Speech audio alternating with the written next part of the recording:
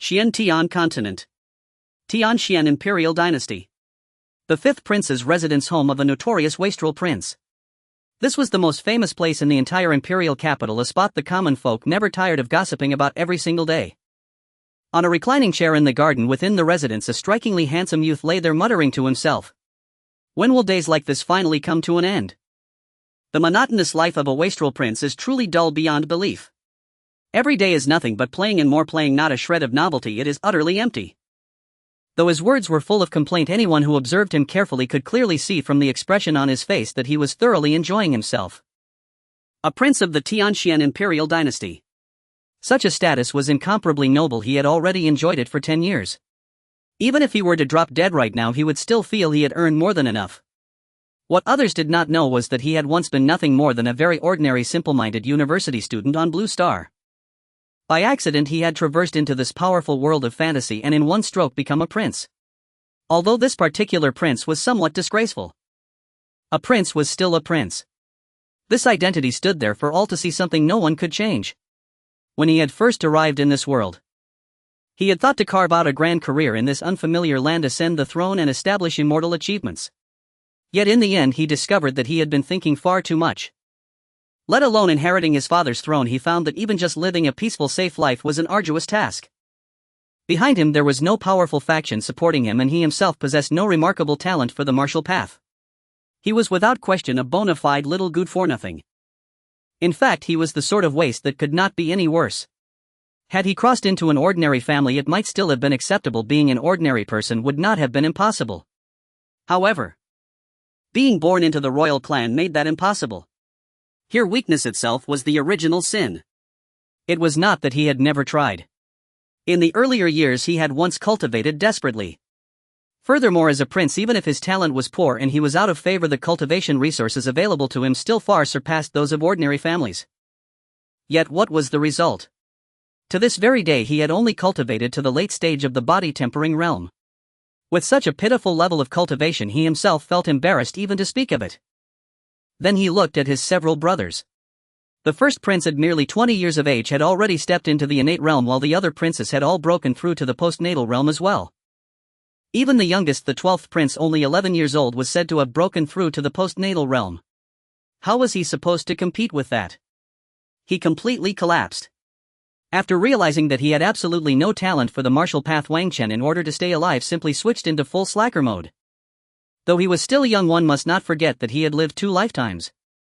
He understood all too well how cruel the royal struggle for the throne truly was. Regardless of whether he actually harbored such ambitions, as long as others believed he did, even if it was only a suspicion, he would die a miserable death. From that point on, for a full 10 years he completely transformed into a wastrel prince. Every few days he would arrange for people to invite the top courtesans from various entertainment houses in the imperial capital to his residence to seek pleasure and revelry. Whenever this happened, the entire populace of the capital would be stirred up. There was nothing to be done. Though he was out of favor, he was still a prince. Mere courtesans did not dare offend him within this imperial capital. Thus he indulged himself to the fullest for 10 whole years. Looking back, it was indeed intoxicatingly enjoyable. During this period everyone came to regard him as a man utterly without ambition, and precisely because of this he was able to live safely up to the present. In the meantime, among the 12 princes, 2 died inexplicably. The specific causes were never uncovered, yet everyone clearly understood in their hearts why they had died. As for Wang Chen, adhering to the principle of being full of flaws in every way except never in that one crucial aspect, he peacefully survived up to the age of 16. Just as Wang Chen lay on the rocking chair pondering which establishment's top courtesan he should invite today, a soft chime suddenly sounded within his mind. Ding! Congratulations to the host, the invincible sign-in system has officially activated. Beginning binding to host now. Ding! Congratulations to the host, system binding successful. Host Wang Chen, the waste 5th prince of the Tianxian Imperial Dynasty. System reminder: the host cannot unbind or alter the system. The system's aim is to cultivate the host into the sole emperor across all worlds. What on earth? A system? Wang Chen was stunned. He understood systems all too well. In his previous life he had read countless novels about such systems. In this regard he could absolutely be considered an expert. System, is that really you? In response to the host: yes. System, you finally know to show up. Did you lose your way or something? You are 10 whole years late. Do you have any idea how I've lived through these 10 years? Day after day tangled up with those beauties. If not for my firm will, I would have turned into a genuine wastrel. In response to the host, if the host has objections, I can choose to continue sleeping. Forget it. I am magnanimous, I'll forgive you. Now you can tell me what functions you possess. Wang Chen took a deep breath as he spoke. He had not expected this system to be rather tsundere as well. Continue sleeping. Over his dead body. He had finally waited this long for the system. How could he possibly let it slip away again? That was out of the question. In response to the host, the system is named the Invincible Sign-In System. As the name suggests, its function is sign-in. At the current stage, the host may sign in once every month.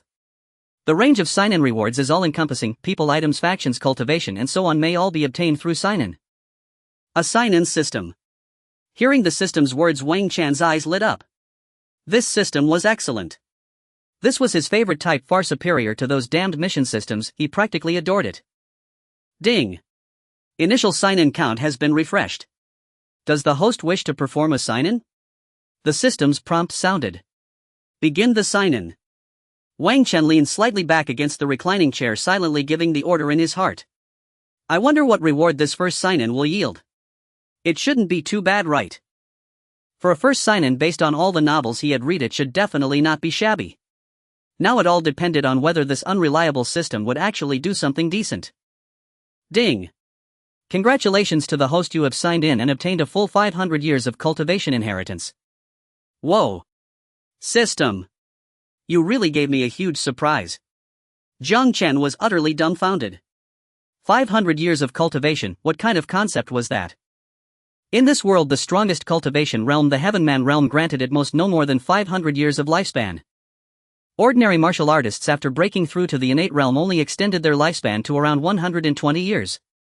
A grandmaster could live 200 years and a great grandmaster 300. 500 years was the absolute limit of a Heavenman realm expert's life. For ordinary people, 5 centuries were an unimaginably long span, enough for nearly 20 generations to rise and fall. And now the system had actually granted him 500 years of cultivation in a single stroke. Looking at it this way, this so-called lousy system seemed rather reliable after all. System with 500 years of cultivation, what realm can I break through to? Reply to host. The 500 years of cultivation obtained through the system sign-in are calculated on the basis of the host's own cultivation aptitude, assuming 24 hours of uninterrupted cultivation each day for a full 500 years. Based on the host's aptitude, the system is currently calculating. Calculation complete. According to the system's precise computation, 500 years of cultivation can allow the host to break through to the pinnacle of the Heavenman realm. Does the host wish to immediately inherit the 500 years of cultivation? The pinnacle of the Heavenman realm. Wang Chen almost thought he had misheard. With his pathetic aptitude, he could actually cultivate to the Heavenman realm, no, to its very pinnacle. This was truly astounding. On this continent, the Xuan Dynasty was the sole ruling power over all lands. According to the records across the entire continent, the number of Heavenman realm experts did not exceed 10 in the open, and each was a figure of overwhelming renown. Within the Xuan Dynasty alone, there were 3 such Heavenman realm beings, and it was precisely because of these 3 that the dynasty could firmly occupy the throne of the world. And now he himself was about to become a Heavenman realm expert, and at its pinnacle, at that instantly turning into the most formidable existence on the entire continent. It felt like a dream. No, even in his dreams he would not have dared to imagine such a thing. At this moment, Wang Chen could not help but envision that with Heavenman cultivation, the Imperial throne would naturally become his.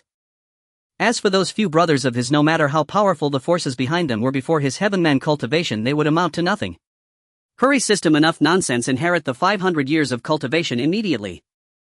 Wang Chen wasted no more words, sprang to his feet and rushed back to his own room. He urged the system impatiently. In such a situation, he did not wish to wait even a single extra minute. Ding. Commencing inheritance of 500 years of cultivation. As the system's notification sounded, vast quantities of pure energy suddenly surged out of the void and poured ceaselessly into Wang Chen's body. At the same time, Wang Chen's aura began to climb at a terrifying pace. A thunderous boom echoed from within his body, and his rapidly rising cultivation realm finally came to a halt. In the end, just as the system had calculated, his realm solidified at the very pinnacle of the Heavenman realm. In that instant, Wang Chen felt his blood and chi surge wildly, his meridians brimming with an incomparably vast power. Under this force, he felt that every movement he made carried the potential to destroy heaven and earth. This strength, it's so intoxicatingly powerful. Wang Chen's mood was slightly agitated. Hearing about it from the system was one thing, personally experiencing it was something else entirely. This power made him feel an impulse to charge straight into the Imperial Palace and kick his own father off the throne with a single blow. If he truly were to do so, he felt there would not be much of a problem. Yes, it should be fine, he could even give it a try. System, isn't there a newbie gift pack? You're not planning to skim it off and keep it from me, are you? I advise you to behave. I'm very familiar with the likes of you systems, so don't think you can play tricks on me. Ding. A newbie gift pack has been detected. Does the host wish to open it? Ha! I knew it.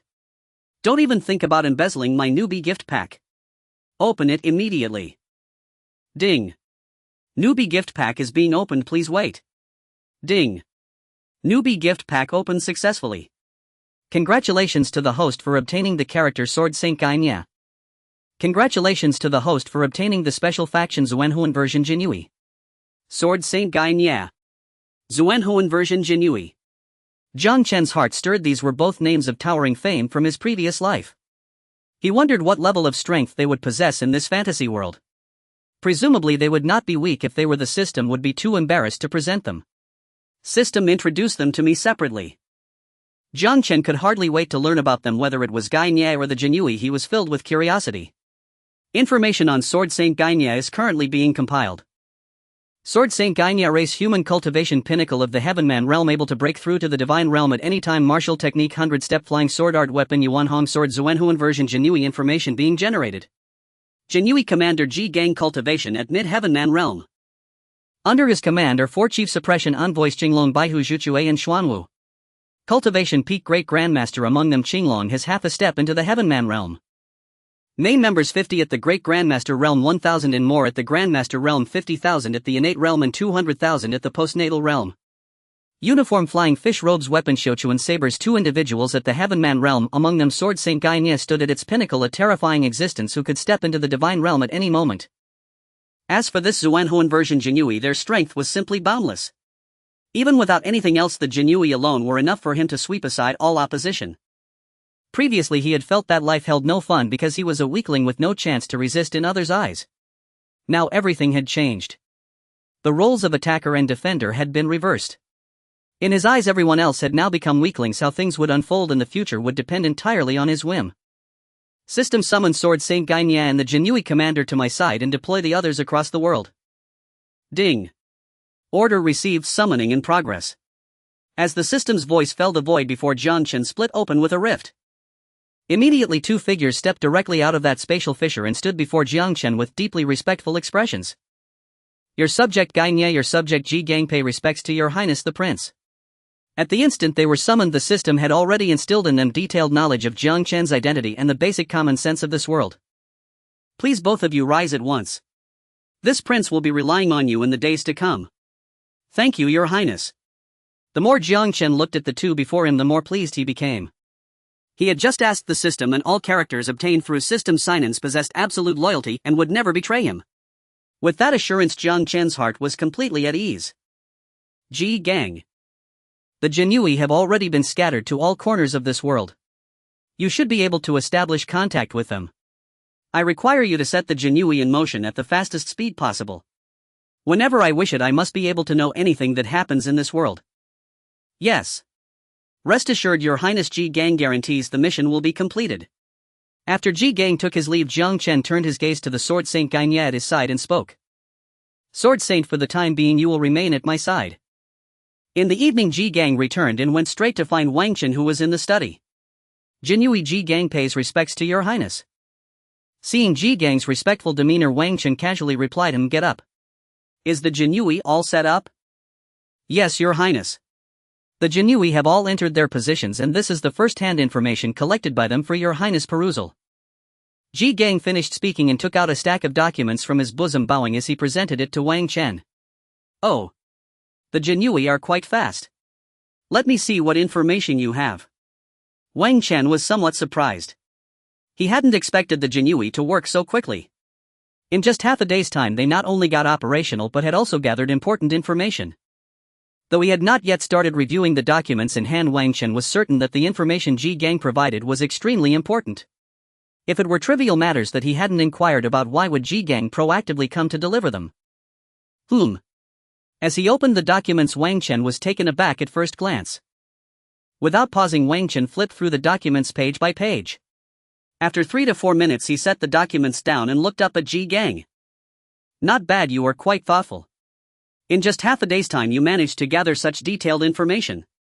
The Jinui truly did not disappoint me. Thank you for your praise, Your Highness." Hearing Wang Chen's compliment, a hint of pride flashed in Ji Gang's eyes. As the head of the Jinui, aside from loyalty and capability, the most important quality is the ability to discern the thoughts of one's master. Wang Chen, now a prince, had one desire above all else. What he wanted most was to become the emperor, and what was the key to achieving that? It must be to defeat his competitors first. Therefore, the information Ji Gang provided was precisely about several princes in detail. "Ji Gang, I appreciate your intentions, but do you think we still need this information with our current strength?" "Your Highness is right, it was indeed unnecessary." Ji Gang said he was being redundant, but inside he felt quite proud. He could sense that Wang Chen was satisfied with his actions. As the commander of the Jinui with mid-stage Tianrun realm cultivation, how could Ji Gang not understand? Investigating what was unnecessary and failing to investigate directly were entirely different matters. Through this incident, Ji Gang understood he must be more observant in the future and prepare what his master might need in advance. "Ji Gang, you and Sword Saint, come with me to the residences of a few princes. Inform them that I intend to become the emperor." Upon hearing Wang Chen's words, Ji Gang and the Sword Saint behind him both bowed in response. "As you command." Good gracious. Wang Chen couldn't help but twitch at the corners of his mouth upon hearing their words.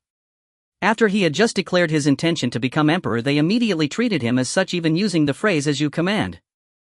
A dignified master of the Tianrun realm unexpectedly flattering him so smoothly. It must be said the true masters know how to speak. Under the dark night with sparse stars, Wang Chen, accompanied by Gai Nie and Ji Gang, slipped away from his residence like three ghostly figures. With the cultivation of the Tianrun realm, even in the crowded royal city, no one could detect their presence. Their first stop, the residence of the first prince. The first prince, Wang Zhan, aged 23, was at the midstage of the innate realm. His talent could not be said to be exceptionally strong, but he was certainly far stronger than Wang Chen. His maternal family was the foremost aristocratic family of the Xuan Dynasty, the duke's residence, powerful and one of the strongest competitors for the throne. At this moment, in the study of the first prince's residence, Wang Zhan was discussing important matters with a few trusted advisors. Naturally, the topic was how to suppress other threatening brothers. Bang! Suddenly a loud noise erupted. The door to their study was ruthlessly smashed into pieces.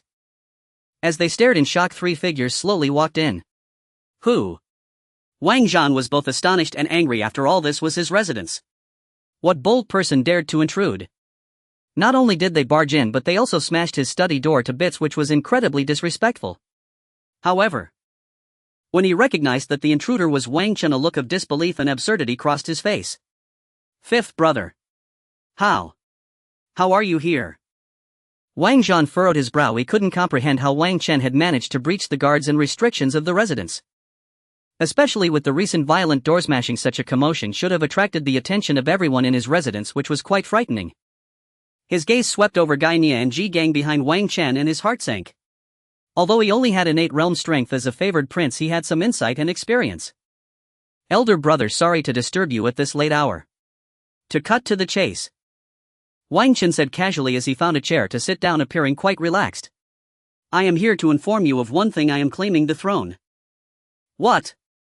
Wang Zhan thought he had misheard, while the advisors beside him couldn't help but laugh aloud. "Your Highness, did you drink too much in the residence and haven't sobered up yet?" A middle-aged man holding a sword looked at Wang Chen with disdain. "Fifth brother, have you gone mad? Just based on you? A waste of a body with merely body refinement. Or with these two unknowns behind you?" Boom! Before he could finish his sentence, a vast and terrifying pressure, as if a mountain, descended with overwhelming force. Thud! Under this pressure, Wang Zhan and all his advisors couldn't muster even a thought of resistance. They directly fell to their knees, their bones groaning under the unbearable weight.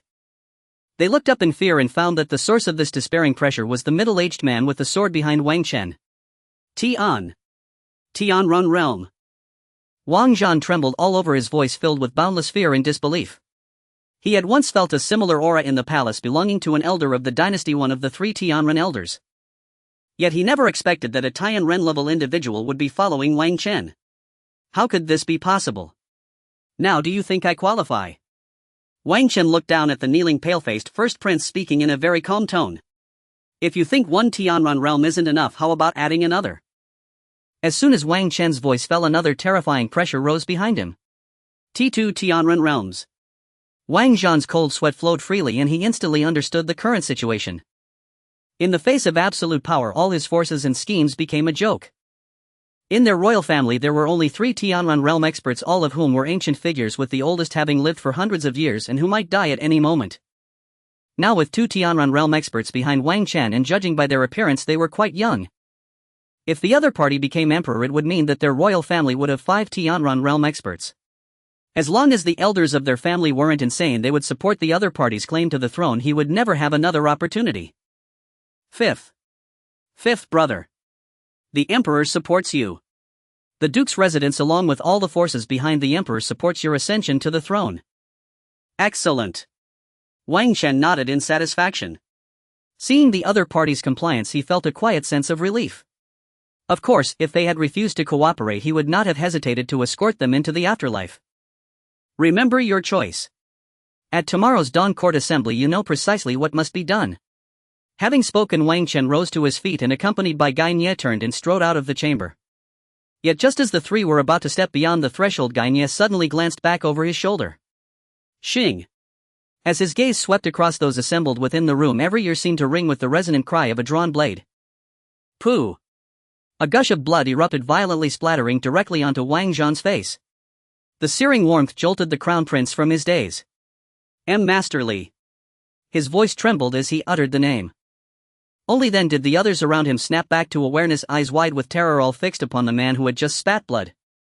He was Masterly, the very man whom the crown prince had just named, and also the sword-wielding middle-aged man who had earlier mocked Wang Chen.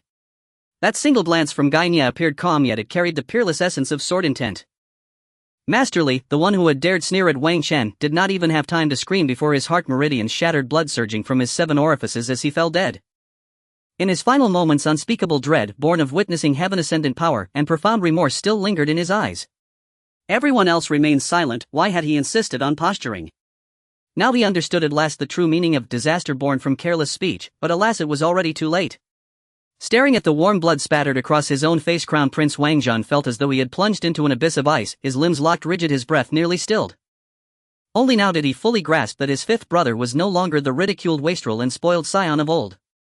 He brought not merely overwhelming strength, but absolute sovereign authority over life and death. Even his retainers acted with ruthless decisiveness, unbound by convention or restraint. Clean this up, no word of today's events is to leave this place. Wang Zhan's voice was parched as he issued the order to his remaining advisors, then collapsed limply into his chair, stunned into silence. He knew with chilling certainty from this moment forth the heavens above the Tianxian Imperial dynasty would irrevocably change. After departing the crown prince's residence, Wang Chen and his 2 companions wasted no time. They proceeded directly to the second prince's mansion. Prince Wang Hui was renowned among the imperial princes for his cultivated elegance and humility towards scholars and officials. He enjoyed immense prestige within the civil bureaucracy and stood as a leading contender for the throne. Yet, when Wang Chen and his companions entered the inner courtyard of the second prince's residence, faint whimpers reached their ears, alongside a sickening grating sound of flesh tearing. Ignoring the guards frozen in shock at the doorway, the 3 pushed open the chamber door. What met their eyes made even these heaven-ascendant cultivators recoil, pupils contracting sharply. Within the chamber, candlelight flickered erratically. Where was the refined scholarly bearing of Prince Wang Hui? Not a trace remained. He stood naked, his face twisted with malevolent glee, gripping a short whip studded with barbs, his body spattered head to toe with fresh blood. Before him a girl no older than 12 or 13 hung chained, her limbs grotesquely contorted, clearly shattered by brutal force. Her eyes were hollow, vacant, like those of a broken doll, while only her body still twitched feebly, driven by unbearable agony. In another corner of the room lay 3 more naked corpses of young girls piled haphazardly. Their bodies bore countless wounds. Their deaths had been grotesque and torturous, evidence of unspeakable suffering inflicted while still alive. The air hung thick with coppery blood and a cloying, nauseating sweetness. Who dares? Startled by the intrusion, Wang Hui whirled around, his features still flushed with savage exhilaration and raw fury. Upon recognizing Wang Chen, his expression first flickered with disbelief, then hardened into undisguised contempt and rage. Wang Chen! How dare this worthless wretch appear here? Who granted you entry? Get out, immediately! Do you have any idea what you've ruined? You'll answer for this. He held Wang Chen in utter disdain. No fear of exposure clouded his face, only furious indignation at having his vile pleasures interrupted. Yet before his words had fully faded, Wang Chen had already materialized before him like a phantom crossing space in an instant. Scum! His voice was glacial, devoid of preamble, his foot lashed out without hesitation. That kick! Blindingly swift. Crushing as a mountain's fall. Boom! A thunderous impact echoed through the chamber. Wang Hui never even glimpsed the motion, only felt an unstoppable cataclysmic force slam into his Dantian Si. Pooh! He flew backward like a discarded sack, crashing hard against the wall, blood erupting from his mouth flecked with fragments of internal organs. He felt it with terrifying clarity, the decades of painstaking cultivation, his postnatal realm foundation, shattered utterly in that single blow. His Dantian Si collapsed like a deflated bladder, all chi dissipated in an instant. He had been crippled. Ah! My cultivation! My cultivation! Wang Hui shrieked like a slaughtered pig, horror and madness twisting his face as he sensed his power draining away. Wang Chen! How dare you cripple me? I will kill you, I swear I will kill you. Wang Chen didn't deign to glance at that heap of human refuse again. Instead, his gaze shifted toward the two guards at the door, already drained of color, trembling uncontrollably. Ji Gang needed no command. In a single stride, he closed the distance between himself and the guards. The two men felt as though a primordial beast had fixed its gaze upon them, kneeling instantly with a thud. Mercy, Your Excellency. Mercy, Your Highness. We'll tell you everything, everything. Speak, what is the truth of this place? How long has the second prince indulged in such atrocities? Wang Chen's voice was colder than frost. Even with his heaven-ascendant mastery, the sight before him ignited a white-hot fury in his chest. It was not pity that moved him, nor some naive saintly compassion. It was the unyielding line he drew as a human being. Faced with such horror, he could not stand idle. Your Highness, the second prince, he has long harbored a depraved lust for torturing and killing young girls, especially those aged 10 to 13. Every few days he secretly orders abductions, from common villages or the families of disgraced ministers. Once sated, he kills them. Their corpses are quietly disposed of. These on the floor, were delivered today. Another guard, desperate to live, added hastily. The prince also keeps records. In the hidden compartment of his study, there lies a ledger naming every girl he's murdered, and illustrated albums. Listening to their testimony, and gazing upon the carnage strewn across the floor, Wang Chen felt for the first time the raw visceral urge to kill. He had originally intended only to assert dominance, to subdue through sheer power. So long as they did not cross certain lines, he had no desire to slaughter them. After all, the gulf in strength was so vast that even granting them opportunity, resistance would have been impossible. Killing them would serve no purpose, only tarnish his reputation. But this Wang Hui, this creature, was no longer human. His cruelty was monstrous, unforgivable. To let him live would outrage justice itself. Yet, what left one speechless was that even now Wang Hui still failed to grasp the gravity of his situation. Wang Chen! You good-for-nothing wretch! You are as good as dead. My maternal clan will never let this pass, and neither will His Imperial Majesty. Before Wang Hui could finish his tirade, Wang Chen had already lost all patience. This time, Wang Chen uttered no further words. He simply turned to Ji Gang beside him and spoke three cold, decisive syllables. Execute him. No sooner had the words left Wang Chen's lips than Ji Gang, who had been standing at ready, sprang into motion. In a blur of movement, he vanished from his place, only to reappear instantly before Wang Hui. His embroidered spring saber had not yet fully cleared its scabbard. Instead, he struck with lightning speed, not with the blade but with the scabbard itself. Crack! A sharp, brittle snap cut off Wang Hui's curses mid-sentence, his neck severed cleanly by Ji Gang's blow. To his very last breath, he remained bewildered, unable to comprehend how his fifth brother, long scorned as a worthless failure, could act with such ruthless finality, leaving not a sliver of reprieve. Having carried out the execution, Ji Gang returned silently to Wang Chen's side, his expression unchanging, as though he had merely dusted off a speck of dirt. After all, as commander of the embroidered uniform guard, purging such royal vermin imposed no moral burden upon him. Wang Chen cast a frigid glance upon Wang Hui's corpse, his eyes glacial, devoid of pity. A scoundrel like this deserved nothing less than death. Yet slaying him alone would not quell the fury burning within Wang Chen's heart. Without hesitation he commanded. Ji Gang, investigate. Seal the second prince's residence immediately. Arrest every soul involved in this affair, leave none behind. Also locate that register. Pursue each name without mercy, compensate victims' families where possible, but for those who aided evil you know precisely what must be done. Your Majesty's servant obeys. Ji Gang bowed deeply, his eyes flashing with icy resolve. Dealing with matters such as these was after all the embroidered uniform guard's very raison d'etre. Wang Chen gave one final contemptuous sweep of the sin-stained chamber, then turned and strode away. Let us go to the next house. The atrocities committed by the second prince Wang Hui stirred profound sorrow within Wang Chen, not for the prince but for the innocent girls whose lives had been shattered. Yet he knew well. Such horrors were no rarity, even in his past life. It was only that as an ordinary man then he had never brushed against that shadowed stratum of power. Now however he possessed strength. That supreme throne stood within his reach effortlessly almost. All he could do now was strive with unwavering resolve to prevent such evils from recurring. Of course. He knew full well that total eradication was impossible. Look no further than the imperial capital itself. Beneath its gilded facade festered countless filth and darkness, unseen, unspoken, but undeniably real. Still, having acquired the power to sweep away all resistance and the authority to command it, he would now forge new rules himself. Next, the third prince's residence. Prince Wang Rui's maternal clan served in the Ministry of Revenue. His own martial cultivation had reached the midstage of the mortal realm, and he possessed modest cunning, fond of entertaining wandering martial artists, boasting of his chivalry and generosity. When Wang Chen and his two companions materialized directly inside his reception hall, Wang Rui was deep in revelry, sharing wine and laughter with several martial artists clad in the rough garb of the Jianghu. Wang Chen, what devilry possesses you, daring to barge into your elder brother's estate?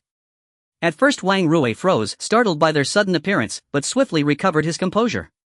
His entourage of martial artists tensed instantly, their gazes sharpening with suspicion and hostility toward Wang Chen and his companions. Wang Rui. Wang Chen's voice held no warmth, no title, no deference, only stark unadorned address.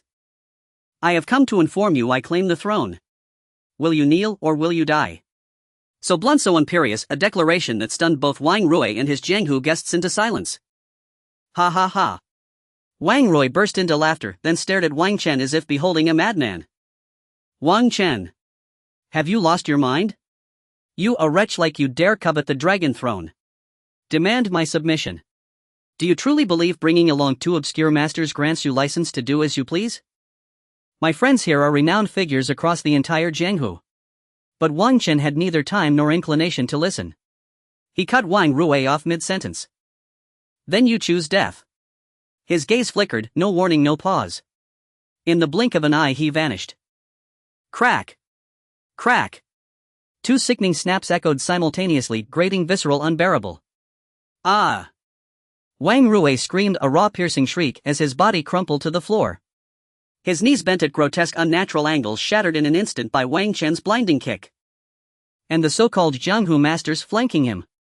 They hadn't even drawn their weapons before Ji Gang flicked his wrist, sending them hurtling backward, slamming into the wall with bone-shattering force. Now they lay motionless, broken, unconscious, or worse. Silence descended upon the reception hall, absolute, suffocating, broken only by Wang Rui's agonized wails. Wang Chen stepped forward, halted before him, and looked down, cold, detached, sovereign. Wretch!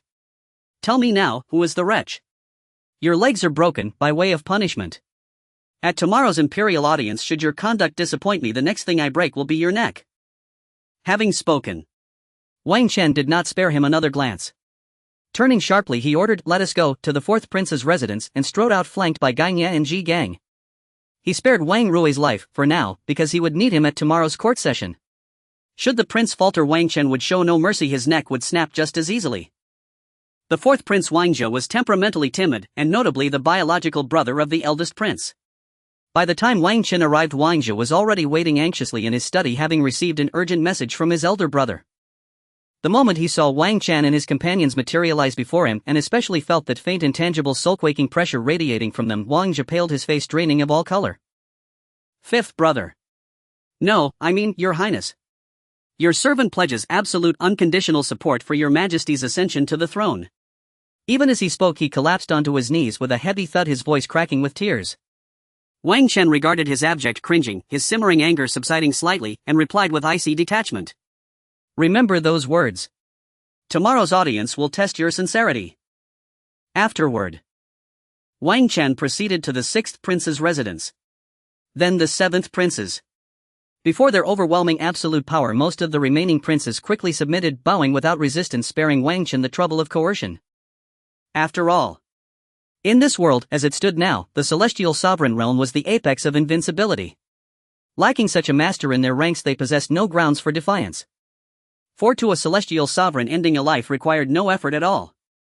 That said, not all were wise enough to yield. Take for instance the ninth prince, arrogant, emboldened by his maternal clan's military influence, who dared invoke the armed forces to threaten Wang Chen. The outcome was inevitable. Crack! Crack! Amidst ear-splitting screams, the ninth prince met the same fate as the third prince, both legs shattered, left writhing helplessly on the floor like a dying dog. When Wang Chen caught the ninth prince's venomous glare, he dismissed it with disdain and delivered one chilling sentence. Poof! Unsatisfied. Then send your mother to me, let us see whether she dares utter a single word of refusal in my presence. In less than 2 hours, Wang Chen had already visited the mansions of all the imperial princes. Naturally, the term princes here excludes infants or toddlers. Let's go straight to the imperial palace to have a word with my nominal father, the emperor. After departing the 12th prince's residence, Wang Chen made no further detours but headed directly for the palace. In truth, besides these princes, there were also 2 princesses renowned across the realm. Though neither princess had ever openly expressed ambition for the throne, their habitual conduct betrayed anything but docility. By now, however, Wang Chen had long exhausted his patience. With every prince already kneeling in submission, what could mere defiance from 2 princesses possibly achieve? Princesses, after all, held little advantage in succession struggles. Many ministers had long opposed such notions, and now with imperial authority crumbling, no one would heed them at all. Given this, why waste another moment? Meanwhile, deep within the imperial palace, none yet knew of the upheaval unfolding across the princes' residences. This was the terrifying power of a heaven-transcendent cultivator, mastery over celestial and terrestrial forces capable of sealing off an entire domain from external perception. It was precisely this ability that allowed Wang Chen to stir chaos within those princely mansions without alerting a single palace guard. Then why did none of the princes rush to the palace to denounce Wang Chen? Simple, they were terrified. As imperial princes, none were fools. You might question their virtue, but never their intellect. Moreover, each prince retained trusted advisors. Having witnessed a heaven-transcendent cultivator standing beside Wang Chen, their only rational choice was absolute obedience. To resist now, to provoke, would be nothing short of suicide. Such was the awe-inspiring, bone-chilling authority of a heaven transcendent. The moment Wang Chen and his 2 companions stepped into the palace, they sensed 3 faint yet formidable auras emanating from its deepest recesses. No need to speculate, they were undoubtedly the 3 heaven-transcendent ancestors of the Tianxian Imperial Dynasty. Gainia, go meet my 3 ancestors. If they choose to remain loyal, they shall retain their status as ancestral pillars of our dynasty. If not... Wang Chen left the sentence unfinished. Yet his meaning hung unmistakably in the air. Your command is obeyed. Gainia spoke few words, bowing deeply to Wang Chen. He vanished instantly from sight. Wang Chen lingered no longer, striding toward the imperial study with Ji Gang in tow. Within that chamber, Emperor Xian Deming diligently reviewed memorials. As a sovereign aspiring to restore his dynasty's golden age, his diligence was beyond reproach. Even at this late hour, he remained immersed in state affairs. Alas, diligence alone was insufficient. His capacity fell tragically short. Though enthroned for over a decade, he had failed utterly to become a restorer, and instead plunged the empire deeper into chaos. Regional lords answered summons but ignored edicts. Martial sects ran rampant, their lawlessness unchecked. The dynasty's grip on its domains had frozen solid at absolute zero. Silence reigned in the imperial study, only the rustle of turning pages broke the stillness. After finishing one memorial, the emperor reached for the next. When a cup of invigorating tea appeared before him, perfectly timed. Your Majesty, please take a sip. At the sight of the tea, Emperor Xiandi instinctively massaged his throbbing temples. Xiao Gizi, do you truly believe I am incapable? Why, since ascending the throne, have I not restored our dynasty's former glory, but instead accelerated its descent into disarray? Heir. Your Majesty, this humble servant knows nothing, only that your Majesty is the most sagacious and mighty sovereign under heaven. As the emperor's personal grand eunuch, he understood the cardinal rule. Everything the emperor did was inherently right. If it seemed wrong, the fault lay elsewhere. Unwavering, unquestioning loyalty, not reason, was the sole foundation of his survival. Ha ha. You sly fox, you only speak honeyed words to please me. Ha ha. Your Majesty jests. Every word this servant speaks is truth. Deep in my heart you are the most sagacious and mighty sovereign. Emperor Xian Di chuckled softly and shook his head, dismissing the flattery. He knew himself well enough. Just as he prepared to resume his work, a voice resonated suddenly, clear, calm, and utterly devoid of inflection, yet striking both men like thunderclap. So, you possess some measure of self-awareness after all. The sound pierced the silence, sending shockwaves through their very bones. Emperor Xian Di jerked upright, eyes flashing with fury and alarm. What did this mean? A direct face-to-face provocation. Regardless of his limitations, he remained sovereign over this realm, and to speak thus was tantamount to death. Who dares intrude upon the imperial study? A sharp, urgent cry split the air. Grand Eunuch Gui rushed forward in a blur, instantly interposing himself before the emperor. A torrential aura erupted, the peak of the great master realm, shaking the very air of the study until it hummed. His once docile gaze now burned with venomous intensity, locked onto the source of the voice. The study's door stood silently ajar, no one recalled opening it. Through it strolled two figures, unhurried and unruffled. At their forefront walked a man clad in resplendent brocade robes, handsome yet languid, a figure famed across the land, the fifth Prince Wang Chen. Behind him followed a stern-faced man in a flying fish robe, a Xiuquan saber sheathed at his waist, his presence veiled in profound stillness. Grand Eunuch Gui's pupils contracted sharply. Despite his cultivation at the pinnacle of the great master realm, he had sensed neither their approach nor their passage through the palace's layered defenses and arcane barriers. Especially the man in the flying fish robe, though his aura remained tightly coiled, he radiated a terror so fathomless that even the dynasty's three ancestral heaven transcendents paled by comparison. Wang Chen. Is it really you? Recognizing him at last, Emperor Xian Di wore an expression of stunned disbelief, utterly baffled by his audacity. Outrageous. How dare you appear here unsummoned? And who is that man behind you? Shao Gizi, seize them at once. Alive or dead, it matters not. Yet. Grand Eunuch Gui did not move. Instead, fine beads of cold sweat glistened upon his brow. He sensed any sudden motion would invite annihilation in an instant. The man in the flying fish robe stared with eyes of glacial indifference, devoid of human warmth, regarding him not as a peer but as an insignificant insect. Wang Chen paid the emperor's command no heed. He strode calmly to an empty chair and sat down with sovereign ease, his gaze meeting that of his nominal father with serene composure. Father, it is late, and yet you still labor tirelessly for the realm. How noble of you. His tone held no reverence, only a quiet cutting irony. Indeed, as I said earlier, you possess commendable self-awareness regarding your limited capabilities. Insolent. Emperor Xian Di slammed his palm upon the desk, surging to his feet in volcanic rage. Rebellious son. How dare you address me thus? Do you hold me, your father, no respect? No reverence for the sacred bonds between sovereign and subject? Shao Gizi, what are you waiting for? Seize them. Now.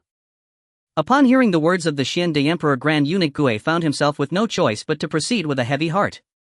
With his master issuing such a deathly command, he knew that any hesitation could lead to dire consequences. In truth, it was not entirely the emperor's fault for issuing such an order, as he was completely unaware of the terrifying presence of Ji Gang. The main reason for this ignorance was that Wang Chen and Ji Gang had deliberately concealed their true cultivation levels, and also because the emperor's own cultivation was far too low. Originally his talent for cultivation was decent, otherwise he would not have been able to ascend to the throne. However, after becoming emperor, he devoted all his energy to governance and had no time left for cultivation. As a result, his cultivation level remained at merely the master realm until now. Grand Eunuch Gui was able to sense the terror of Ji Gang because he had already reached the peak of the Grand Master realm, and his senses had become incredibly sharp, granting him an instinctual awareness of danger. Seeing the emperor's face turn dark and the unwavering command issued, Grand Eunuch Gui no longer hesitated. With a determined bite of his teeth, his figure suddenly blurred, transforming into a fleeting shadow, his fingers curling into claws as he unleashed a piercing scream that tore through the air, aiming directly for Wang Chen's throat. His intention was simple: capture the leader first. However, his attack was halted midway as if it had collided with an invisible wall of copper and iron. Ji Gang did not even move his feet, merely raising his eyelids to glance at Grand Eunuch Gui. Buzz. A terrifying pressure, overwhelming beyond imagination, descended like a tangible force. Within this pressure there seemed to be an endless aura of killing intent, icy and bone-chilling, as if it could freeze one's very soul. Grand Eunuch Gui's advancing figure was struck as if by a massive hammer hurtling back at a speed even faster than before, crashing heavily into a pillar of the study. Wow! A mouthful of blood spurted from him and he crumpled like a rag doll, his breath utterly weak, his eyes filled with terror. Heavens! The celestial realm! What? The Xiande Emperor was also dumbfounded, staring at his strongest guard, the Peak Grandmaster Xiao Gui, who had been slain merely by a glance from the other party. A celestial realm! Wang Chen actually had a celestial realm powerhouse at his side. How could this be possible? His useless son, the one who only indulged in frivolities, how could he command a celestial realm being? As the Xiande Emperor, who was now filled with doubts, looked at Wang Chen, the latter spoke at the opportune moment. If father can remain calm, then we can discuss serious matters. The Xiande Emperor's face was ashen, his chest heaving violently, but as the emperor he quickly forced himself to regain his composure. He fixed his gaze firmly on Wang Chen, his voice icy as he asked, "What do you wish to discuss?" "Very simple." Wang Chen leaned slightly forward, locking eyes with the Xiande Emperor, and spoke each word with clarity. "You have carried the burden of being emperor too heavily and have not done well enough. Therefore it is best to relinquish this position. You wish to usurp the throne." Even though the Xiande Emperor had long suspected this, hearing it spoken aloud ignited a fire of rage and a hint of absurdity within him. You think you, a mere body-refining realm waste, can secure this empire just because you've somehow found a celestial realm ally? The ministers in court will not obey you, your brothers will not obey you, and the royal ancestors will never allow it. Body-refining realm. Wang Chen's lips curled into a playful smile, then he seriously retorted, "Father, have you considered that the body-refining realm is merely the level I wanted you to see?" After saying this, he directly released the aura of his peak celestial realm. Boom! A terrifying aura, even more vast and profound than the pressure Ji-gang had just emitted, erupted from Wang Chen as if it fused with the very heavens and earth. In an instant, the entire study was shrouded in this terrifying aura, and the furniture began to move without wind, groaning under the unbearable weight. Wang Chen sat there as if he were the center of this space, a god commanding life and death. This aura is it. The peak of the celestial realm. The crumpled Grand Eunuch Gui felt it most acutely, and after spitting out another mouthful of blood, his eyes were filled with extreme horror and absurdity. The fifth prince. That legendary waste turned out to be at the peak of the celestial realm. Is this a joke? Is this still the world I know? This was far more bizarre than the sun rising from the west. The Xiande Emperor was struck as if by lightning, stepping back repeatedly until he finally leaned against the dragon throne to stop himself. His face was pale, his fingers trembling as he pointed at Wang Chen, his lips quivering, yet he couldn't utter a single word. The aura emanating from Wang Chen was far too terrifying, even more powerful than he had felt from the royal ancestors. Before this aura, he felt as insignificant as a speck of dust. Surprised. Thrilled. Wang Chen slowly retracted his aura and the study instantly returned to calm, but his words struck the Xiande Emperor's heart like a heavy hammer. Surprised. Absolutely. Thrilled. Indeed. Father, do you now feel that I am qualified? If the ministers in court do not submit, I will simply replace them with obedient ones. If my brothers do not submit, I do not mind sending them on their way. As for the royal ancestors. Before Wang Chen's words could fall outside the study in the night sky, a few extremely subtle yet immensely powerful energy fluctuations suddenly resonated. Along with a crisp sound of a sword singing, but it quickly returned to silence. Immediately after, a figure entered the study without a care. The figure walked straight to Wang Chen's side and respectfully said, "Your Highness, I have exchanged ideas with the three ancestors of the dynasty. They expressed that having a talent like you emerge from the royal family is indeed a great fortune for the dynasty. They support your ascension to the throne and declare that from now on they will retreat to the ancestral land to cultivate and will no longer concern themselves with worldly affairs unless it is a matter of the dynasty's survival."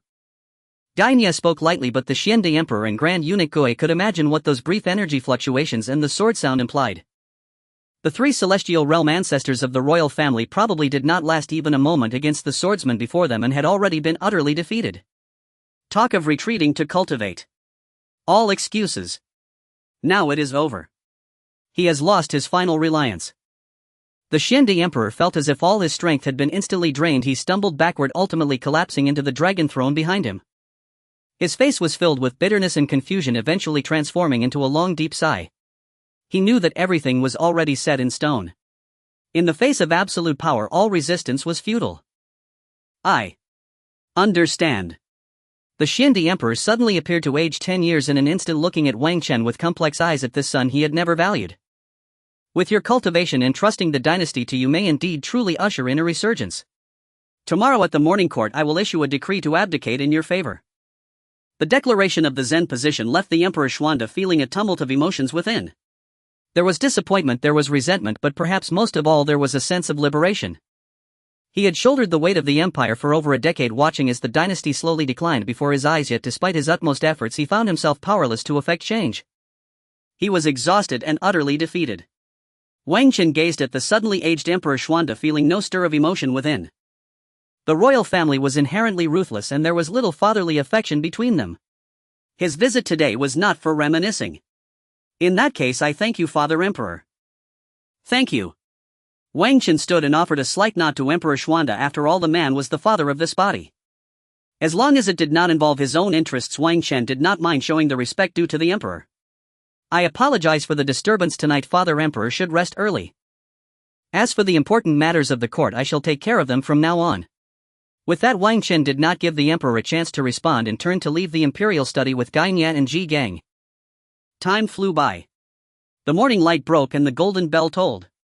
Within the majestic and solemn Golden Luan Hall, civil and military officials stood arrayed on either side according to rank, standing in solemn silence. However, the atmosphere in the Golden Luan Hall today was somewhat unusual. Since it was still early, many ministers were whispering to each other, though their eyes frequently darted toward the front of the hall. In that spot, aside from the Crown Prince, the Second Prince and the Third Prince, who were permitted to participate in court affairs and gain administrative experience, few other princes made an appearance. But today almost all the princes who could come were gathered here except for the Second Prince. Such a situation had never occurred before. The Crown Prince Wang Zhan stood at the front, his face appearing somewhat pale, his gaze unfocused and devoid of its usual vigor. The most eye-catching were the Third Prince and the Ninth Prince, who were being supported by two young eunuchs, their legs seemingly unable to bear weight, their faces as white as paper. The expressions of the Fourth Prince, Sixth Prince and Seventh Prince, nearly every prince present, were extraordinarily complex.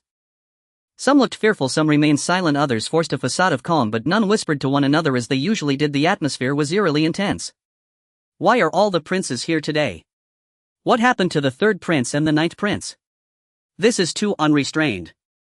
Ah. Still too young. When we reach our age we will understand the feeling of watching tears flow in vain. Indeed, fortunately I remained resolute back then and was not swayed by beauty.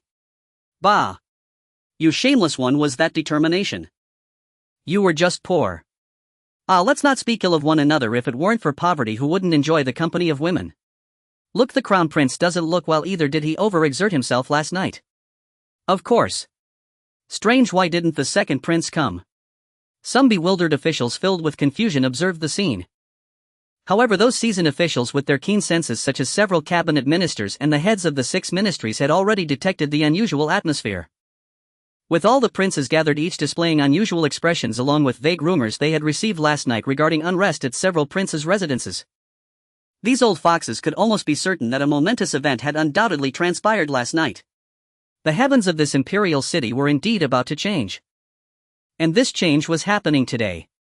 His Majesty has arrived. Just as various thoughts raced through everyone's minds, the unique high-pitched voice of the eunuch in charge of ceremonies suddenly rang out. The officials immediately collected themselves, bowing their heads. However, when footsteps approached from the side hall, all eyes were drawn there and everyone was left stunned. For stepping out was not the familiar Emperor Xuanda but rather the 5th Prince, Wang Chen. Wang Chen was dressed in a dark robe embroidered with golden dragons and wore a jade belt, his attire astonishing everyone present in the Golden Luan Hall. For both the embroidered dragon robe and the jade belt were the standard attire for the Crown Prince, only the Crown Prince was permitted to wear them as per the rules. Yet Wang Chen paid no heed to the crowd. With a calm expression and steady steps he walked directly to the steps before the throne before the gathered officials. That most revered position which was originally reserved for the Crown Prince or Prince Regent. Behind him were 2 attendants, their presence as profound as the sea, particularly one swordsman in a green robe who stood there as if he were an unparalleled divine weapon yet to be drawn. This lent a subtle sharpness to the air of the entire Golden Luan Hall, making it difficult for some officials of lesser cultivation to breathe comfortably. Why? Is the 5th Prince here? What is he wearing? Where is His Majesty? Who are those 2? Such a frightening aura. The position where the 5th Prince stands. Just in an instant, gasps and whispers began to surge like a tide within the Golden Luan Hall. All eyes focused on Wang Chen and his attire that defied convention, their faces filled with shock and confusion. It must be noted that in this strictly regulated court the actions of 5th Prince Wang Chen were undeniably a breach of protocol.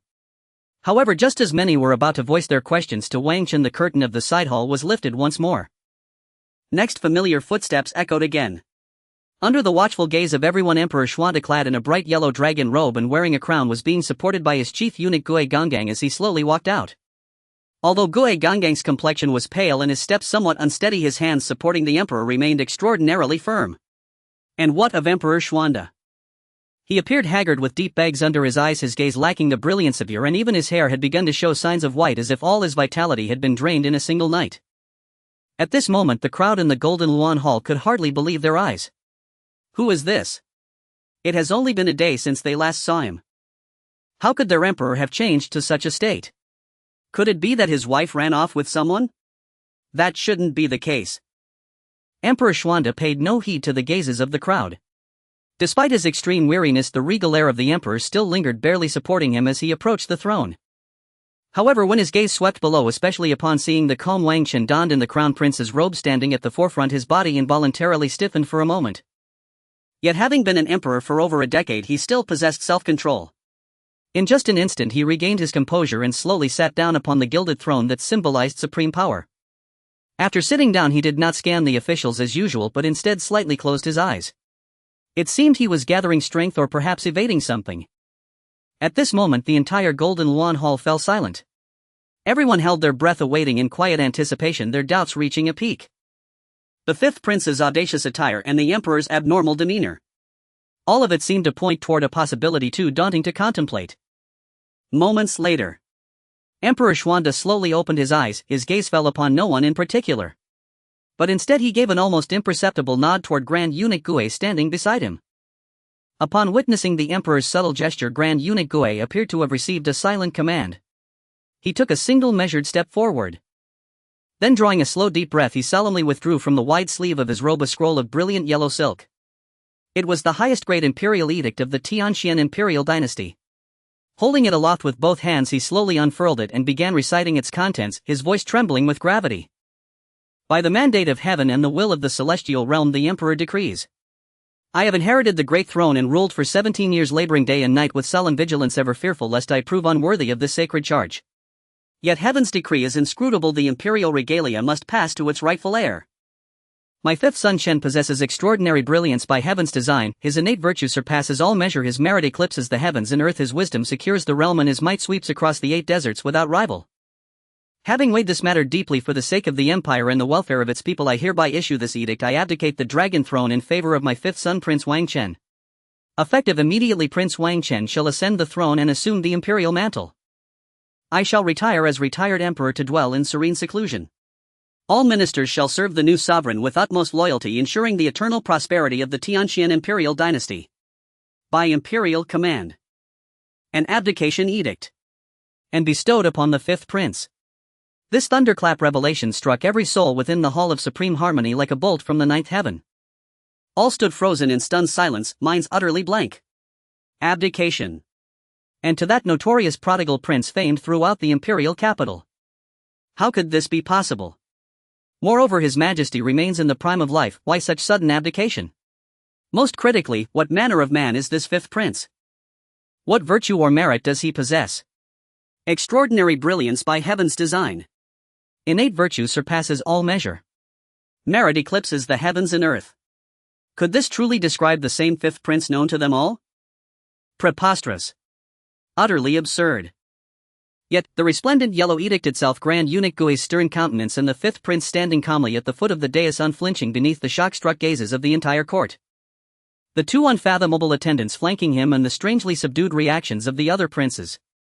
All pointed inexorably toward one unbearable yet undeniable truth. This edict was genuine. And indeed, the heavens were collapsing. Your Majesty. The first to erupt in protest was an elderly imperial censor, white-haired and venerable. A pillar of the pure faction, renowned for his unyielding integrity and fierce advocacy of governing through benevolence and righteousness.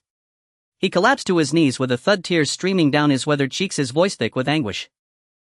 Your Majesty stands at the zenith of your vigor, governing with tireless diligence. Why utter such words of abdication?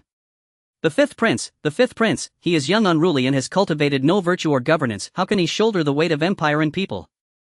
This edict cannot reflect your Majesty's true will. This humble minister implores you to revoke this decree. The ancestral statutes must not be violated. The way of benevolence and righteousness must not be abandoned.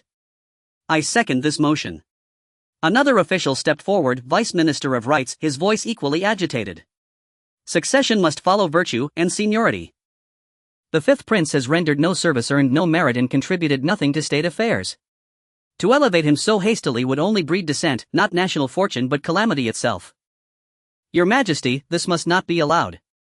The fifth prince's moral character is flawed. How could he serve as exemplar to all under heaven? Never before in history has abdication been conducted with such reckless haste. We, your ministers, refuse to accept this. Your Majesty, was this edict issued under coercion by treacherous schemers? I second this motion. I second this motion. In an instant, the civil bureaucracy, particularly those ministers devoted to benevolence, righteousness, propriety, wisdom, and fidelity, who held law, lineage, and order sacrosanct, rushed forth and knelt en masse, voicing vehement opposition. Their rhetoric flowed with poetic elegance, so polished, so impassioned, that to the uninitiated they truly seemed the paragons of loyal, incorruptible statesmen. But reality told another tale. They were merely hypocrites, cowardly, self-serving, and profoundly deceitful. It was precisely because Emperor Xuanda had placed such blind trust in these very men that the dynasty had steadily declined. In a vast Xuanhuan realm teeming with spiritual energy and celestial laws, to imagine ruling through mere benevolence and righteousness was sheer folly. Their opposition stemmed solely from fear of losing their privileged status. Emperor Xuanda favored them, but who could guarantee the next sovereign would do the same? They dared not risk it, so they resisted with desperate fervor. Meanwhile, Wang Chen stood at the fore, back turned to the clamoring ministers, his expression utterly placid, as if the uproar behind him did not exist. Beside him, Gainye and Ji Gang remained still as statues, eyes lowered, breath steady. Upon the imperial dais, Emperor Xuanda watched the scene, his lips parting slightly as though to speak. But when his gaze met Wang Chen's, calm, fathomless, and utterly inscrutable, he fell silent. He remained mute.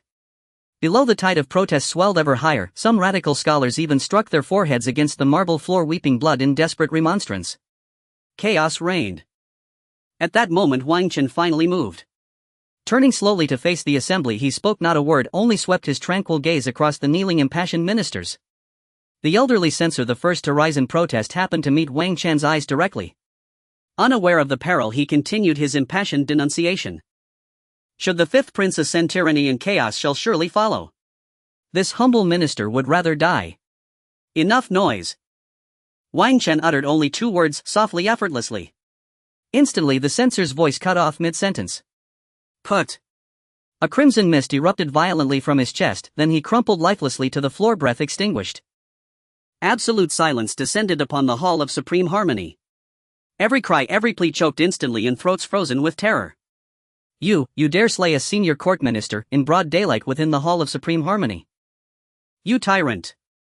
Vice Minister of Rights, trembling with shock and fury, pointed a shaking finger at Wang Chen. Put. Likewise, without warning, a crimson mist burst from his chest. He collapsed, following the censor into death. Is there anyone else who believes this prince unworthy of the throne? Wang Chen's voice remained level, devoid of anger, sorrow, or triumph. Yet beneath its calm surface surged an overwhelming aura of sovereignty, supreme, absolute, transcending all mortal hierarchy, shaking every soul present to its core. After a brief suffocating hush, resistance surged anew, more fiercely than before. Sometimes the scholar's integrity and obsession with rank eclipse even the primal fear of death. Tyrant. Such wanton slaughter invites heavenly retribution. We scholars hold life cheap, today our blood shall stain your monstrous deeds. Your Majesty, behold. This is the man you would entrust with the throne. A butcher of ministers, no different from beasts. 7 or 8 more literati officials surged forward, incensed. Quoting classics, lamenting bitterly, they sought to overwhelm Wang Chen with moral authority and rhetorical force. Yet, they vastly overestimated their influence. Their only reply was a series of soft, muffled thuds. Put. Put. Put. Each time someone rose to accuse him, regardless of their words, their chest would explode in crimson mist and they would fall dead instantly. Clean. Precise. No hesitation. No justification. No debate. Wang Chen simply stood, gazing on serene and detached as though observing a farcical spectacle unrelated to himself. With each death his eyes grew colder, by increments. 1, 2, 3, 10. When the 13th official rose in defiance, and fell another corpse upon the marble floor. Not a single sound dared break the silence within the Hall of Supreme Harmony. A thick coppery stench of blood hung heavy in the air, mingling with the sandalwood incense of the Golden Throne Hall to form a grotesque nauseating miasma. Dozens of corpses lay strewn across the floor, still warm, their official robes soaked crimson, faces frozen in expressions of fury or terror from their final moments. At that moment the few remaining figures within the Golden Throne Hall stood deathly pale, trembling uncontrollably. They gazed upon Wang Chen as if beholding a slaughter god risen from the deepest hells. Benevolent morality and ancestral statutes alike crumbled like brittle glass before absolute power and merciless slaughter. Only now did they truly comprehend this fifth prince had not come to reason with them, he brought iron and blood, an ultimatum of life and death. Obey and flourish. Resist and perish. He brooked no debate. Their words held no weight because he refused even to hear them. Emperor Xuan sat motionless upon the imperial throne, silent throughout, observing all in solemn stillness. He watched as Wang Chen crushed the court with brutal, unrelenting force, watched one by one the ministers who once spoke so confidently before him collapse lifeless to the floor, his gaze growing infinitely complex. Grief flickered there in dread and faint fleeting relief, before dissolving into a quiet resigned sigh. For he knew. From the moment Wang Chen had stepped into the imperial study the previous night, this court and this realm had ceased to belong to him. Who else objects? Wang Chen's voice was low, yet it struck every ear like a hammer of unbearable pressure. Who among them dared object now? Did they wish to hasten their own deaths, or had they grown weary of their own wives' fragrance? Thus only stifled ragged breaths answered him, nothing more. There was no choice. The dozen corpses littering the floor served as the harshest, most unequivocal warning. Yet Wang Chen had anticipated this scene all along. Why had he spared his brothers last night? Would it not have been simpler to slay them all? One reason was reputation, though he cared little for it, such bloodshed would stain his name. But the far greater reason was precisely this moment: he needed his brothers to step forward, willingly declaring their support. If even the emperor himself and every prince beneath him unanimously endorsed Wang Chen's ascension, who then could dare accuse him of illegitimacy? What was this if not the mandate of heaven made manifest? The throne was not seized, it was collectively bestowed upon Wang Chen with no refusal permitted. As officials trembled in dread, Wang Chen's gaze suddenly lifted from them. Boom! A thunderous resonance erupted inside the heads of the princes standing at the fore. Instantly an overwhelming pressure descended upon them.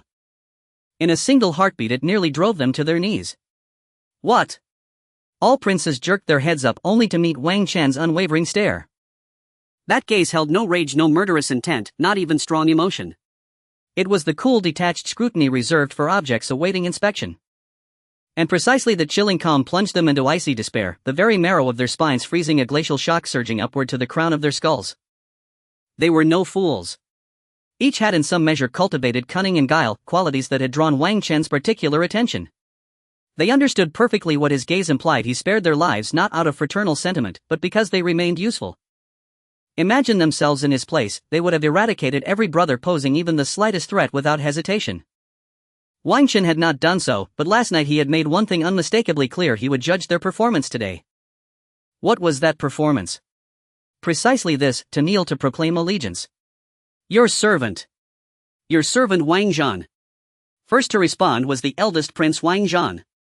As senior among the princes, oldest, most experienced, he possessed the steadiest resolve. His voice cracked as he shouted, trembling yet piercing through the suffocating silence of the Golden Throne Hall. He abandoned the title elder brother entirely, replacing it with your servant and his given name. I kowtow before your majesty. Long live the emperor. Before the final syllable faded, Wang Zhan crashed to the floor with a resonant thud. The impact was deep and decisive, no hesitation, no reservation. His forehead struck the marble with sharp, unmistakable force, a posture of utter abject submission. The eldest prince's act ignited a chain reaction. In that instant the other princes grasped the gravity, scalps prickling with urgency. Such opportunities were fleeting: acting swiftly might earn no reward, but hesitating, appearing insufficiently zealous or loyal, would bring peril. Your servant Wang Rui, kowtowing before your majesty. Long live the emperor, long live, long live, long live. Thud, thud. Thud. A rapid panicked cascade of kneeling and kowtowing erupted across the hall's front, each impact echoing with desperate haste. Their speed could only be described as frenzied competition, rushing, scrambling, vying to be first. Yet 2 princes stood apart in their extremity. The third prince contorted his body into a grotesque worm-like crouch, straining desperately to assume the posture of prostration. His forehead pounded the floor like a pestle, thump thump thump, while he choked out broken cries, "Your Majesty! Your servant Wang Rui bows before you, long live the Emperor! Long live! Long live! Your Majesty, I repent! I beg your mercy!" With each cry came another violent bow. Blood soon welled from his brow, yet he seemed utterly unaware. What choice did he have? Had he not arrogantly defied Wang Chen the night before? Though his leg had already been shattered, how could he know whether Wang Chen's wrath had truly subsided? And those corpses sprawled upon the floor. Merely speaking ill of Wang Chen had cost them their lives. He wished to live, so he begged with every fiber of his being. Compared to the third prince, the ninth prince sank even lower, prostrate like a writhing maggot, incapable even of maintaining proper kneeling posture. He beat his head against the stone, tears and snot streaming, voice cracking with both weeping and obsequious fervor. "Your Majesty! Fifth brother, no, Your Majesty! Your humble younger brother, no, your servant. I was blind. I deserve death. Spare me, Your Majesty. From this day forth I am but Your Majesty's hound. Wherever you command me eastward, I shall never turn west. Whomever you bid me bite, I shall bite. Woof, woof, woof." At the end he actually barked twice. This absurd spectacle rang jarringly discordant amid the hall's grim austerity, yet laid bare with excruciating clarity the depth of his terror and degradation.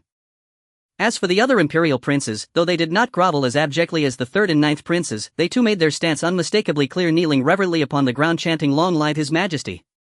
without cease. This spectacle endured for roughly a quarter of an hour, until the princes on the verge of physical collapse finally heard Wang Chen's voice break the silence enough. Those 2 words, uttered with effortless lightness, sent a violent tremor through every kneeling prince. "Remember well your oaths this day. Should any dare pay lip service while harboring treachery, or commit deeds that violate this solemn vow, do not blame me for severing even the faintest thread of past affection."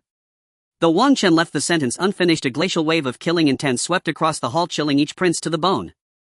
They dared not hesitate, immediately crying out in unison, "Your Majesty may rest assured, we swear eternal loyalty, our hearts unwavering." Wang Chen provisionally accepted their pledge, given their meager cultivation. Deceit before him was all but impossible, and he possessed ample confidence in that truth. Of course, whether their convictions would endure remained uncertain. Yet Wang Chen would grant them no such opportunity, for their thoughts, intentions, and very fates rested solely within his sovereign decree. If Wang Chen declared them disloyal, then disloyal they were, even if innocence lay bare before him. Having concluded this matter of imperial kinship, he now turned his attention to the ministers. Had not some dared question the legitimacy of his ascension? Now, however, the entire imperial family stood united in support, rendering his claim not merely valid but indisputable. Indeed, throughout the annals of the Tianxian Imperial Dynasty, no sovereign had ever ascended with greater legitimacy than he. He paused, gaze sharpening.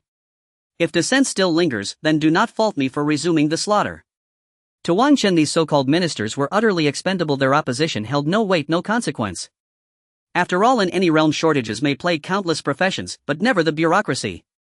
Who could truly resist the allure of official rank?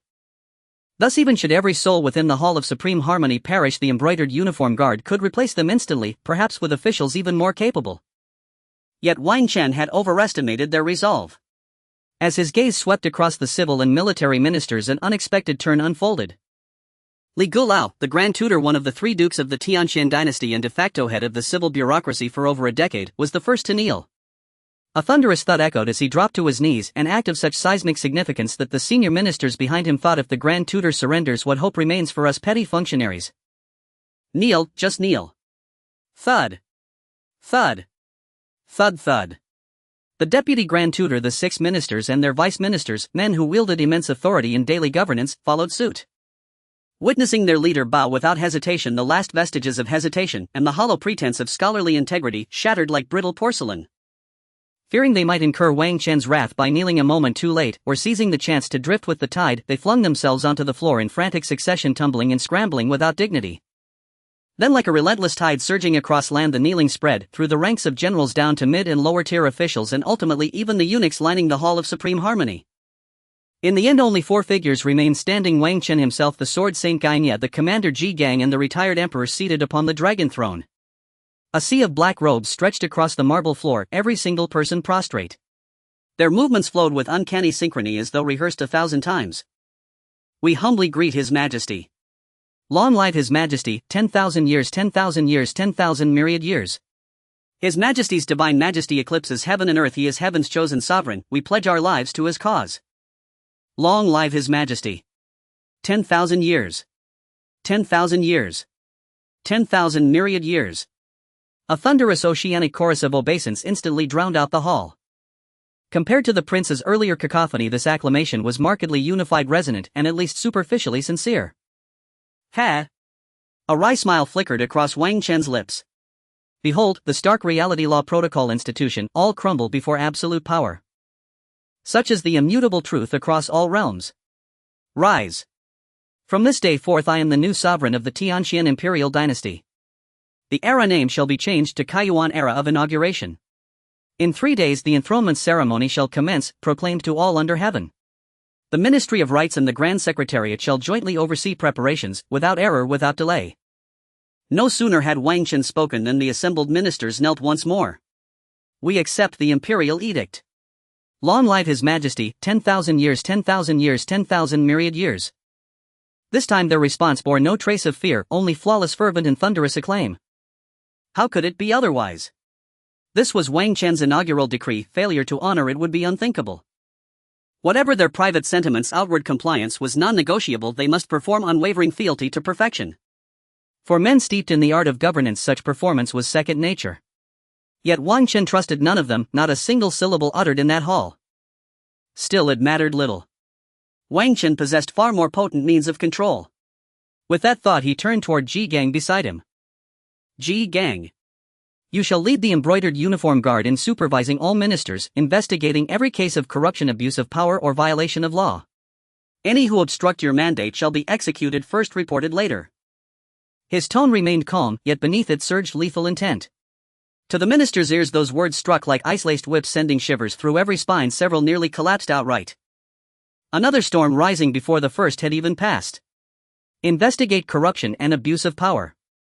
Was this not an open declaration that all of them would be scrutinized? Could any among them truly claim innocence? What after all was the point of clawing one's way to such heights, if not to seize wealth, influence, and privilege? Did they truly serve the welfare of the common people? Preposterous. Upon hearing the order, Ji Gang's eyes flashed with cold, predatory light. He knew the embroidered uniform guard, long a concealed blade, had at last been drawn into full daylight. From this moment onward they would hang like a guillotine above every official's neck. Without hesitation Ji Gang dropped to one knee. Your servant Ji Gang accepts the mandate. May I never fail your Majesty's trust. Wang Chen regarded him with quiet satisfaction. Though summoned by the system, these figures were flesh and blood individuals endowed with will and consciousness, above all absolute unswerving loyalty to him. Wang Chen nodded approvingly, then turned to the Sword Saint. Sword Saint, you shall temporarily assume the post of commander of the Imperial Palace Guards. Restore discipline within the Forbidden City and safeguard the sacred precincts of the palace. I accept the mandate. Gainye's reply was terse, but as he spoke an invisible sword aura erupted, enveloping the entire Hall of Supreme Harmony in a single silent breath. At that instant every civil and military minister felt a chilling certainty settle deep in their marrow. Their heads could part from their shoulders at the mere whisper of that aura. Wang Chen issued only 2 terse commands, yet with thunderous swiftness he seized preliminary control over the Imperial Court's core authority and the Palace Guard. He established dominance through slaughter, he enforced submission through terror. Then with unambiguous directives and the ever-present threat of a blade poised above their heads he imposed order, compelling all to abide by his rules henceforth. This was precisely the outcome Wang Chen had intended. No scheming required. No need for restraint. Such tactics belonged solely to the weak, utterly superfluous for him now. His strength rendered such time-wasting maneuvers unnecessary. What he demanded was martial suppression, defiance met with death until surrender was absolute. The harmonious atmosphere between sovereign and ministers now pervading the Hall of Supreme Harmony bore silent testament to one irrefutable truth: his choice had been correct. Only after Gainye withdrew did the oppressive sword aura enveloping the entire hall finally dissipate. Wang Chen paid no heed to the trembling ministers, instead his gaze swept dismissively across the corpses strewn upon the floor before he spoke, voice calm and detached. As for these bodies, drag them out, expose them publicly for 3 days as a warning to others. Confiscate their estates entirely. Exile their immediate family members 3,000 li. In recognition of past service to the throne, they shall be spared. Spared, extermination of the clan. A stunned silence fell instantly across the Hall of Supreme Harmony. Every minister lifted his head uncertain, daring not believe what he had just heard. After all, the image of this new emperor, ruthless, decisive, slaying over a dozen men with a mere flick of his fingers, remained seared vividly into their minds. Instinctively they had assumed that given such chilling severity he would surely eradicate the entire clans of those who dared challenge his authority, leaving no trace, no survivor as ultimate deterrence. Yet what unfolded defied all expectation. Wang Chen shows mercy, not for the offenders but for their collateral kin. He punished only the perpetrators themselves and their closest blood relatives, no distant branches, no innocent kinsmen drawn into the abyss. This seemed at odds with his earlier brutality. Yet swiftly several ministers grasped the nuance, and a flash of sudden clarity lit their eyes. Upon reflection, his judgment was already merciless: public exposure of the corpse, total confiscation of wealth, exile of direct lineage, punishment severe enough to freeze the blood of any future dissenter. Such measures alone sufficed to make any challenger pause, to weigh in trembling silence the fate of both himself and his entire clan before daring to oppose Wang Chen. Yet simultaneously, by withholding clan-wide extermination, he left a sliver of breathing room, refusing to burn every bridge. The subtlety of this balance was nothing short of exquisite. This was no mere benevolence.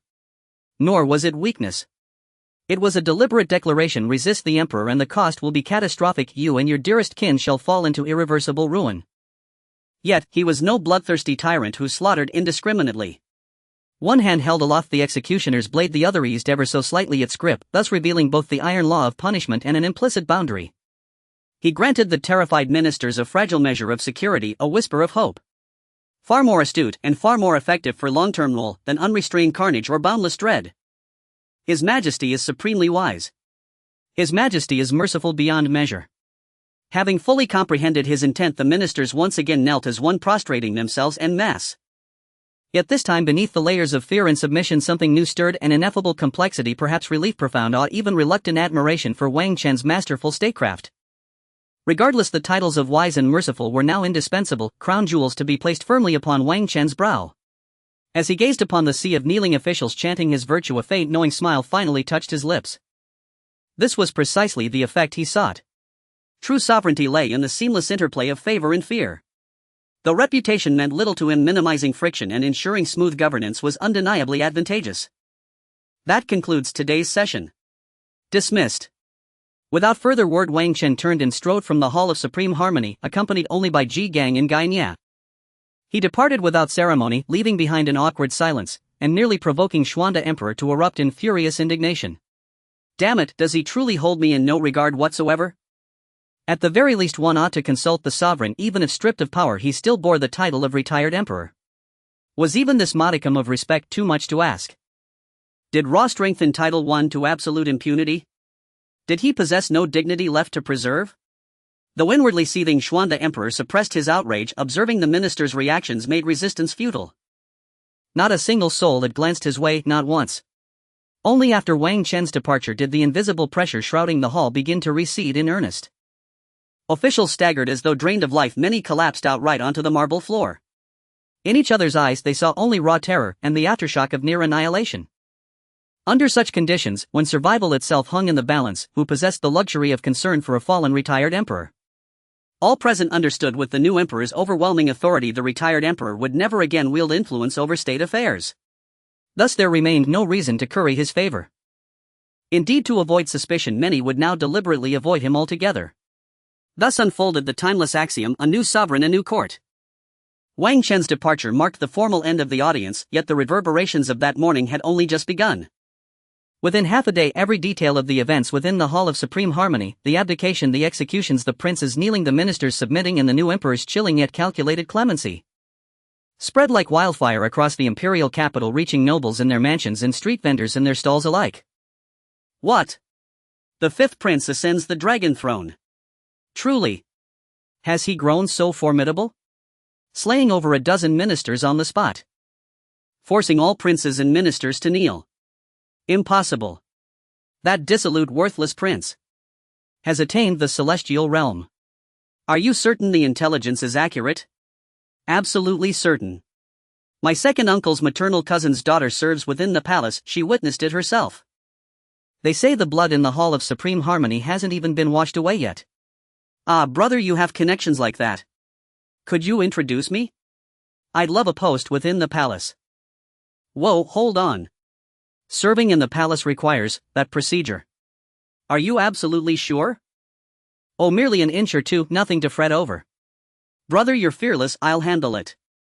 You'll get your position guaranteed. Alas, the heavens themselves are shifting. Shock, disbelief, panic, and feverish speculation saturated every corner of the Imperial city. Countless spies and couriers were dispatched urgently, racing along every channel to relay intelligence back to their hidden patrons. Hurry! Transmit the full report immediately. The new emperor wields terrifying ruthlessness and unimaginable power, his cultivation level suspected to be celestial realm. Convey this at once. An unfamiliar celestial realm expert has appeared beside the new emperor. Deliver this letter to the clan patriarch, inform him to abandon all further ambitions. Failure to comply will leave him beyond salvation. Although the Xiantian continent is vast and boundless as a world with significant martial prowess, its speed of information transmission far surpasses human imagination. In less than a day by dawn the next day, all intelligence regarding the Imperial dynasty had already crossed mountains and rivers through various channels, reaching the hands of all factions. The Tianxian dynasty, although the sole ruler of this continent, has seen its imperial authority decline from its former grandeur over time. The greatest threat to imperial authority comes from the four major superpowers that occupy the cardinal points around the dynasty, as well as the several lords who command troops and heed not the imperial edicts. The four major superpowers are the Xiantian Sacred Land in the south, the Blood Soul Palace in the north, the Wujie Sacred Land in the east, and the Sword Pavilion in the west. Of course, they did not originally reside around the imperial dynasty. They were ordered to relocate their sects to the four cardinal points during the peak of the dynasty's power, with the intention of having them assist the local lords in guarding the borders. At that time, the dynasty had over 10 celestial realm strongmen stationed, exerting pressure across the land, and none dared to defy them. Even if the four great powers were dissatisfied, they could only obediently comply. They were forced to relocate their sects to the borders of the dynasty, which emphasized the importance of border issues due to the vast primitive forest teeming with ferocious beasts that surrounded the entire dynasty. Moreover, every so often varying scales of beast tides would erupt, threatening the safety of the borders, while the local lords commanded hundreds of thousands of mercenaries. Their duty was to repel the beast tides and safeguard the imperial barrier. However, there is no everlasting prosperity. After hundreds of years, the Tianxian dynasty inevitably began to decline. Internal strife within the royal family, the fall of strongmen, and the depletion of resources have led to the current situation where only 3 celestial realm strongmen remain. In contrast, the 4 major superpowers have undergone significant development and accumulation over the centuries. Each of them openly boasts at least 1 celestial realm strongman, while the presence of hidden ones remains unknown to all. Within their sects there are many masters and grandmasters, their influence deeply rooted and pervasive across the world. In this situation, they are no longer willing to continue acting as the guard dogs and vassals of the dynasty, openly disregarding the commands of the royal family. Today, the martial artists of the world tend to follow the 4 major sacred lands, and the imperial laws hold little sway over the warriors of the rivers and lakes outside the imperial city.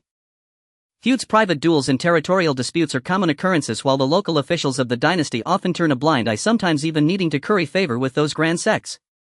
The local lords are also hard to manage.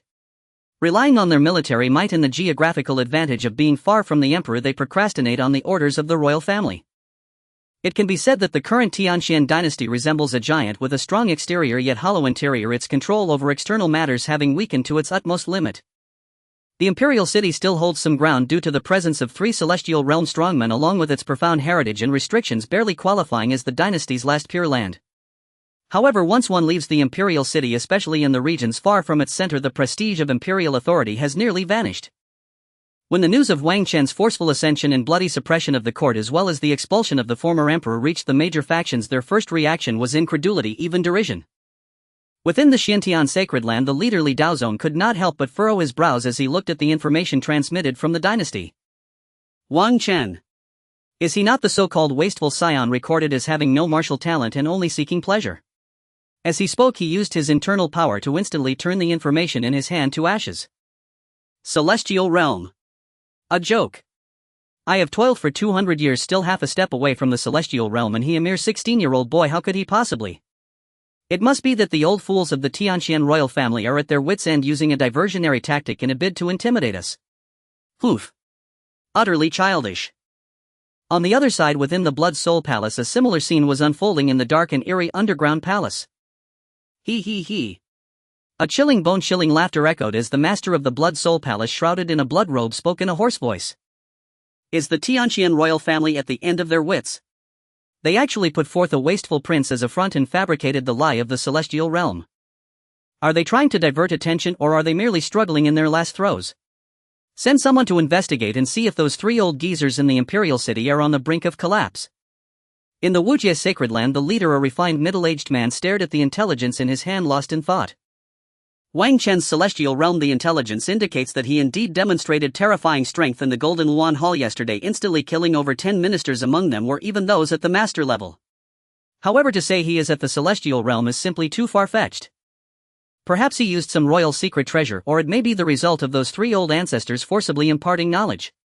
Their intention is to forge the image of a strong new emperor in a short time, attempting to rally people's hearts and intimidate the factions. If this is the case, it is no different from drinking poison to quench thirst. On the sword pavilion atop a towering peak as straight as a sword. Sword intent. The master of the sword pavilion, an elder with a straight back and sharp gaze, keenly caught the description of the green-clad swordsman beside Wang Chen in the intelligence. The intelligence states that this person merely by his aura makes everyone in the Golden Luan Hall feel like a sword is hanging above them. This is somewhat intriguing. However, for Wang Chen to be at the celestial realm, there is absolutely no possibility.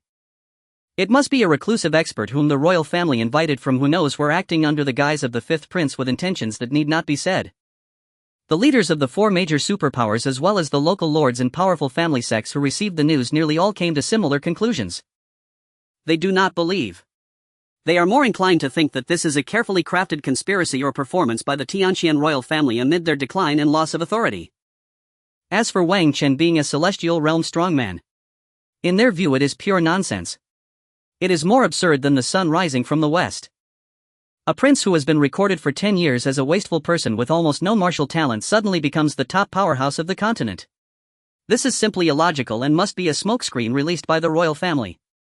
Continue to closely monitor the movements of the Imperial city, especially those of the three ancestors and Wang Chen. Notify our hidden lines within the court to ascertain the true circumstances of yesterday's Golden Luan Hall. What methods did Wang Chen employ? Send orders down to the local branches to observe the changes, but continue to handle the royal family's orders as per usual without excessive tension. Strengthen defenses and see how this play in the Imperial city unfolds next. Orders were issued from the cores of the major factions, infused with skepticism, vigilance, and a hint of disdain. They do not believe that a fake celestial realm emperor can truly alter the current situation of the declining dynasty and the rise of various powers. However, they do not know that their judgment based on common sense is leading them into a vast and dangerous miscalculation. Time passed swiftly. In the blink of an eye 3 days had gone by. During this time Wang Chen did not remain idle and gained a detailed understanding of the entire Tianqian Empire. Since the conclusion of the last court meeting, Wang Chen had instructed the Jinui to focus on investigating the civil and military officials as well as the major superpowers. With over 200,000 Jinui, this was no small matter. Upon being summoned by the system, they had silently infiltrated every corner of the continent under various identities. Especially among the four Holy Lands and the various lords, many Jinui had even climbed to quite important positions based on their abilities. One could say that ignorance is bliss. However, upon investigation the results were shocking. Despite Wang Chen being mentally prepared, truly understanding the current state of the Tianqian Empire still made him sigh. It was simply too terrible.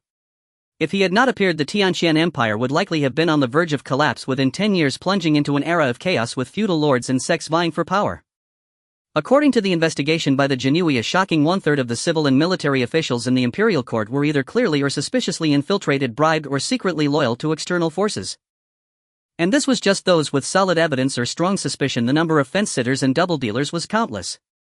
Since the last court meeting concluded, the reason the news spread so quickly was that it leaked from the mouths of these infiltrated ministers. Moreover, they immediately conveyed the news to the forces behind them.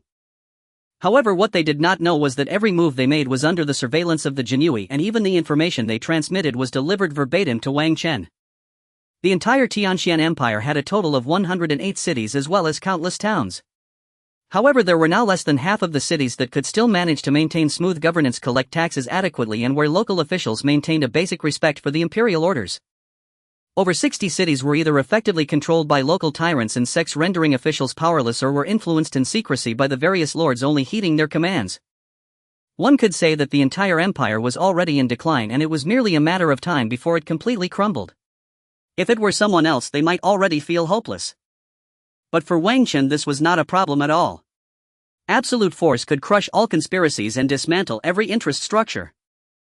And the Jinui spread throughout the world were his sharpest eyes. Ji Gang. Your servant is here. How is the preparation for the coronation ceremony going?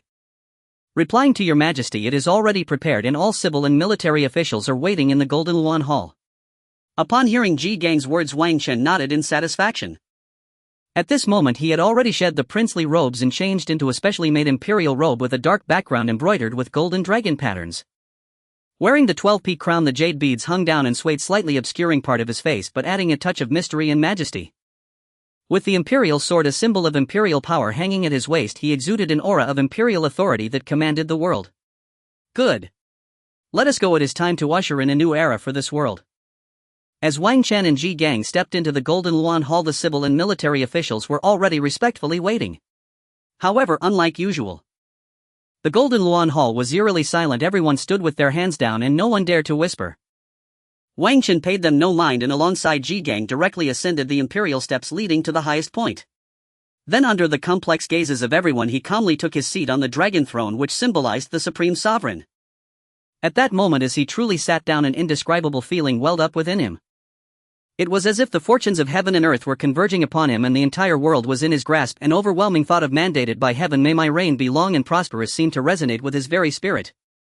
This was not an illusion. Rather, it was the peak of his Tianrun realm cultivation resonating with the imperial fortunes of this realm.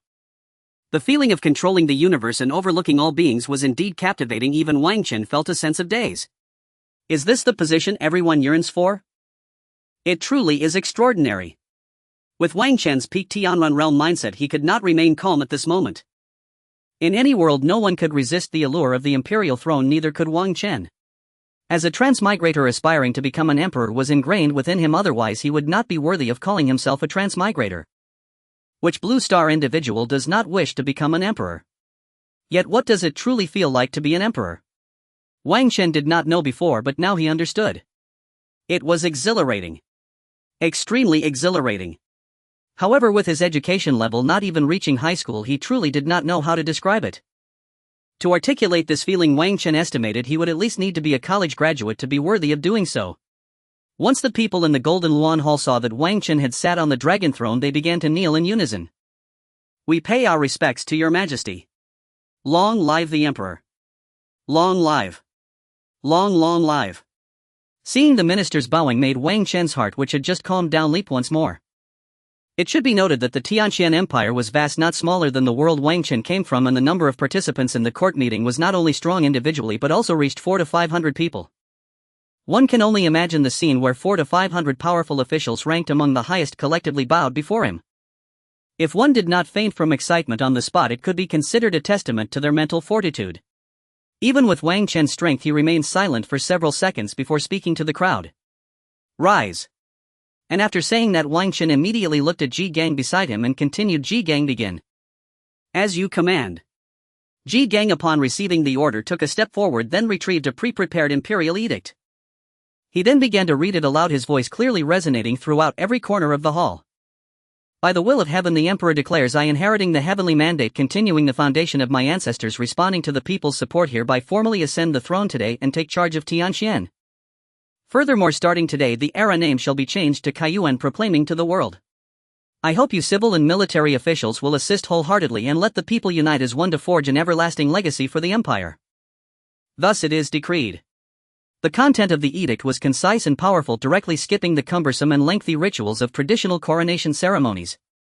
If someone else dared to do this, those old officials who valued etiquette would have likely resorted to death to advise against it. But at this moment, facing the new emperor seated on the dragon throne, whose aura was terrifying and capable of killing with a mere snap of his fingers, none dared to voice any dissent. From this point, it can also be seen that as long as one possesses enough strength, they can crush all rules and traditions. After the edict was read, all the ministers knelt once again before Wang Chen. This time for them it was the true meaning of bowing to the new emperor. We pay our respects to your majesty. Long live the emperor. Long live. Long live. A group of ministers knelt on the ground incessantly shouting long live the king. However, time passed slowly. Their voices were about to give out, yet they still did not hear Wang Chen tell them to rise. This put them in a rather awkward position. They were afraid that if they didn't shout, Wang Chen would be displeased, but their voices could not take much more. Ultimately, however, the instinct for survival prevailed. As long as their voices were hoarse, they still had the chance to take medicine. But if they angered Wang Chen, they could very well lose their lives. They dared not take that gamble. Just as the crowd was about to break down, Wang Chen finally spoke. My dear ministers, do not be anxious, I have some matters to show you. Although Wang Chen had spoken, he did not allow them to rise. Instead, he turned to look at Ji Gang beside him. This strange and unusual scene sent a jolt of unease through the crowd. A bad premonition surged in their hearts. Under the gaze of everyone, Ji Gang shouted towards the outside of the Golden Luang Hall, come here. As soon as Ji Gang's words fell, immediately dozens of elite guards in flying fish attire entered, carrying several heavy wooden boxes. When the guards opened the boxes, what appeared before everyone was a series of dossiers listing names and official titles. The guards paid no heed to the puzzled expressions on the ministers' faces, instead distributing the dossiers according to the names. When those ministers received the dossiers with their names and titles written on them, even though they were filled with curiosity, they did not rush to open them. It was not that they did not want to. Rather, without Wang Chen's permission, they could not look at them privately. That was the rule. After seeing that the guards had finished distributing all the dossiers, Wang Chen calmly spoke, all right, everyone, open and see what you have in hand. I suppose you are already somewhat impatient. Wang Chen's voice, though sounding very calm, struck the ears of the crowd like a thunderclap, hitting them hard on the head. They were not fools. Although they did not know what was recorded in the dossiers, they were certain of one thing: the things requiring them to kneel were definitely not good. And indeed it proved that they were right. As they opened the dossiers in their hands, the moment their gazes touched the content, they were all dumbfounded. What is this? How is this possible? How did they know? It's over. With a thud, someone collapsed. Not from weakness, but directly fainted from fear. Following that, as if a chain reaction had occurred. Thud. Thud. Crash. The sounds continued non-stop. In just a few breaths, over a dozen people lay down with pale faces. As for the others, even though they did not faint, their faces were equally grim. Many couldn't even hold the dossiers in their hands. Clap. With a sound, it fell to the ground. How is this possible? How could they know? It's all over. Even the contents of that secret letter are recorded word for word. The family assets that I don't even know about have been thoroughly investigated. It turns out I have 10 illegitimate children outside. How did I not know? Ha! My son is actually not my biological child. The steward.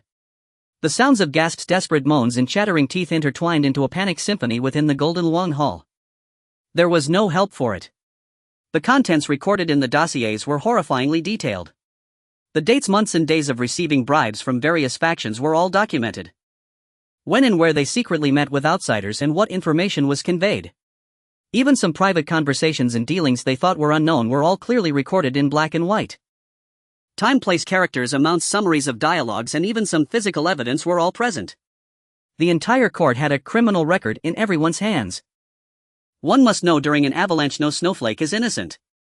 In this era of declining imperial power and crumbling foundations, these high-ranking officials, in order to protect themselves, seek profit, or be pressured, had all to varying degrees colluded with external forces. Some used their power for personal gain, some leaked information in exchange for future protection, while others played both sides to pave a way for themselves. These were all driven by human nature. In the face of life and death and family interests, loyalty and patriotism often seemed very pale. Wang Chen, with his experience from 2 lifetimes, could understand this selfishness. However, this did not mean he could forgive the others, nor did it mean he could indulge them. Wang Chen sat high on the dragon throne like a deity in the clouds, looking down upon this group of fallen pillars of the nation, displaying their shameful demeanor. He did not speak immediately, but quietly watched, allowing panic and despair to spread and ferment among the crowd. He wanted these people to fully experience. Their lives and the fate of their families were completely in his hands. Time passed slowly. For those ministers, every second felt painfully long. Finally, someone managed to find a sliver of reason from extreme shock and fear. The instinct for survival overrode everything. Your Majesty. Your Majesty, spare my life. The Minister of Personnel, one of the 6 ministers, was the first to react. He scrambled to the steps of the throne, tears streaming down his face, banging his forehead desperately on the ground. As the minister in charge of the promotion of officials throughout the realm, his crimes were definitely among the top of all officials. This is why he was so afraid.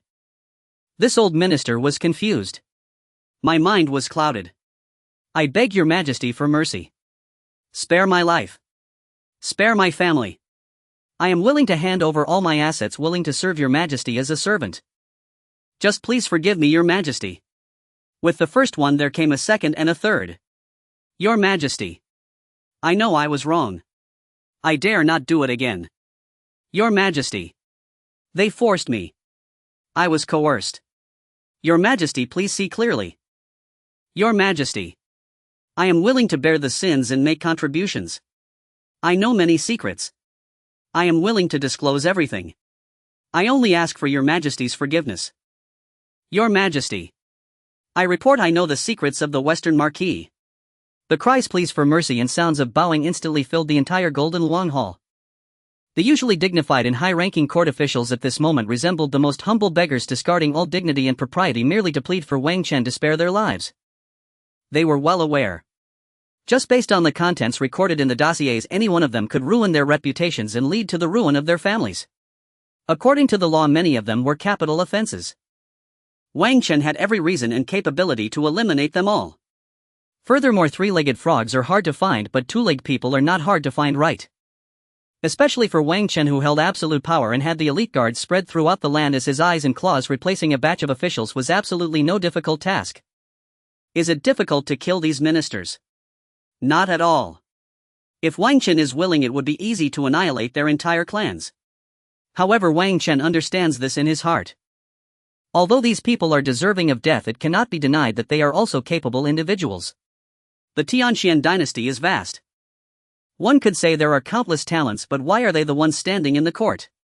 Without some capability and means, one cannot establish themselves in this court. Although Wang Chen looks down upon them, he must admit that keeping them around has some utility for now. It would not be too late to deal with them once someone else replaces them. Of course, the premise is that they must obey. If they do not listen and attempt to engage in covert actions, Wang Chen would not hesitate to send them to reincarnation ahead of time. Keeping them is merely a use of waste. When the day comes that he signs someone who can assist him in governing, they will become useless. Silence. Wang Chen spoke with authority. Merely uttering those 2 words rendered all the ministers completely silent. He then pointed to the documents scattered on the ground or still clutched by the ministers and said, "The contents recorded here I trust do not require me to elaborate further." At a time when the dynasty is in decline, wanting to secure a retreat for oneself and one's family is understandable. It is a common sentiment. Wang Chen's voice revealed no anger or joy, as if discussing a trivial matter. This did cause the ministers to relax slightly. However, the good times did not last long. Wang Chen's next sentence plunged their hearts back into despair. But understanding does not equate to indulgence, nor does it mean amnesty. According to the laws of the dynasty, the crimes you have committed warrant the annihilation of your entire clans. Wang Chen's voice turned slightly cold, causing many ministers to tremble all over, nearly fainting. If someone else had said this, many ministers might not have taken it seriously. After all, the law does not punish many. But when these words came from Wang Chen, it was different, because they believed he truly dared to annihilate their clans. Just as everyone prepared to plead for mercy again, Wang Chen suddenly changed his tone, giving them a glimmer of hope. However, since I have ascended the throne today, it is not easy to create too much bloodshed, so I can offer you an opportunity. Of course, the opportunity is only once. It depends on whether you can seize it. Opportunity. Wang Chen's words made everyone suddenly lift their heads, all looking at him with hopeful expressions. You must know, if they could survive, who would wish to die? Especially for those in high positions wielding great power, they cherish their lives more than anyone. Because they have wealth, power, and countless women at their disposal. Who would be willing to give up such a life? Thus, upon hearing there was still a chance, everyone immediately knelt and cried out, "Please enlighten your majesty, I would gladly die for you. Please enlighten your majesty, I would gladly die for you." Seeing everyone so eager to prove themselves to save their lives, Wang Chen could not help but nod in approval. This is why he chose to keep them. Wang Chen knew that under his intimidation, while he could not guarantee that all of them would wholeheartedly serve him, a significant portion would undoubtedly turn to him for the sake of survival. This group of people would be sufficient for him to transition during the talent shortage. As for past matters, I can temporarily not pursue them. Wang Chen placed heavy emphasis on the word temporarily. The implication is that while I will not pursue it now, whether I do in the future depends on your performance. If your performance is poor, I can always bring up old grievances. Listen carefully. Do not blame me for not giving you an opportunity. From this moment on, your lives and the fate of your families depend on your future performances. First, starting now, within 1 day you are to compile all your assets for me. Aside from the residences and salaries granted by the dynasty, everything else must be sent to the national treasury. And write a detailed petition to be reviewed by the Jinui. If there is any concealment or disobedience, annihilate their entire clans. Second, diligently fulfill your duties and perform your jobs well. Within 3 days I want to see results. I want to see your capabilities. If any minister feels their abilities are limited, they can come forward at any time to inform me. Third, redeem yourselves through merit. You are already involved with the outside world, so you naturally know quite a bit of inside information. Write down everything you know in as much detail as possible. This is your chance to redeem yourselves. If you can accomplish these 3 points, I will not hold the past against you, and I may even consider reusing you. However, if you cannot do it or do it poorly, then you along with your families will have no reason to exist. My Jinui will clean house for me and find more suitable people to take your places. Using both carrot and stick. He gave them a glimmer of hope, yet hung the sharpest blade over their heads. They wanted to survive, hence they had no other options. This is the blatant use of power, forcing them to immediately and thoroughly take a stand while also needing to present tangible letters of allegiance and achievements to secure their rights to survival. After a brief silence, everyone began to bow and thank Wang Chen. We thank your Majesty for your heavenly grace. Your Majesty is benevolent. We thank your Majesty for your rebirth grace. We will never forget it. We swear our loyalty to your Majesty. There will be no second thoughts. We will do our utmost to redeem ourselves through merit. Rest assured, your Majesty. We will reveal everything we know to help you clear the universe. Long live your Majesty. Long live. Long live. Long live your Majesty. Long live. Long live. This time, amidst the crowd's shouts, there was less of the previous hypocrisy and fear, but more of the relief of surviving a disaster and an eagerness to perform. In any case, their lives had been temporarily saved. All right, everyone rise. Wang Chen finally spoke the words they had long been waiting for. If they continued to kneel even with their cultivation, they would soon be unable to endure. Remember my words. After the court session, return to your offices to work. Tomorrow I want to see your first answers. We obey. Thank you. Thank you for your grace. Wang Chen's coronation ceremony. Thus, amidst the entire assembly of civil and military officials who were anxious and treading on thin ice, the ceremony came to a close. However, the impact of this court session was only just beginning. Across the entire Tianxian dynasty, from the various factions to ordinary citizens, everyone was watching this first formal court session after the new emperor's ascension. You must understand, the transition of imperial power may not have a significant immediate impact on the lives of the bottom-level common people, but in the long run the new emperor's policies will directly affect their livelihoods. As for those various factions, today's court session held even greater significance. It was not just a ceremony of power transfer, but also the first public display of the new emperor's will and means. After all, the rumors surrounding Wang Chen were truly exaggerated. Although they did not believe it, it did not mean they were indifferent. This court session was their crucial basis for judging whether Wang Chen was merely a facade or if he genuinely possessed capability and strength. Just as everyone was anxiously awaiting first-hand news from the morning assembly, an astonishing scene unfolded. As soon as the civil and military officials emerged from the palace, they rushed back to their residences without hesitation. Shortly after, a chaotic uproar erupted from within the courtyards. Shouts, reprimands, and the sounds of rummaging intermingled, faintly audible even over the high walls, as if the entire estate were being ransacked. Some neighbors residing near the official residences could even see the servants and maids within scurrying about like ants on a hot pan. They were moving boxes and cabinets into the open space. Even the normally pampered ladies, young masters and young ladies, were showing looks of sheer panic, as if they were struck by immense fright. This exceedingly abnormal scene gave rise to countless doubts among the onlookers, who harbored an absurd suspicion but dared not believe it.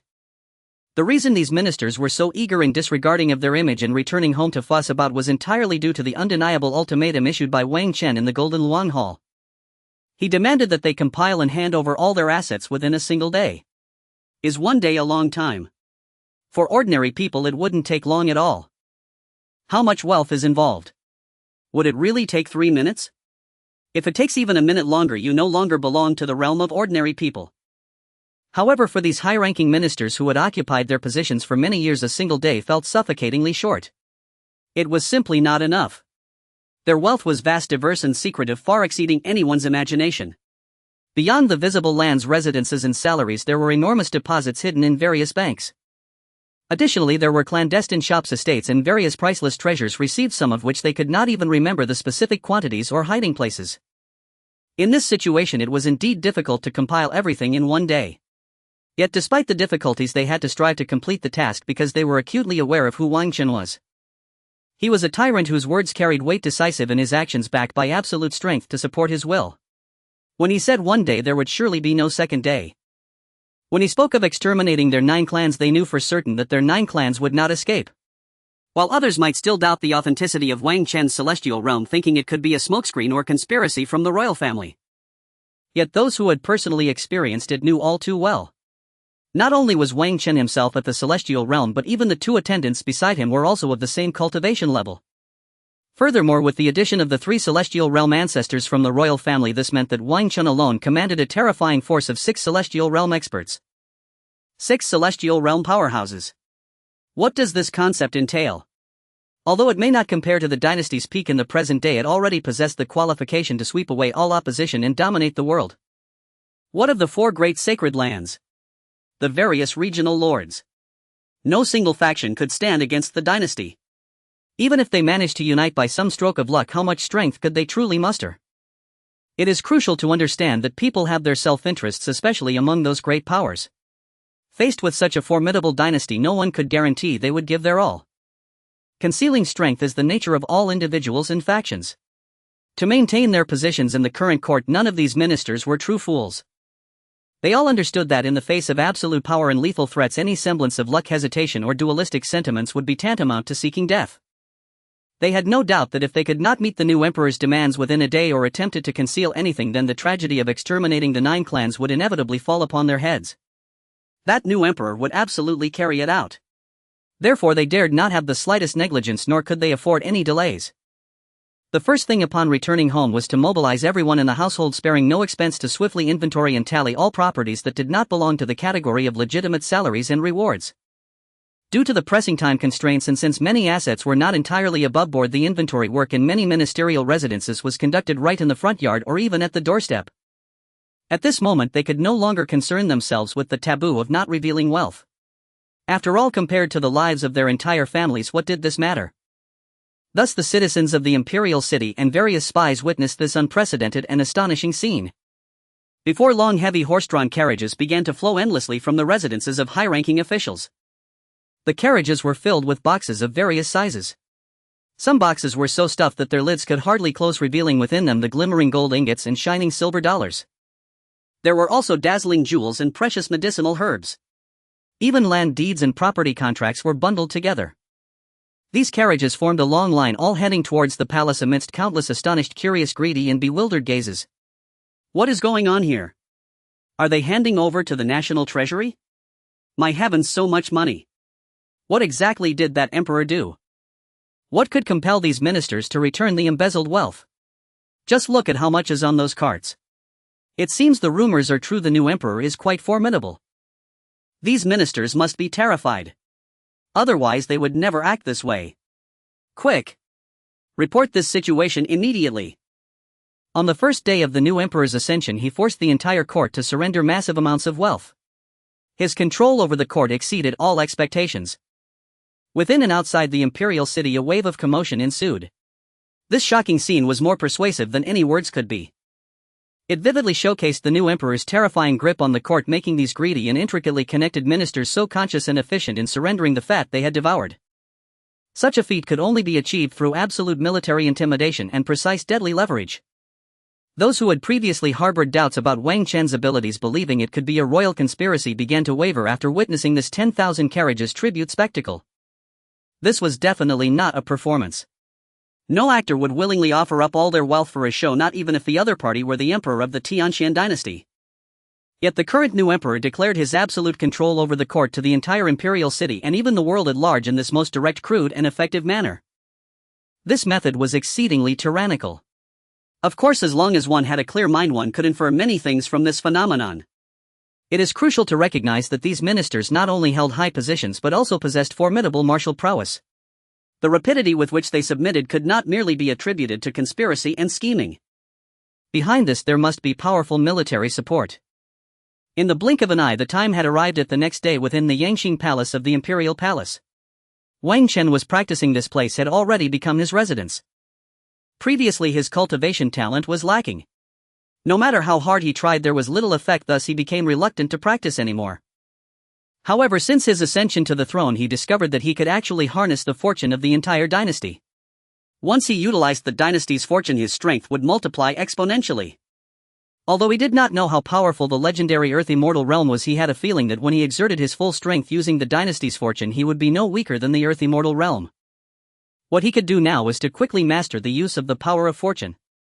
However, just as he was diligently familiarizing himself with the power of fortune, a respectful report from a guard suddenly came from outside the hall. "Your Majesty, Commander Ji Gang of the Jinui requests an audience." Upon hearing the voice, Wang Chen slowly opened his eyes, and in that instant 2 golden dragon shadows seemed to flash across his gaze. Subsequently, the power of fortune that surrounded him quietly retracted. "Summon him." As Wang Chen's voice fell, the doors of the Yangxing Palace opened. Immediately after, Ji Gang, dressed in a flying fish attire, walked into the Great Hall. "Subject Ji Gang pays his respects to your Majesty. Rise." Wang Chen first waved his hand, then continued to ask, "How are those ministers? Is there anyone who is ungrateful?" Wang Chen was naturally aware of Ji Gang's purpose for coming. After all, he had made an agreement with those ministers yesterday. Now that the deadline had arrived, it was time to verify the results. "Your Majesty is wise." After Ji Gang stood up, his expression became serious as he reported, after round-the-clock strict monitoring and verification by the Jinui, none of the 456 ministers in the court dared to defy the imperial will. All illicitly acquired assets have been counted and recorded as required, and this morning all were delivered to the national treasury in designated areas within the palace without a single omission, and no one dared to play tricks during this process. "Oh."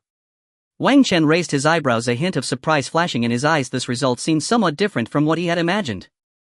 456 people and not a single one dared to take risks or attempt to hide. This has caught me off guard. I was originally thinking that there would surely be a few fools who thought themselves clever or were overly greedy and unwilling to part with their wealth, whom I could use as an example to establish a new precedent. It seems they do not wish to give me that opportunity." Ji Gang immediately bowed and said, "Your Majesty's might is overwhelming and your means are extraordinary. The shock from yesterday's court meeting has made them thoroughly recognize the situation. Those who hold high positions are not foolish. When faced with life and death choices, they naturally understand how to make sacrifices. From the looks of it, they indeed seem to be afraid." Wang Chen nodded non-committally. He agreed with Ji Gang's words. As long as they weren't foolish, they would know how to choose. "Now tell me about the gains from this operation. I presume it should not be too bad." At the mention of this, a hint of excitement could not help but appear on Ji Gang's face. "Replying to your Majesty, the amount is extraordinarily vast. It can be said to far exceed expectations. Gold, silver, jewels, land deeds, and precious materials are piled up like mountains. As a result, several of the main national treasury locations within the palace cannot accommodate the quantities currently. A large amount of wealth can only be temporarily stored outdoors in designated areas within the palace, guarded jointly by the Jinui and the Imperial Guard." "Oh. There is so much that even the treasury cannot hold it." Wang Chen was somewhat surprised. The greed level of these ministers seemed to have exceeded his previous expectations. It should be noted that the national treasury of the dynasty was built at its most prosperous time. Even then, the treasury had never been filled.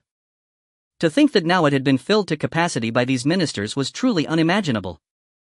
"It seems I still underestimated them. Issue an order to the Ministry of Works to immediately construct at least 3 large national treasuries, and the construction period must be expedited. I have a feeling these new treasuries will soon come in handy." "Yes. I will follow your decree and go supervise the matter shortly." After understanding the situation regarding those ministers, Wang Chen began to inquire about another matter. "Ji Gang. What reaction has there been from other forces? Has the Jinui received any information?" Upon hearing this question, Ji Gang's expression became serious and he immediately took out a secret report from his sleeve. Replying to your majesty, the unusual actions of the civil and military officials yesterday have spread through various channels far and wide, and the vast majority of forces have restrained themselves upon hearing the news. Many forces have even recalled their disciples who were causing trouble outside, and now they are all in a state of observation. As he spoke here, Ji Gang's tone paused slightly before he continued. However, there is one force that has completely ignored this and even intensified their actions. Oh. Which force is that? Wang Chen's gaze narrowed slightly and he could not help but feel curious. Others were observing. Yet there were still people who were unconcerned. Do they truly have strength, or are they simply out of their minds? In the south, the Xintian Holy Land. According to the secret reports infiltrating their ranks and the intelligence gathered from various states in the south upon learning of the upheaval in the imperial city, the Xintian Holy Land not only did not restrain themselves but became even more unrestrained. Their disciples have been running rampant in several states in the south, oppressing local officials, seizing resources and mines, and even openly declaring that the fortune of the Tianxian dynasty has run out. Their holy master and several elders have also repeatedly spoken disrespectfully about your majesty in the court in both public and private settings, exhibiting an extremely arrogant attitude as if they were certain that the dynasty was on the verge of collapse and unable to care for itself. Xintian Holy Land. Wang Chen softly repeated the name while his fingertips lightly tapped on the imperial table. Interesting. I was originally considering which force to target first. I did not expect someone to come knocking at my door. His tone was calm, yet at that moment the temperature within the great hall seemed to drop several degrees. Since they are so eager to play the role of a warning example, how could I not fulfill their wishes? After Wang Chen finished speaking, an invisible imperial pressure instantly enveloped the surroundings. Ji Gang. At your service. I command you to immediately assemble the elite of the Jinui, and you shall personally lead them. At the same time, bring along the 3 heavenly realm ancestors of the royal family and head straight to the Xintian Holy Land. Your Majesty means. My meaning is simple. Flatten the Xintian Holy Land for me. The territories of the Tianxian dynasty do not allow any forces that are so arrogant and disregard imperial authority to exist. By the way, inform those 3 royal ancestors. If they perform well in this battle, I do not mind granting them an opportunity to step into the realm of Earth Immortal. But if they do not perform well or harbor any inappropriate thoughts. As he spoke here, Wang Chen could not help but let out a cold snort. Then they need not waste the dynasty's resources any longer. After Ji Gang emerged from the imperial palace, he immediately returned to the residence of the Jinui. Within moments, an urgent assembly call resonated throughout the Jinui's base. Though the number was not large, only a mere 500, the strength of these individuals was terrifying. The weakest among them was a master, and besides the 4 great pacifiers there were more than 20 grand masters. This force, not counting the celestial realm experts, was sufficient to sweep away any faction. During this time of assembly, Ji Gang was not idle. He first visited the Ministry of Works to convey the order from Wang Chen regarding the construction of the national treasury. Then he immediately set off towards the depths of the imperial palace. In the deepest part of the palace, within a secret chamber protected by layers of formations and filled with rich spiritual energy, 3 ancient figures were seated in meditation. The eldest among them, an elder named Wang Xian, was nearing the end of his life, having lived for nearly 400 years. The other 2 were Wang Hong, who ranked second in seniority, and Wang Tai, the youngest. Of course, even the youngest Wang Tai belonged to the generation of Wang Chen's grandfather and was a being who had lived for over 200 years. Since their last sparring with the sword Saint Gainia, the 3 had prudently declared seclusion and ceased to concern themselves with worldly matters. There was no choice; they could not overpower their opponent. The most alarming aspect was that they had been defeated by a single move. The disparity in power was too great, forcing them to choose to avoid confrontation. During this time, although they remained in the royal tomb, they were not entirely ignorant of the events unfolding in the capital. After all, as celestial realm experts, matters within the imperial palace were generally not hidden from them, especially Wang Chen's shocking actions after ascending the throne. They observed everything with astonishment and dread. They had not anticipated that Wang Chen not only had celestial realm subordinates but was also a celestial realm expert himself. Although they did not know which tier of the celestial realm Wang Chen occupied, the occasional aura he exuded was enough to instill fear, indicating his strength far surpassed theirs. Since realizing this, their hearts felt somewhat better, for after all they were the elders of the dynasty and wished for its prosperity. With someone as powerful as Wang Chen at the helm, the dynasty was sure to turn the tide of the current situation. Suddenly the strongest elder, Wang Xian, abruptly opened his eyes, a glint of sharpness flashing within his murky gaze, and he fixed his gaze on the entrance of the chamber. Almost simultaneously, Wang Hong and Wang Tai were also instantly alert, their auras flaring as they readied themselves for any situation. They could sense that the approaching presence was overwhelmingly powerful and its speed was astonishing, far from an ordinary person. Just as the three were in a state of uncertainty, a figure dressed in a flying fish robe with a spring blade at his waist appeared before them. This speed. The three elders were shaken to their core. They believed that even at their peak they might not have been able to match such swift and elusive movement. The newcomer's strength was definitely above theirs. Upon seeing the distinctive flying fish robe and the imposing aura of the newcomer, the three quickly deduced his identity. Wang Chen took a deep breath, suppressing the shock in his heart, and cautiously inquired, "You must be Ji Gang, the commander of the Jinui." Though they were royal elders, they dared not be arrogant in the face of absolute strength. Ji Gang with a stern expression swept his gaze over the three frail elders and replied, "I am Ji Gang, commander of the Jinui, and I greet the three elders of the dynasty." "Ah. Commander Ji is too courteous. May I ask what brings Commander Ji to the forbidden grounds of the royal tomb?" The three elders felt extremely anxious, uncertain whether the sudden arrival of this formidable figure was a blessing or a curse. Ji Gang wasted no time with pleasantries and directly stated, "On the orders of His Majesty, I request the three elders to emerge from seclusion and accompany me to the south to execute the Imperial command." To the south. Execute the Imperial command. Commander Ji, may I ask which faction His Majesty intends to act against in the south that requires all three of us to mobilize? Having lived for hundreds of years, they were well aware of the factions in the south, and they could roughly guess which power warranted their combined efforts. A cold glint flashed in Ji Gang's eyes as he uttered four words softly, "Xiantian sacred ground." What? It really is the Xiantian sacred ground. Upon hearing this, even with their composure, the three elders could not help but change their expressions. The Xiantian sacred ground had a celestial realm expert overseeing it and had dominated the south for hundreds of years. Its deep foundations, numerous disciples, and influence spanned the entire southern part of the dynasty. They had guessed that Wang Chen would deal with the various sects, but they did not expect it to happen so soon. Moreover, he was tackling the hardest target right from the start. So ruthless. His Majesty has decreed, Ji Gang's voice continued, carrying an undeniable tone. "This battle is an opportunity His Majesty offers you. His Majesty promises that if the three elders perform well in this battle and contribute to the dynasty, he will not hesitate to grant you the chance to step into the realm of earthly immortals." Earthly immortals.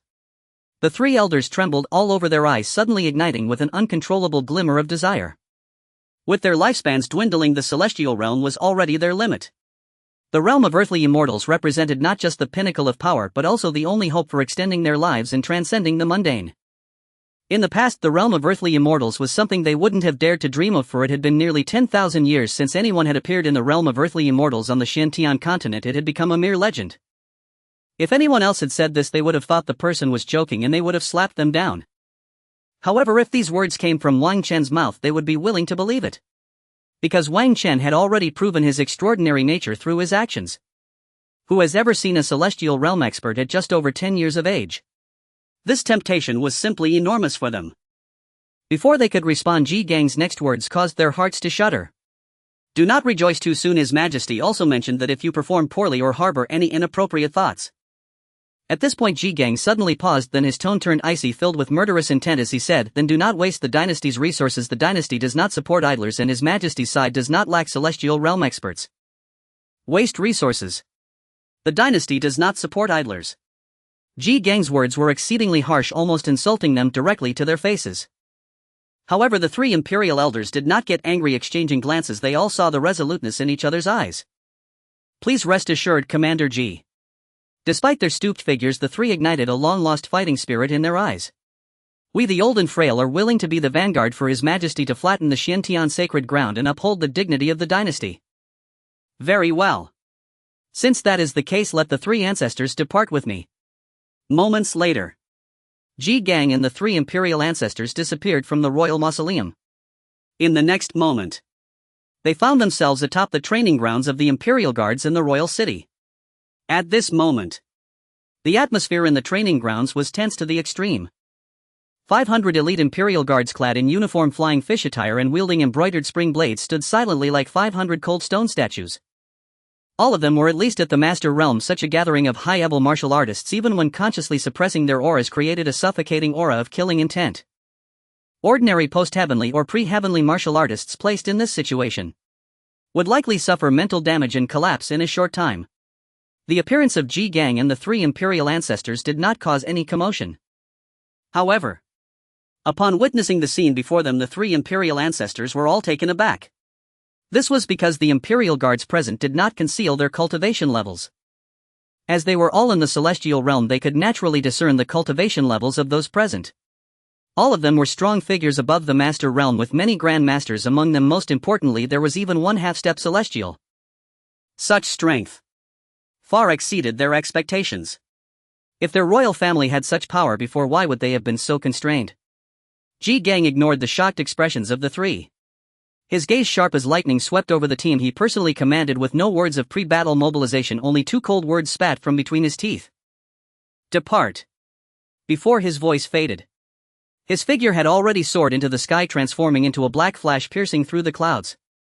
The terrifying aura of mid-celestial realm erupted without concealment, like a malevolent star rising in the sky. The three Imperial ancestors finally reacted. They did not dare to delay, immediately unleashing their celestial realm cultivation, following closely behind as they soared into the sky. The primordial energy of heaven and earth surged around them. At this moment, their aged bodies revealed a hint of the once unmatched might they possessed. Swish! Swish! Swish! On the training grounds, the 500 elite Imperial guards moved almost simultaneously. There were no thunderous shouts, only the faint sound of clothes cutting through the wind as figures leapt into the air like arrows released from a bow. In an instant, above the royal city, it seemed as if a dark torrent of arrows had risen. 500 strong figures above the master realm took to the skies. What a spectacular sight! What a terrifying scene! The entire royal city was instantly stirred by this sudden display of power. Heavens! What is that? They are flying. All of them are strong figures above the master realm. Impossible. Am I seeing things? Where did so many masters come from? Not just masters. Look at those auras at the front, they are like ancient beasts. Are they celestials? The one at the front should be the commander of the Imperial Guards. The three behind him, judging by their attire and aura, are the three celestial ancestors of the royal family. With three royal ancestors plus the commander of the Imperial Guards, that makes 4 celestials. And 500 elite figures above the master realm. Where are they headed? What are they planning to do? The direction is south. What could be worth mobilizing such forces? To the Xiantian sacred ground. They are heading to the Xiantian sacred ground. Boom! This last guess struck like thunder in the hearts of countless onlookers. The Tianxian dynasty was about to strike against the Xiantian sacred ground. Moreover, this was the first time the new emperor was drawing blood after ascending to the throne, directly targeting one of the 4 superpowers, the Xiantian sacred ground. This realization sent shivers down everyone's spine. The Xiantian sacred ground, an ancient and profoundly rooted entity boasting at least one celestial realm powerhouse wielding influence throughout the entire south. Yet, the terrifying lineup of these 4 celestials leading the charge, accompanied by 500 elite figures, blatantly declared the new emperor's resolve in thunderous means. This was not a test, nor a warning. This was a declaration of extermination. The entire royal city erupted in chaos. On the streets, in tea houses, in taverns, even in deep courtyards, everyone was discussing this earth-shattering scene with excitement, shock, and fear. And those spies from various factions lurking in the royal city were busier than ever, almost losing their minds. Quick! Quick! Urgent highest-level reports. The dynasty has mobilized 4 celestials and 500 elite figures above the master realm targeting the Xiantian sacred ground. The dynasty is about to go to war with the sacred ground. Send this back in the fastest way possible. At all costs. Damn it! The messages sent in these few days are more than the past few years combined. I truly feel sorry for my meager salary. In the sky, a black torrent sped southward with astonishing speed, leaving behind countless shocked, fearful, and speculative gazes on the ground. Within the palace, Wang Chen's gaze seemed to pierce through the massive palace walls, looking towards the south. The moment Ji Gang and the others set off, he sensed it clearly. From the royal city to the Xiantian sacred ground, it is a distance of 10,000 miles. At their speed, even traveling day and night, it will take 2 days. Wang Chen frowned slightly. There was no other way.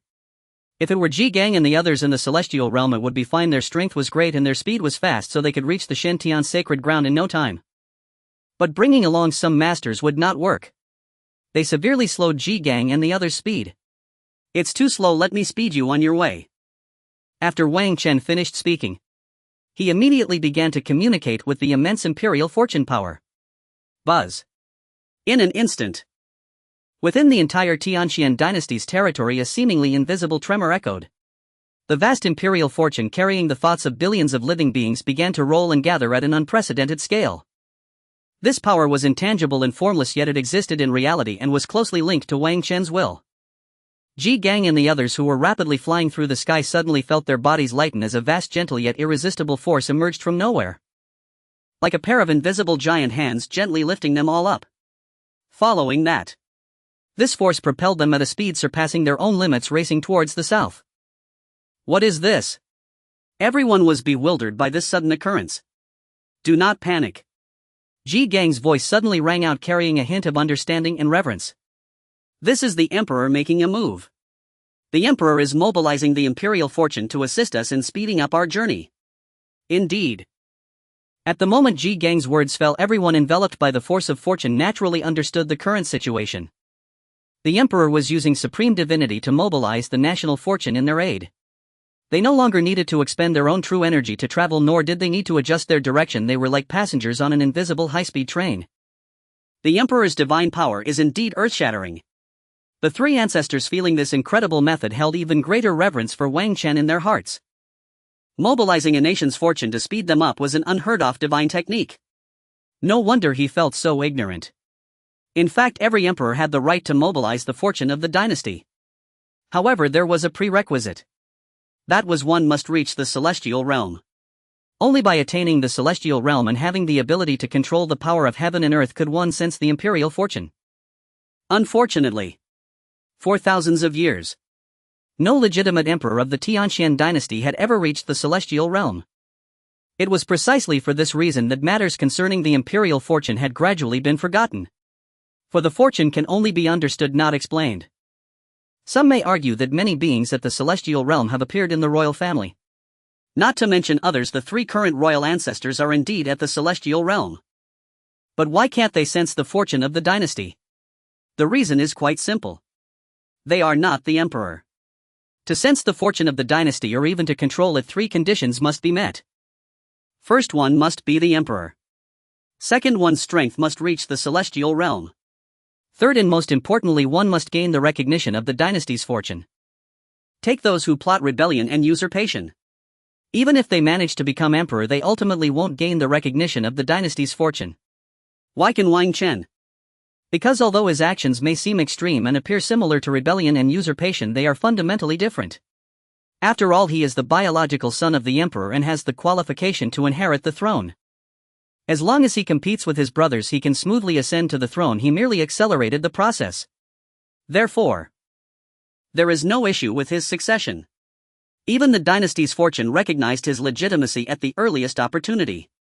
Over time, Ji Gang and the others had crossed endless distances and were getting closer to the Shantian sacred land. However, Wang Chen, sitting in the palace, furrowed his brows slightly. He could clearly feel that as Ji Gang and the others moved farther away from the imperial city, his control over the dynasty's fortune began to noticeably decline. It seems I must quicken my pace. Once I gain full control of the dynasty, I estimate I will be able to break through to the realm of terrestrial immortals. Ever since ascending to the throne, Wang Chen could distinctly feel that under the influence of the dynasty's fortune his strength was gradually improving. However, his talent was too poor, coupled with the limited fortune of the dynasty. This is why his progress was not particularly significant. Of course, this is because the dynasty has entered its twilight and many areas have already fallen out of its control. If it were during the dynasty's peak period, with the immense power of fortune, it is likely that he could have directly broken through to the realm of terrestrial immortals at the time of his ascension, even with his poor talent. As long as the power of the dynasty's fortune is strong enough, he could still break through to a very high realm. Thinking of this, Wang Chen's gaze turned cold. During this time, anyone who dares to obstruct his path to strength shall be slain. Shantian sacred land, my imperial ambitions, my path of strength shall begin with you. On the other side, with the help of the fortune's power, Ji Gang and the others transformed into a black torrent, tearing through the void as they sped southward. They were not merely flying, it was as if they were being propelled forward by an invisible and immense force. Wherever they passed, ordinary residents of the cities and major sects alike fell into a panic. Boom! The deep sound of an explosion rolled across the sky like muffled thunder. Following that, a terrifying pressure mixed with cold blood and slaughter as well as the might of the celestial realm swept through like an invisible tsunami. What is that thing? What a terrifying aura! Though it was but a flash, I felt my heart almost leap out of my chest. The pressure of a celestial realm expert. Ah! There is more than one. It seems to be coming from the direction of the Imperial city.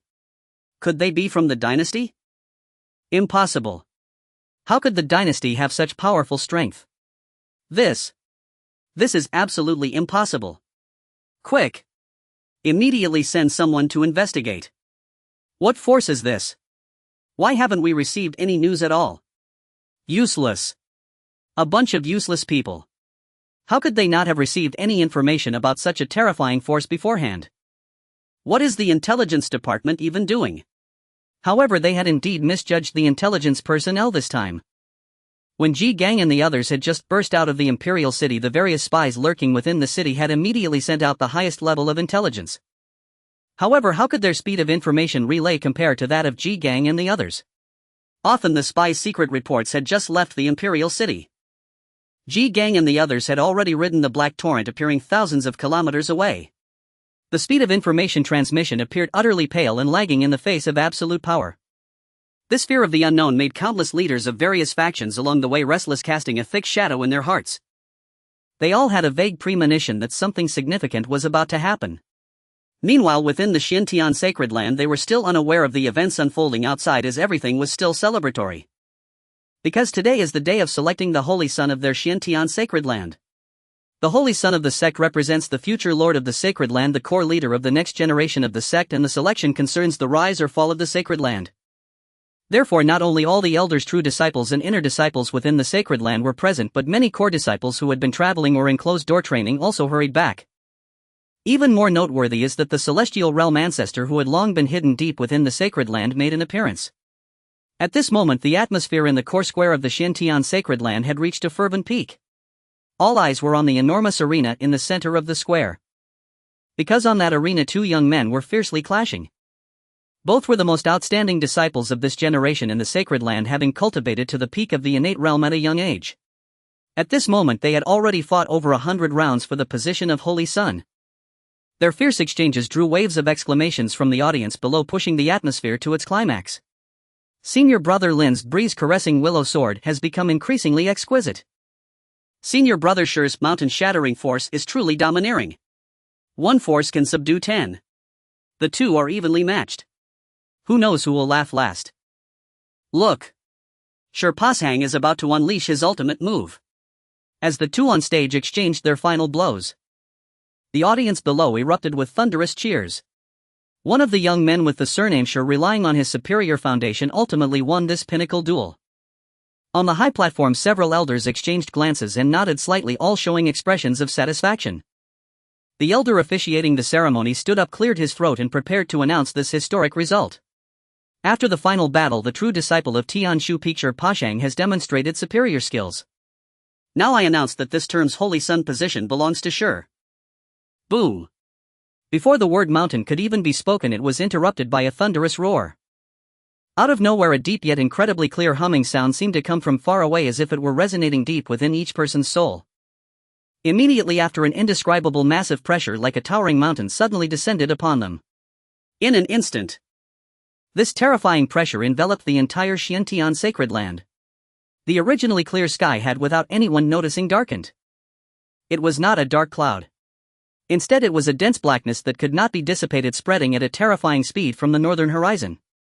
Within that blackness lay a chilling aura of slaughter, coldness, and an unabashed will of destruction. What is happening? In an instant, panic seized every ordinary disciple within the Xintian holy sect. They had no choice. Such overwhelming pressure emanating from the void was utterly beyond their capacity to withstand. Upon the high platform, the sect's senior elders watched the chaos unfold, and their faces turned ashen. Especially Li Daozong, the current Holy Lord of the Xintian Holy Sect and a cultivator on the cusp of the celestial being realm, his expression darkened to near black, his chest roiling with incandescent fury. After all, this day marked the sacred ceremony to formally designate the sect's future heir, a moment of profound significance for its centuries-old legacy, yet someone dared brazenly invade, shattering the solemnity with contemptuous arrogance. What deep-seated grudge could possibly justify such audacity? It was nothing short of trampling the Xiantian holy sect's centuries of dignity and prestige beneath callous grinding heels. Could this be borne? Of course not. Li Daozong shot upright and the terrifying aura of a near-celestial being erupted like a volcanic blast. Wretch! What demonic fiend dares unleash such insolence upon my Xiantian holy sect? His voice thundered across heaven and earth, saturated with unbridled wrath. Skulking in shadows, daring to disrupt our grand ceremony, have you grown so weary of life that you seek death without delay? Yet his furious roar rang hollow against the boundless darkness and crushing pressure, bravado masking brittle fear. And yet even more incensed than Li Daozong stood Li Yuran, the Xiantian holy sect's celestial being realm ancestor.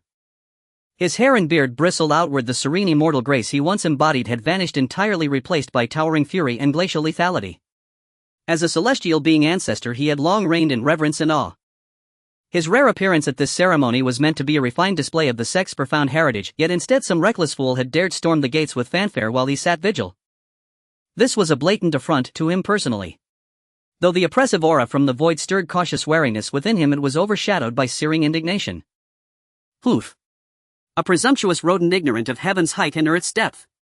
Li Yuran's cold snort carried the unique authority of a celestial being, quiet in volume yet effortlessly drowning out Li Daozong's roar.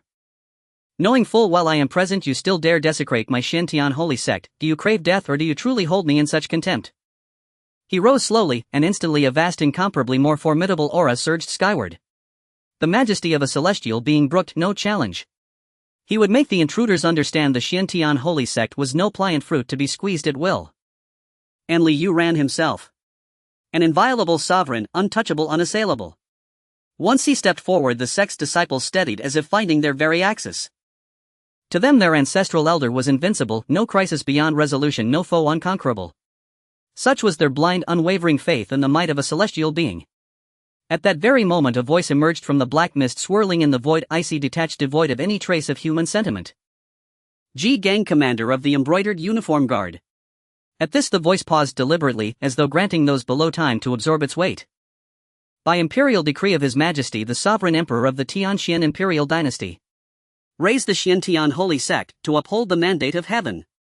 All within the sect shall kneel and submit immediately, or be exterminated, without exception, down to the last fowl and hound. The word Imperial Dynasty struck Li Daozong, Li Yuran, and every elder like a thunderclap, rending their ears. Imperial Dynasty. The Tianxian Imperial Dynasty. This cannot be. Li Daozong's pupils contracted sharply, disbelief etched across his face.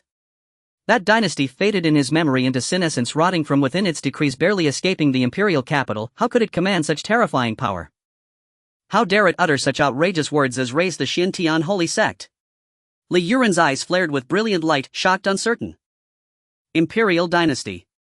Those three ancient immortal emperors of the imperial bloodline, he had never crossed swords with them, yet their strength was broadly known to him. They could never possess such razor-edged, terrifying aura of slaughter. Before further thought could take root, however, the black mist descended upon them and revealed its contents. For celestial being realm masters hovered midair, foremost among them clad in a flying fish robe, a brocade spring saber sheathed at his waist, his countenance stern and unyielding. Behind him stood three elders, aged yet radiating the unmistakable singular chi of imperial cultivation techniques. Li Yuran recognized it instantly. They were indeed the three celestial being ancestors of the imperial house. And behind them loomed 500 elite warriors, each at least a grandmaster realm cultivator, their killing intent forged into iron-hard discipline. For celestial beings, 500 grandmasters or higher. Such a force would send chills down the spine of any superpower. Li Yuran's fury froze, replaced by glacial dread. This was no bluff. The imperial dynasty had concealed fangs of unimaginable terror, and now it struck, not to wound but to annihilate. Excellent, truly excellent. Li Yuran ground his teeth, voice trembling with shock and rage. I never imagined you retained such hidden depth. Yet do you truly believe your paltry force can erase 1,000 years of our Xiantian holy sect's Tao lineage? Do you take me, Li Yuran, for clay to be molded at will? Though his words burned with defiance, his mind screamed alarm. He knew this confrontation would end in blood, not negotiation. Ji Gang remained impassive, deeming no verbal exchange worthy of his effort. Slowly he drew his brocade spring saber, the blade gleamed with bone-chilling coldness beneath the dimming sky. Then its tip leveled downward, piercing the chaos of the Xiantian holy sect below, and from his lips issued but a single word. Kill.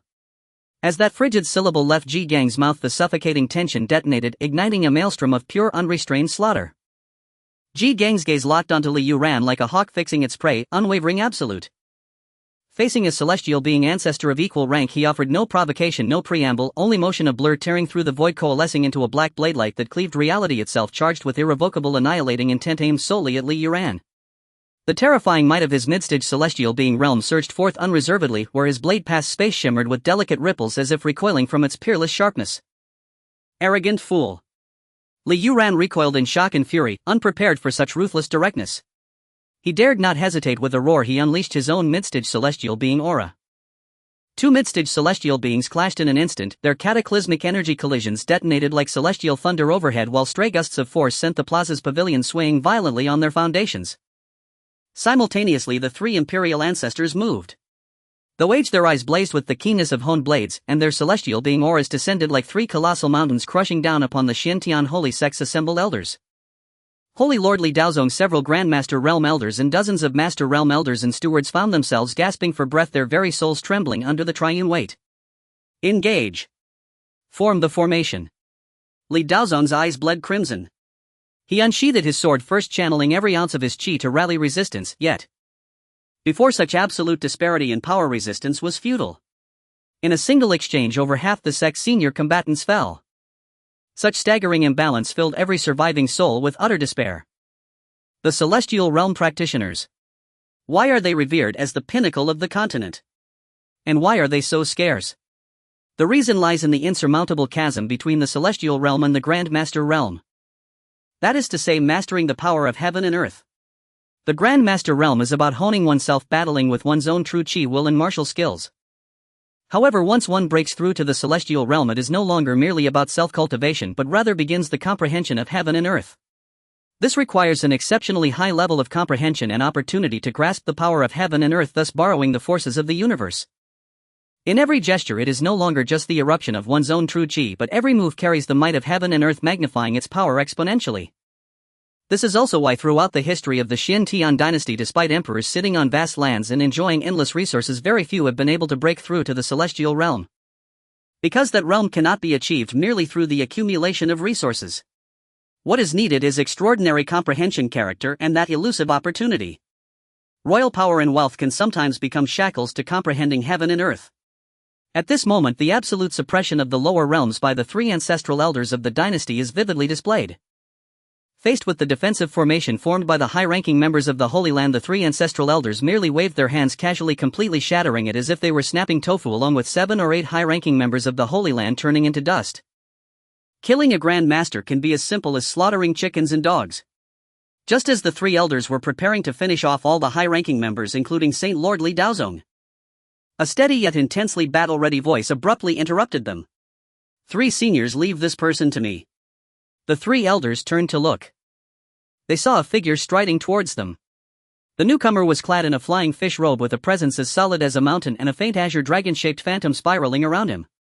It was none other than the leader of the 4 great inspectors of the Genie Way, the Azure Dragon, whose cultivation had already reached half-step celestial realm. During this time, Azure Dragon had been desperately seeking the opportunity to break through to the celestial realm. He felt that he had already touched that layer of barrier and his true chi had reached the peak of half-step celestial, yet he was always lacking that critically important comprehension, preventing him from taking that final step. At this moment, upon seeing Li Daozong, who was also at half-step celestial realm, an overwhelming battle intent surged within him. Perhaps a life-and-death struggle of equal footing was the whetstone he needed to break through his bottleneck. So it's Inspector Azure Dragon. The three elders simultaneously halted their actions, all politely nodding towards Azure Dragon. Although they were ancestral elders of the celestial realm, they did not dare to act arrogantly towards this promising high-ranking member of the Genie Way. Not for any other reason. Just because the Genie Way is a trusted faction of His Majesty. They had to show him due respect. If that's the case, then this person shall be entrusted to the inspector. We will eliminate the other resistors and seal off the surroundings to prevent anyone from escaping. Thank you, three seniors, for your assistance. Azure Dragon clasped his fists in gratitude. The three elders said no more. In a flash they dispersed like phantoms, while an invisible aura instantly enveloped the entire Holy Land. Azure Dragon turned coldly towards Li Daozong. Then a domineering phrase slipped from his lips. "Shen Tian, Saint Lord, this battle will determine victory or defeat, as well as life or death. Please enlighten me. Li Daozong felt the half-step celestial realm aura emanating from Azure Dragon, which was not inferior to his own, along with that sharp battle intent, causing a mix of shock and anger within him. What the hell is this supposed to mean? Is he treating me like a mere whetstone? When has the dignified lord of the Holy Land ever endured such humiliation? The Imperial hounds of the dynasty dare to bully me like this. Kill! Li Daozong erupted, completely squeezing out all his potential, even willing to burn some of his blood essence. Surrounded by sword chi soaring into the sky, it transformed into a resplendent and resolute sword rainbow directly piercing towards Azure Dragon. This sword held all his anger, unwillingness and despair, its power already touching the very edge of the true celestial realm. Come at me. Upon seeing this, Azure Dragon's eyes shone with excitement.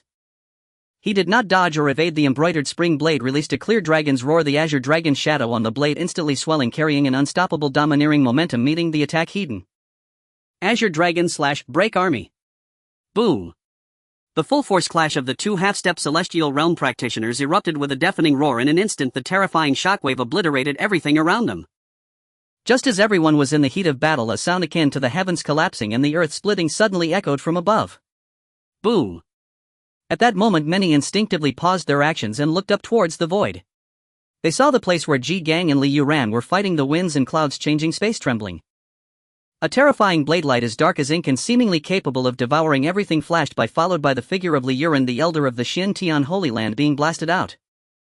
Blood gushed from his mouth and one of his arms was severed at the shoulder, his aura instantly diminishing by more than half.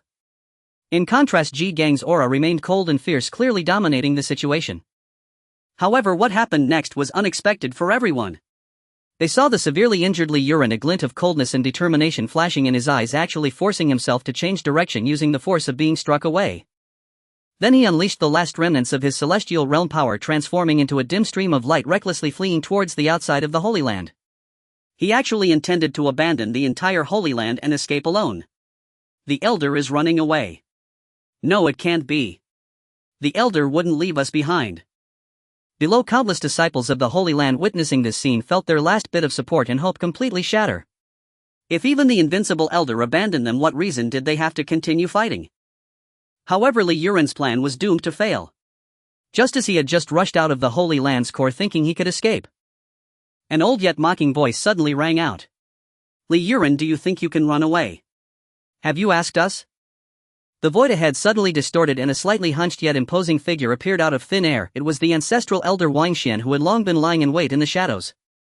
He had been preparing for a long time. His dry, skinny fist seemed slow, yet it drew upon the power of heaven and earth within a radius of several miles. With a heavy space ceiling, might he unleashed a punch without any frills? No. Li Yuran's pupils constricted, wanting to evade was already too late. He could only hastily respond. Boom! Another massive explosion. Li Yuran shot back at a speed even faster than when he fled, crashing back to the center of the original battlefield. He plowed a deep trench in the ground, blood pouring from his mouth and nose as if it cost nothing.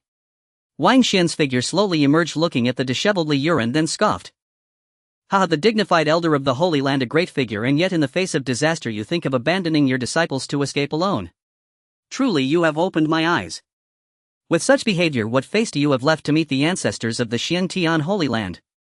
This statement struck the hearts of those Holy Land individuals like a heavy hammer. How can the elder act this way? What? What are we still fighting for? What the hell are we fighting for? Does it even matter whether we fight or not? Can it change our fate? Perhaps surrendering could allow us to survive. I surrender. Don't kill me. I also surrender. Spare my life. In an instant, the will to resist crumbled to dust. It was already a one-sided massacre, and many had long harbored thoughts of surrender. What was lacking was merely a fuse. Now Li Yuran's actions provided them with the perfect excuse. At this moment, resistance had become utterly meaningless, and all remaining members of the sacred land cast aside their weapons. Then their knees buckled and they fell to the ground. They began to plead for mercy towards the void where Ji Gang and the three ancestral elders of the dynasties floated. The backbone of the sacred land was utterly shattered at this moment. Meanwhile, Li Daozong, who was desperately battling the Qinglong, felt his spirit tremble upon hearing Wang Xian's mockery and the earth-shattering pleas for mercy below, causing his movements to falter. What courage! You dare to be distracted while fighting against me, the town pacifier. The Qinglong snorted coldly, and with a flash of his blade he pierced through Li Daozong's defenses, leaving a grievous wound visible to the bone on his chest. Li Daozong grunted in pain and staggered back, the color draining from his face. He looked at his fallen comrades around him, heard the piercing cries for mercy, and glanced at the distant, waning and disgraced elderly Yuan. A wave of unprecedented desolation and despair surged within him. The Xiantian sacred land with its 1,000-year lineage was truly going to perish today. Ji Gang stood on the void, his gaze sweeping over the kneeling disciples of the sacred land, his voice cold as he declared, "Xiantian sacred land today, expelled." Upon hearing Ji Gang's cold and resolute declaration of expulsion, all the surviving members of the sacred land were left dumbfounded, feeling a chill run straight to their crown. Expelled. They had already given up resistance and pleaded on the ground. Did the other side still refuse to spare them? Were they truly to be slaughtered to the last? Wait. Just as everyone fell into despair, suddenly a hoarse voice rang out. It was but a fleeting moment. All eyes turned to the source of the voice, the current saint of the Xiantian sacred land, Li Daozong. He ignored the gazes of the crowd and staggered a few steps forward, clutching his chest wound. In his gaze towards Ji Gang there was no longer anger or arrogance, only an almost grey plea. He knew that this commander of the Jinui was the key to the fate of everyone in their sacred land. Esteemed Commander, I, Li Daozong, the saint of the Xiantian sacred land, hereby announce on behalf of the sacred land that from this day forth the Xiantian sacred land is officially dissolved. As these words fell, the countless disciples below fell silent, with many even stifling sobs. Dissolution. This meant that the lineage that had been passed down for 1,000 years was now completely severed in their generation. Yet what they found hard to adapt to was, how could this change come so swiftly? Just yesterday they were still the arrogant disciples of the sacred land, looking down upon everyone. How could it all turn around so quickly? This was too sudden. However, Li Daozong did not give the crowd time to react and continued speaking. Everything in the sacred land will be surrendered to the dynasty. I, Li Daozong, am willing to bear all the blame alone, to be dealt with as you see fit. As he spoke, he suddenly raised his head, a hint of determination flashing in his eyes. I am willing to offer my life to the dynasty, to His Majesty, in atonement. I only request that the dynasty spare these ordinary disciples. Most of them were merely following orders, they are not guilty of death. After saying this former proud and arrogant master of the sacred land suddenly plopped down and knelt straight on the ground. Then he deeply bowed his proud head towards Ji Gang. At this moment, he no longer bore any trace of his past arrogance and majesty, leaving behind only a humble figure willing to forsake all dignity and life to protect those behind him. Did he regret it? Yes, he regretted his arrogance, which provided the dynasty with an excuse to strike. He regretted not restraining the actions of the sacred land sooner, and regretted dragging down thousands of disciples. But if time could be rewound in his position, facing a declining dynasty and his own ever-expanding power, he would probably still walk a similar path. Who would have thought that the seemingly waning dynasty concealed such terrifying fangs? And how recklessly decisive they were in their actions. He was merely unlucky, having become the chicken picked out to warn the monkey. Ji Gang looked at Li Daozong, who knelt with a bowed head, his breath fading, yet his gaze earnest, his stern expression showing a barely perceptible change. In the intelligence of the Jinui, this Xiantian saint was known for his arrogance and obstinacy, yet unexpectedly at the final moment of the sacred land's downfall he was willing to sacrifice his final dignity for those ordinary disciples, even using his life as a bargaining chip to plead. For this alone he was far superior to that elderly Yuan who abandoned everyone in an attempt to escape alone. What a pity! A barely perceptible sigh flashed through Ji Gang's heart. But soon after, this ripple was replaced by absolute coldness. Your sense of responsibility and actions this time have indeed garnered some appreciation from me. Hearing this, a glimmer of weak hope surged in Li Daozong's eyes. However, Ji Gang's next words completely crushed that glimmer of hope. However, the Emperor's decree is clear and unchangeable: flatten the Xiantian sacred land to uphold the Imperial authority. The Imperial edict is like a mountain, the royal command like the heavens. Today the name of the Xiantian sacred land must be completely erased from this world. Any pleas for mercy or conditions will not change this outcome. Li Daozong's eyes dimmed instantly, turning into a dead gray silence. His last hope shattered. The new emperor's determination was so resolute that not even a sliver of leeway was left. He slowly rose, no longer looking at Ji Gang but turning to face the terrified and desperate disciples of the sacred land. His gaze gradually swept over familiar young and aged faces. Among them were his personally taught disciples, diligent elders, and countless ordinary disciples who merely aspired to martial arts. Deeply he bowed deeply to all the disciples. This bow nearly exhausted his last ounce of strength, as if it drew away all his spirit. Li Daozong owe an apology to all disciples of the sacred land. His voice was hoarse and low, yet it clearly reached everyone's ears, laden with endless guilt and desolation. It was my arrogance, my failure to manage my subordinates, my inability to protect the sacred land, and my inability to protect you. I not only owe an apology to the ancestors of the sacred land, but to each and every one of you. I will bear the sins of the sacred land. Let me take the first step on the path of the sacred land. As he finished speaking, before anyone could react, Li Daozong abruptly raised his palm. Then without hesitation he slapped it against his own crown. Thud! A dull sound echoed as blood mixed with brain matter splattered out. Li Daozong's gaze quickly became unfocused, his body swayed slightly, bearing a sense of relief mixed with endless unwillingness and regret gradually falling down. Thus the curtain fell on an era's saint. Sovereign Lord. Master. No. A brief suffocating silence, then anguished cries tore through the air. Many disciples stared eyes wide with disbelief, their pupils nearly bursting from their sockets. The invincible sovereign lord, aloft in their reverence, untouchable in his might, had just perished before their very eyes. And he had fallen in such a profoundly heroic manner, so surreal it felt like a waking dream.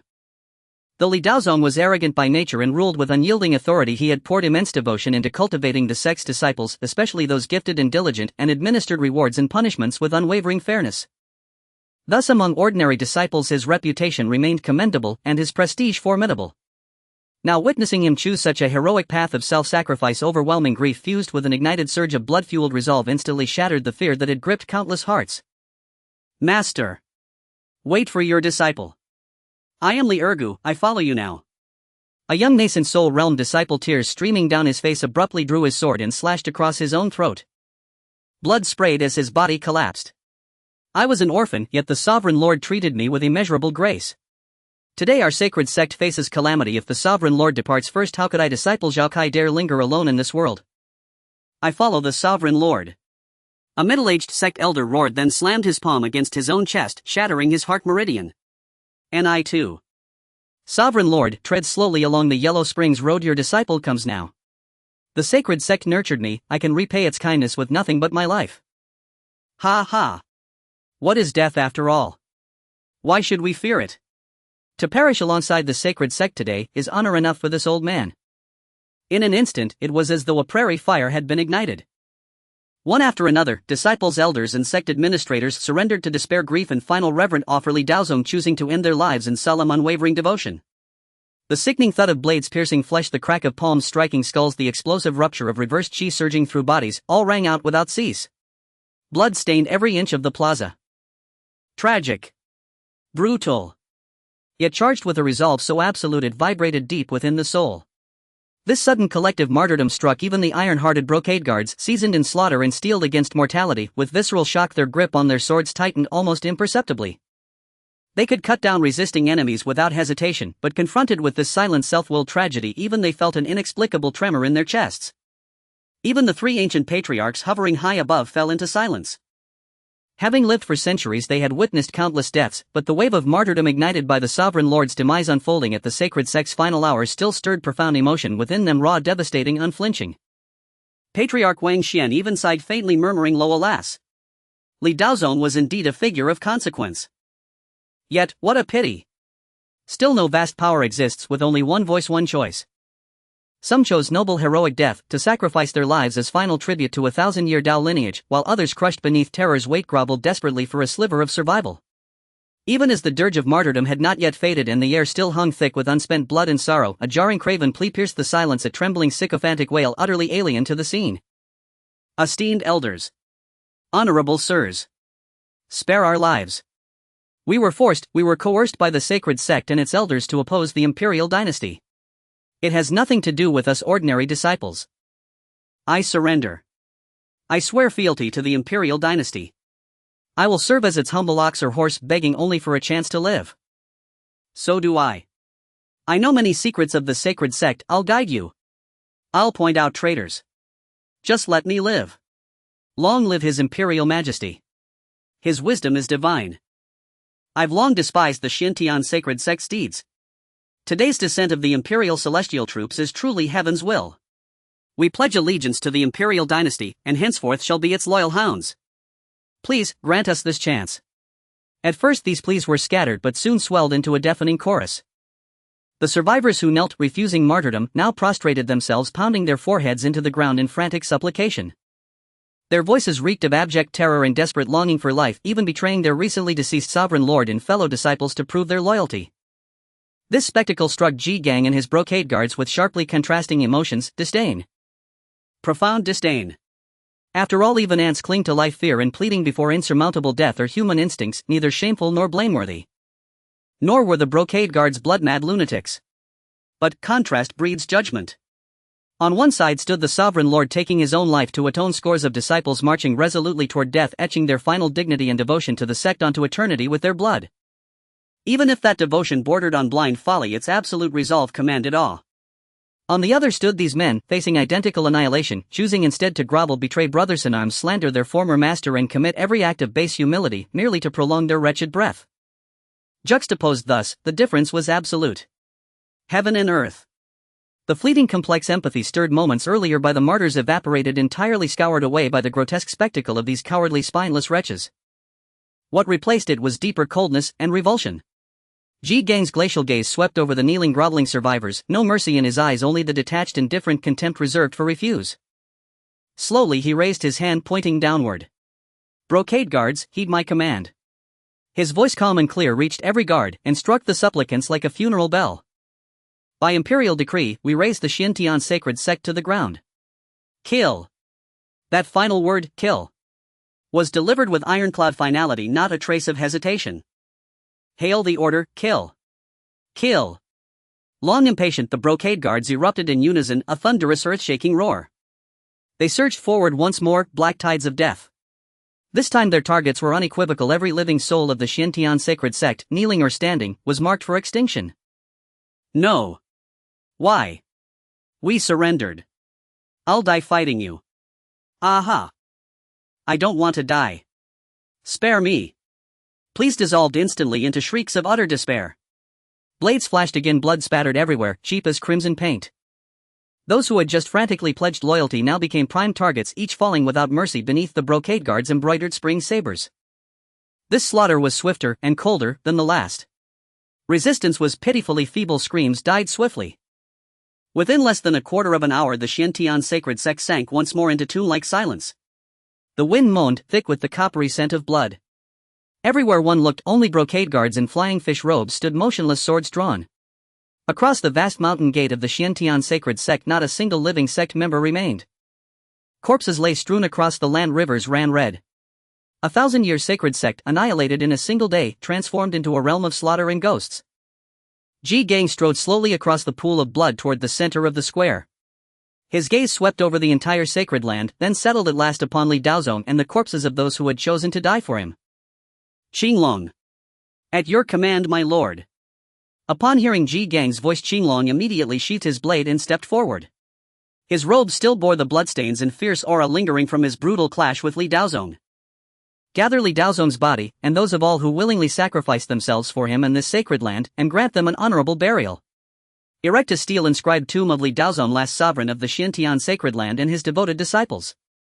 Though Ji Gang's voice remained icy and detached, the order itself gave Qinglong and the surrounding embroidered uniform guards pause, a moment of stunned silence. An honorable burial for the enemy. It seemed utterly at odds with their long-standing doctrine: eradicate root and branch, grind bones to dust, scatter ashes to wind. Yet Qinglong quickly grasped Ji Gang's intent. The embroidered uniform guards were indeed ruthless, cold-blooded, unflinching in pursuit of their ends, willing to employ any means necessary and never hesitating to draw blood. Yet that did not render them emotionless automatons. They were human, capable of joy and sorrow, admiration and disdain, loyalty and revulsion. Ji Gang's decree was not born of political alignment or personal allegiance, it was simply an act of reverence, a final solemn acknowledgement of tragic dignity.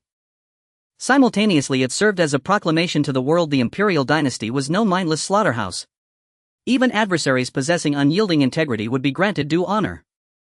As for the rest, Ji Gang's eye swept across the carnage strewn across the ground, his tone utterly unmoved. "Leave their bodies exposed for 3 days, as a warning to all who dare defy us. Then burn them where they lie. Scatter their ashes to the winds." Distinction drawn with absolute clarity, no ambiguity, no compromise. "Your command shall be obeyed." Qinglong bowed deeply, accepting the order.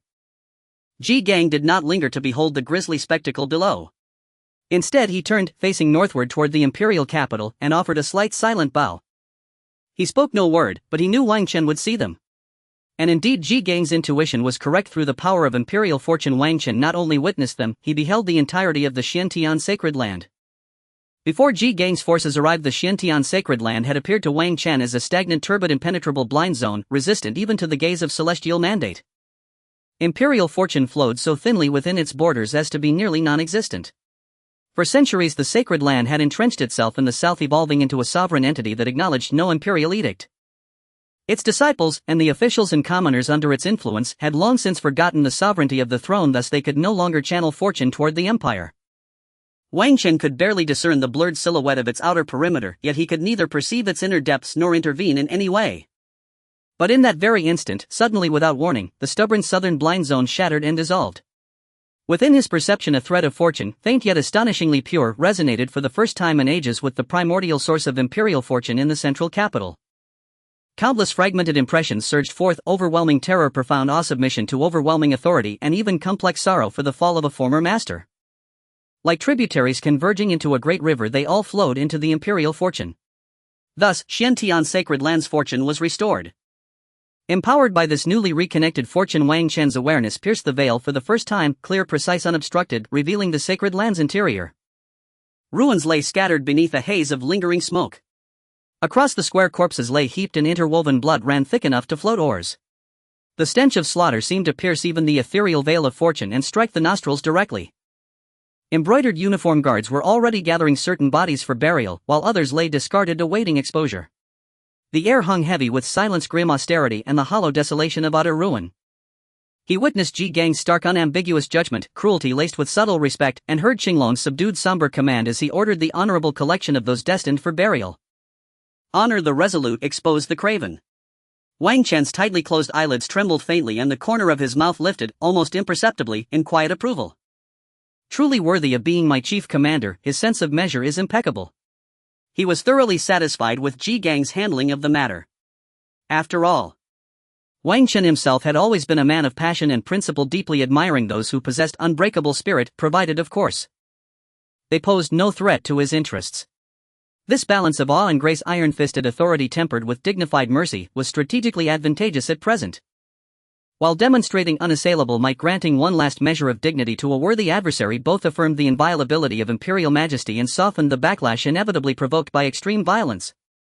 Such measured governance suited the current predicament of the Tianxian Imperial Dynasty perfectly, for Wang Chen above all else lacked time.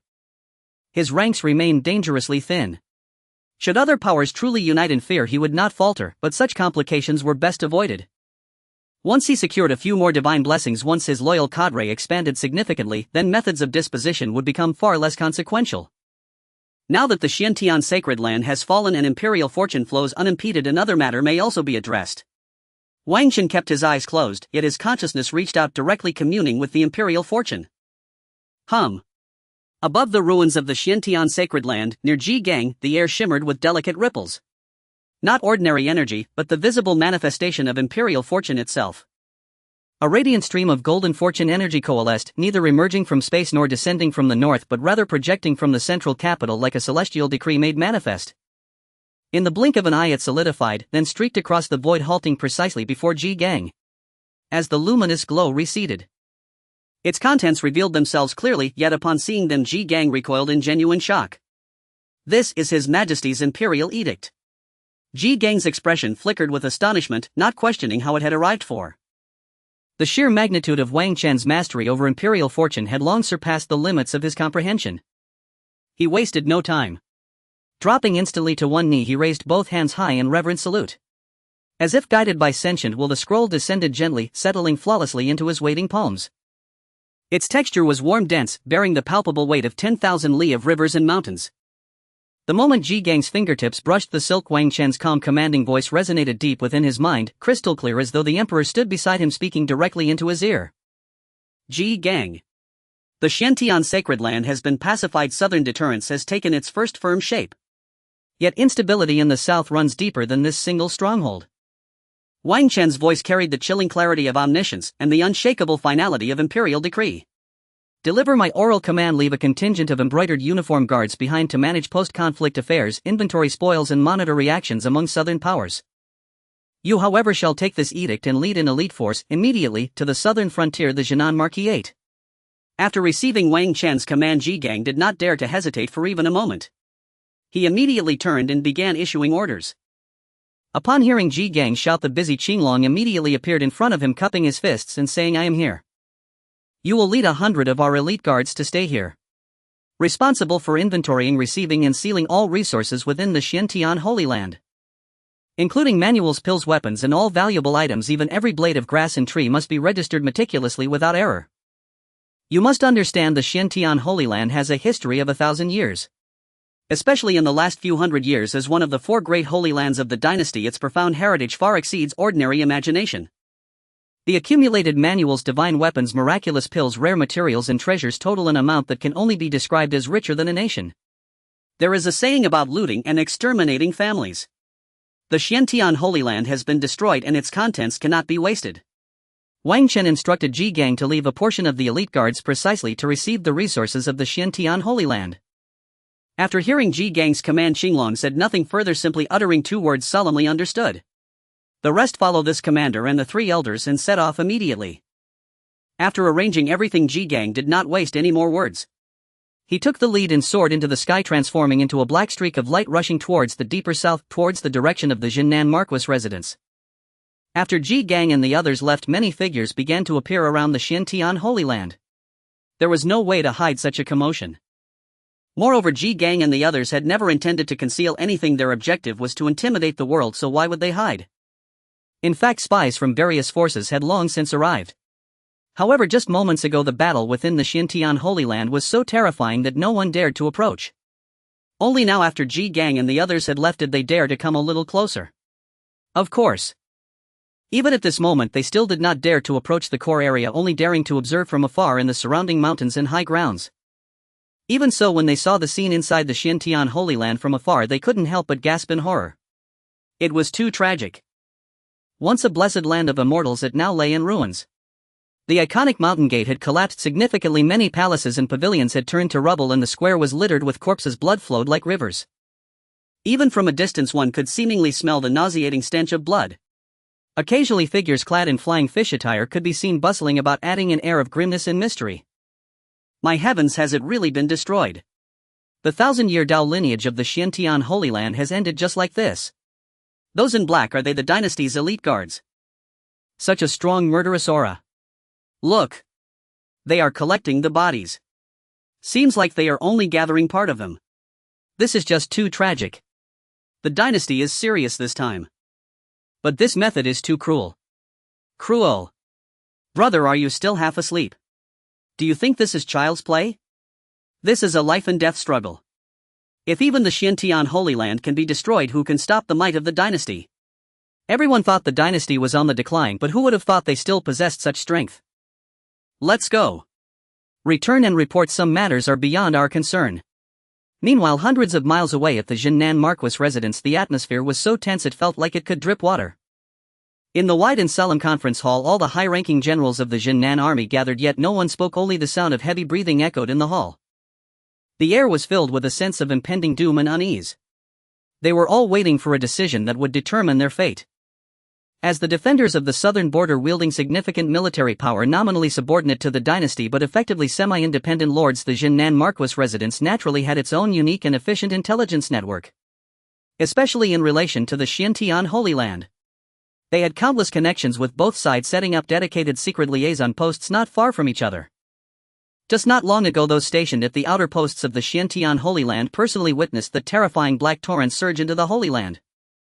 Immediately afterward, there erupted earth-shattering sounds of slaughter within the Holy Land. The celestial phenomena triggered by the clash of powerful beings could be felt clearly even from dozens of miles away. The person in charge of the post was shocked at the time and did not dare to hesitate. He quickly reported the news with the utmost speed. When Jinan Marquis Chu Yannan received the urgent report, he was even more shaken and immediately summoned all his trusted generals. It was precisely because they understood the cause and effect. That is why the high-ranking members of the Jinan army chose to remain silent. They were not foolish. They clearly understood what consequences this matter would lead to. If the Xiantian Holy Land had won or at least managed to repel the dynasty's offensive, it would prove that the dynasty was merely bluffing, its foundation exhausted, and they could rest easy. They could even consider how to ally with the Holy Land in the next step, further squeezing the dynasty's influence in the south. But if the dynasty had won, just the thought of it sent chills down the spines of every general present. The reason they dared to openly defy the dynasty and even covertly contest with it was not only due to their own military power, but more importantly the alliance they formed with the Xiantian Holy Land, a superpower with celestial beings. And once the Xiantian Holy Land fell, the Jinnan Marquis residents would have to face the might of the dynasty alone. The strongest among them was none other than the Marquis Chu Yannan himself, a half-step celestial being.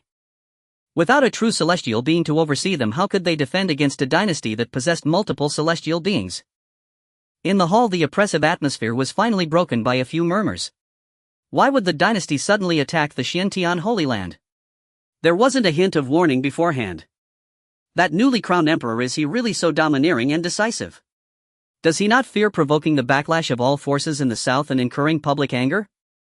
What does provoking public anger matter? Without a celestial being, we don't even have the qualifications to oppose the dynasty. What use is it to say these things now? The key is the result. We must prepare early. Since the dynasty dares to take action, they must have some reliance. Lord Marquis, we need to plan early, we don't have much time left. The voices of the generals were filled with anxiety and unease.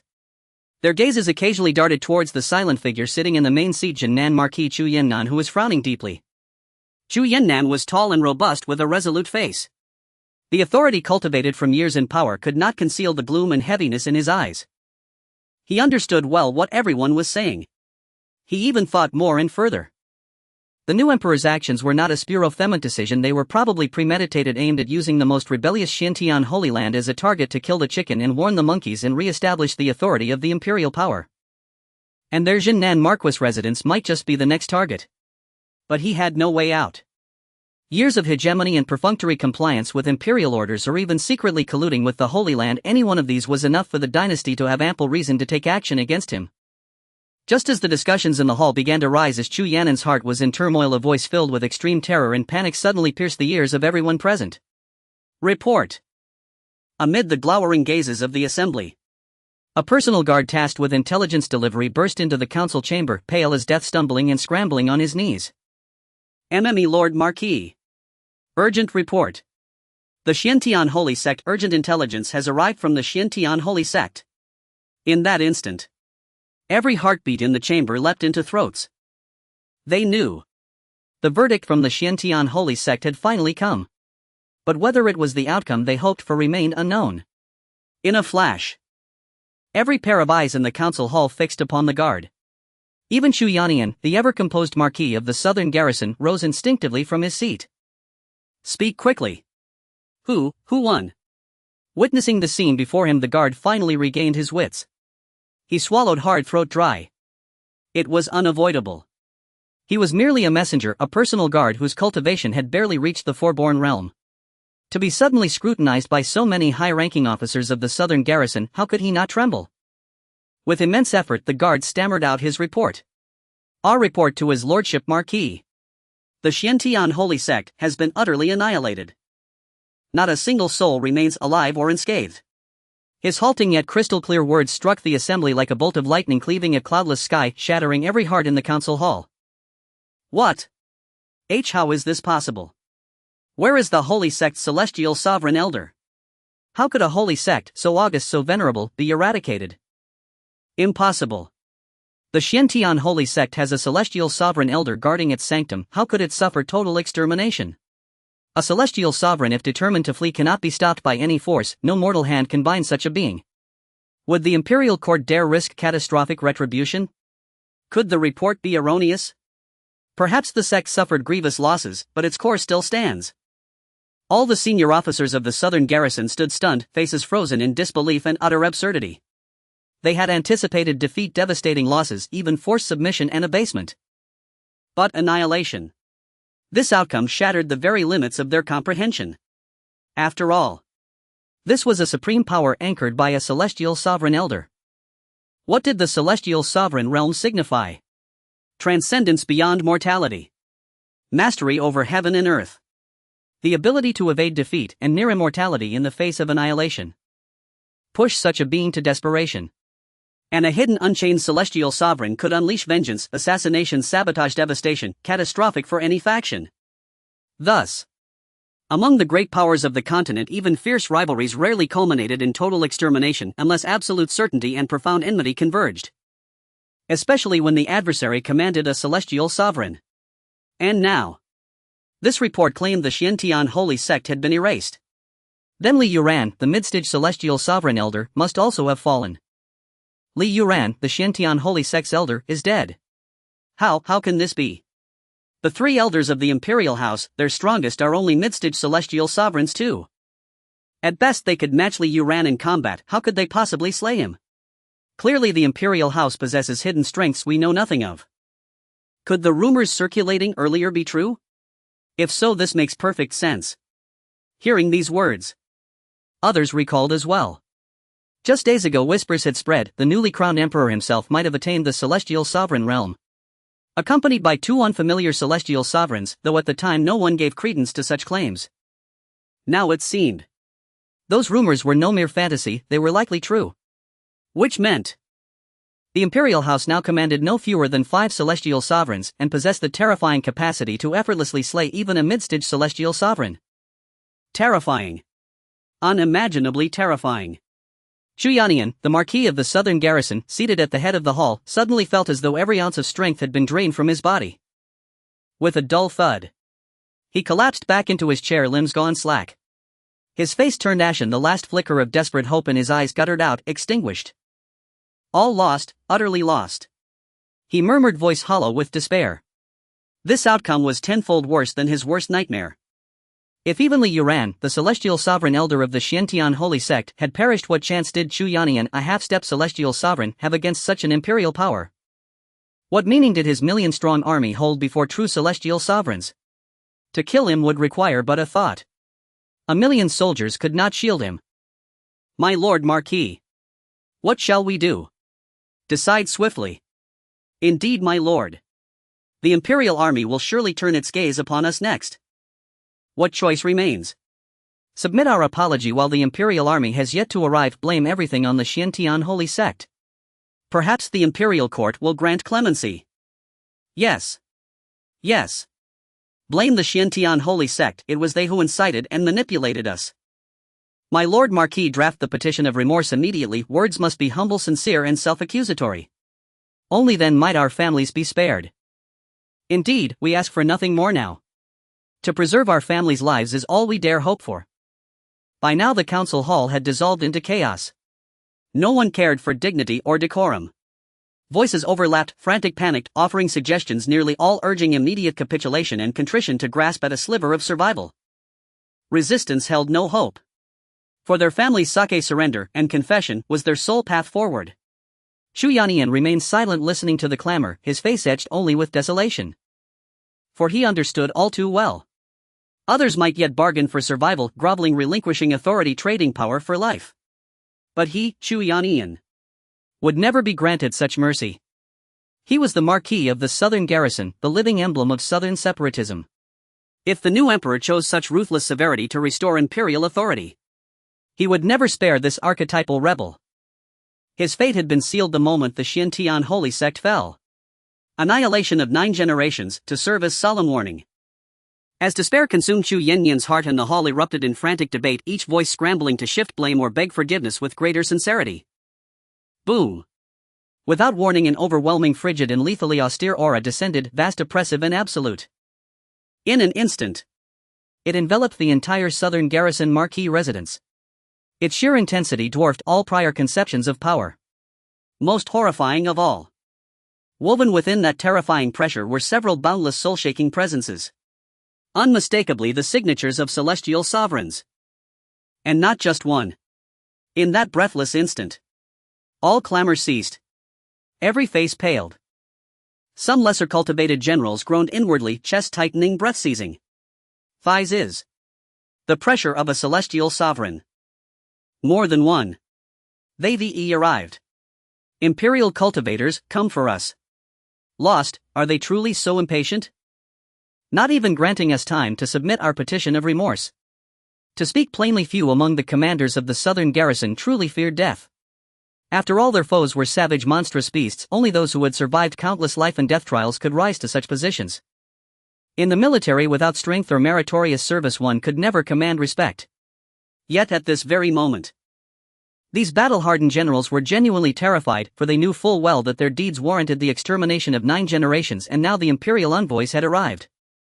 Undoubtedly punishment had come with them, and it was likely to be precisely that, the annihilation of their entire bloodline. How could they not tremble?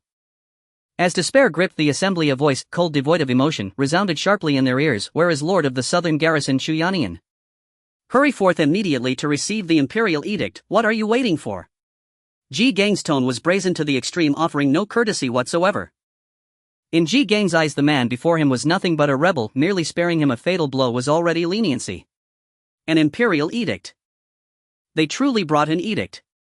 Does this mean immediate condemnation, no trial, no chance to plead or defend? My lord, do not go. Do not go. At that instant, every gaze turned to Chu Yannian in abject terror. And Chu Yannian himself had lost the last trace of color from his face. He understood this edict was merely the final ultimatum, the ceremonial delivery of a death sentence. To step outside might mean immediate execution by blade or axe. Yet if he refused to emerge, would they not simply storm in? Beyond the gates, the presence of several celestial sovereign cultivators alone was enough to reduce the entire Marquis compound to dust. Trembling, he struggled to rise, but his legs felt as heavy as molten lead. The commanding aura and heroic grandeur he once wielded over 1,000,000 soldiers had utterly vanished before such absolute power and the decree of death. My lord. A loyal senior general stepped forward, eyes bloodshot, voice choked with grief as he reached out to support him. This humble servant will escort your lordship through the enemy lines. We still command 1,000,000 troops. Silence. Chu Yannian violently shook off the man's hand, his voice hoarse, shrill and thick with the desolation of utter ruin. 1,000,000 troops. Before celestial sovereigns, they are no more than clay chickens and tile dogs. Would you doom the entire southern garrison as well? Having spoken, he calmly adjusted his slightly disheveled Marquis robes, then staggered forward step by faltering step toward the hall's entrance. His back bent, stripped of every trace of the sovereign authority he once embodied, leaving only despair and sorrow, like a condemned man walking to the execution ground. Those within the hall exchanged glances, some instinctively moved to follow, only to freeze beneath Chu Yannian's backward glance. That gaze was hollow, yet carried an unassailable command, as if whispering, "Do not follow me." Perhaps then there remains a sliver of hope for survival. When Chu Yannian pushed open the council hall's doors and stepped into the vast drill ground, the sight before him made his pupils contract violently, and his already frost-chilled heart sank deeper than any abyss. The sky, once clear, had grown unnaturally dim. This was no natural shift in weather, but the result of towering figures hovering midair, their terrifying auras blotting out the heavens. At the forefront stood a middle-aged man clad in a flying fish robe, his waist adorned with an embroidered spring saber. He stood motionless, yet radiated the aura of a peerless unsheathed blade, razor-sharp, lethal, overwhelming. His sheer presence induced utter hopelessness. Behind him stood 3 venerable elders, each emanating the boundless pressure of a celestial sovereign. Their chi resonated in unison, subtly sealing off the 4 cardinal directions. Further back stood hundreds of elite warriors, each at least a grandmaster cultivator, their killing intent condensed into iron-hard intensity. Silent they were, yet their silence weighed heavier than any war cry.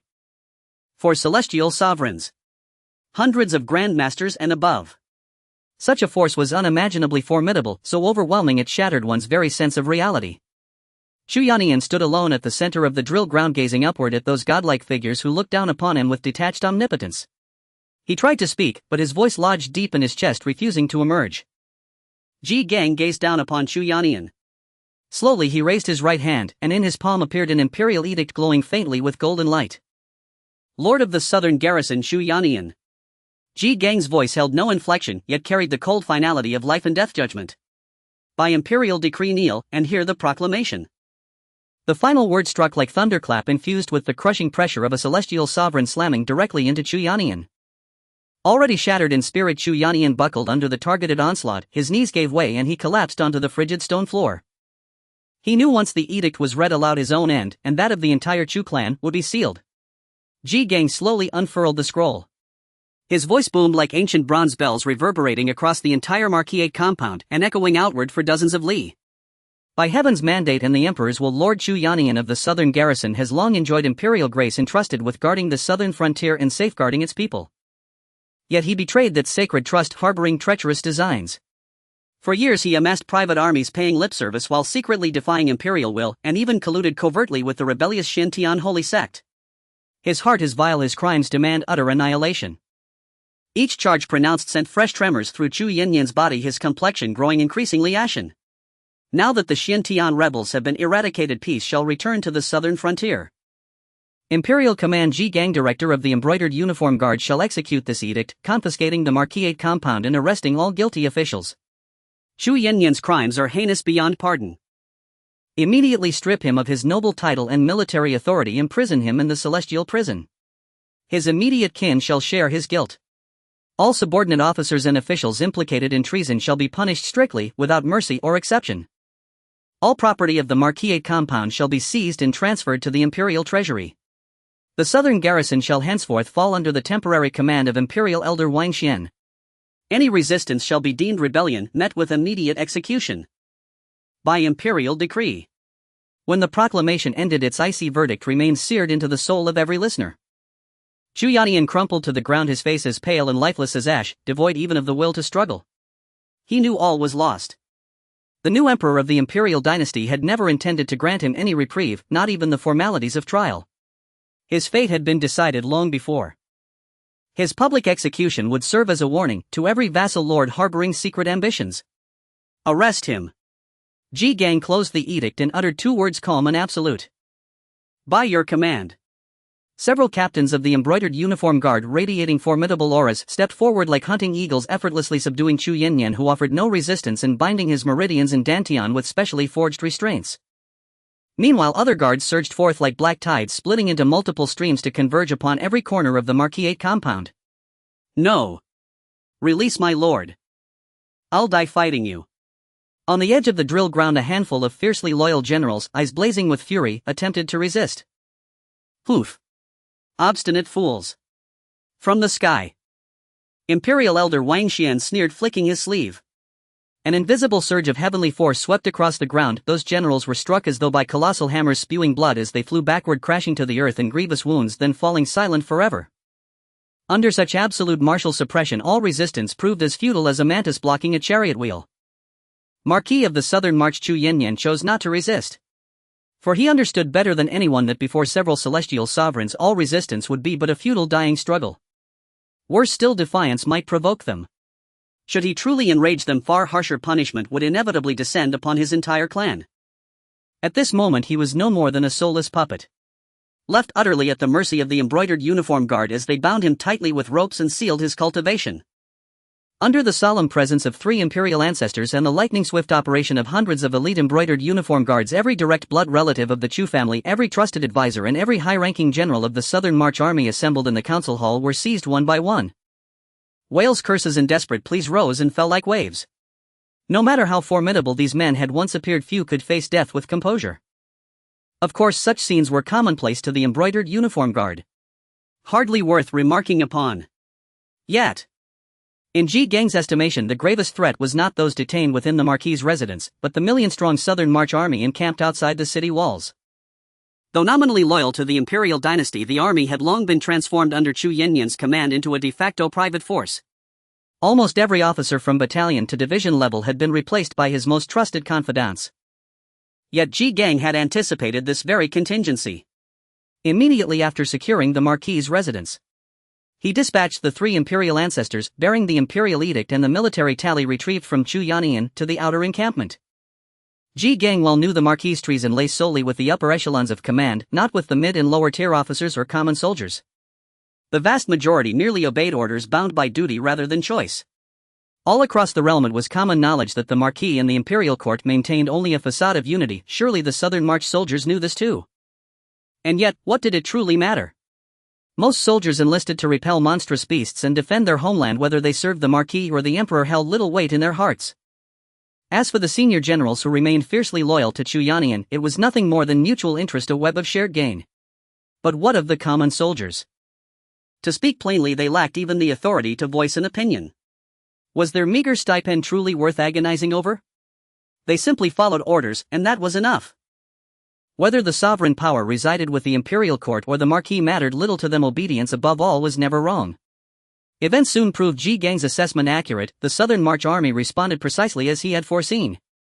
When the three celestial sovereigns descended upon the camp like divine beings, unfurled the imperial edict, proclaimed the dynasty's judgment upon Chu Yannian and his inner circle with overwhelming spiritual pressure, and presented the military tally and imperial seal, appointing imperial ancestor Wang Chen as interim commander to reorganize the forces. The million-strong army was indeed thrown into shock and unrest. But swiftly that unrest subsided. The reason was simple. First, absolute supremacy of power. Suspended in midair, the three celestial sovereigns exerted such crushing pressure that any thought of dissent or rebellion withered before it could take root. Celestial sovereigns were legends in their eyes. Now three stood before them bearing the legitimacy of the imperial throne. Who dared defy them? Second, the absence of leadership. Nearly all senior generals had been captured en masse at the Marquis' residence. The remaining mid and lower tier officers, mere executors of orders, lacked both the authority and courage to incite mass resistance. Third, moral legitimacy. The edict meticulously enumerated Chu Yannian's crimes, branding him a traitor, while the dynasty's intervention was framed as restoring order from chaos. Many soldiers still clung to deep-rooted beliefs in the dynasty's rightful sovereignty. Seeing its overwhelming strength now, their hearts accepted the shift more readily. Fourth, a clear path forward. The edict explicitly stated that only the ringleaders and key accomplices would be punished. Common soldiers would face no reprisals. Furthermore, it guaranteed continuity in military structure and pay, affirmed the unchanged duty of defending against monstrous beasts, and confirmed that imperial ancestor Wang Chen himself would oversee the transition, dispelling the fears and anxieties of the rank and file. Thus, though the transition encountered turbulence, it proceeded far more smoothly than anticipated. Under the awe-inspiring presence of the three ancestors and the coordinating efforts of arriving embroidered uniform guards, the million-strong Southern March army stabilized rapidly, accepting at least provisionally its direct subordination to the imperial court. Time raced forward. By noon the next day, the vast open ground outside the Marquis' residence, once reserved for military assembly, had been transformed overnight into a towering execution platform 3 zhang high. Its broad surface centered upon a thick black iron pillar gleaming coldly under the sun. Now the platform was already surrounded by a sea of humanity. Tens of thousands had gathered. A dense undulating mass of heads stretching to the horizon's edge. Among them were ordinary townsfolk summoned by official notice, emissaries and spies dispatched by major sects and noble families. And countless idle cultivators and bystanders drawn purely by spectacle. Yet despite the staggering numbers, the atmosphere hung unnervingly silent. Tens of thousands packed together, yet no one raised their voice. Even whispered conversations were hushed to near silence, their eyes brimming with reverence, curiosity, dread and profound ambiguity. All gazes flickered repeatedly toward the platform's perimeter, where figures stood like motionless spears, expressionless, clad in wind-ruffled flying fish robes. The Imperial embroidered uniform guard. Their identity was no longer secret. It was they who had openly disseminated news of yesterday's upheaval at the Marquis' residence and today's public execution. They hadn't even changed attire, maintaining order in plain sight, their glacial stares sweeping across the crowd, silently declaring, "This is the majesty and might of the Imperial Court. We eradicated the profound heaven-sacred sect, we arrested the Marquis of the Southern March, and today we shall carry out the judgment." Such unvarnished, terrifying demonstration struck deeper into the heart than any covert maneuver ever could. That is the embroidered uniform guard. Their aura of slaughter is overwhelming. I heard they raised the profound heaven-sacred sect in a single hour.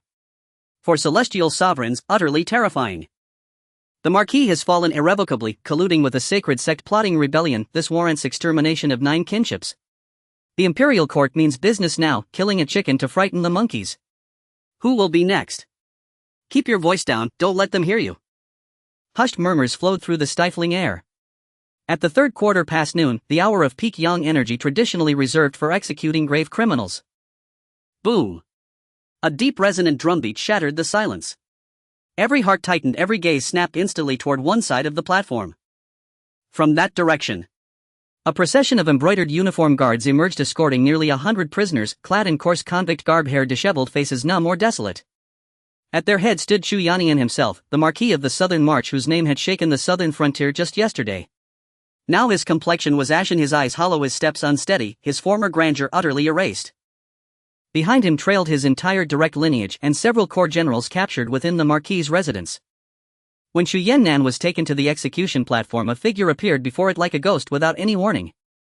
There was no sound of wind, no ripples, as though he had always been there, only now was he seen by others.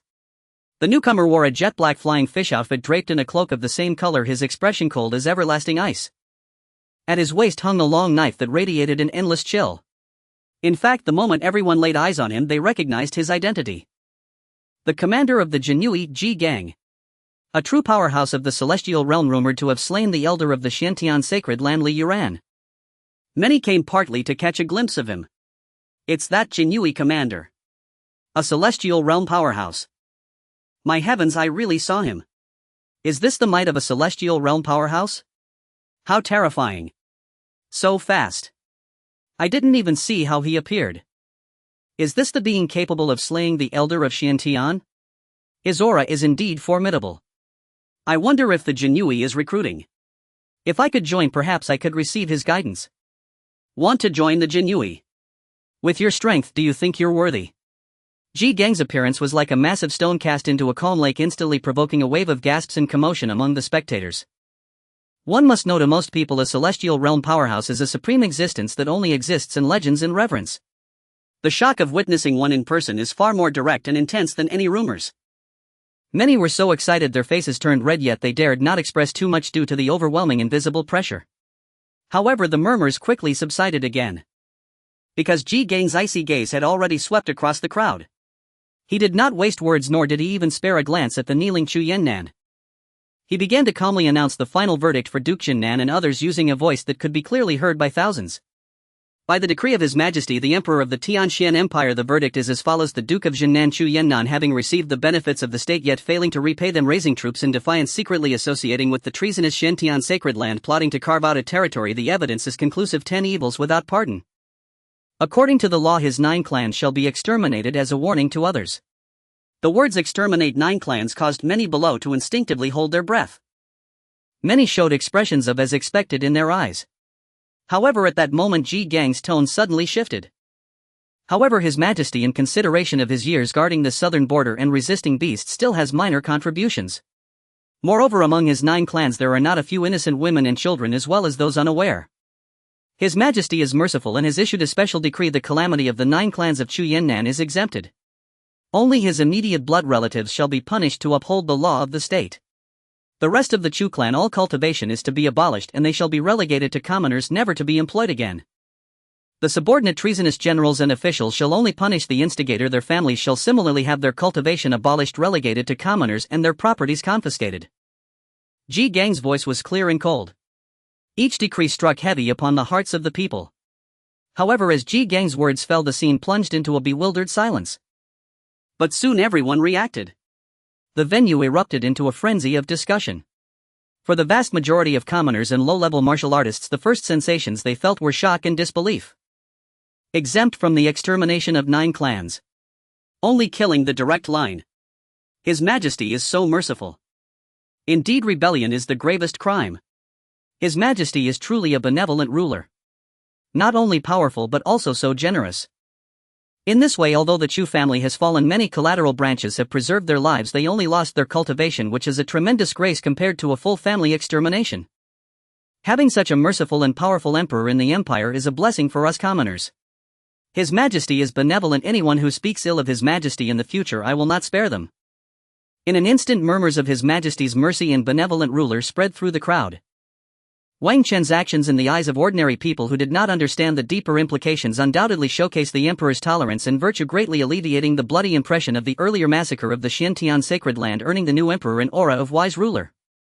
However, for those truly knowledgeable and intelligent representatives of sects, elders of noble families, and advanced loose cultivators, their feelings were far more complex, even sending chills down their spines. Mercy. Ha! An elder of a sect said quietly to his disciple beside him, his tone laced with sarcasm and deep apprehension. Do you know, for martial artists, having their cultivation abolished can sometimes be more cruel than being directly killed? Losing strength, falling from the lofty heights of a martial artist or noble to become a mere waste, not even as strong as an ordinary laborer, that psychological gap in the future suffering will likely make life worse than death. Upon hearing this, a stern-looking middle-aged man beside them said gravely, not only that. This move can be called a 3 birds with an stone strategy, incredibly astute. Oh. Brother, please enlighten me. He. I don't dare claim to be insightful, let me simply share my thoughts. First, as those foolish commoners say, it gains the reputation of benevolence and generosity of a benevolent ruler, consolidating the hearts of the lower classes and alleviating the impression of brutality. Second, it completely eradicates potential future troubles. Imagine a group of people whose cultivation has been abolished. How many can survive in a place where beasts may emerge at any moment? Even if they survive without strength, how can they resist the empire? How can they take revenge? This move seems to leave a glimmer of hope, but in reality it cuts off all possibilities of revenge cleaner than direct killing. Third, the deterrent effect is not diminished but rather increased. Watching former nobles and powerhouses publicly have their cultivation abolished like pigs and dogs, the stark contrast and despair from falling from grace serves as a more terrifying warning to those still harboring ill intentions than death itself. As these words were spoken, everyone around took a sharp breath. This was not mercy at all, it was clearly a matter of killing the spirit. So ruthless. It seems this new emperor is not only terrifying in strength, but his methods are also ruthlessly decisive. Moreover, his thoughts are meticulous, perfectly mastering the balance of grace and authority. No matter how the crowd below thought the verdict had been pronounced, it was irrevocable. Ji Gang spoke no more, merely raising his hand slightly and said, "Execute." The first to be seized by Tu Jinui was Duke Xin Nan Shu Yannan. He was dragged to the center of the execution platform, facing the thousands of eyes below, his head pressed against the cold iron execution block. He seemed to want to say something in his last moments, but his lips moved without producing a sound. Ultimately, it merely turned into a silent sigh as he slowly closed his eyes. A burly Jinui expressionlessly raised the embroidered spring knife in his hand. Then a flash of the blade. Puff. Blood splattered. A head rolled onto the ground, fresh blood gushed from the severed neck, staining a large area of the execution platform. A generation of heroes, Duke Xin Nan Shu Yannan, met his end. The Marquis of Jinan's death was merely the beginning. After a brief suffocating silence, executions resumed, faster, denser and more relentless than before. "Behead them!" At the command's echo, dozens of embroidered spring sabers fell in unison. And thud. Thud. Thud. Thud, and dozens of heads tumbled to the ground as if severed from gourds and melons. Blood streamed into rivulets, seeping through the cracks of the execution platform. Its thick, nauseating stench flooded the air in an instant. Spectators seated in the front rows instantly paled, many retched violently on the spot. Yet this was only the beginning. Next came the high-ranking officers of the Jinan army and Lord Chu Yinyan's inner circle of advisors, captured within his manor. They were divided into batches of 10 to 20, dragged onto the platform with brutal haste. Before they could even cry out or curse, the blades flashed and life fled. Batch after batch, heads rolled like gourds, tumbling across the earth, piling ever higher upon the platform. Blood had long since saturated the entire execution platform, dripping steadily from its edges to pool below in a vast, horrifying expanse of dark crimson. The metallic sweetness of blood hung so thick and cloying in the air it seemed almost tangible. At first, a few bold martial cultivators and scattered commoners watched intently. But as the executions continued, the mechanized slaughter, the mountains of severed heads, the rivers of blood, visual and psychological impact overwhelmed even their strongest constitutions. Ugh! And finally someone broke, bending over and vomiting violently. "Heavens, this is too cruel, and I can't bear it, I must look away." And alas, the scene truly terrifies the unprepared. "Oh dear, my love. I'm so frightened." "And close your eyes at once, don't watch. You'll have nightmares." Many had already averted their gaze entirely. Even seasoned martial artists, men accustomed to life and death, stood pale-faced, trembling uncontrollably. They had slain men before, but never witnessed such concentrated, efficient and chillingly cold mass beheading. This was no longer combat. It was a ritualized spectacle, a grim demonstration of absolute authority and unyielding will drenched in blood. By the final batches, several spectators near the platform had already fainted from sheer terror and revulsion. When the last head rolled from the scaffold, the platform was a grotesque sea of skulls and gored, blood flowing so deep it buoyed spears. It had become a living hellscape. The entire execution lasted less than half an hour, yet for those present it stretched interminably, as though centuries had passed. That half hour would forever be seared into their memories, an indelible, harrowing scar upon the soul. It was simply too horrifying. And throughout it all, Ji Gang stood motionless, expressionless, observing coldly, as if the 100 lives being slaughtered beneath him were not human beings but lambs awaiting the butcher's knife. Only when the final Imperial guard sheathed his blade did Ji Gang speak, his voice calm yet radiating an invisible pressure that instantly silenced every wretched sob and gasp of fear. "The Emperor's decree has been carried out, the law of the realm has been upheld. And from this day forth all affairs in the south shall fall directly under Imperial jurisdiction. Local officials must fulfill their duties diligently and pacify the populace. All sects and noble families must abide by their proper station and observe the law without exception. And should any harbor treacherous intent or plot rebellion, knees gaze swept across the crowd below, cold, sharp and cutting as a blade forged in ice. The fate of Chu Yannian and the Xiantian sacred sect stands as a stark warning, and having spoken he lingered no longer, his figure blurred faintly then vanished from the platform entirely. As abruptly as he had appeared he departed, leaving behind only a blood-soaked scaffold and a field strewn with corpses and severed heads. Ji Gang and the embroidered uniform guard had swept through like a hurricane and vanished like phantoms. Yet what they left behind extended far beyond blood and bodies. The news: the Xiantian sacred sect has fallen. The Marquis of Jinan publicly executed, his entire kinship line eradicated, raced across the southern realm like the harshest winter gale, engulfing the entire imperial south within a single day, then surging outward without restraint. Panic, unprecedented all-consuming panic, spread like plague across the southern provinces. Once two names reigned supreme over this vast land, symbols of unwavering dominion and refuge. The Xiantian sacred sect embodied the pinnacle of martial cultivation and the order of the Jianghu. And the Marquis of Jinan's estate commanded a million-strong army and wielded secular authority. Together they formed a de facto southern court, independent of imperial power. As central authority waned, other factions gravitated toward these twin pillars, abandoning the throne altogether. Yet now, within a single day, these two towering bastions which had lent courage and certainty to countless souls were utterly obliterated by the imperial court, crushed with irresistible force, shattered in a storm of thunderous might. The Xiantian sacred sect, its millennium-old lineage erased down to the last dog and fowl. And the Marquis of Jinan's estate, its century-old legacy extinguished, heads rolling like rain. The imperial court's display of absolute unquestionable destructive power sent bone-deep chills and soul-shaking tremors through every remaining faction in the south. The martial sects once subservient to the Xiantian sacred sect bore the brunt of the terror. In days past they flaunted its banner, ruling their domains with arrogance and impunity. Now that their patron had collapsed overnight, the executioner's blade loomed overhead, transforming these once mighty Jianghu overlords into quivering cornered birds. Foremost among them, Zhixiao Dao sect and Qingshu Temple, the two premier sects second only to the Xiantian sacred sect in the southern Jianghu, were gripped by sheer dread. Their mountain abodes, once vibrant with vigor, now lay shrouded in gloom, despair hanging heavy, morale crumbling. Many disciples had already quietly packed their belongings and fled. In the sect's grand assembly halls, elders and patriarchs argued bitterly, faces drawn and grim. Master Patriarch, we cannot hesitate. If the embroidered uniform guard could annihilate the Xiantian sacred sect, destroying us would be effortless, and indeed. Rumor says Ji Gang, the commander of the embroidered uniform guard, is a terror who slew you ran with ease. With what then shall we resist? And yet we never directly participated in treason, merely offered tribute and followed orders as was customary and foolish. To the imperial court we are mere vassals and accomplices of the Xiantian sacred sect. To delay declaring our stance is to invite the embroidered uniform guard to our very gates. Precisely. We must immediately pledge allegiance to the throne and sever all ties.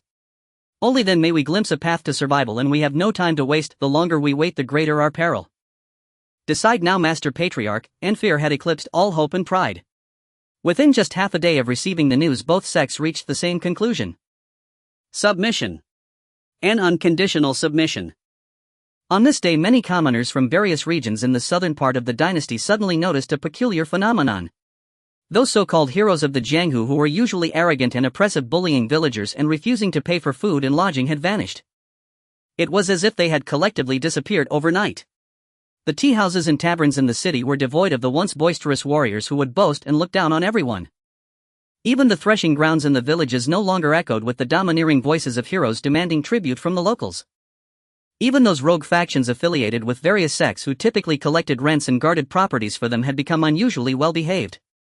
This change swiftly transformed the initial shock of the ordinary people who had long suffered under the oppression of Jianghu forces into delight.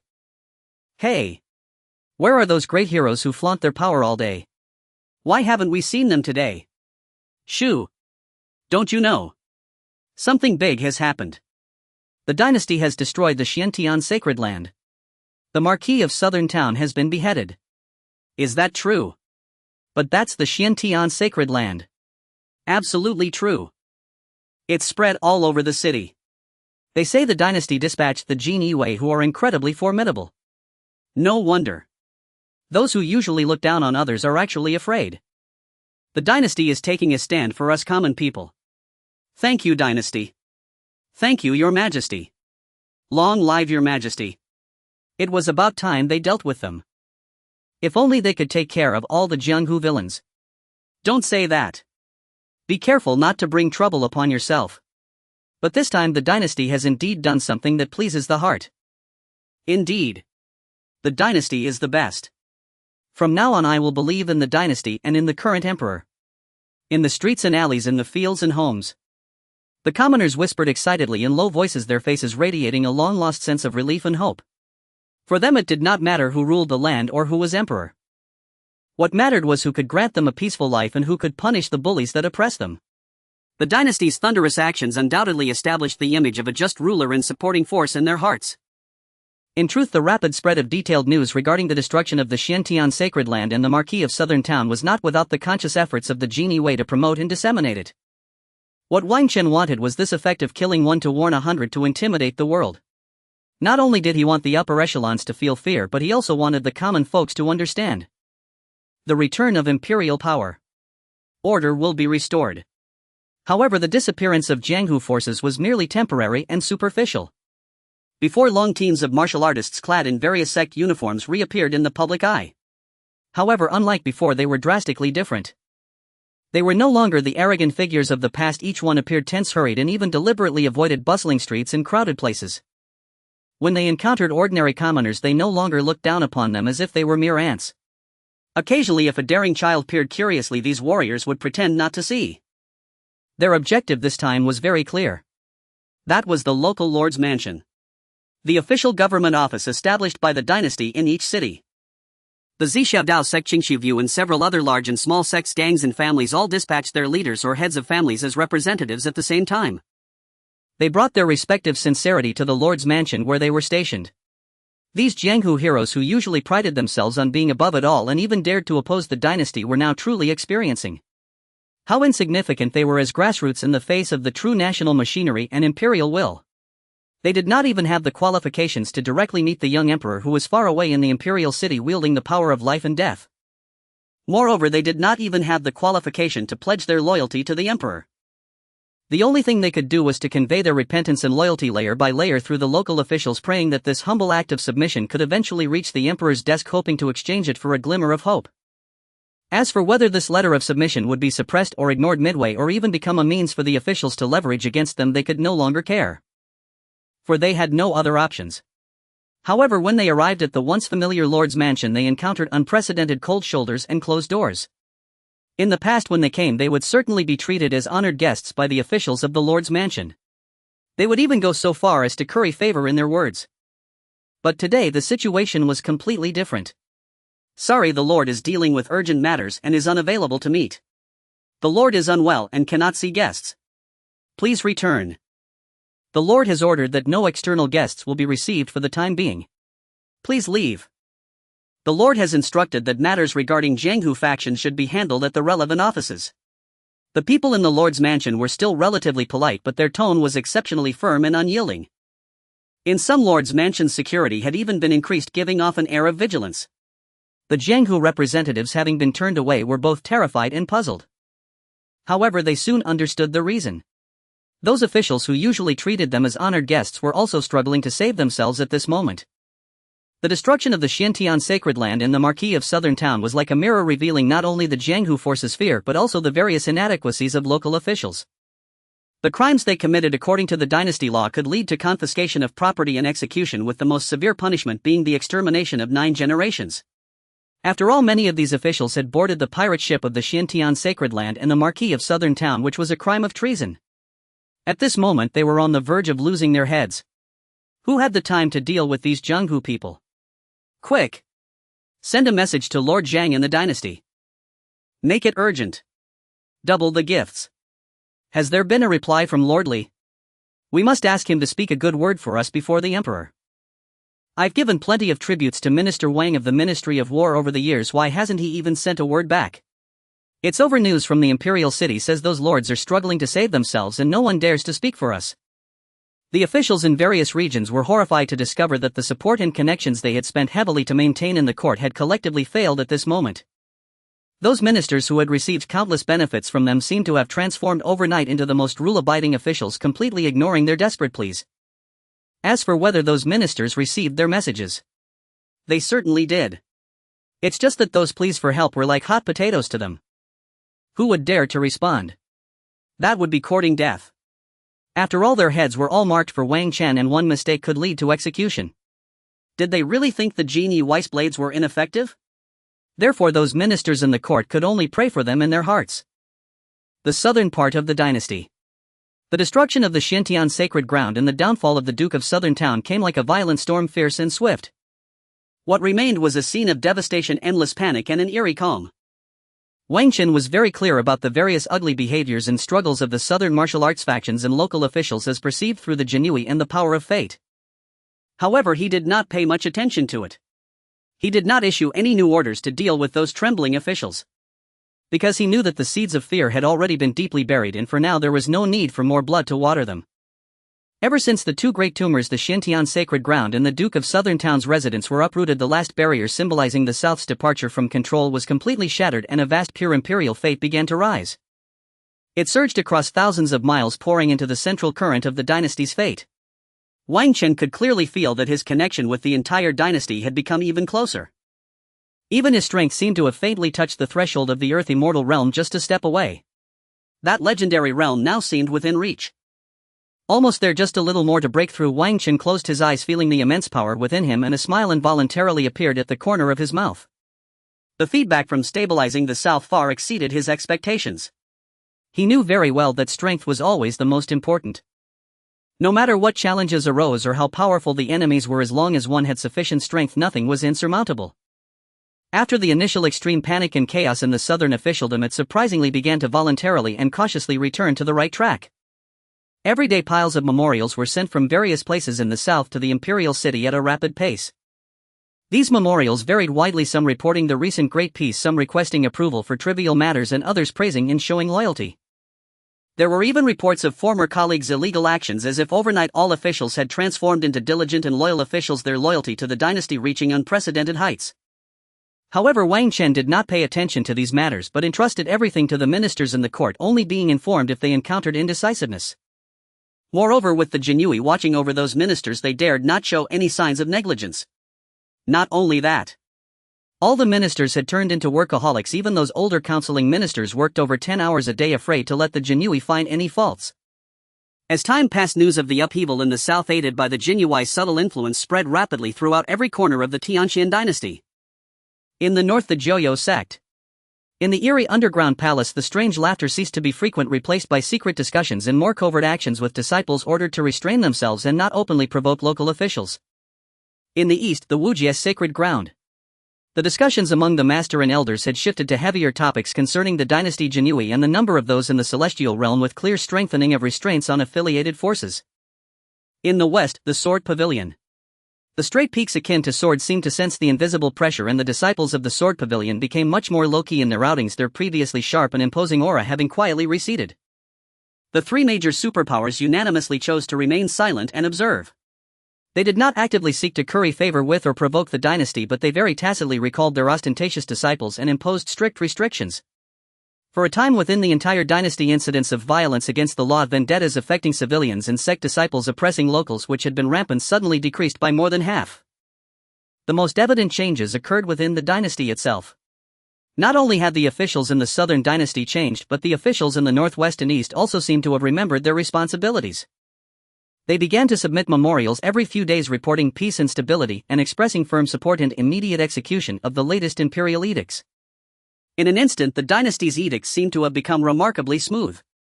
The entire Tianxian dynasty seemed to have entered an unprecedented, strange yet harmonious period. All directions bowed in submission. The edicts flowed smoothly. Peace prevailed. And the reason Wang Chen did not conduct a thorough investigation and rectification of the entire dynasty. It was not that he was unwilling, but that he could not for now. Why? Because he lacked people. He lacked truly loyal and capable talents to help him manage this vast dynasty. Killing was simple. If one really counted among the officials of the entire dynasty, very few were innocent. If all were killed, who would manage this enormous dynasty? Wang Chen needed time. The Jinui was a sharp knife capable of removing obstacles and intimidating all directions, but it was not adept at detailed civil administration and long-term local governance. The existing bureaucratic system was decayed and questionable in loyalty, making it difficult to rely on. He needed a new batch of outstanding, absolutely loyal talents to gradually replace those rotten wood. Only by completely taking control of the dynasty and gathering stronger fate power could he help him step into a higher realm. Therefore, he was waiting for the next opportunity brought by the system's sign-in. He hoped to sign in a talented strategist to help him manage the state. Just as the entire world held its breath watching the winds of the Imperial city, time quietly passed. In the blink of an eye, over 20 days had gone by. On this day, Wang Chen as usual was in the heart-nurturing palace comprehending the Imperial fate. Suddenly a voice echoed in his mind. Ding! System sign-in times have been refreshed. Ding! Congratulations host, you have obtained a sign-in opportunity. Would the host like to sign in? The system's prompt sounded like sweet rain after a long drought resonating in Wang Chen's mind. Here it comes. Wang Chen's tightly shut eyes suddenly opened. Without the slightest hesitation, as soon as the system's prompt ended, he immediately gave the order in his heart. System sign in. Ding. Sign-in system is signing in. Ding. Detected that the host's identity has upgraded from prince to emperor of the Xuan Dynasty, triggering special conditions. Ding. Sign-in system critical hit function activated. This sign-in reward triggered a critical hit. Ding. Congratulations host, sign-in successful. You have received the following rewards. 1. A talent gift pack. It contains a perfect combination of top civil and military officials to assist the host in governance and control. Quantity unknown, quality extremely high, and loyalty absolutely guaranteed. 2. Supreme Cultivation Method Imperial Dao. This method is designed specifically for those carrying the Imperial fate, capable of perfectly merging, utilizing, and increasing fate. A supreme method pointing directly to the Great Dao. 3. Special Physique Imperial Dao Holy Body. The host can merge at any time. Incredible system. After listening to a cascade of system prompts, Wang Chen blurted out an exclamation on the spot. Only those two characters could convey the overwhelming surge of emotion within him, no other words could capture it with such precision. Especially the activation of the critical strike function, followed immediately by the 3 reward descriptions, shattered his composure entirely. A torrent of irrepressible exhilaration and elation instantly overwhelmed his sovereign heart. In such a moment, what place remained for calm restraint? Nonsense. If one could remain unmoved now, would one even still be human? Ha ha. System, you have not disappointed this emperor. A brilliant flash ignited in Wang Chen's eyes as he murmured aloud, unable to contain himself. After all, he was no novice. In his past life, steeped in countless cultivation novels, he knew the meaning of critical strike better than anyone. What did critical strike signify? It meant that even excrement could be transmuted into gold by the system's will. It meant that beneath its power nothing ordinary could endure. It signified ultimate transcendence and metamorphosis. Now let us turn to the system's rewards. The Talent Grand Package, precisely what his empire needed most at this very moment. With capable personnel, he could replace every idle, incompetent official in the imperial court. As for those who had betrayed the empire, he would certainly not overlook them, he merely awaited the right moment. Then there was the Imperial Dao Cultivation Manual, a title radiating sheer majesty uniquely forged for him alone. With it he would command and wield celestial fortune as effortlessly as moving his own limbs, making breakthrough to the celestial immortal realm inevitable. Yet what stirred Wang Chen most profoundly was the Imperial Dao Sacred Body. The very term sacred body carried immense weight, even if he had never heard of this specific variant. Its name alone spoke volumes. Indeed, the mere phrase sacred body conveyed everything essential. Even were it dubbed the utterly absurd sacred body, it would still undeniably represent an extraordinary existence. With it, Wang Chen would finally cast off the label of waste talent. His very constitution would undergo a complete fundamental rebirth, shaping his future in incalculable ways. Truly, this system was astonishingly thoughtful, providing exactly what he lacked, and doing so with peerless top-tier specifications. This was no mere system, it was a golden finger father, surpassing even bloodkin in devotion. System, what precisely does the Talent Grand Package contain? Detail it for this emperor. Wang Chen suppressed his urge to immediately integrate the sacred body in manual, choosing instead to address the empire's most urgent need first. Ding. Response to host. The Talent Grand Package contains 300 civil officials and 300 military generals, each utterly loyal to you. All have been imbued with foundational world knowledge and full awareness of your identity as sovereign. The civil cohort comprises 300 individuals, 10 supreme statecraft strategists led by Zhuge Dali, each possessing cosmic vision and mastery of governance, all at the Grand Master realm. 100 elite administrators, capable of serving as ministers of imperial departments or governors of entire provinces, all at the Master realm. 190 competent mid to lower tier officials, steadfast executors of policy ranging from the nascent realm to the master realm in cultivation. The military cohort likewise numbers 310 supreme commanders led by Chu Badian, each a natural strategist capable of independent command and waging interdimensional warfare. All are at the celestial realm. 100 elite generals, qualified to lead regional armies, all at the Grand Master realm. 190 valiant officers, outstanding in personal martial prowess and seasoned in frontline troop leadership, fit for posts such as deputy commander or regimental colonel, ranging from the master to Grand Master realms in cultivation. This, by the heavens, system, you truly are extraordinary. After holding back for a long moment, Wang Chen could only utter these words. What else remained to be said? The system had laid everything out with flawless clarity, leaving little more than step-by-step guidance. Within this single talent grand package resided a complete, highly efficient hierarchy, from apex strategists and field marshals down to grassroots administrators and battle-hardened officers. Though 600 individuals could not replace every official across the entire empire, they were more than sufficient to purge and reappoint all key positions. Once the top-tier officials were replaced, the lower-ranking ones could be carefully selected over time, methodically and with patience. System: summon Zhuge Dali and Chu Badian forth. Why summon only these two when the talent grand package contained 600 souls? Because his current chamber simply could not accommodate 600 people. Would it not be unseemly, indeed grotesque, to cram such a multitude into one confined space? Ding! System initiating summoning. As the chime faded, just as during the prior summonings of Gai Nye and Ji Gang, a spatial rift tore open before him. From within it emerged two figures. Your humble servants Zhuge Dali and Chu Badian kneel before His Majesty. Wang Chen's gaze fell upon them and paused, faintly startled. One figure held a feather fan with effortless grace, wore a scholar's headdress and draped himself in flowing azure robes. His features seemed to hold constellations and mountain rivers within their quiet depth. Merely standing there, he exuded the aura of one who commands victory from afar, orchestrating fate from within the stillness of his study. Beside him stood the other, radiating sheer overwhelming might. Clad in gleaming silver armor, his form shimmered with cold lethal light. At his waist hung a massive sword, still sheathed yet already emanating the weight of blood-soaked battlefields and earth-shattering strength. A single glance summoned the visceral sensation of a hero who uproots mountains and dominates heaven and earth.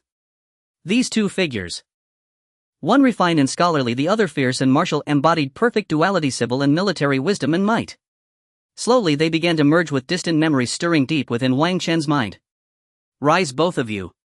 Wang Chen steadied his thoughts, his voice resonated with calm authority laced with subtle gravity. Thank your Majesty. In unison they replied, then rose with solemn reverence and stood motionless. You are doubtless aware of our empire's present condition, I shall not belabor the point. His gaze, sharp and unwavering, settled upon Zhuge Dali. Zhuge Dali, attend your decree. He paused deliberately, then enunciated each word with measured weight. I appoint you Chancellor of the Tianxian Empire, Supreme Overseer of all state affairs. Every matter, great or small, falls under your purview and authority. Zhuge Dali's fan stilled midair. Then, kneeling on one knee, he declared with crystalline clarity and unshakable resolve. Your servant Zhuge Dali accepts this decree and gives thanks. I shall devote my utmost strength to serve your Majesty, restoring order to the Imperial administration and upholding the Tao of Heaven. Chu Badian, attend your decree. Wang Chen turned his gaze toward the towering general beside him. I appoint you Supreme General of the Tianxian Empire, Commander-in-Chief of all Imperial forces. Whether the armies of the four feudal lords or the garrisons stationed in major cities, you hold absolute authority over them all. Chu Badian dropped to one knee, his armor rang like bronze bells.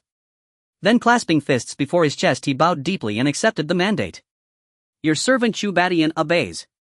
Seeing the two kneeling in solemn fealty, Wang Chen's voice hardened, resonant with sovereign command. I demand unwavering civil-military synergy, absolute unity of purpose. Restore cohesion to a fractured populace. Reclaim authority slipping from our grasp.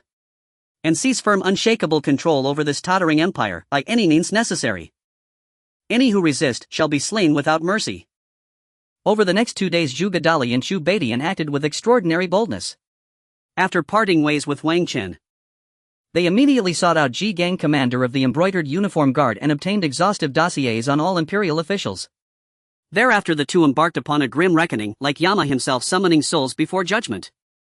They began at the imperial court. Not a single high-ranking official in any key ministry escaped replacement. Every post was filled by Zhuge Dali's loyalists. He had no choice. In his command were 9 master strategists, the very architects of statecraft, and 100 elite talents. To deploy such men in provincial posts would be sheer waste. Only at the heart of the empire could their genius truly flourish. Of course, the transfer of power is never smooth, no matter the era. Bloodshed and terror are inevitable. For many court officials, dismissal and banishment proved the most merciful fate. Recall among these officials, numerous families were seized and executed by the embroidered uniform guard. Do not mistake this for cruelty. Those who perished did not curse Wang Chen, they revered him. Each expressed profound gratitude. For those executed were guilty of unforgivable crimes, crimes meticulously investigated and confirmed by the embroidered uniform guard. By law they deserved extermination of their entire lineage, 9 generations deep. Yet only their own lives were taken, spared were their kin absolved of guilt.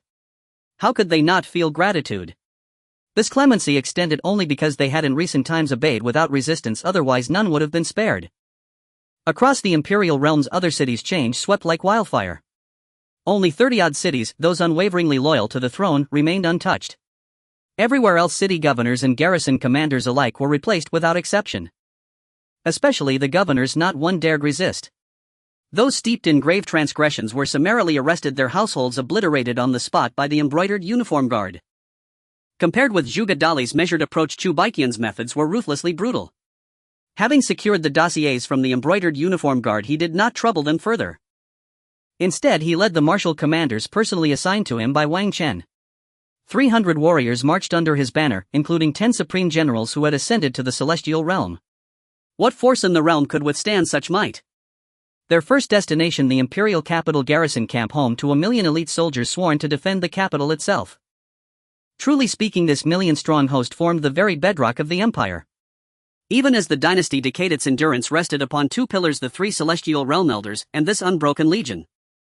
The imperial capital garrison camp sprawled across 100 li in the northwest quadrant of the capital, its banners dense as forests, its ramparts famed as the iron wall of the empire.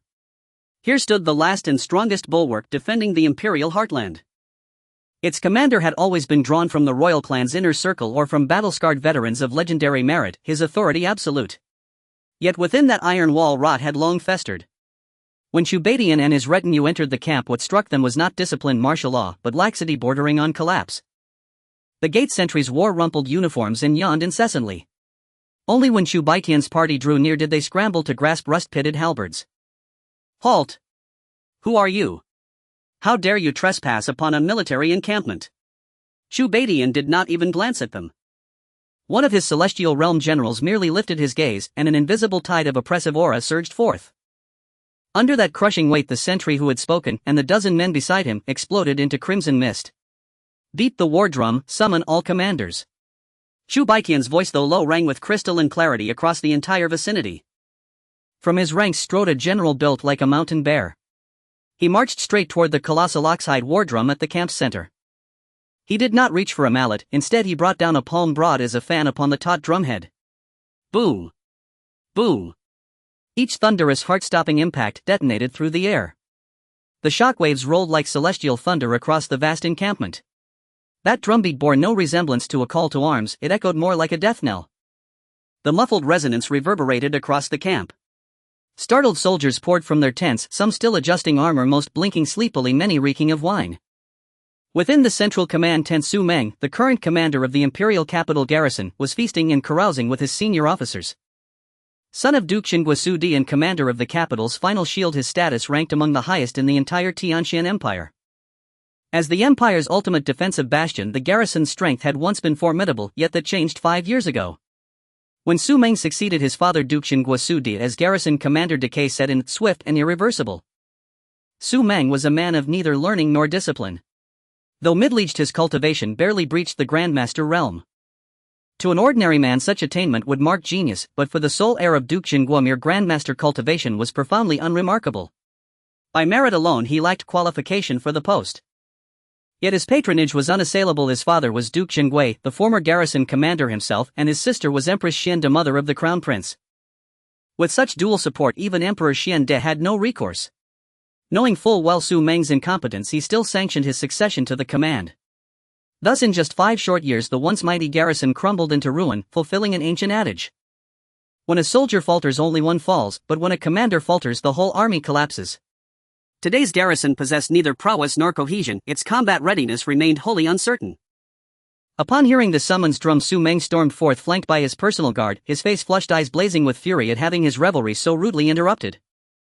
His golden armor hung askew, wine stains smudging his collar, the generals trailing behind mirrored his disarray, none bore the bearing of true warriors.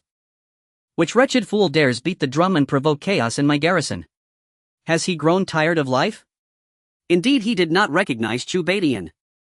For days he had drowned in pleasure, had not returned home, let alone track shifts in court personnel. As for the official decree announcing the new Supreme General's appointment delivered directly to the garrison, regrettably it likely lay buried beneath discarded wine jars and broken crockery, forgotten in some forgotten corner. Though the group before him exuded terrifying presence, especially the 10 figures standing at the fore, a single glance from any of them sent involuntary chills down his spine. Yet in an instant he regained composure. Where was he? In his domain, the Imperial capital garrison. Under his command stood 1,000,000 soldiers. Even if these newcomers were dragons crossing rivers, they would coil submissively in his deep waters.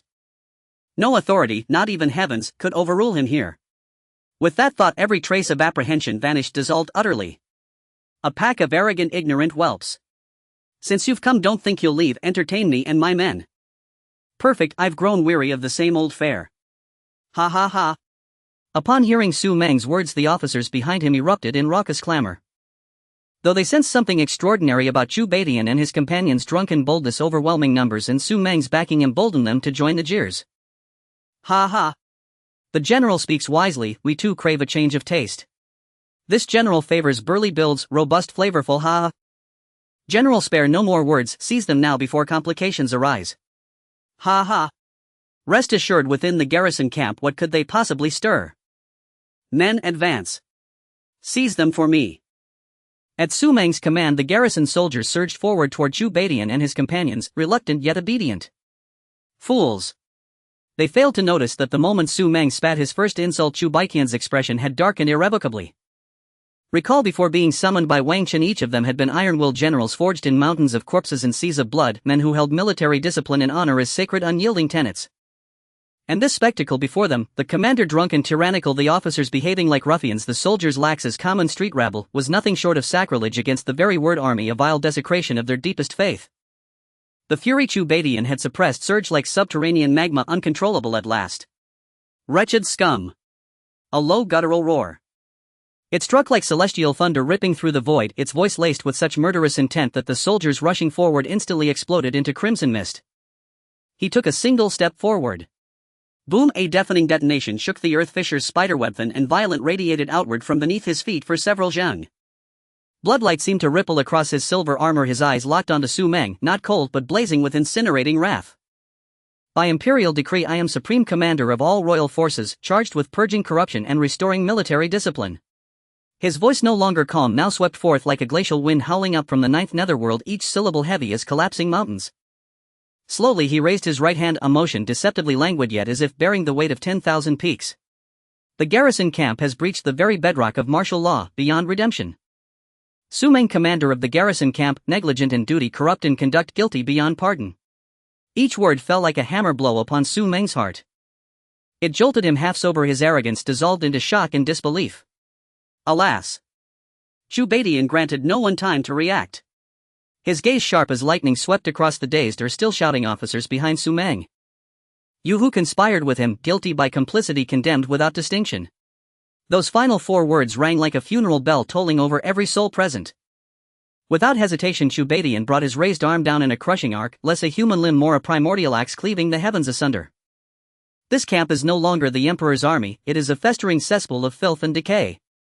Today, wielding the authority granted by His Majesty, I shall act with celestial severity. Purge the garrison camp. Kill. The single-syllable kill roared from Chu Baiqian's throat like a demon god's bellow.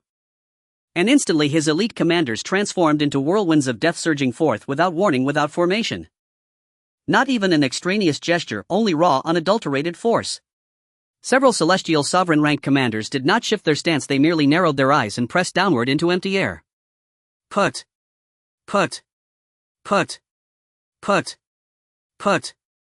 In that instant, the dozens of high-ranking garrison officers, Su Meng at their head, those who had just been jeering, leering and clamoring, whether masters or a handful of grandmasters, were struck as if crushed simultaneously beneath an invisible primordial mountain. No screams. No struggle. Not even time to fully register terror, like watermelons laid out on a butcher's block shattered under a colossal mallet's blow. Crimson gore, milky viscera, splintered bone, pulped entrails, mixed with shards of ornate armor, burst forth in a grotesque bloody fireworks display all at once. A nauseating tide of metallic stench erupted skyward, dyeing the entire zone scarlet. The sheer brutality, the unrestrained savagery surpassed the limits of mortal imagination. In truth, such carnage was not strictly necessary, yet it was the ultimate catharsis of rage and shame accumulated by these true battlefield veterans, men who had crawled from seas of bones and fields of slaughter. The garrison camp's rot was a desecration of their life's creed, and only such extreme merciless measures could begin to quench the inferno burning in their hearts. But this was only the beginning. Nearly 300 figures pressed onward, like tigers storming a flock of sheep, plunging directly into the ranks of ordinary garrison soldiers nearby. This time even Cultivation and the other 9 celestial sovereign rank commanders need not lift a finger. Grand masters and masters among his elite commanders unleashed waves of crimson death with every gesture. Their efficiency was terrifying. Their cruelty appalling. Every man wearing garrison uniform and standing upright fell within their indiscriminate range of annihilation. They knew full well most rank-and-file soldiers were mere pawns, numbed, coerced, innocent of grave sin. Yet in this moment right and wrong ceased to matter. Even innocence offered no reprieve, fury and ironclad military justice eclipsed all mercy. Without such severity, authority could not be established. Without such severity, entrenched corruption could not be cleansed. Without such severity, the word fear could never be seared in blood and agony into the marrow of this army. If blame must be assigned, blame lies in their ill fortune born into this rotten garrison camp. Within mere breaths, the area surrounding the central command tent, spanning several li, had become a blood-soaked field of slaughter. Mangled limbs carpeted the ground, thickly viscous blood pooled into rivulets, soaking every inch of soil. The air hung dense with crimson mist, so thick even sunlight bled into a ghastly bruised red. Tens of thousands of lives reaped as effortlessly as chaff. The surviving garrison soldiers near or far froze where they stood upon witnessing this hellscape. Terror, boundless suffocating terror, coiled around their hearts like icy serpents throttling their throats. Weapons clattered from nerveless hands. Many collapsed entirely. Thud. Thud. Thud. Faced with merciless slaughter, many soldiers had long since reached their breaking point, kneeling one after another begging for mercy. Yet their pleas did not halt the carnage. Cultivation observed the chaos, coldly issuing no order to cease. Some deeds, after all, are unforgivable, not even by earnest supplication. Certain acts once committed seal one's fate beyond absolution, demanding a crushing price in recompense. In Cultivation's eyes, and those of his peers, the garrison soldiers belonged precisely to that irredeemable cohort. Though they well knew that within this army of 1,000,000 not all had fallen into corruption, many upright warriors surely remained. Yet beneath the inexorable tide of imperial reform there was no time for careful discernment. The slaughter raged on. Nearly 300 figures swept across the grounds like tireless tempests of death, leaving behind only severed limbs and shattered remains. Such upheaval, so brutal, so steeped in blood, could not possibly escape the perception of Wang Chen, sovereign of the empire. Yet he uttered no command to halt it. Why?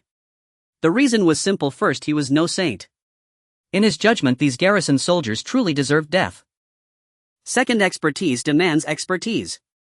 Cultivation, recognized by the system as a peerless commander, understood military discipline far more profoundly than he ever could. Wang Chen possessed no illusion on this matter. Though reborn twice, he had never once engaged in military administration. Moreover, he was an emperor. His duty was not to wield the sword but to command the outcome. Details were rightly entrusted to those whose mastery lay therein.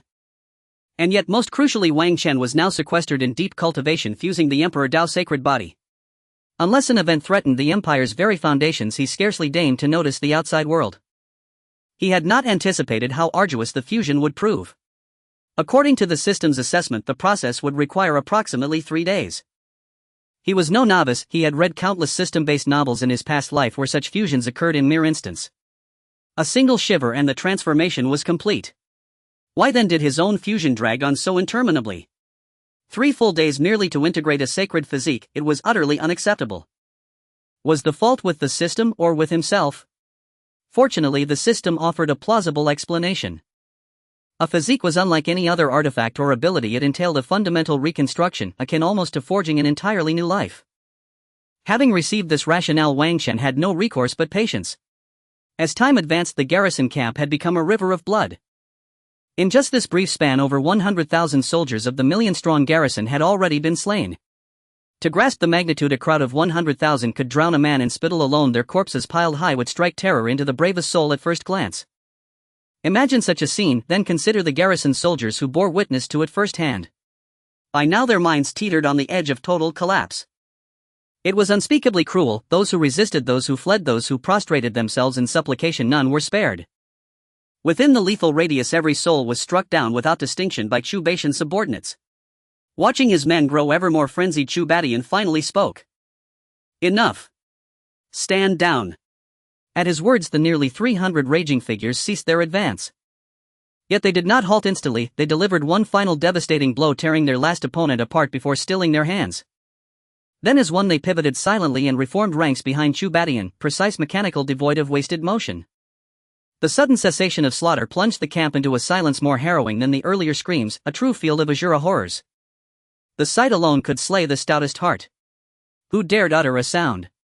Around them, comrades who had stood moments before now lay scattered in mangled ruin. Even the survivors stood numb. Fear had drained their bodies of strength and their minds of thought. Only when those demon-like figures finally halted, no longer surging forward, did a primal abject will to survive surge forth within them. Thud. Thud. They knelt, this time deeper, more absolute than before. Across the entire garrison, every surviving soldier dropped to his knees as one. They dared not lift their heads, dared not breathe too deeply, let alone speak. They wished only to vanish, to sink into the earth and erase themselves from those terrifying gazes, as students might shrink before a teacher poised to call names. All prayed inwardly, "Don't look at me. Don't look at me. Sirs, please, look elsewhere."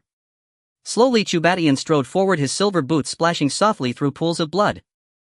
Each splash resonated like a hammer, striking their very hearts.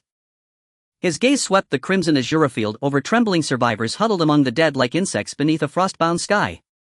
His expression held no arrogance, only bottomless coldness and a faint unspoken disappointment. "You are fortunate, only His Majesty's clemency spared you. Had I acted alone, I would have slaughtered you without hesitation. Your conduct renders you unworthy to serve under my command. I now grant you one chance. Tomorrow the garrison shall be reorganized, reduced to 100,000. Only the victors remain, the vanquished are expelled outright." Cultivation's decree ignited immediate commotion.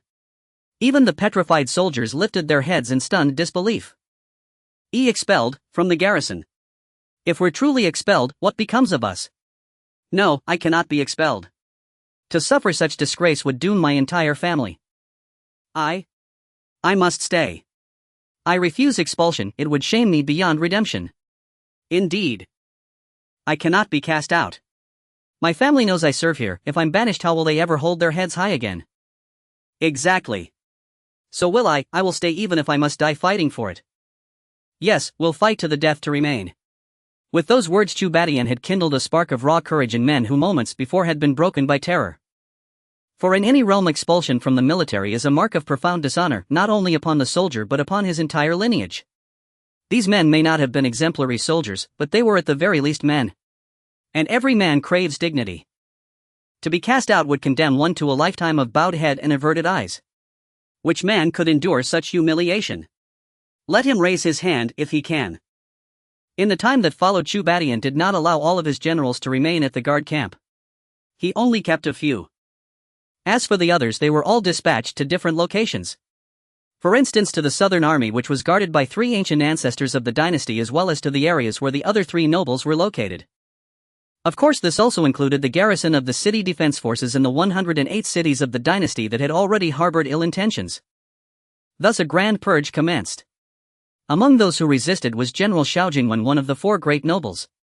As a bloodthirsty general commanding 1,000,000 troops, he knew he was no match, yet chose not to surrender. Cultivation sent a commander of the Celestial Realm accompanied by 5 top martial masters and over a dozen second-tier martial masters.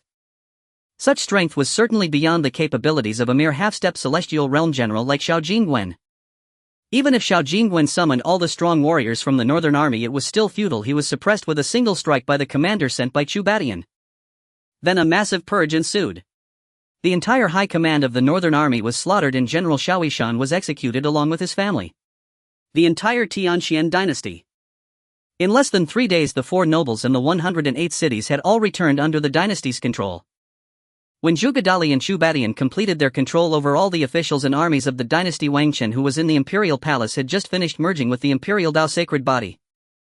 At the moment the Imperial Dao sacred body fully merged, Wang Chen felt as if billions of divine lights exploded simultaneously within him, only to return instantly to a mysterious and profound state of seamless unity. There was no earth-shattering momentum, yet a transcendental and supreme majesty flowed naturally. The barriers of his original realm felt as thin as a cicada's wing in the face of such an exalted physique. Unbeknownst to him, he had silently crossed into the realm of terrestrial immortals, an effortless transition with no hindrances. But just as he was about to experience this new realm where he could provoke the laws of heaven and earth with a mere gesture, he had no time to calm the vast and surging power within him. A sound only he could hear resonated deep within his soul. It was the Imperial Dao technique obtained through the system's sign and hidden deep within his sea of consciousness, which at this moment began to operate on its own. It was not activated by him. It felt more like it was triggered by some higher existence, or rather by the Imperial Dao sacred body he had just achieved. As soon as the technique began to operate, an extraordinary event unfolded. Boom! It was not a real thunderclap but a magnificent vibration that transcended sound and reached deep into the soul. Wang Chen clearly saw, or rather sensed, the originally formless and intangible luck power that pervaded the vast territory of the Xuan Dynasty. At this moment it seemed as if he had found the only monarch, the only home. The boundless and majestic luck power, like a golden ocean, was wildly converging from every inch of the dynasty's land, from every city, and even from every single citizen. Ultimately it transformed into streams of golden torrents invisible to ordinary people, traversing endless space, disregarding all barriers, rushing towards the imperial capital, towards the palace, towards the direction where Wang Chen stood. In just an instant this immeasurable dynastic luck directly poured into Wang Chen's body. Boom! A thunderous sound emanated from within Wang Chen. His body seemed to transform into an unfathomable abyss, as if becoming a furnace that bore the dynasty, crazily devouring and refining this immense luck. Buzz at the same time above the palace. The void trembled, and the clouds within a radius of 10,000 miles were instantly pushed apart by an invisible great force, revealing a clear sky that shimmered faintly with golden light. Immediately after, an ineffable majestic figure condensed from the void and manifested. It was an imperial avatar. Towering to the heavens, standing tall and upright. Its features were obscured behind endless divine light and majesty, yet one could sense the supreme will contained within its gaze, overseeing the world and commanding the universe. Surrounding the avatar were substantive torrents of golden luck, with mountain and river phantoms emerging, outlines of cities flickering, and the faith and will of billions of people transforming into twinkling stars guarding it. A majestic imperial might that ruled the world and commanded the rise and fall instantly enveloped every inch of territory in the Xuan Dynasty. At this moment, the power of luck was completely manifested. The originally formless and abstract dynastic luck, which existed only as a concept and sensation, astonishingly appeared in the world under the mysterious state of Wang Chen's technique operating and his physique resonating. Even more astonishingly, this avatar's manifestation was not merely visible to the naked eye. Rather, no matter where one was within the dynasty, whether in the bustling streets of the imperial city or in a military camp that had just experienced a purge and was still stained with blood, or in a remote mountain village, an empty wilderness, or a deep mine, as long as it was within the territory of the Xuan Dynasty, all living beings, regardless of their cultivation level, naturally reflected this towering imperial avatar in their minds at that moment. It was incredibly clear, as if directly imprinted deep within their souls. In the 108 cities of the dynasty, whether it was the city defense forces who had just been subdued by thunderous means, or the bewildered commoners, they were all plunged into immense shock and inexplicable trepidation at this moment. Without any verbal proclamation, without any edict conveyed, the imperial majesty that was directly imprinted in their minds had unmistakably informed all living beings. This is the supreme emperor of the Xuan Dynasty. At this moment, countless beings of the dynasty involuntarily knelt in the direction of Wang Chen. We pay our respects to your majesty, long live your majesty, long live, long live. We pay our respects to your majesty, long live your majesty, long live, long live. The mountain-like sound of reverence instantly resonated in every corner of the dynasty. The grand imperial avatar stood tall in the void. A majestic and sullen voice resonating deeply within the hearts and minds of all living beings spread forth with unparalleled imperial might. From this day forth, wherever my gaze falls, it shall be my land. Those who follow the mandate of heaven shall be rewarded.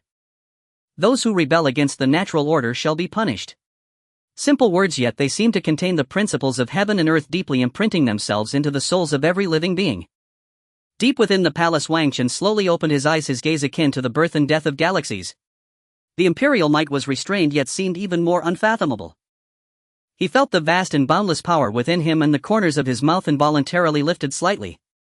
The pinnacle of terrestrial immortals. I am just one step away from breaking through to the next realm. Wang Chen did not expect this. Not only did he break through, but he directly reached the peak of the Earth immortal realm. The most crucial thing is, he is just a step away from another breakthrough. He can clearly feel that even without the fortune of the dynasty, given 10 days or half a month, he could break through to the next realm with his own abilities. It should be known that he is not comparable to his former self. With the holy body, his talent is now beyond compare. Even though he has become a celestial being, he still feels as if there is a membrane separating him from this world, making it hard for him to see clearly. But now, looking around, the entire world has become anew, and the operation of the powers of heaven and earth is clearly visible. Even the laws of power cultivated by earth immortals are vividly presented before his eyes. It's like a beautiful woman originally dressed in thick winter clothes can only be barely recognized as a woman. Now, however, she suddenly stands naked, every detail visible. In short, it is incredibly impressive. Even without relying on the fortune, with his current talent, he can become a super powerhouse in the future. In fact, the increase in strength is not the most important thing. What makes him happiest is that the cultivation methods from the system's sign-in include detailed applications of the fortune. The fortune not only enhances his own strength but also allows him to boost the strength of others. Anyone whose strength has been boosted by his fortune, once they show signs of betraying the dynasty, they will be immediately backlashed by the fortune. At worst, they could lose all cultivation. At best, they might perish on the spot. Additionally, as long as it is within the area covered by the dynasty's fortune, Wang Chen can instantly use the fortune to reach any location. According to the system's introduction, above the earth immortal realm are the law manifestation realm, the cave heaven realm, the unity realm, the domain realm, the immortal realm, and the eternal realm. And the fortune that Wang Chen currently controls is similar to the domains possessed by experts of the domain realm. Moreover, in certain aspects it may even be stronger. Of course, this does not imply that Wang Chen's strength currently exceeds that of the domain realm, but rather that the application of the fortune he cultivates has a bit more flexibility in certain areas. These forces in the martial world really do not know how to appreciate the situation. They still fail to recognize the reality, which is truly seeking death. After adapting to his own strength, Wang Chen observed the entire Tianxian dynasty through the fortune. He originally thought that with the current strength displayed by the dynasty, those forces in the martial world should be able to see the situation clearly. After all, whether it's Zhuge Dali leading the civil officials or Chu Batian leading the military generals, the strength they have displayed is enough to make those martial forces recognize their own position. But it seems he was overthinking. Those martial forces have yet to make the right choice. Without needing ink or seals or even his personal words, he simply infused his will into the fortune of the dynasty. In the next moment, within the territory of the Tianxian dynasty in 108 cities, whether it was the city lord stationed at the center or a general within the city defense army, in their minds they simultaneously heard a voice. The voice was not transmitted through their ears but directly resonated within the depths of their souls. Grand, majestic and cold, carrying an undeniable ultimate will, as if a heavenly decree had been directly imprinted. Transmit my decree. From today onward, within the territory of the dynasty, all martial organizations that are not established by the dynasty, such as martial factions and sects, must disband within 3 days. The city lords and commanders are to supervise this. If they are not disbanded by the end of the 3 days, it will be considered treason. The army of the dynasty will leave no one standing. The decree was exceedingly brief. There were no explanations and no room for negotiation, only a cold command. At the same time, accompanied by this sacred edict ringing directly in their minds, all officials who received the decree found that their official seals or tokens of identity shimmered with a layer of golden light that only they could see. The golden light subtly resonated with the grand imperial manifestation in their minds, proving the authenticity of this decree. Come. In an instant, the city lords and commanders of the 108 cities within the dynasty all took action. If it were in the past, there would have been no such decisiveness. But now it is different. All the city lords and commanders in the dynasty are loyal to the dynasty and to Wang Chen. They absolutely obey Wang Chen's orders unconditionally. In less than half a day, Wang Chen's command spread throughout the entire Tianxian dynasty. The martial world erupted in chaos. Disband. Surrender everything. How is that possible? Is the dynasty forcing us to our deaths? My Iron Fist sect has a legacy of 300 years. How can a first-rate force be disbanded just like that? What do they take us for? 3 days. A joke. This is forcing us to rebel. Rebel. Are you joking? The Xiantian sacred land has already been destroyed by the dynasty. Are we supposed to be stronger than the Xiantian sacred land? Did you not see that Imperial manifestation just now? Is that the kind of strength we can resist? To resist. Only if all our martial forces unite might we stand a chance against the dynasty. In truth, many martial forces are not foolish. Although they appear to be making a lot of noise on the surface, they all have their own plans in secret. Rebelling against the dynasty. That's wishful thinking. The Xiantian sacred land has been buried, what are they worth? Moreover, in these past few days, how could they hide the dynasty's movements from them? Now, aside from these martial forces, the rest have already submitted to the dynasty. What do they have to fight against the dynasty? There is simply no opportunity before the dynasty. They are nothing but a bunch of insignificant creatures. Everyone is shouting eagerly. However, within a day, all martial forces within the Tianxian dynasty had basically taken the initiative to report their disbandment to the city lord's mansion. Of course, among these forces, the reactions of the three great sacred lands were quite different. The fastest reaction came from the Joyo sect. The Nine Nether sect has surrendered. Their capitulation is both expected and unexpected. In the face of the currently powerful dynasty, surrender seems to be a reasonable action. However, what is surprising is that they surrendered so decisively. It is completely unlike the behavior of a great holy sect and is in stark contrast to its usual actions. On the other hand, there is another holy sect, the Sword Pavilion. At this moment, within the Sword Pavilion, from the ancient ancestors in the celestial realm to every elder, all gathered in the sect's main hall with serious expressions. It is worth mentioning that there is not just one ancient ancestor in the celestial realm within the Sword Pavilion, but two. This could be considered their confidence. Yet at this moment, even the Sword Pavilion, which possesses two ancient ancestors, fell into silence. Elders, according to the news, the Nine Nether sect has announced its disbandment. What should our Sword Pavilion do now? The one speaking is the sect leader of the Sword Pavilion. At this moment, the only ones who could make a decision were him and the two ancient ancestors. However, as soon as he finished speaking, one of the ancient ancestors abruptly stood up. Is there even a need to say this? Our Sword Pavilion practices the unyielding sword path. How could we possibly surrender? Are you the sect leader foolish? This. Upon hearing this, Qin Jing'an, the sect leader, displayed an awkward expression. He did not wish to surrender either. Yet he is the leader of a sect, he must consider the entire sect. How powerful the dynasty is. As the leader of the Sword Pavilion, how could he not be aware of it? Not to mention the Nine Nether sect is not weaker than them, yet the other side surrendered without even a thought of resistance. If the Sword Pavilion were to resist, it might very well meet the same fate as the Xiantian Holy Land, being completely buried by the dynasty. Therefore, he had to be cautious. Enough. The sect leader hasn't even mentioned surrender. Why are you getting so worked up? At your age, how can you be so impatient? The speaker is Qin Jingyue, one of the two ancient ancestors of the Sword Pavilion. The one who just stood up is his biological younger brother, Qin Poyu. As Qin Jingyue spoke, the tense atmosphere in the hall eased somewhat. He looked at his younger brother with a mixture of helplessness and warmth in his gaze. Poyu. Sit down first. This matter concerns the survival of the sect and is not a trivial issue. Qin Poyu grunted heavily but still complied, returning to his seat, though his expression remained dark. His gaze swept over every elder in the hall, who showed signs of hesitation, as if questioning whether their resolve as swordsmen had already dulled. Meanwhile, Qin Jingyue, after seeing his brother sit down, shook his head helplessly and then turned to Qin Jinghan. Sect leader, please share your thoughts and all the information you have gathered regarding the dynasty in detail. Upon hearing this, Qin Jinghan first let out a sigh of relief before beginning to elaborate. Elders, everyone. The power displayed by the dynasty this time far exceeds our imagination. According to the information I received, there are at least 6 strong experts in the celestial realm within the Tianxian dynasty, and that's just what is publicly known. How many are hidden remains a mystery. The most critical point is the current emperor. As he said this, a barely noticeable tremor entered Qin Jinghan's voice. The Imperial manifestation displayed that day was no illusion. It was a result of strength that reached a certain level. Its power is incalculable. It is said that the elder of the underworld river, known for his caution and cunning within the Nine Nether sect, was so terrified upon sensing that manifestation that he declared it undefeatable. After Qin Jinghan finished speaking, the hall fell into a deep silence.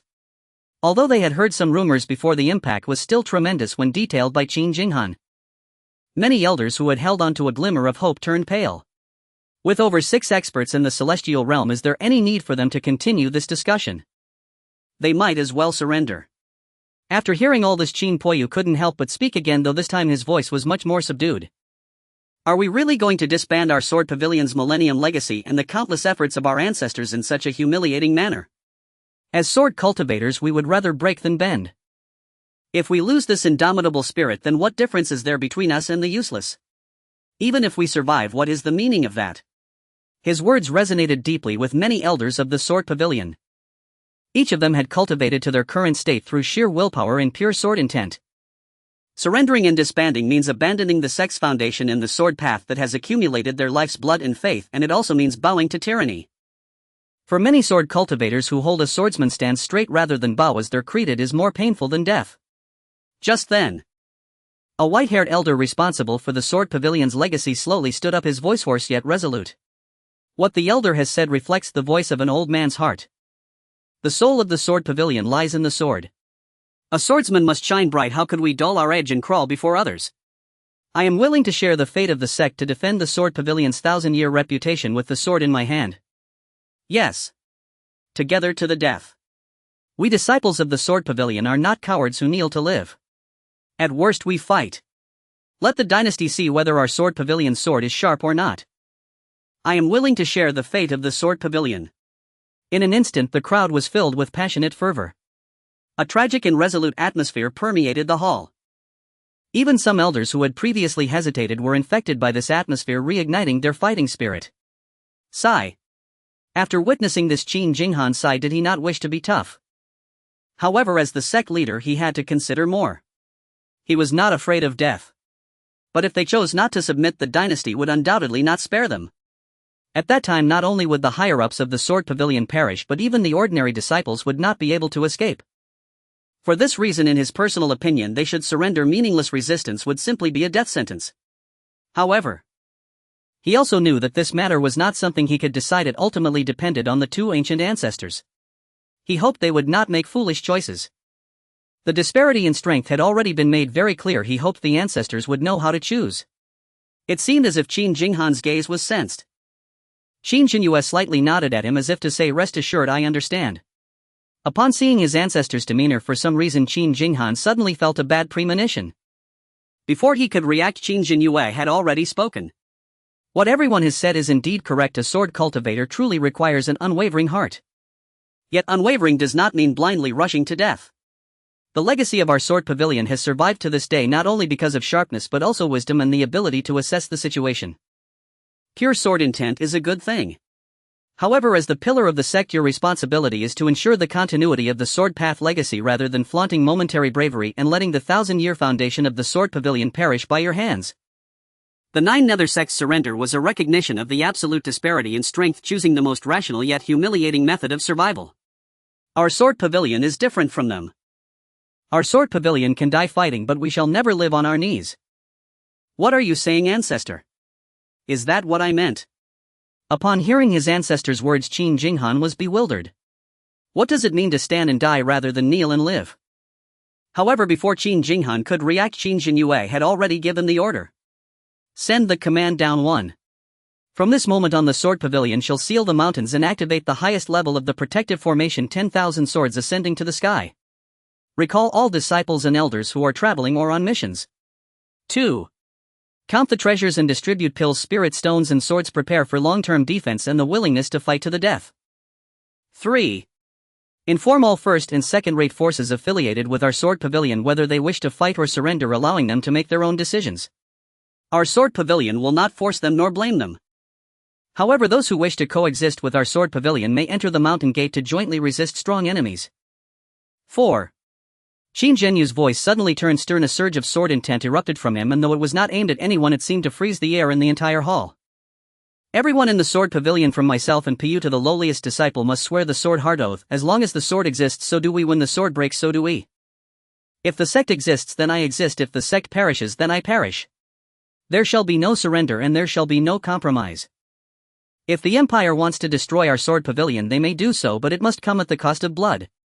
They must pave the path to flatten our Wanjian mountain with the corpses of their elite.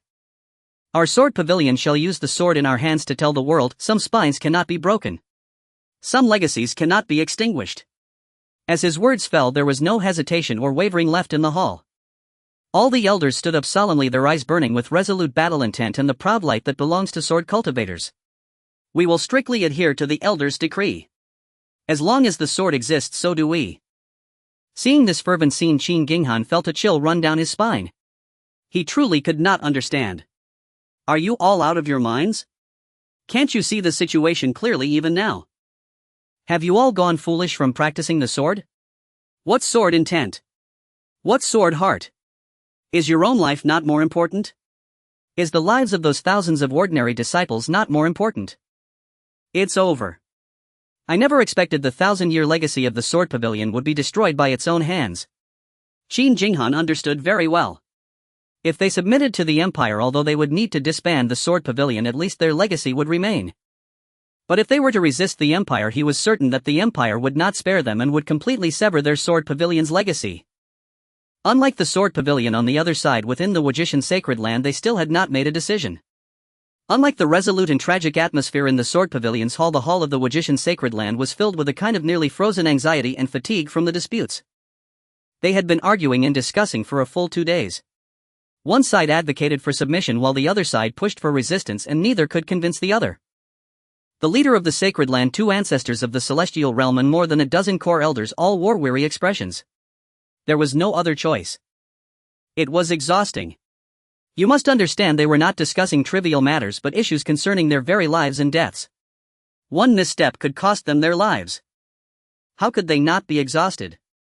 Among them, those who were pro-war believed that the Wajishan Sacred Land had deep foundations protected by the mountain formation, and with their subordinate forces they could still contend with the Empire.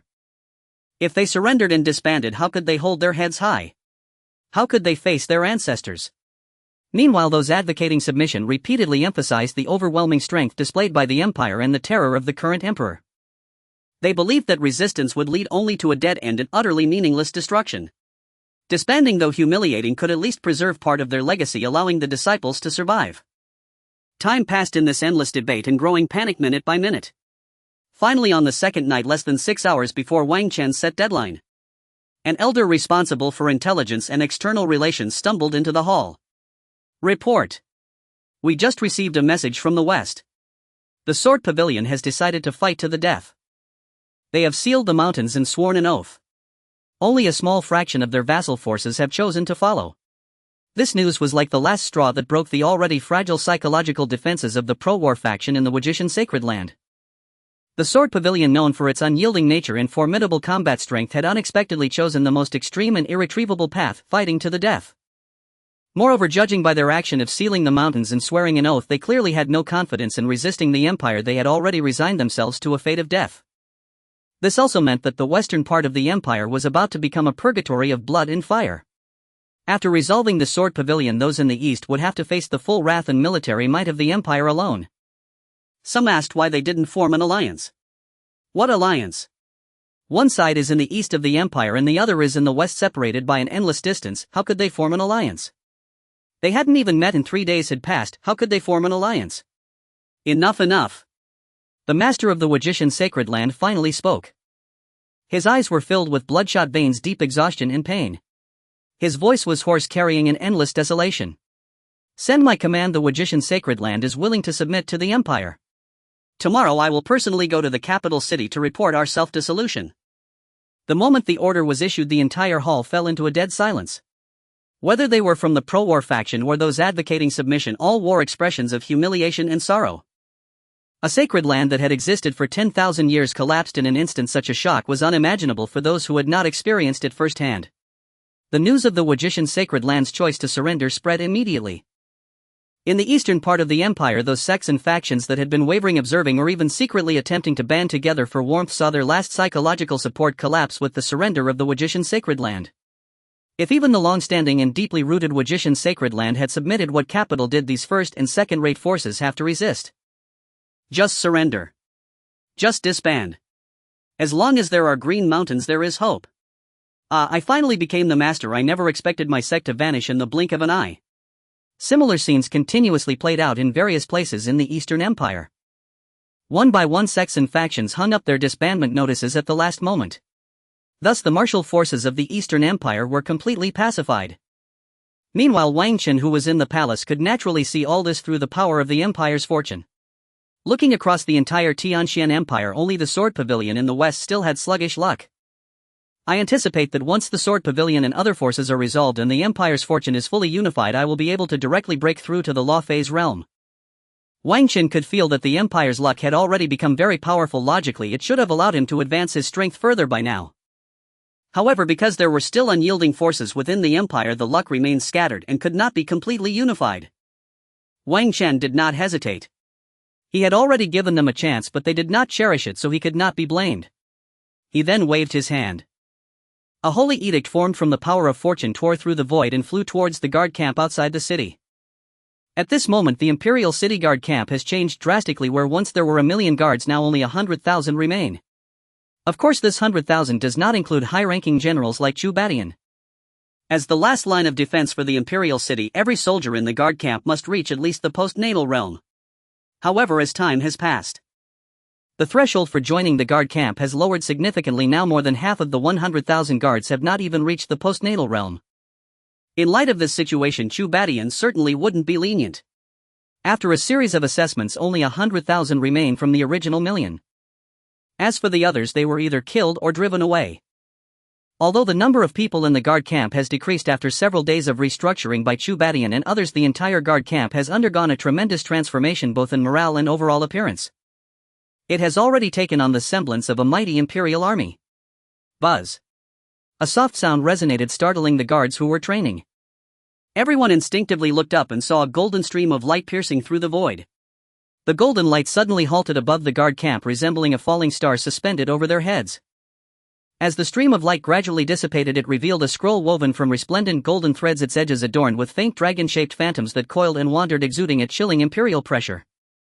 The edict unfurled of its own accord under the gaze of all. The soft satin unrolled gently to the sides as if an invisible giant hand was writing in the void. The golden light grew increasingly grand, instantly enveloping the entire guard camp in a layer of divine radiance. In the center of the scroll, words formed from pure golden light began to emerge, each character seeming as heavy as 1,000 pounds, containing an undeniable will. This is an Imperial edict. Someone couldn't help but exclaim. Following that, like wheat swaying in the wind, the 100,000 guards all knelt on one knee in perfect unison. Even Chu Badian and the others were no exception, immediately kneeling down. We pay our respects to your majesty. Long live. Long live. Long, long live. We pay our respects to your majesty. Long live. Long live. Long, long live. A thunderous cheer erupted, shaking the banners around the camp as they flapped violently. The breath and will of the 100,000 seemed to resonate with the Imperial edict, causing the surrounding void to tremble slightly. When the edict was completely unfurled, the light retracted, yet the characters became clearer and more striking. At the same time, a majestic voice seemingly descending from the heavens rumbled in everyone's ears. I, by the decree of heaven, command the dominion of the 8 wildernesses. Today it has come to my attention that in the western frontier there exists a group of rogues led by the Sword Pavilion who do not respect the Imperial order, gather in defiance and carve out their own territory, truly a grave threat to the Imperial heart and the peace of the people. Guard Camp Commander Cultivation, heed my command. I order you to march west with the might of thunder to sweep away the disloyal. Uphold our Imperial prestige and pacify our borders. Anyone obstructing the Imperial army or stubbornly resisting, regardless of sect or family, shall be treated as a rebel and executed without mercy. This journey must be like a sword unsheathed, invincible in its path. My gaze is upon you all. The final syllable of the voice reverberated in everyone's hearts like the aftershock of thunder from the heavens. However, before the 100,000 soldiers could fully recover from the overwhelming authority of Wang Chen's decree, an even more shocking scene unfolded. The suspended Imperial edict suddenly burst forth with dazzling light. The previously subdued Imperial golden light erupted into a brilliance beyond measure. In an instant it illuminated the entire guard camp and the sky above in a pure golden hue. The Imperial pressure in the air surged tenfold, 100-fold. It exceeded 1,000-fold. Boom! A series of resounding explosions echoed through the void. The sound was not thunder but the very fabric of space lamenting, twisting and tearing. In the center of that intensely brilliant golden light, a deep, unfathomable black dot suddenly emerged. This black dot rapidly expanded like ink dropping into clear water or a hole punctured through the sky by an invisible force.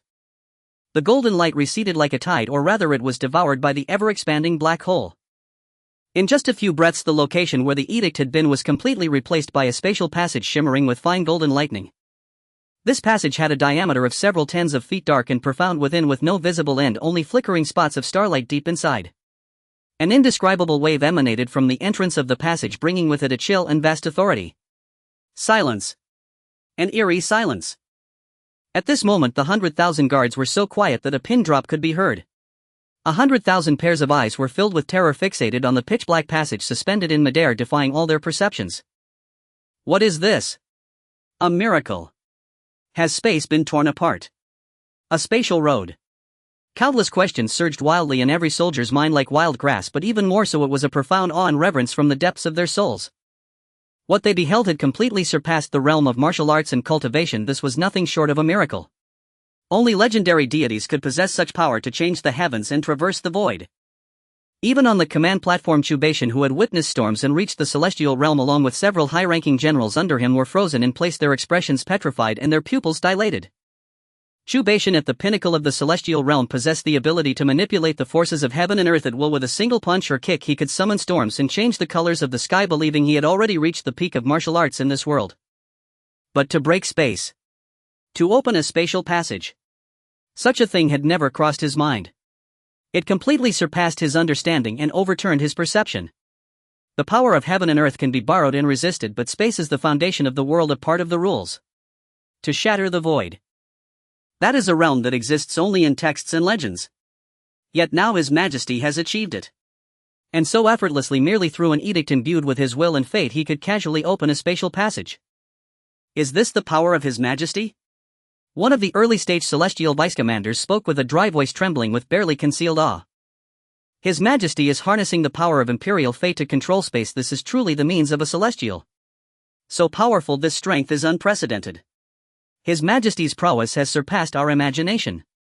At this moment, within the sword pavilion, which had resolutely chosen to resist, the atmosphere was far from calm. Why, you may ask? Because there were too many people. Among them were the first-rate forces under the sword pavilion, such as the Qingyun sword sect and the Shantian sect, alongside numerous second-rate and third-rate powers. Of course, the main reason was that they did not want to submit to the Imperial dynasty. Even knowing the current might of the dynasty could easily obliterate them, they still wished to fight back. Not for any other reason but because they were sword cultivators. Sword cultivators pride themselves on their indomitable spirit. Due to the influence of the sword pavilion, nearly all sects under the Imperial dynasty in the western region were dominated by sword cultivators. In this world, to become a qualified sword cultivator, one must first cultivate an invincible sword heart. The stronger the sword heart, the greater the strength and the faster the cultivation speed. This is also why, despite knowing the current Imperial dynasty was unbeatable, these sword cultivators chose to resist. To them, perhaps death was not terrifying. What was truly dreadful was having their invincible sword heart tarnished. That was the most horrifying and unacceptable thing for them. Although they all cultivated an invincible sword heart, both the people of the sword pavilion and those from their affiliated sects were acutely aware of the strength of the current Imperial dynasty. It was precisely because of this that, after learning of the sect's decision, everyone felt a heavy sense of oppression in their hearts. Naturally. However, this feeling did not last long, and as all the forces unwilling to submit gathered at the sword pavilion, the sense of oppression and panic began to dissipate. At that moment, within the sacred sword pavilion, an unprecedented atmosphere of excitement unfolded, even to the point of being tumultuous. From the foot of the mountain to the middle and up to the peak, warriors carrying swords filled the area. Their attires varied greatly, with at least dozens of different styles visible at a glance. Among these individuals, besides the disciples of the sword pavilion, the most eye-catching were the disciples of the Qingyun sword sect and the Shantian sect. As the only two first-rate forces in the western region of the Imperial dynasty, their strength was not much inferior to that of the sword pavilion, aside from the lack of any celestial realm experts in their sects. Thus the disciples from these two sects exhibited a significantly stronger presence compared to others. Look! That is the Qinghong sword Lu Xiaobai from the Qingyun sword sect. I heard he has already reached the peak of the innate realm last year and defeated an established loose cultivator at the master realm without being defeated. The iron sword Pasang from the Shantian sect has also arrived. His heavy iron sword is said to weigh 1,000 pounds, capable of splitting mountains and shattering stones when wielded. Look over there. It's the gentleman's sword Yukun. And that is the exorcising sword Lin Ping. There are so many people. Our Yunjian mountain villa has brought all its resources this time. The owner said that we either follow the sword pavilion to carve out a path, or we bury our bones here, never to live in servitude. What's there to fear? Even if the Imperial dynasty is strong, can they swallow us all, so many sects and masters in one go? Exactly. We not only have two celestial realm ancestors from the Sword Pavilion but also many Grand Masters and countless Masters. What is there to fear? Right.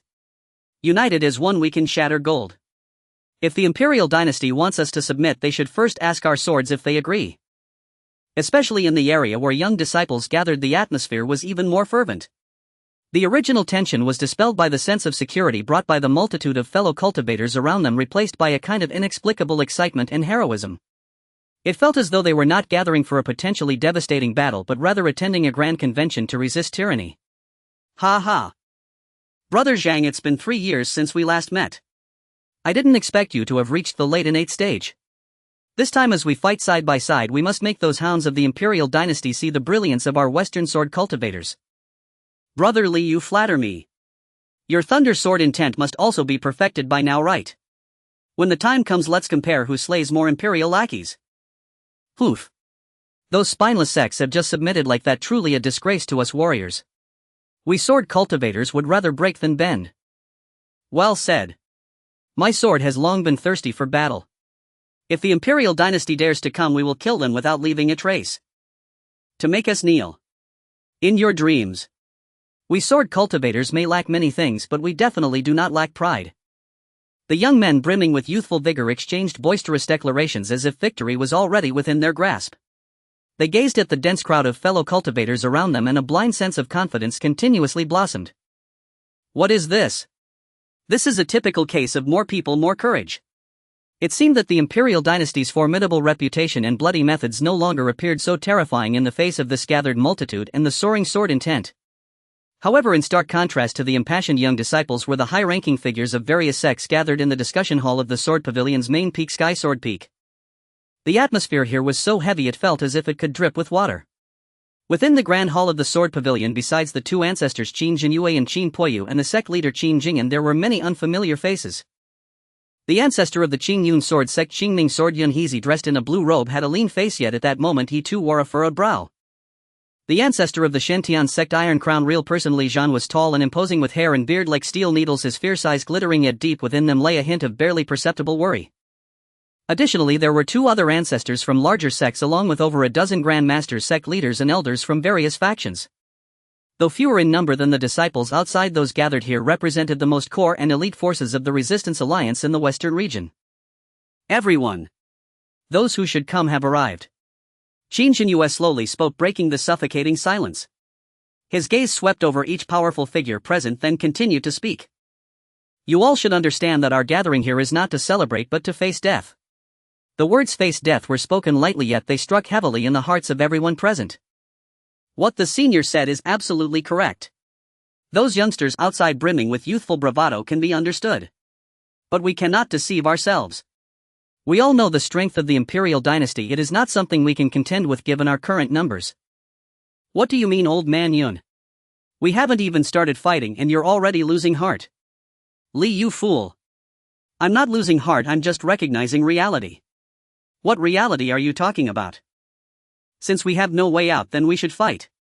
Let's create a heaven-shattering scene. Poof. Reckless fool. War requires strategy. We cannot be reckless in the face of such a powerful Imperial Dynasty. Boom. However, just as the argument continued among the group, a sudden loud noise erupted from above their heads. Following that, a chilling aura enveloped the entire Sword Pavilion. Even their meticulously prepared mountain protection array seemed to have failed at this moment. Boom, crack. Above the Wanjian mountain, the protective formation of the Sword Pavilion suddenly activated as if it had suffered some fatal attack. In an instant, a faint light curtain enveloped the entire Sword Pavilion. Outside the light curtain, a gaping twisted black rift appeared out of thin air. This was not merely a spatial crack, it resembled the manifestation of some supreme rule. Deep within the rift, faint echoes of dragon roars and phoenix cries along with phantoms of mountains and rivers floated, accompanied by an endless cascade of golden fortune. What? What is that? Why did the sky split open? How could a spatial passage suddenly appear in the sky? What a terrifying aura! What on earth is happening? What kind of power is this? It's too frightening. At this moment, not only the disciples from various sects inside the Sword Pavilion were stunned. Even the high-ranking members who rushed out from the discussion hall were equally taken aback. Who? Who is this? What kind of method is this? The elder of the Qingyun sword sect spoke, his voice trembling slightly. He knew that he was already at the half-step celestial realm, able to clearly feel the overwhelming pressure emanating from that spatial passage, vast as the ocean and unfathomable, far surpassing anything he had ever encountered. Even Qin Jinyue and Qin Poyu, the two brothers, stood frozen in place. They gazed up at the terrifying spatial passage, their faces etched with unprecedented shock and a hint of fear they themselves were reluctant to admit. Their cultivation was higher, their experiences broader, thus their feelings were even more intense. Such power to open a spatial passage had completely touched upon their cognitive blind spots. They knew that the celestial realm did not possess such power. Even the land immortals recorded in their sect's scriptures lacked the ability to open spatial passages. They vaguely sensed that the aura flowing from the spatial passage in the void bore a slight resemblance to the grand imperial lawforms they had once seen in their minds. However, the aura emanating from this spatial passage was even more direct, even more violent. It's the Imperial Dynasty. It's the hand of that emperor. Qin Jinyu's voice was somewhat hoarse, trembling with disbelief. How could he possibly tear apart the void and project his power here? How is this even possible? How can we resist this? The stronger one's power, the more terrifying the realization became. Originally he thought that with their strength, even if they couldn't stop the Imperial Dynasty, they could at least take a few bites out of it. Now it seemed they had truly overestimated themselves just by the ability to open a spatial passage. It was evident that the power of the Imperial Dynasty had long surpassed them. Could it be that this is the work of that emperor of the Imperial Dynasty? There's no mistaking it, the aura above the spatial passage is of the same origin as that emitted by the emperor of the Imperial Dynasty. What is this spatial passage for? Could it be that the emperor himself is coming to deal with us? Just as everyone was taken aback by the sudden appearance of the spatial passage, deep within the spatial passage the surging golden fortune suddenly contracted and condensed. Immediately after, under everyone's watchful eyes, a general clad in white armor exuding a formidable presence stepped out from the spatial passage. Merely standing there, he resembled an immovable mountain emanating an endless chill and a terrifying aura. This person was none other than the Grand General of the Tianqian Imperial Dynasty, Zhu Badian. And behind him, more terrifying figures, each radiating a fierce aura, continuously emerged from the spatial passage. Among them were several commanders dressed similarly to Zhu Badian, albeit with slightly lesser momentum. Each of them radiated a rich aura of heaven and earth. Undoubtedly, these were all powerhouses of the celestial realm. Following them, even more figures were pouring out, numbering in the dozens. Though these individuals did not evoke a resonance of the forces of heaven and earth, each was brimming with vitality, their true essence surging like a torrential river, all being grand masters of the highest order. Each one of them could establish a sect in any corner of the world, yet at this moment stood like the most loyal guards, respectfully positioned behind Zhu Badian and the others. From the moment Zhu Badian and the others appeared, only a few breaths had passed. However, the pressure they brought made the air above Wanjian Mountain feel as if it had solidified. Are they from the Imperial Dynasty? That white-armored general has such a terrifying aura. I can hardly breathe. Those behind him are all experts, celestials, and so many grand masters. This is the end. How can we fight against so many strong figures? Though I'm a sword cultivator, I'm not a fool. What's the point of fighting now? Sorry, I take back what I just said. I only want to survive now. Inside and outside the sword pavilion, whether ordinary disciples or high-ranking members, all felt as if they had fallen into an ice cave, their scalps tingling. 6 celestial realm powerhouses. How can they fight against this? They knew the Tianqian Imperial Dynasty was powerful now, but this was simply too outrageous. To mobilize so many celestial realm powerhouses at once, even at the peak of the Imperial Dynasty, they had never displayed such might. Had they overestimated themselves a bit too much? Just as everyone was shocked and filled with despair at the Imperial Dynasty's grand display, countless golden streams suddenly surged out from the spatial passage. Once these golden streams burst forth, they transformed into soldiers wielding weapons and landed around the sword pavilion. In just a short time, the entire sword pavilion was surrounded by countless soldiers. The scene was spectacular in the extreme. Those are soldiers from the Imperial Guard. What godlike method is this to teleport soldiers from the Imperial City Guard camp directly across thousands of miles? It's over. We're done for. There's no way to escape. It seems the Imperial Dynasty never intended to let us go. The moment we decided to resist, our fate was sealed. In fact, this was also Wang Chen's deliberate intention. The goal was to showcase the power and authority of the Imperial Dynasty. Although other factions chose to submit when the situation appeared dire, many within their ranks were surely unwilling to comply. This handling of the sword pavilion was to make other factions understand that the Imperial dynasty had both the strength and the resolve to suppress all dissent. Those who comply shall prosper. Those who resist must perish. Otherwise, why go through all this trouble? Just sending a few celestial realm powerhouses could flatten the entire sword pavilion. Chu Baishan's gaze lingered on the thin protective formation above his eyes, revealing unmasked disdain and impatience. Poof! A barely audible cold snort, yet it carried the chill of 1,000 pounds. In the next moment, in the terrified gaze of everyone, Chu Baishan's right hand grasped the sword at his waist. Though it was merely a very simple sword draw, the sharp metallic friction seemed to drown out all sounds in the world. A terrifying sword intent capable of tearing the heavens and severing the earth erupted with a thunderous roar. Without any build-up or flashy moves and without triggering any celestial phenomena, Chu Badian simply held the freshly drawn long sword and casually swung it downward towards the protective mountain array enveloping the sword pavilion. The motion was simple, brutal, and direct. However, shying. A sword chi so brilliant and fierce that it defied description erupted from the sword's tip. Initially just a span of 10 feet, the moment it left the sword it surged with the wind, transforming into a terrifying sword chi that spanned across the sky, reaching a length of 1,000 meters. Fast. So fast that it surpassed the limits of visual perception. Fierce. Fierce enough to seem as if it would cleave the very heavens and earth.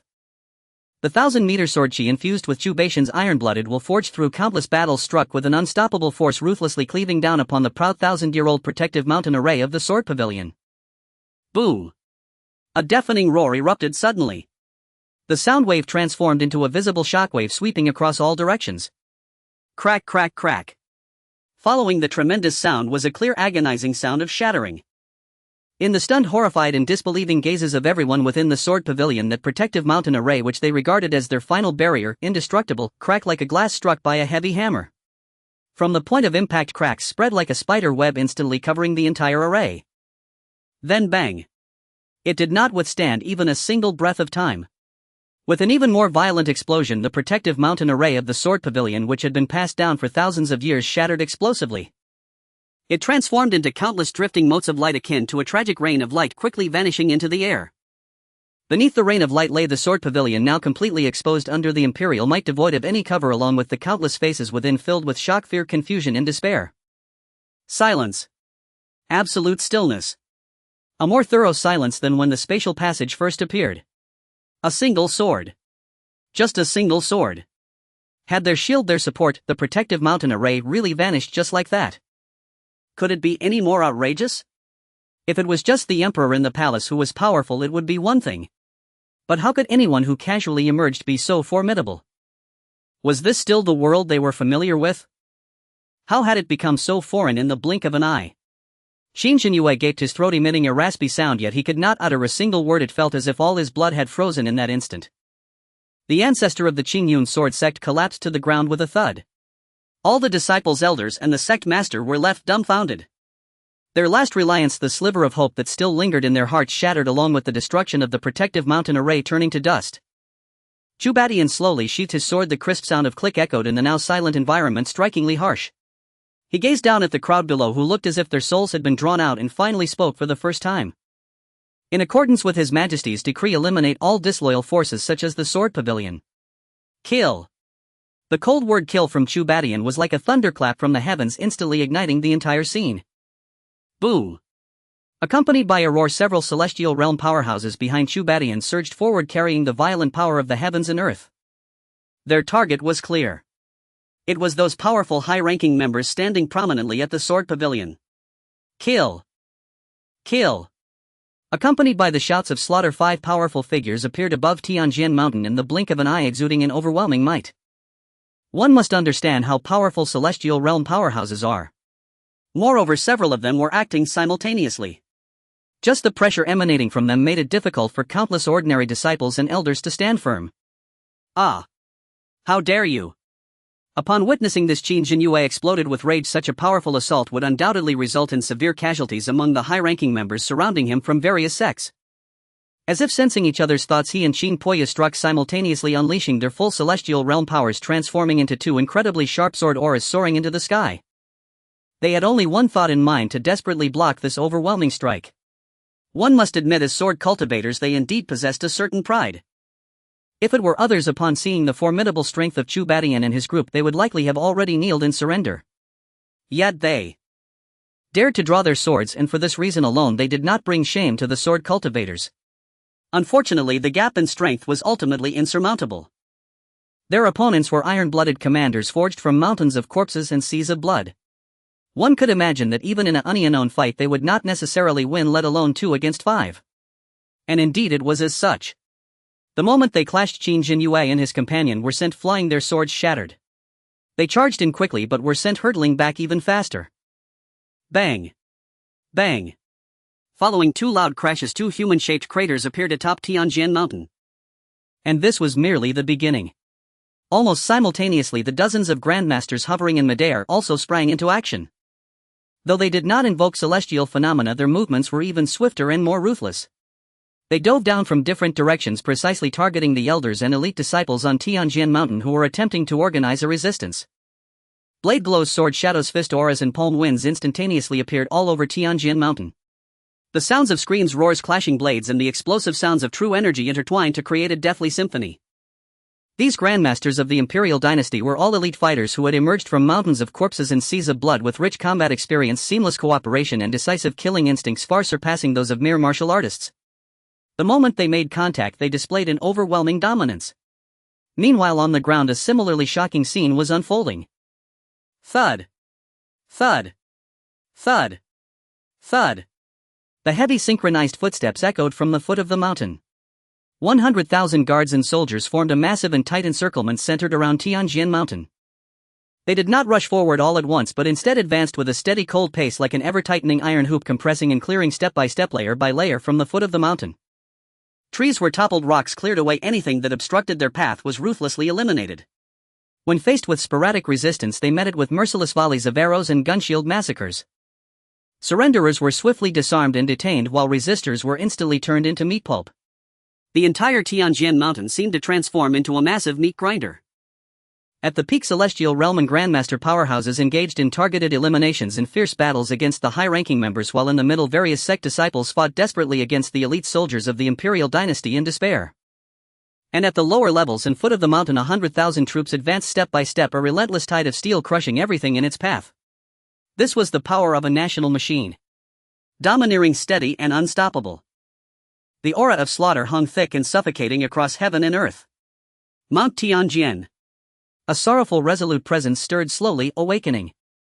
It was the unique aura of sword cultivators. The unyielding pride that would rather shatter than bend. The invincible conviction to draw one's blade even in the face of utter despair. Cough, cough.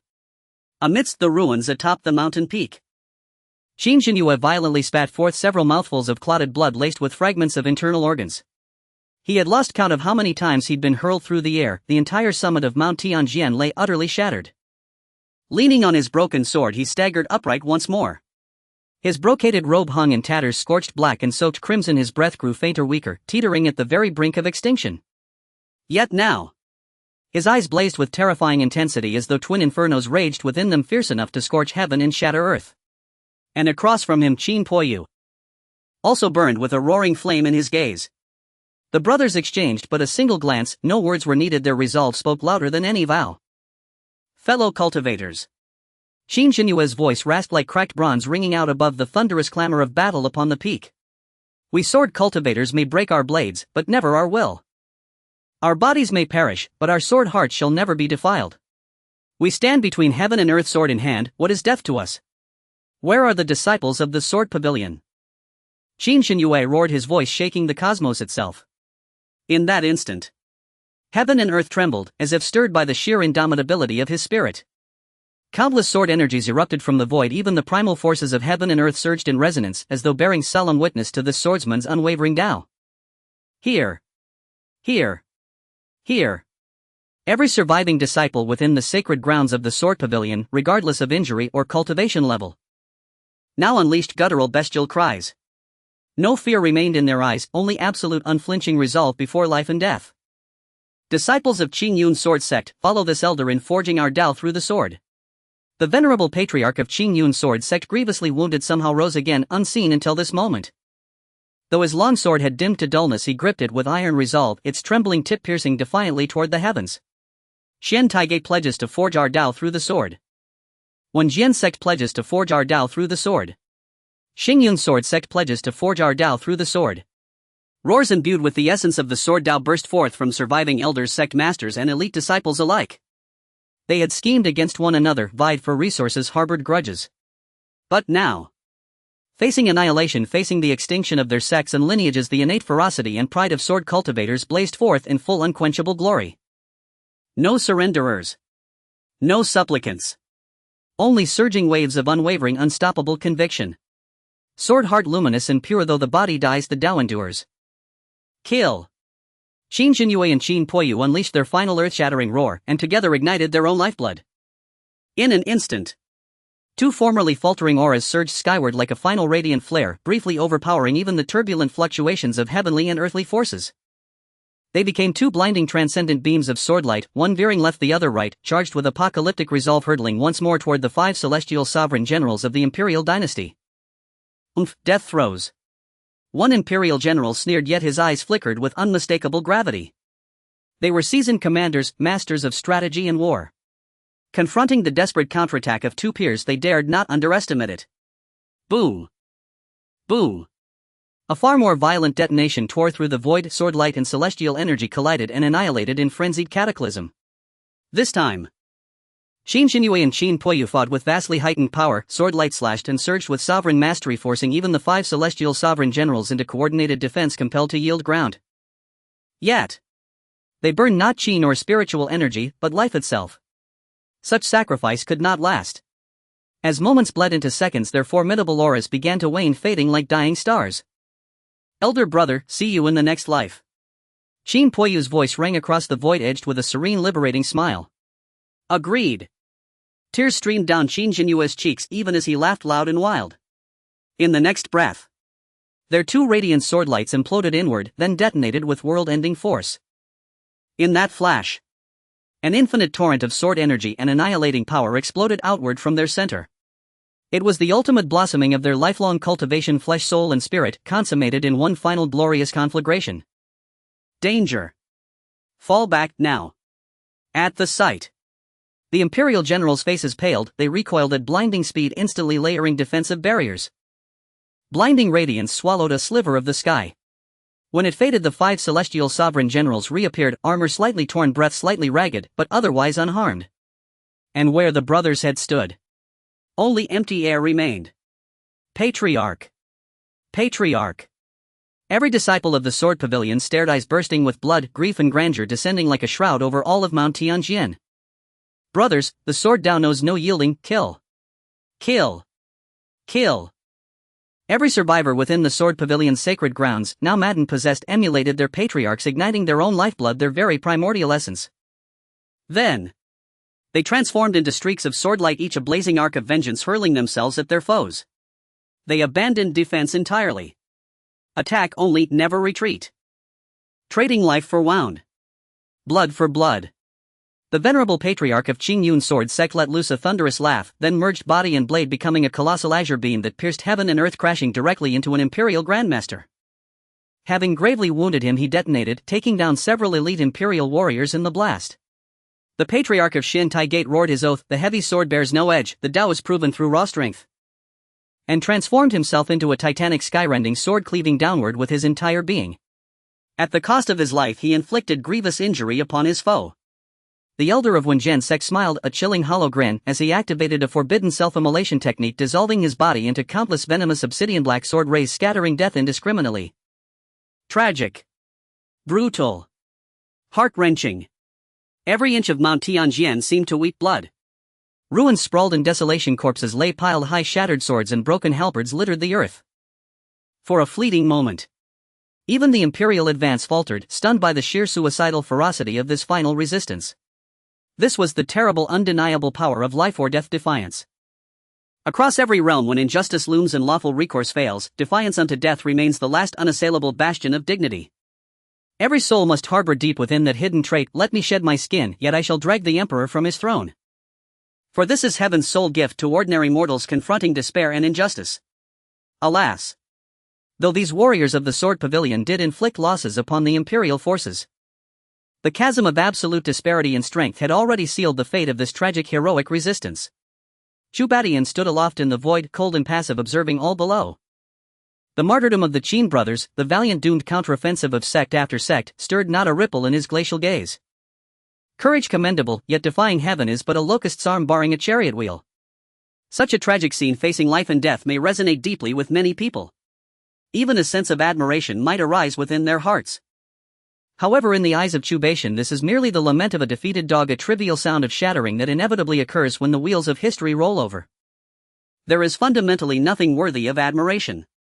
Of course, this is primarily because the two sides are in opposition. Since they are enemies, it is a relationship of life and death. The more fiercely you resist, the greater the losses I will incur. Therefore, an enemy is just an enemy, not deserving of respect. Only a fool would respect an enemy. If the two sides were not enemies but members of the same camp, their tragic actions in the face of the enemy would definitely be considered heroic. This is simply a matter of perspective. Naturally, the way problems are viewed will differ. In the eyes of Chu Badian and his companions, the people within the sword sect are merely a group of rebels who do not respect the dynasty or the law. They are akin to traitors to the country. Regardless of any passionate deeds they perform, they are not worthy of respect or admiration. As time passed, the radiant glow of self-detonation gradually diminished and the desperate charges were slowly consumed by the iron tide in merciless slaughter, flattening everything. The sounds of battle from Tianjian Mountain finally began to weaken. In their place was a suffocating scene akin to a hell of Azura. The sword sect and the elite martial artists gathered here met their demise in the most tragic and unyielding manner. Their blood stained this ancient holy land. At the same time, it also testified to the unstoppable might of the Imperial army. That supreme emperor residing in the palace would not tolerate even a speck of dust. Anyone daring to disrespect the dynasty or any force would be ruthlessly crushed to dust. Just as the last wisp of sword intent within the sword sect completely dissipated. In the unseen realm, it seemed as though an invisible shackles had been snapped above the entire territory of the Tianjian dynasty. A thunderous sound reaching deep into the soul reverberated in the minds of all the people of the dynasty. At that moment, countless individuals instinctively looked up at the void. And deep within the palace, billions of miles away, Wang Chen, who was closing his eyes to contemplate the flow of national fortune, suddenly trembled. What is this? In the astonished gaze of Wang Chen, the aura of fortune enveloping the palace unexpectedly transformed into a golden dragon of fortune in an instant. The transformed golden dragon of fortune emitted a roar that ordinary people could not hear. Within that roar was the thrill and majesty of breaking free from shackles dominating the 8 wildernesses. As the dragon roared, the body of the dragon of fortune began to expand at a visible speed. The dragon's form, initially only 100 zhang long, instantly surged to 200 zhang, then to 300 zhang, until it finally stabilized at nearly 500 zhang. Each dragon's scale resembled pure gold, seemingly carrying the weight of a realm. With the opening and closing of the dragon's eyes, it shone like the sun and moon, illuminating every inch of the dynasty's land. At this moment, the entire fortune of the dynasty completely unified. No longer a trace of stagnation. No more dead corners. The territory of the Tianjian dynasty, wherever the sun and moon shine and rivers flow, was entirely enveloped by the power of the dynasty's fortune. The power of fortune moved as if it had a will, unified as one. With just a thought, he could bestow the entire dynasty's fortune upon himself. I didn't expect the power of fortune to actually surge by more than double all at once. Wang Chen was shocked as he sensed the power of fortune in the void. He never imagined that merely eliminating the sword sect, the last remaining force of resistance, could lead to such a monumental change. It was as if all the previous obstacles and all forms of disharmony had been completely cleared away with the fall of the sword sect. The power of fortune also completed its integration and enhancement. It directly transformed into the golden dragon of fortune. Once the golden dragon of fortune fully formed and stabilized, it immediately turned into a golden streak of light rushing directly into Wang Chen's body. Crack, crack. Accompanied by a series of crack sounds, the solid barrier of realms within Wang Chen's body became as fragile as an eggshell under the wash of this vast power of fortune. In an instant it shattered. There were no earth-shattering phenomena, but the Dan Tian and divine sense within Wang Chen were undergoing earth-shattering changes. The true Qi transformed into a higher echelon, carrying a faint golden sheen known as Imperial Tao True Essence. The divine sense expanded infinitely, becoming more closely intertwined with the power of the dynasty's fortune, able to invoke the laws of heaven and earth with a single thought and shatter the void with a mere notion. However, the pace of breakthrough did not cease. The vast power of fortune propelled his cultivation upwards like a rocket, constantly soaring. The Imperial Tao true essence flowed and roared through the meridians, compressing and purifying continuously. Meanwhile, in his mind, a hazy visage wearing an imperial crown and draped in royal robes resembling him by 7 or 8 points was slowly solidifying deep within his divine sense.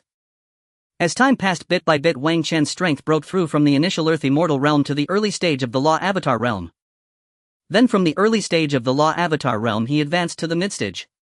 When all fluctuations gradually calmed down, Wang Chen's realm had stabilized in the late stage of the Law Avatar realm. He slowly stood up. Just a simple movement of his body caused the surrounding space to emit a faint humming sound as if unable to bear the power radiating from him. Without any deliberate effort, he could feel the wandering essence of heaven and earth converging towards him as if bowing to a king. With the thought, the power of laws within a radius of hundreds of miles would be at his disposal. As long as he wished, he could even tear apart space effortlessly without relying on the power of fortune. In short, he was incredibly strong. So powerful that he did not even know how to describe it. Although this time he only ascended one major realm for Wang Chen, it was the greatest leap in strength he had ever experienced. Previously, whether in the celestial realm or the earth immortal realm, they had at least appeared or been spoken of in this world. But what about the Law Avatar realm? It had never appeared in this world. It was an unknown realm transcending this world. Only now did Wang Chen's strength truly surpass this world. And it was precisely for this reason that it took Wang Chen a long time to fully calm the excitement within his heart. When he once again focused on feeling the dynasty's fortune, he finally understood the reason for this sudden surge in fortune. Because the path of fortune emphasizes domination. A hint of discord leads to flaws, and any act of disloyalty creates rifts. Only within the territory with a single will with the law in effect can the fortune merge without hindrance and unleash its maximum power when it assists oneself.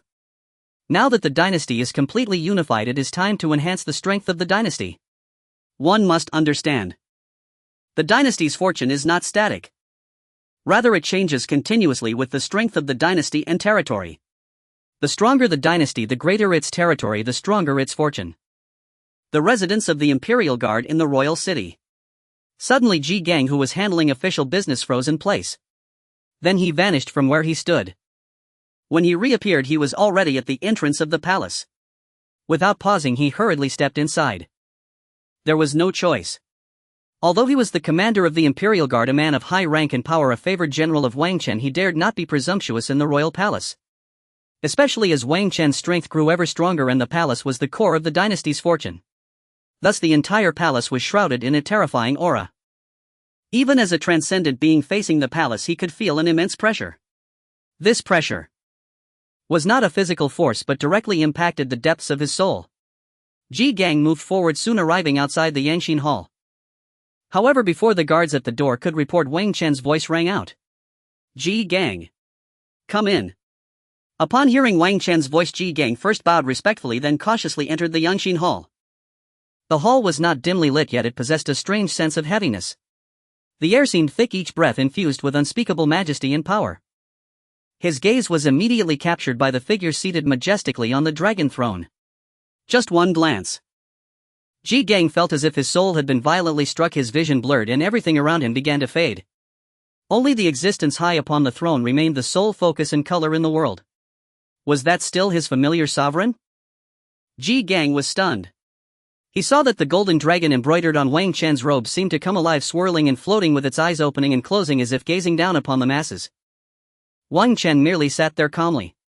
He did not deliberately exude pressure and his appearance remained handsome and youthful, yet the aura he emanated felt utterly different. The previous Wang Chen was a fearsome emperor wielding the power of life and death, his presence as imposing as a mountain, evoking awe and submission. But now Ji Gang found it impossible to describe Wang Chen. He racked his brain yet found no earthly words to convey the essence of Wang Chen at this moment. He resembled a divine king reigning over the cosmos from the ninth heaven. An aura of transcendence enveloped him, surpassing all else. With each blink of his eyes, it seemed as if the sun, moon and stars were born and perished within them. Merely being swept by that gaze, Ji Gang felt as if every secret of his body and soul from the past to the future lay bare under that supreme will's scrutiny. It was neither killing intent nor anger but a fear stemming from an absolute disparity in the realm of existence. Ji Gang, I pay my respects to your majesty. Long live your majesty, long live, long live. The immense pressure nearly suffocated Ji Gang.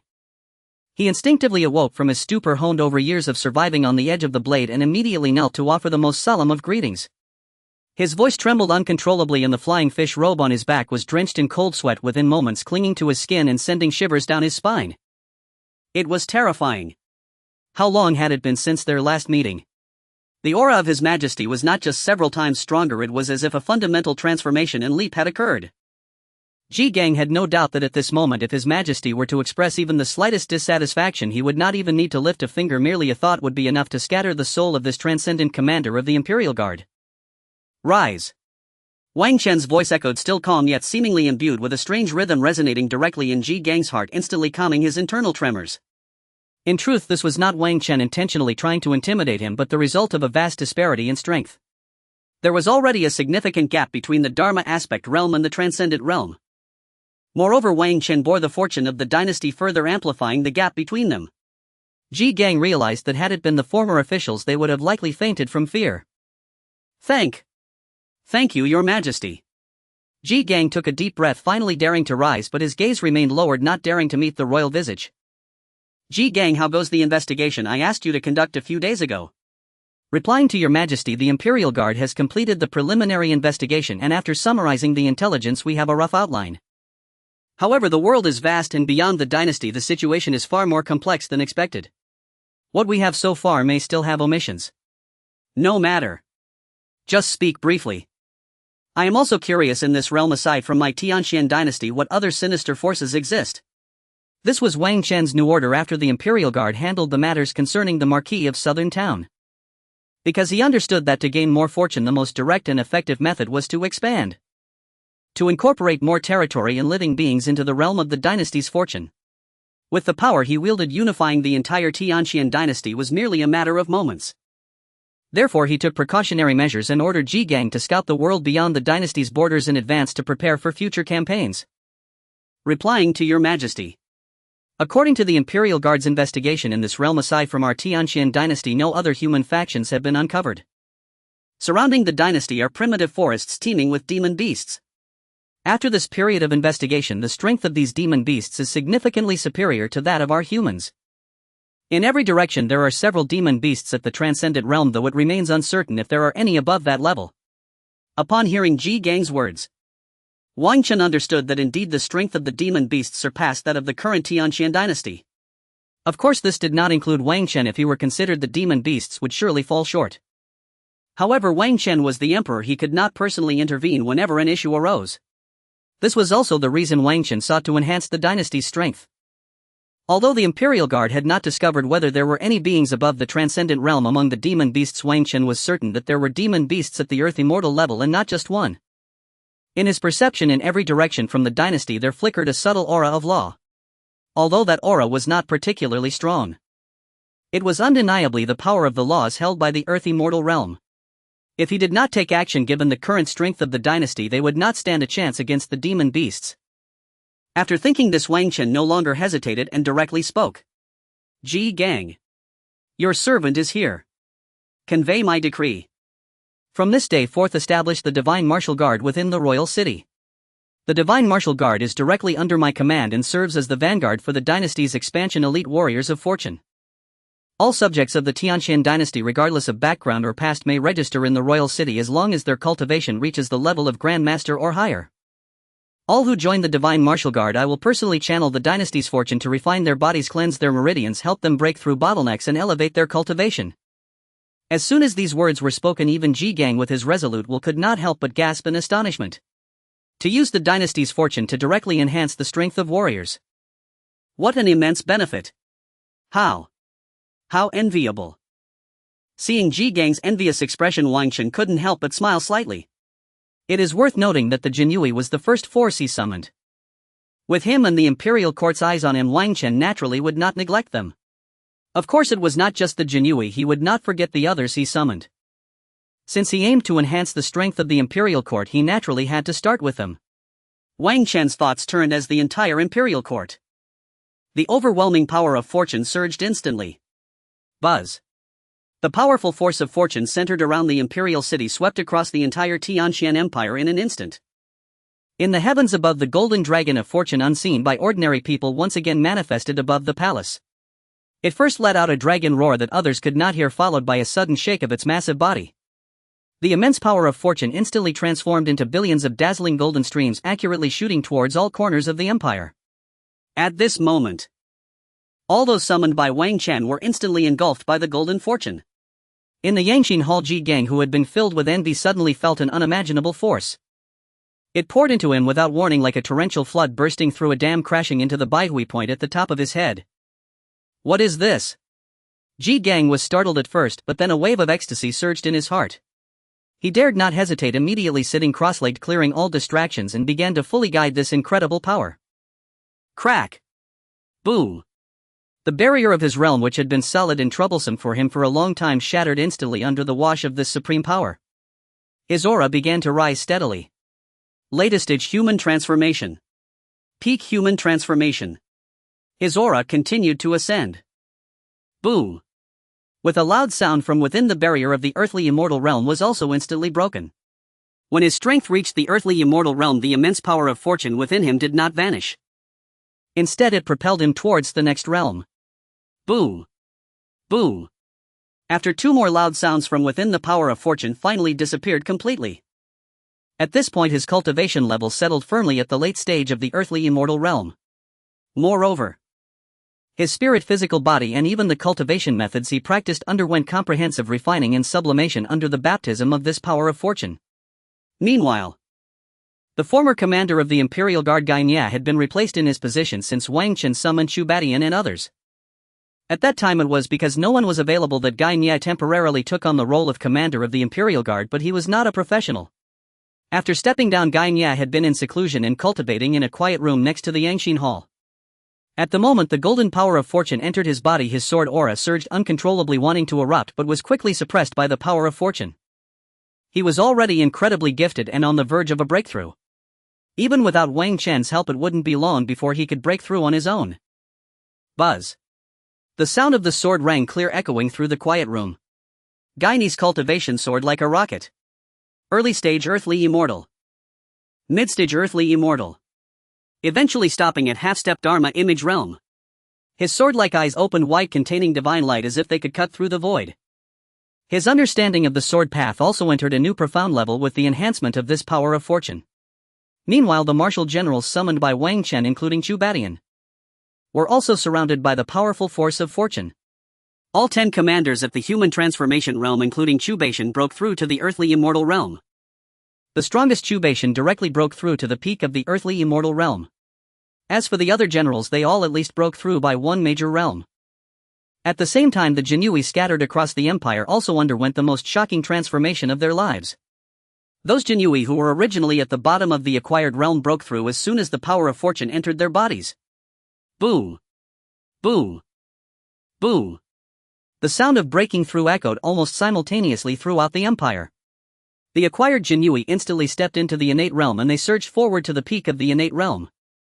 The originally innate Jinui transformed their true energy into liquid, condensing their true essence, and broke into the master realm, with the standout ones reaching the peak of the master realm. Those in the master realm, whether they were 100 household or 1,000 household leaders or skilled experts in various positions, all had their blood energy soar, their true essence refined to perfection, breaking through their shackles and stepping into the Grandmaster realm. Within the empire, hundreds of newly promoted Grandmasters appeared in an instant. Meanwhile, the senior members of the Jinui who were already Grandmasters also broke through their realm barriers under the infusion of fortune, all stepping into the human transformation realm. Among them, the most outstanding talent, the Qinglong Jinfu, sure reaped the greatest rewards. Originally at half-step human transformation, he experienced a rapid accumulation of strength, breaking through the human transformation realm and at the last moment crossing the threshold of the earthly immortal realm, directly reaching early stage earthly immortal. Though only at the early stage, he had officially entered the highest tier of this world. If we talk about the most significant changes, it was the group of civil officials summoned by Wang Chen. Especially Zhuge Dali, the head of the civil officials who practiced the way of governance. At this moment, the fortune of the empire infused him, perfectly merging with his governance philosophy. His aura became more just and peaceful, the righteous energy within him ultimately evolved into the laws of governance, and he stepped into the earthly immortal realm in one go. Though not skilled in killing, his ability to govern and stabilize the national fortune underwent a qualitative leap. Other summoned civil officials also received varying degrees of enhancement, with the vast majority rising by one major realm. Masters and Grandmasters emerged in abundance. The previously weak martial force in the civil official system was significantly bolstered. Although this enhancement of strength targeted only the summoned individuals, Wang Chen had also specifically added 3 more individuals to the mix. Those were the 3 elders of the Imperial court. Wang Chen had made them a promise long ago. As long as they performed well, he would give them a chance to achieve the earthly immortal realm. Over this period their performance could be described as quite satisfactory, at least they were obedient. Given their status being his ancestors in this body, Wang Chen did not mind fulfilling his promise ahead of time. For him it was merely a matter of convenience. When the power of fortune reseated, the 3 elders of the empire smoothly stepped into the earthly immortal realm. Though they were only at the early stage of the earthly immortal realm, it was sufficient for them. The entire process from beginning to end took only a brief moment. However, the strength of the entire Tianxian Empire had undergone earth-shattering changes. The number of strong individuals at the earthly immortal realm surged to nearly 20. This does not include Wang Chen, the true powerhouse of the Dharma image realm, nor Gai Nya, who was at half-step Dharma image realm. The human transformation realm and Grandmaster realm increased by countless multiples. In that instant, the foundation of the entire empire expanded tenfold, 100-fold, and more. Note: the current world is just a small world. Time flies quickly. In just half a day, the imperial decree from Wang Chen to establish the Divine Martial Guard had spread to every corner of the Tianxian Empire. In the past, it would have taken at least 2 or 3 days to disseminate such a decree throughout the entire empire. But now things are different. With the substantial enhancement of the Jinyuai strength, they no longer lacked Grand Masters and Celestial beings, naturally increasing their efficiency in handling matters. However, the decree issued by Wang Chen this time was anything but ordinary. Its contents had completely rocked the martial world of the Tianxian Empire. Divine Martial Guard. His Majesty personally oversees it, using the Empire's luck to aid in cultivation. Each word on the decree felt like the sharpest hooks, directly ensnaring the souls of all. Especially for those martial artists who had been stuck at a bottleneck for many years without any hope of breakthrough, the excitement was palpable. Furthermore, enhancing one's strength is an instinctive desire deeply engraved in every martial artist's soul. Especially for those who were stuck at the threshold of Grand Master or even the Celestial Realm, this temptation was nearly fatal. The Empire's luck. They might not fully understand what it entailed, but just the phrases "His Majesty personally intervenes" and "aiding in breaking through bottlenecks" were enough to make their hearts race and blood surge. Countless martial artists in the world turned reedy upon seeing the decree's content. They wished they could sprout wings and fly straight to the Imperial city. Ha ha. Thank you, Your Majesty, for this opportunity. I will go to the Imperial city to register immediately. Alas, I have been stuck at the peak of Grand Master for 30 years. Perhaps this is the last chance. The sect has dispersed, the road ahead is bleak, the Divine Martial Guard may be our only way out. However, after the frenzy came the cold splash of reality. The clear requirements in the decree were like a cold chasm blocking the way for the vast majority. Only those above the Grand Master realm can register. Grand Master. Those 3 words extinguished the hopes of 99 of martial artists like a bucket of ice water. In the martial world, a Grand Master alone is enough to support a medium-sized sect. Founding a new sect is not a difficult task. Within the entire Tianxian Empire, Grand Masters are already considered top-tier powerhouses, and their numbers are certainly not abundant. Scattered across vast territories and a large population, they are even rarer. Countless martial artists who did not meet the requirements instantly withered like frostbitten eggplants, only able to sigh in disappointment at the decree. Of course, not everyone wanted to join the Divine Martial Guard. Many qualified Grandmasters were not in a hurry to express their stance. Worries, doubts, and hesitation intertwined in their hearts. Those who could cultivate to the Grand Master realm are certainly not fools. They consider things more deeply than others. First and foremost, there is freedom. Martial artists have long been accustomed to a carefree life, wielding swords across the world, relishing in vengeance and friendship, though risky, it is also liberating. Once they join the Divine Martial Guard, they become part of the Imperial personnel and must accept the constraints of the law, losing the freedom they once had. This kind of constraint would make many free-spirited martial artists feel resistant. Secondly, and more crucially, past grievances. They should know that they were mostly high-ranking members of major factions in the past, representing a typical resistance against the Empire. Although they ultimately chose to submit and barely preserved their lives, they all knew in their hearts that they were a group of individuals with dark histories. Now joining the Divine Martial Guard would mean completely handing themselves over to the Empire. Would the Empire seek revenge on them later? Would they be marginalized or suppressed due to their improper backgrounds, or even become cannon fodder? These are very realistic issues concerning their lives and families which cannot be overlooked. Is the Empire trying to take this opportunity to eliminate us remnants and gain control? Indeed, they say it's to enhance strength. Who knows if they've dug a pit for us to jump into? Luck. I've never heard of it. What if it's a wicked method to control hearts and destroy foundations? There's no such thing as a free lunch. I absolutely won't believe it. I'm used to freedom and can't stand constraints, so I won't get involved. I'm old, having reached the end of my martial path, but I would like to take a gamble. It was precisely because of such concerns that many grandmasters and a few celestial beings chose to observe for the time being. However, amidst this general wave of caution, suspicion, and observation, one person's decision stood out as particularly abrupt and decisive.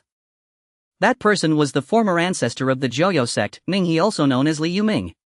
As one of the two celestial ancestors of the Joyo sect, he held absolute authority within the sect. Whatever he decided would also be respected by the other celestial ancestor. This person was not only intelligent but also extremely cautious. His prudence had helped the Joyo sect avoid disasters multiple times. The last time they decisively chose to submit to the Empire was also due to Li Yuming's decision. And the facts proved it was the right choice, otherwise they could have been eradicated by the Empire like the Sword Pavilion. When he learned about the contents of the decree issued by Wang Chen, he decided to ally with the Empire without a moment's hesitation. As the ancestor of the Joyo sect, even though the sect had been disbanded, he still decided to remind others. Thus he used the previous communication method of the Joyo sect to summon the former high-ranking members of the Joyo sect. At this moment, dozens of figures had gathered in the underground palace of the former Joyo sect, with the lowest cultivation being that of an early Grand Master and several existing at the peak of Grand Master. They were all core high-ranking members of the former Joyo sect. Although the sect had been disbanded, they still maintained close connections. Once the group gathered, there was no need for Li Yuming to inquire actively. They began to express their opinions one after another. Ancestor, the Empire's actions are hard to decipher. It's better for us to observe before making a decision. Yes, Ancestor, although we have submitted, we have had conflicts with the Empire in the past. Will the Empire use this opportunity to lure us in and settle scores? Exactly. What luck and strength assistance. I've never heard of it. I certainly don't believe it. I don't believe it either. I agree with the sect leader's suggestion to observe further. I support observing. People discussed animatedly. Everyone agreed to continue observing and not to make hasty decisions. Poof. Observe. Observe. Just know to observe. You people are too slow to catch up with the hot food. Do you think too highly of yourselves? With the Empire's strength, if they wanted to deal with us, would they need to go through so much trouble? Do we even deserve it? I truly want to crack open your heads and see if they are filled with waste. This. Li Yuming's words startled everyone present. No one expected Li Yuming to suddenly lose his temper so fiercely. He had never acted this way before. Ancestor. Please calm down. Let's discuss this slowly. After all, this matter concerns everyone's lives and fortunes, so it's normal to be cautious. As the former leader of the Joyo sect, seeing his ancestor in a rage, he immediately spoke up to mediate. Yes, Ancestor, please calm down. Don't hold it against us. Whatever you say, Ancestor, we will follow your lead. Ancestor, I trust you completely. I will do whatever you decide. Seeing the reactions of those present, Li Yuming's expression softened slightly and he spoke with a tone of frustration and disappointment. Do you still not understand? The current emperor of the dynasty is a mighty sovereign akin to a god reigning in the heavens whose words are law. If he wishes to deal with us, does he really need to go through so much trouble? It would simply take a word from him. Can't you all understand such a simple matter? After hearing Li Yuming's words, everyone couldn't help but nod. The recent actions of the dynasty had indeed been exceedingly ruthless. They had continuously wiped out 2 major holy sites and many other factions, leaving them feeling quite sensitive, fearing the dynasty would come after them. What the ancestor said is true. We really don't deserve to make the dynasty worry about us. Ha ha. That's right, we don't deserve any special treatment. Ancestor, just tell us what to do and we will all follow your orders. Yes, we will all listen to the ancestor. Seeing that they were willing to heed his words, Li Yuming's expression finally improved a bit. He knew well that these individuals before him were all core figures of the Joyo sect, and for both emotional and rational reasons he hoped they could have a bright future. He was very confident that joining the Shenwu Guard would definitely be beneficial for them. He believed that the current emperor would not deceive them. This was an opportunity. He wanted to bring these people along to progress together. Of course, as an old monster from the Joyo sect, he couldn't be completely without selfish motives. He was a cautious person by nature, and bringing these people along meant that at the very least he would have helpers within the Shinwu Guard. After all, wherever there are people there is competition and various small factions. Given the Emperor's character, he did not believe the Shinwu Guard was a place for idle people. Alright. Since you all still trust me, I will now announce. Everyone immediately return and pack your things. In 15 minutes follow me to the Imperial City. Join the Emperor's Shinwu Guard. Upon hearing Li Yuming's words, everyone responded enthusiastically. They were all core high-level members of the Joyo sect. Although it had been disbanded, they had not strayed too far. In less than 15 minutes everyone returned. After scanning the room, Li Yuming wasted no time and signaled with his hand. Let's go. Without any grandiose speeches, Li Yuming transformed into a shadowy light and silently sped out of the underground palace. Dozens of figures followed closely behind. Although they all tried their best to conceal their auras, the simultaneous movement of dozens of grandmasters still caused quite a stir. Li Yuming understood well that with the imperial decree just issued, most people were still observing. This was the best time for them to express their stance and seize the initiative. The earlier they arrived at the imperial city, the more they could demonstrate their support for the dynasty and their determination to serve. This would surely benefit their future lives within the Shinwu Guard. This was all experience. From the former grounds of the Joyo sect in the northern region to the imperial city, the journey was long and required crossing dozens of cities of varying sizes. However, they were all grandmasters or above. If they traveled without resting and pushed themselves, reaching the imperial city within 2 days was not impossible. However, their journey met with an unexpected event when they encountered the first city of the dynasty, Iron Wall City. It could only be considered a medium-sized city within the dynasty. In the past, when facing such a city, Li Yuming and the others would not have taken it seriously. Thus they instinctively prepared to fly over it, not choosing to enter the city to report. In fact, the dynasty had long established a rule that no one was allowed to fly within the cities. However, since the decline of the dynasty, this regulation had basically become a dead letter. Many martial artists from the Jianghu had long forgotten about this rule. Especially figures like Li Yuming, who were originally from holy sites, had been used to soaring high above. Even someone as naturally cautious as Li Yuming had forgotten about this regulation at this moment. However, as they flew over Iron Wall City, a thunderous roar like a clap of thunder from a clear sky suddenly erupted from the city below. Bold rascals! Dare to fly recklessly above the dynasty's city. Are you seeking death? Get down here! Get down! Get down! The thunderous voices rang out, carrying an overwhelming pressure that echoed through the city. In an instant it spread throughout the entire city. The intensity of the pressure had reached the realm of a celestial being. Moreover, it was clear that this was not a novice in the celestial being realm. It was only after this terrifying scene unfolded that Li Yuming and the others realized their mistake. Not good. We forgot about the dynasty's rules. Quickly! We need to get down. Actually, there was no need for Li Yuming to say this. Those behind him had already reacted. Because the aura from below had already locked onto them, and there was a powerful presence within the city that was just waiting to strike. This scene left them petrified. Including Li Yuming and another celestial being ancestor, everyone was dumbfounded. It was important to note that this was merely a medium-sized city. Since when did such a small city have a celestial being to oversee it? Are celestial beings so cheap now? If this is the case, what level of power must be in the Imperial City? They couldn't bear to imagine it. General, please calm your anger. We did not intend to violate the law. We have urgent matters to attend to in the Imperial City. In our haste we lost our composure and we ask for your forgiveness. After descending from the sky, Li Yuming adopted a very humble stance. The people behind him didn't even dare to breathe, standing obediently like well-behaved students, not daring to move. At this moment, atop the city wall, a middle-aged general clad in dark armor appeared at some point, coldly surveying them. Oof. Just because you have urgent matters, does that mean you can bypass reporting and trespass into the city? A cold grunt shook the heavens and the earth. Facing Li Yuming and the others, the other party did not take them seriously at all. His gaze was filled with the coldness of someone who kept others at arm's length. General, please calm your anger, it was our rudeness. Li Yuming did not make any excuses and directly admitted his mistake. At this moment, admitting fault was the best approach. If he tried to argue, that would be sheer foolishness. State your identities and the purpose of your visit to the dynasty. Do you have any travel documents or the Emperor's decree? Upon hearing this, Li Yuming immediately cupped his hands and explained, reporting to the general, we are all former members of the Joyo sect. This time we are going to the Imperial City in response to the Emperor's decree to establish the Shenwu Guard.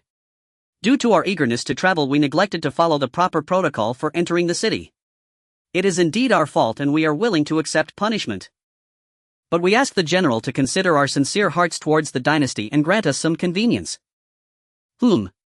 Upon hearing Li Yuming's words, Zhao Fengyan, the prefect of TD City, softened the icy glint in his eyes ever so slightly. They were all aware of the imperial edict decreeing Wang Chen's establishment of the Divine Martial Guard. Yet Li Yuming and his companions were the first group they had encountered who actually intended to journey to the imperial capital to join it. Though you travel under imperial mandate, that does not excuse disregard for protocol. Given the extenuating circumstances, this transgression shall be pardoned for now. Let this serve as a final warning.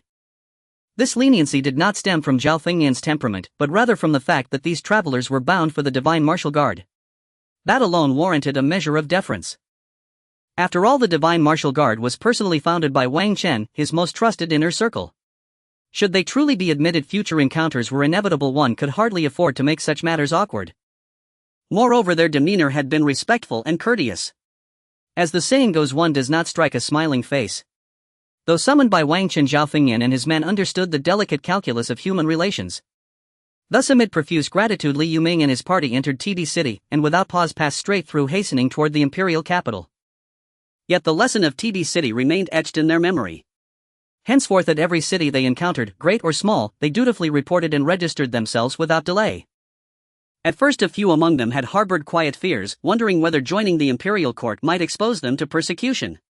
But as they traveled on, witnessing what they witnessed, those anxieties dissolved entirely. Why? Because they simply weren't worthy of being targeted.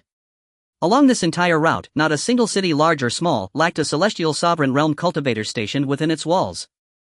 Such omnipresence revealed the empire's staggering might, so overwhelming in fact that they lacked even the standing to merit scrutiny. Especially when they passed Qingxian City, the largest metropolis along the northern frontier of the Tianxian Empire, something extraordinary occurred the moment they crossed its threshold. A middle-aged man clad in gleaming armor sat atop the city wall, eyes closed in serene repose, yet he sensed their arrival instantly. With effortless nonchalance he cast but a single glance toward the city gate. Truly it was no more than a fleeting indifferent glance, devoid of hostility or appraisal, as if observing nothing more consequential than roadside weeds. Yet that single glance was enough. Behind Li Yuming, several elders, initial stage grand masters whose cultivation was comparatively weak, collapsed to their knees, utterly unable to withstand the pressure. The others fared little better, frozen mid-step, eyes glazed with shock. Even Li Yuming himself strained every fiber of his being, circulating his cultivation technique with fierce resolve and clenching his jaw tight just to maintain an outward semblance of composure. Within him, however, a tempest raged. Too powerful. How can one be this powerful? This far surpasses the celestial sovereign realm, could it be?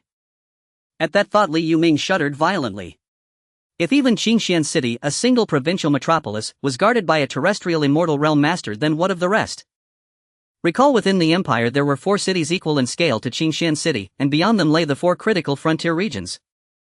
And what of the empire's very heart, the imperial capital of the Tianxian Empire itself? What magnitude of power must stand sentinel there? It was precisely this realization that left Li Yuming trembling knees, unsteady breath, ragged. Thus, steeped in awe, anticipation and trepidation alike, they traversed the final leg of their journey, arriving at the Tianxian imperial capital after 3 full days. Halting instinctively on the imperial road 10 li short of the capital, Li Yuming and his companions gazed upon the city before them. None of them were strangers to this place. In former years, as senior figures of elite martial sects, some openly, some covertly, they had visited the capital many times. Then, though majestic, the city exuded a hollow grandeur, an air of exhaustion, of twilight decay. Privately, they had even speculated that the dynasty ruling this world for millennia would soon crumble into irreparable fragmentation. Yet who could have foreseen it? In merely a matter of weeks, the world had been utterly transformed. A sovereign impossibly young, yet terrifyingly formidable, had emerged like lightning across the heavens, crushing internal strife and subduing the 4 cardinal directions with unstoppable force. And this capital, before them now, seemed likewise reborn from ashes, shedding every trace of decline, radiating vitality, majesty and unassailable authority. Thousands of years of dynastic lineage, once believed doomed to extinction, have instead welcomed the true dragon. Li Yuming murmured, his aged eyes shimmering with layered emotion. There was reverence, relief, and above all the exhilarating thrill of standing at history's threshold, poised to step into its surging current. Ancestor, are we truly entering?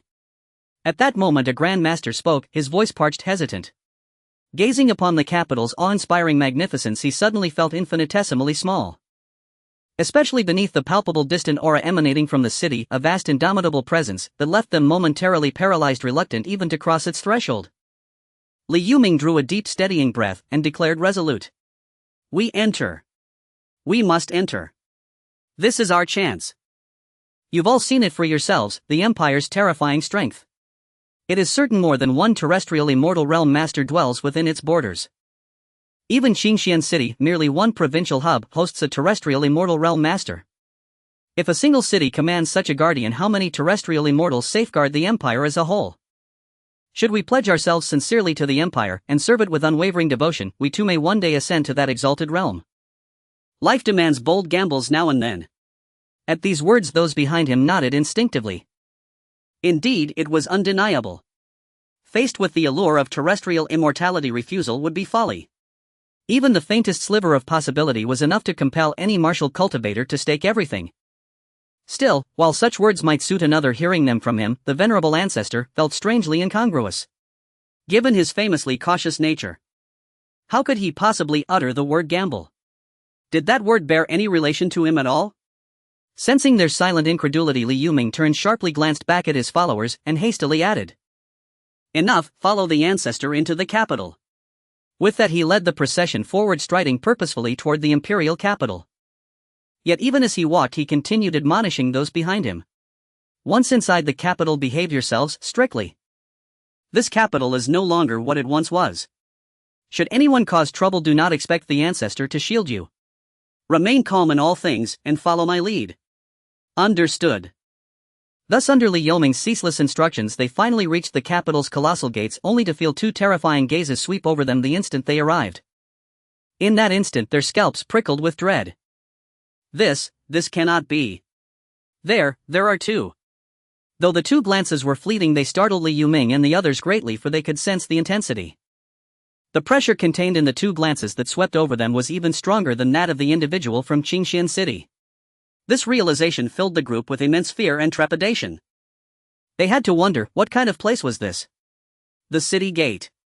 Could it be that even the guards here had reached the realm of terrestrial immortals? This was far too exaggerated, too terrifying.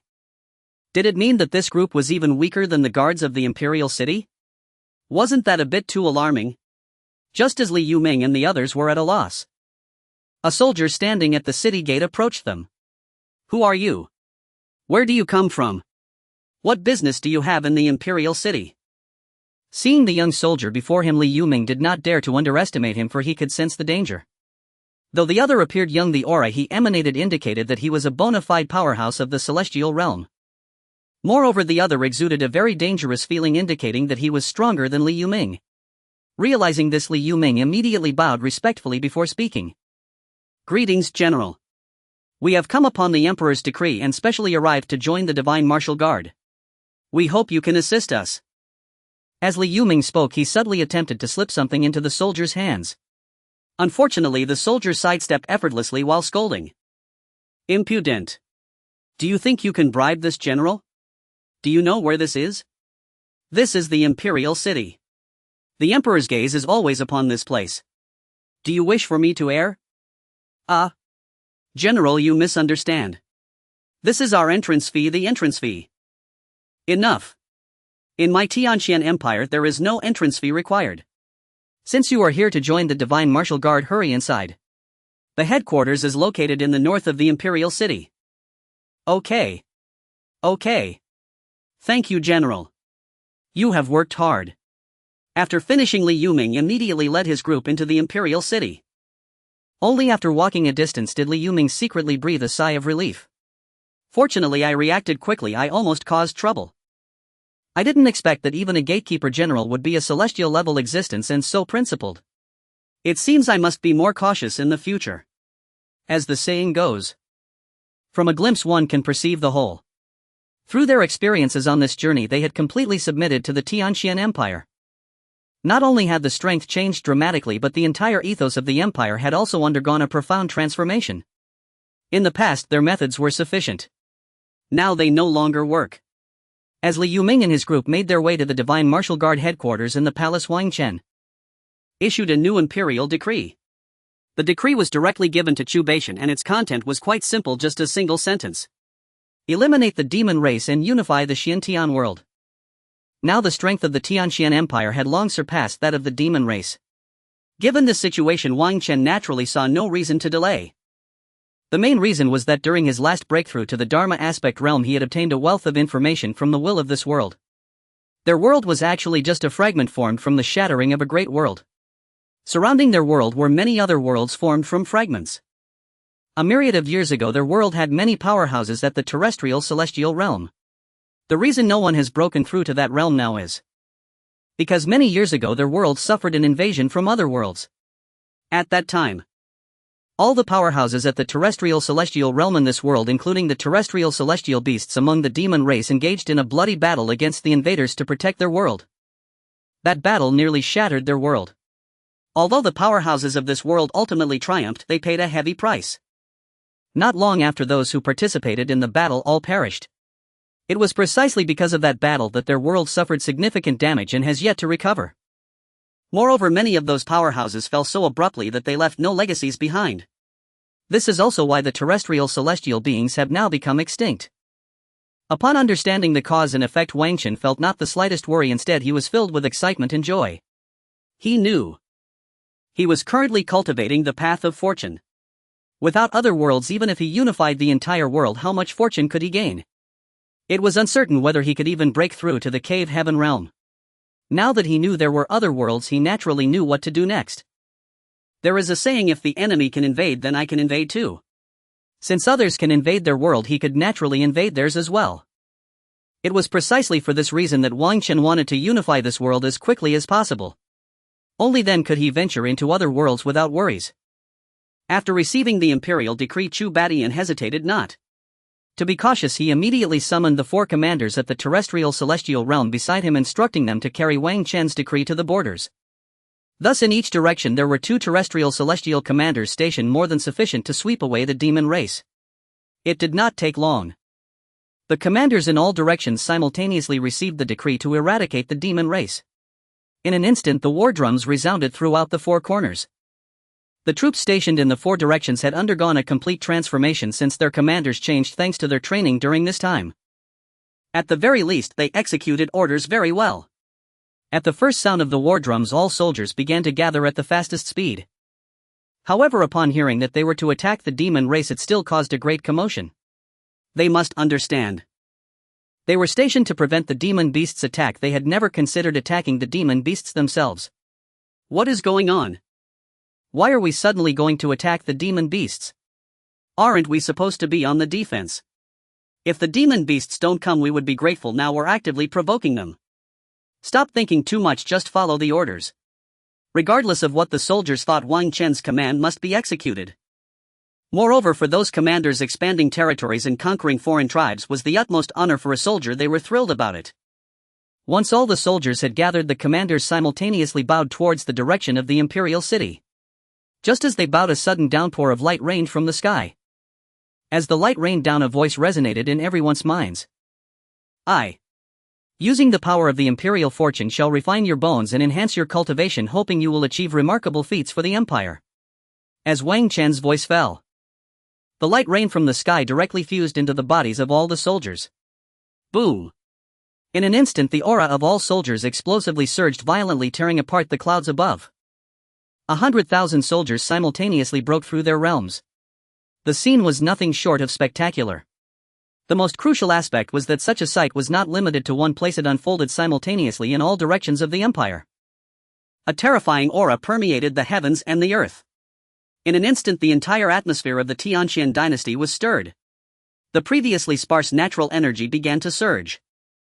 In that moment, it thickened as if returning to an era 10,000 years ago, a time most suitable for cultivation. What is happening?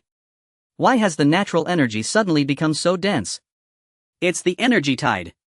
This is the legendary energy tide.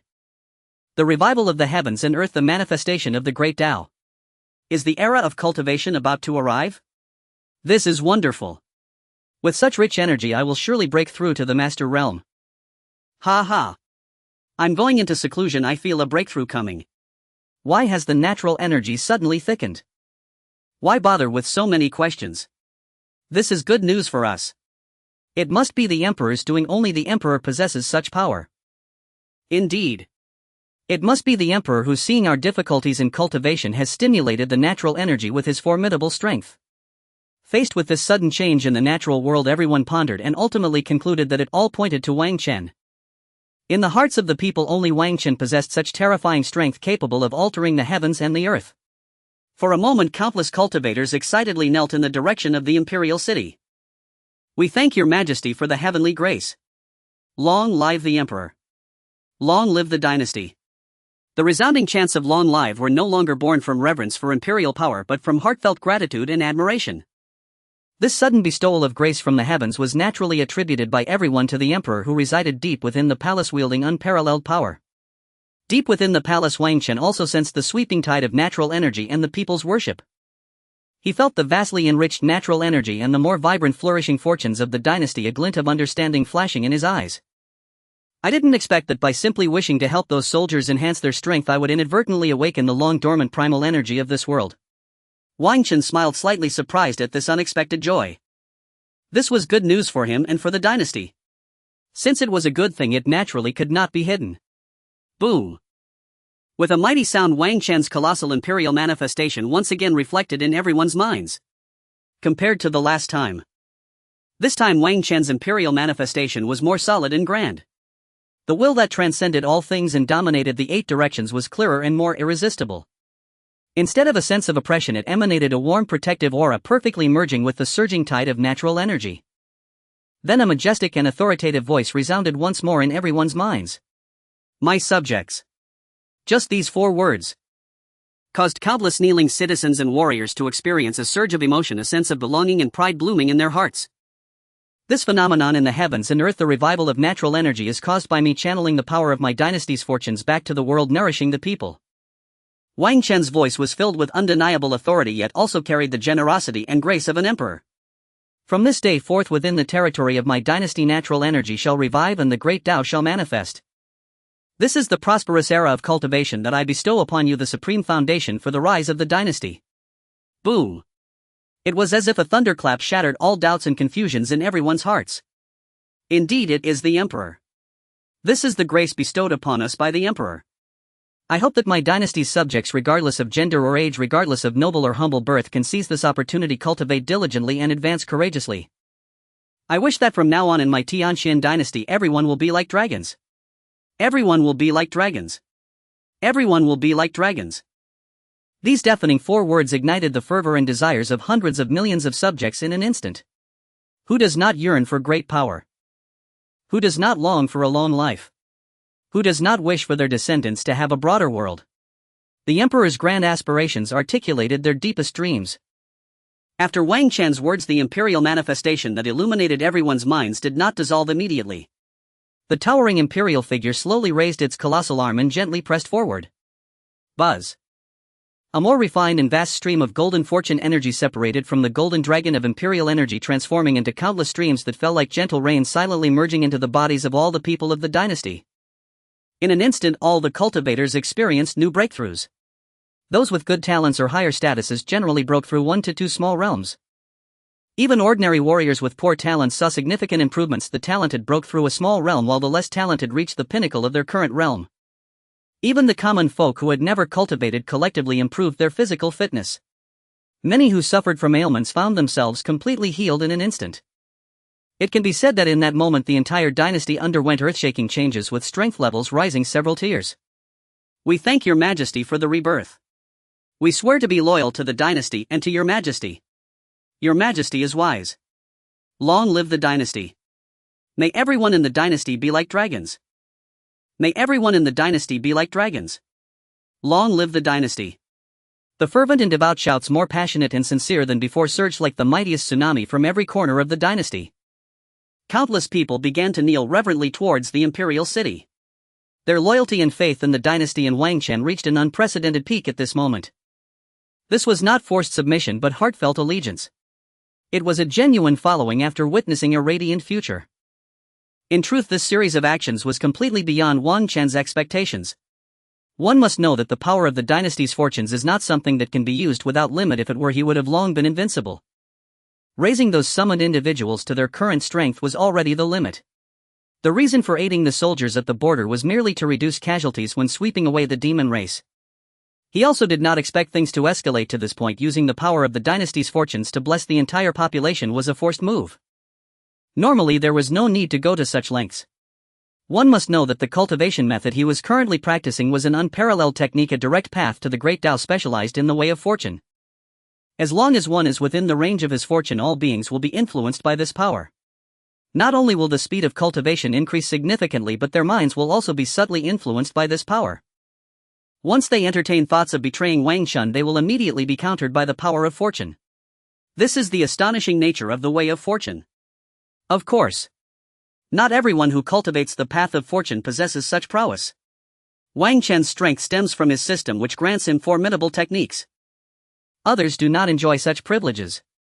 Compared to the rest of the dynasty, the millions of soldiers across the empire empowered by the force of fortune see their cultivation levels rise significantly. Ordinary soldiers whose cultivation mostly resides at the body refinement stage have all broken through to the postnatal stage under this baptism of fortune. Many mid-level officers have even broken through to the innate and master stages. To those martial artists from the Jianghu, the postnatal stage would merely be considered the ranks of small fry. Even those in the innate stage would only be regarded as inner disciples. In many large sects, such a status is hardly remarkable. But let us not forget, this is not the Jianghu, this is the army. The soldiers here are mostly from ordinary families with limited talents and even fewer resources for cultivation. Many would find it difficult to ever break through to the postnatal stage. Anyone with power and influence could easily join a sect in the Jianghu, and that would be far superior to being an ordinary soldier. Defending the homeland is a thought typical of commoners. Those truly in power have only one goal in mind: to gain prestige and become officials. Because of this, one can imagine the profound impact on their hearts after Wang Chen, through the force of fortune, helped them enhance their strength. What is this? A middle-aged soldier, weathered and with graying hair, trembled as he raised his calloused hands. He could distinctly feel a warm current surging through his previously stagnant and injured meridians. That barrier which had tormented him for over a decade had finally been shattered. He had once thought that he would live his life in despair, returning home after retirement with a body full of injuries. Yet now he had actually broken through. He had broken through to the realm he had long dreamed of. Roar! Suddenly a young soldier leaped up. With a mighty shout, he unleashed a punch that produced a faint explosive sound. Feeling the strength within him magnified several times over, he exclaimed excitedly, "Postnatal stage. I am also in the postnatal stage. Father. Mother. I have succeeded. I have also broken through to the postnatal stage. I think I have broken through too. Is this the postnatal stage? I can actually become a powerful postnatal warrior. Ha ha. I have actually broken through to the innate stage." A centurion who was originally at the peak of the postnatal stage now gazed within himself, discovering that the true energy in his dantian had transformed into a more solid essence, a sign of entering the innate stage. At first he couldn't believe it, but soon his eyes brimmed with tears. Coming from humble beginnings with mediocre talent, reaching the position of centurion was already his limit. The innate stage was a realm he had never even dared to dream of. I am already of retirement age, yet I never expected to break through to the master stage. Ha ha. An old general who thought his military career was nearing a dull end never anticipated that on the verge of leaving the battlefield His Majesty would grant him a new life. Such grace is as heavy as a mountain. After a brief moment of shock and joy, a deeper, more fervent emotion erupted in the hearts of every soldier and every officer. They recalled why they enlisted.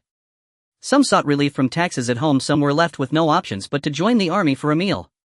Others carried simple dreams of defending their homeland. Yet regardless of their initial intentions, they had never imagined that as muddy-legged commoners they would one day receive such an earth-shattering blessing. For those of their humble origins, such grace could only be repaid with their lives. In short, it boils down to one statement. If you do not forsake us, we are willing to swear allegiance. No, that should be, if you do not forsake us, we are willing to entrust our lives. Bang! Suddenly someone knelt towards the direction of the Imperial city. Bang! Bang! Bang! Following that was the second, the third, the thousandth, the tenth, assanth. In almost the same instant, millions of soldiers, regardless of rank, made the same gesture. They knelt down. They all knelt, kneeling towards the imperial city in the most devout, most humble, and most fervent manner. There was no command. There was no trumpet. They even defied the strict military rule of no action without orders. Yet at this moment not a single commander or general stepped forward to reprimand or stop them. Because they understood and could empathize. They too had basked in the imperial grace, their strength significantly enhanced. They understood even more that this move by His Majesty garnered not only millions of enhanced soldiers but also millions of unwavering loyal hearts. Thank you, Your Majesty, for your heavenly grace. Long live Your Majesty. Long live. Long live. Long live Your Majesty. Long live. Long live. After a moment of silence there came a shout more shocking than a mountain collapsing or a tsunami more orderly, filled with blood and power. Millions of voices converged, breaking through the clouds, shaking the world as if even heaven and earth trembled in response. Within that sound lay gratitude, loyalty, fervor, and a resolve to serve to the death. They coalesced into an invisible yet real and overwhelming force flowing against the river of fortune towards the imperial city, merging into the ever-growing fortune of the dynasty. Soldiers, His Majesty has enhanced our strength with the power of the imperial fortune. We shall naturally use our strength to repay His Majesty. Follow me and let us conquer the demon race, expanding our empire. Expand our territory. Expand our territory. Expand our territory. The soldiers roared in unison, shaking the heavens. Follow me, attack. Attack. Almost simultaneously the commanders at the borders issued orders to attack the demon beasts. The boost in strength instilled immense confidence in all the soldiers. Millions of troops surged forward as if they would clear mountains and fill rivers, leaving destruction in their wake. In just 2 days the armies had advanced hundreds of kilometers towards the demon beasts. Initially they encountered many scattered demon beasts, but later, wherever they passed, the demon beasts had already fled in disarray, having long since run away. In the extreme south of the Xiantian world there is a massive city. Though not as exquisite as human cities, it is larger than many. In the very center of this city a gigantic palace stands where dozens of enormous demon beasts have gathered. Among these demon beasts a tall and mighty middle-aged man sits on a massive stone chair. Oof. Humans are truly overestimating themselves. We demon beasts would have done them a favor by not bothering them, yet they dare to provoke us. How utterly foolish. Since they seek death, then we demon beasts have no need to uphold the agreements made a millennium ago. Beasts of the wild possessed manifestly greater strength than humankind. Even among terrestrial immortals, beings who had transcended mortal limits, more than one such beast prowled the land. Yet why, after all this time, had they not eradicated humanity entirely? This question traces back to an ancient pact forged 10,000 years ago. 10,000 years past, the world's supreme cultivators repelled an invasion, but at a terrible cost. The price was grievous, especially for humanity. Nearly every warrior who took up arms emerged gravely wounded. Though the Beast Clan's cultivators also bore severe injuries, their rugged hides and resilient bodies granted them far superior recuperative power. When recovery proved too arduous, they could simply enter a hibernation-like slumber, drifting into deep dormancy to heal their wounds slowly yet surely. Moreover, beasts of equal cultivation realm enjoyed vastly longer lifespans than humans. A terrestrial immortal, for instance, typically lived 2,000 years. A beast of the same realm, however, endured at least 5,000 years, and if it entered prolonged slumber, 10,000 years posed no impossibility. Precisely because of this disparity, the mortally wounded human cultivators, fearing that upon their deaths the beasts would descend upon humanity unopposed, sacrificed their very lives to compel the beast elders to swear a binding covenant. The covenant's terms were starkly simple: so long as humanity refrained from provoking them, beasts of Grandmaster realm or higher were forever forbidden from entering human territories.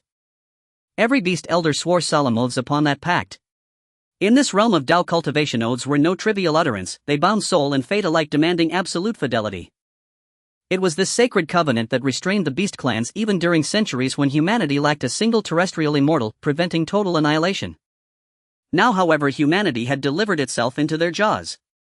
By violating the covenant, first humankind had rendered it null and void. Roar! Roar! With thunderous roars shaking the heavens, a host of mighty beasts surged forth from the city walls, led by a broad-shouldered middle-aged man. In an instant the entire beast city stirred. Then as one every beast poured forth in their wake. As they raced onward their numbers swelled, within the blink of an eye a million beasts assembled and still more joined the tide. Their speed was blinding. They charged headlong toward the advancing human host, and soon the two forces collided. One side 100,000-strong human legion. The other an endless sea of beasts, fang clawscale and horn stretching beyond the horizon. Their meeting was that of sworn enemies, eyes blazing with ancient enmity. Ha ha ha ha. Humans, you broke the pact first. Do not blame us then when the wrath of the beast clan descends upon you. His voice brimmed with arrogant disdain, not born of folly but of unassailable merit. He was a blazing fury bear, his bloodline exquisitely potent, his cultivation realm advanced to the midstage of terrestrial immortality. Even facing a later-stage terrestrial immortal, he stood unflinching. Poof. This general serves the Emperor's decree, to purge the beasts and unify the cosmos. Surrender now on bended knee, your cultivation has not been easy and mercy is offered. Refuse and you shall be exterminated without quarter. As one of the four supreme commanders summoned by Wang Chen, his might was matched only by his pride, surpassing even his adversaries. Ah, this incenses me. How dare you, a mere mid-stage terrestrial immortal of humankind, speak of purging our entire beast clan? Is such arrogance even plausible? Oh. If one is insufficient, what of this general then? At those words another figure stepped forth from the heavens above the human ranks. This figure was one of the four supreme commanders dispatched by Chu Batian to deliver imperial edicts across the four frontier garrisons. He had remained concealed until now, waiting in the shadows, prepared for any contingency. But with the beast clan now fully mobilized, secrecy served no further purpose. No wonder your arrogance knows no bounds, you boast not one but two mid-stage terrestrial immortals. Yet what of it? Old Bear fears none. Children, charge. With that he shed his humanoid form and unleashed his true body, a colossal bear wreathed in searing flame, then let loose a deafening roar and hurled himself at the two commanders. Roar!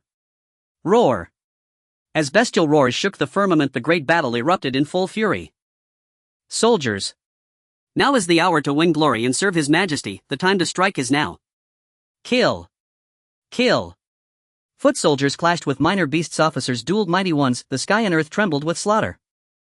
Yet the war's ultimate outcome hinged not on legions but on three terrestrial immortals locked in celestial combat. The victor among them would decide the fate of nations. Such was the nature of terrestrial immortals, peerless, invincible to all beneath their realm. Numbers alone could not overcome them. A mere million warriors posed no threat to such beings. And yet, how dared this blazing fury bear confront two of his own rank? Under normal circumstances, victory in such odds would be impossible.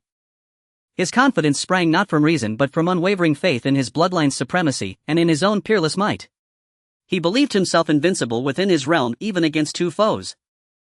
Alas, lofty ideals crumbled before brutal reality. When the clash began, he reeled in shock. His opponent's strength did not lag behind his own, it subtly surpassed it. Worse still, the two humans were near equals in power. Had either faced him alone, he likely would have fallen. Boom! Another cataclysmic impact sent the blazing fury bear hurtling backward once more. Though all three occupied the same realm, and though the bear's defenses were legendary, even with sustained advantage the two commanders could not swiftly slay him. After being flung aside yet again, the bear grasped the truth he had lost. To persist would only deepen his ruin. Children, scatter. Retreat to our ancestral lands. I shall hold the line. Though but a bear, his cultivation attested to profound wisdom. At those words his aura transformed, wild, untamable, erupting with primordial fury. Behold my sovereign domination technique. A forbidden art that unlocked latent power, propelling his strength far beyond its prior peak. Instantly the tide shifted. From being overwhelmed, he now traded blows evenly with both commanders until every beast had fled. Only then did he endure their combined strike and vanish into the distance. Meanwhile, across the Empire's three other frontiers, identical scenes unfolded. Before the Empire's overwhelming might, the beast clans crumbled utterly. The blazing fury bear fared best, he was the strongest among beasts, escaping grievously wounded. The three other terrestrial immortal beasts guarding those frontiers met no such fortune. All were slain where they stood. Now before the Empire's inexorable advance, every surviving beast fled, united in desperate flight toward a single sanctuary, their ancestral homeland. There slumbered the ancient patriarch of the beast clan. The ancestral land of the demonic beasts, situated at the southernmost extremity of the Xiantian continent. After roughly 10 days, nearly every demonic beast across the entire world had fled here. At a glance, hundreds of millions of demonic beasts of all kinds gathered in one place, an awe-inspiring, even terrifying spectacle. Naturally, the human forces, mandated to eradicate the demonic beasts, did not relent pursuing them relentlessly all the way to this very threshold. At this moment, an army of nearly 4 million humans stood locked in tense confrontation with hundreds of millions of demonic beasts. Neither side dared advance further into battle. The demonic beasts, thoroughly cowed by repeated defeats, had already lost 3 sovereign emperors each at the celestial immortal realm, leaving only one grievously wounded Lian Baobei, the blazing storm bear. Under such circumstances, they dared not raise a hand against humanity.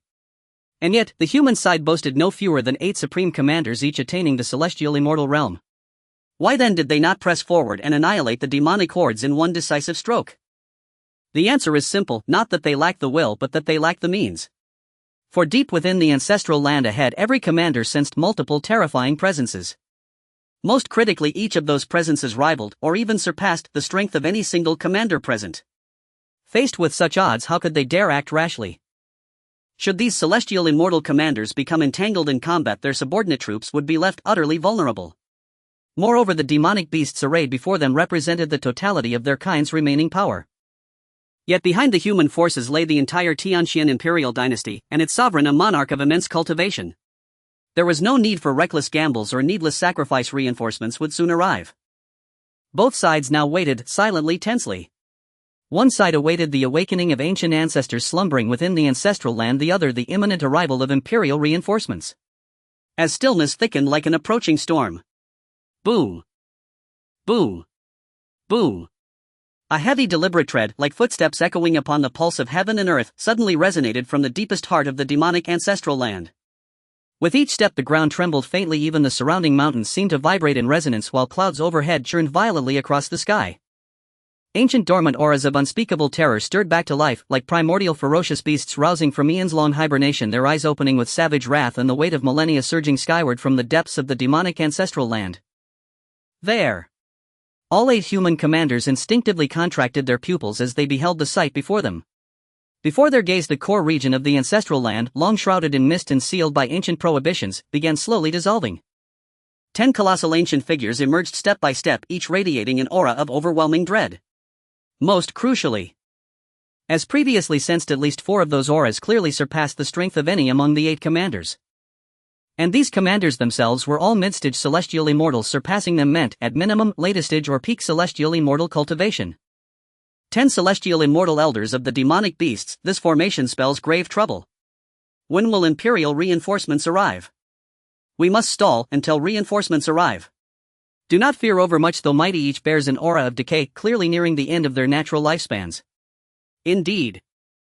Let us avoid direct confrontation. Their condition renders prolonged combat untenable. We shall outlast them. Agreed, so be it. Though the 8 celestial immortal commanders spoke lightly, each bore in his eyes the quiet resolve of one prepared to die. For they understood well, precisely because their lifespans were so short, these elders were far more dangerous. Like those mortally wounded human cultivators 10,000 years ago, who, knowing death inevitable, had staked their lives to force the enemy into signing that solemn pact. Now that humanity had breached their ancestral sanctum, driving them to the very brink of extinction, they too would fight without restraint, without mercy. At that moment, the 10 ancient demonic elders fully emerged from the ancestral land and took their positions before the vast demonic host. Their aged glacial eyes swept first across the disciplined human ranks braced for war, then settled unblinking upon the 8 human commanders. 8 celestial immortals, what an extravagant display indeed from the human race. Before the elders could speak, a voice rang out unexpectedly. Oh, elders! At last you have awakened. The once languid Lian Baobei now tumbled headlong, scrambling desperately toward the elders' feet. His massive frame collapsed prostrate to the ground, his voice trembling with tears and profound grievance, utterly stripped of the regal authority he once wielded as a sovereign emperor. Elders! You must uphold justice for our demonic race. Humanity has betrayed trust, abandoned martial virtue, and launched a sudden, unprovoked assault, slaughtering countless of our young. Even the 4 sovereign emperors who guarded our cardinal realms, only I, Little Bear, remain. Brothers Xian, Shi Jin, Shi and Gu Xiang have all fallen to human hands. Woo woo. As Lian Baobei wept and wailed, one might easily mistake him for a wrong child rather than a celestial immortal sovereign emperor. That such a towering celestial immortal sovereign emperor should behave thus, even amid such gravity, left the surrounding demonic hosts utterly stunned. Was this truly their burly, indomitable bear sovereign? He resembled nothing so much as a wronged, tearful bride, so pitiful it was unbearable to watch. Upon hearing his plea, the elders' already frigid gazes turned colder still. A palpable wave of killing intent, like glacial wind made manifest, poured forth from their bodies, causing even the hundreds of millions of demonic beasts behind them to shiver involuntarily. Poof. Mere humans, frail-bodied, base-natured. Were it not for those immortal elders 10,000 years past who sacrificed their lives to compel our oath, how could you possibly have lingered in this world even a single day? Now you brazenly break that covenant, invading our sacred lands, slaughtering our kin. Such arrogance knows no bounds. Today your insignificant blood shall serve as sacrifice for our fallen children, and this continent itself shall be cleansed, restored to the dominion of the demonic race. As the final word fell, the 10 elders unleashed their auras, a cataclysmic eruption like 10 primordial volcanoes erupting at once. An overwhelming pressure descended upon the human formation like a crushing tide from heaven and earth. Galvanized, the hundreds of millions of demonic beasts roared in unison, a sound that shook the heavens and split the earth. Confronting this onslaught, the 8 human commanders' expressions hardened to stone. In unison they stepped forward one stride, and instantly unleashed their utmost auras.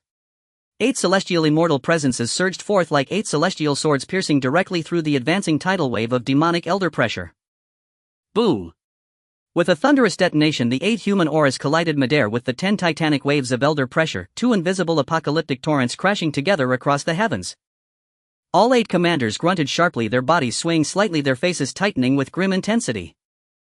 They were ultimately outnumbered and outmatched in cultivation. Only by combining forces could they barely withstand the elders' initial pressure wave, yet even so they clearly yielded the advantage. The 10 elders, however, merely paused for an instant, their eyes blazing with fiercer fury. Though the exchange appeared to favor them, only they knew the truth. Their condition permitted neither endurance nor drawn-out conflict. Victory must be swift. If they failed to crush the enemy outright, their peril would be absolute. My children, spare no cost. Attack! Tear these human insects limb from limb. The battle was on the brink of erupting. The 10 ancient demon ancestors, nearing the end of their lifespans, resembled 10 erupting doomsday volcanoes. They immediately began to burn their dwindling essence at any cost, unleashing their most desperate and lethal techniques. They were acutely aware that given their physical conditions, a swift resolution was imperative. Currently their strength surpassed that of the human race. If they couldn't defeat their opponents in one blow, they would have no chance left once the other powerful humans arrived. The 8 human commanders were indeed valiant, forged from the crucible of bloodshed, capable of fighting above their tier. However, faced with the combined life and death struggle of the 10 demon ancestors who were deeper in cultivation and disregarded their lives, they found themselves at an absolute disadvantage.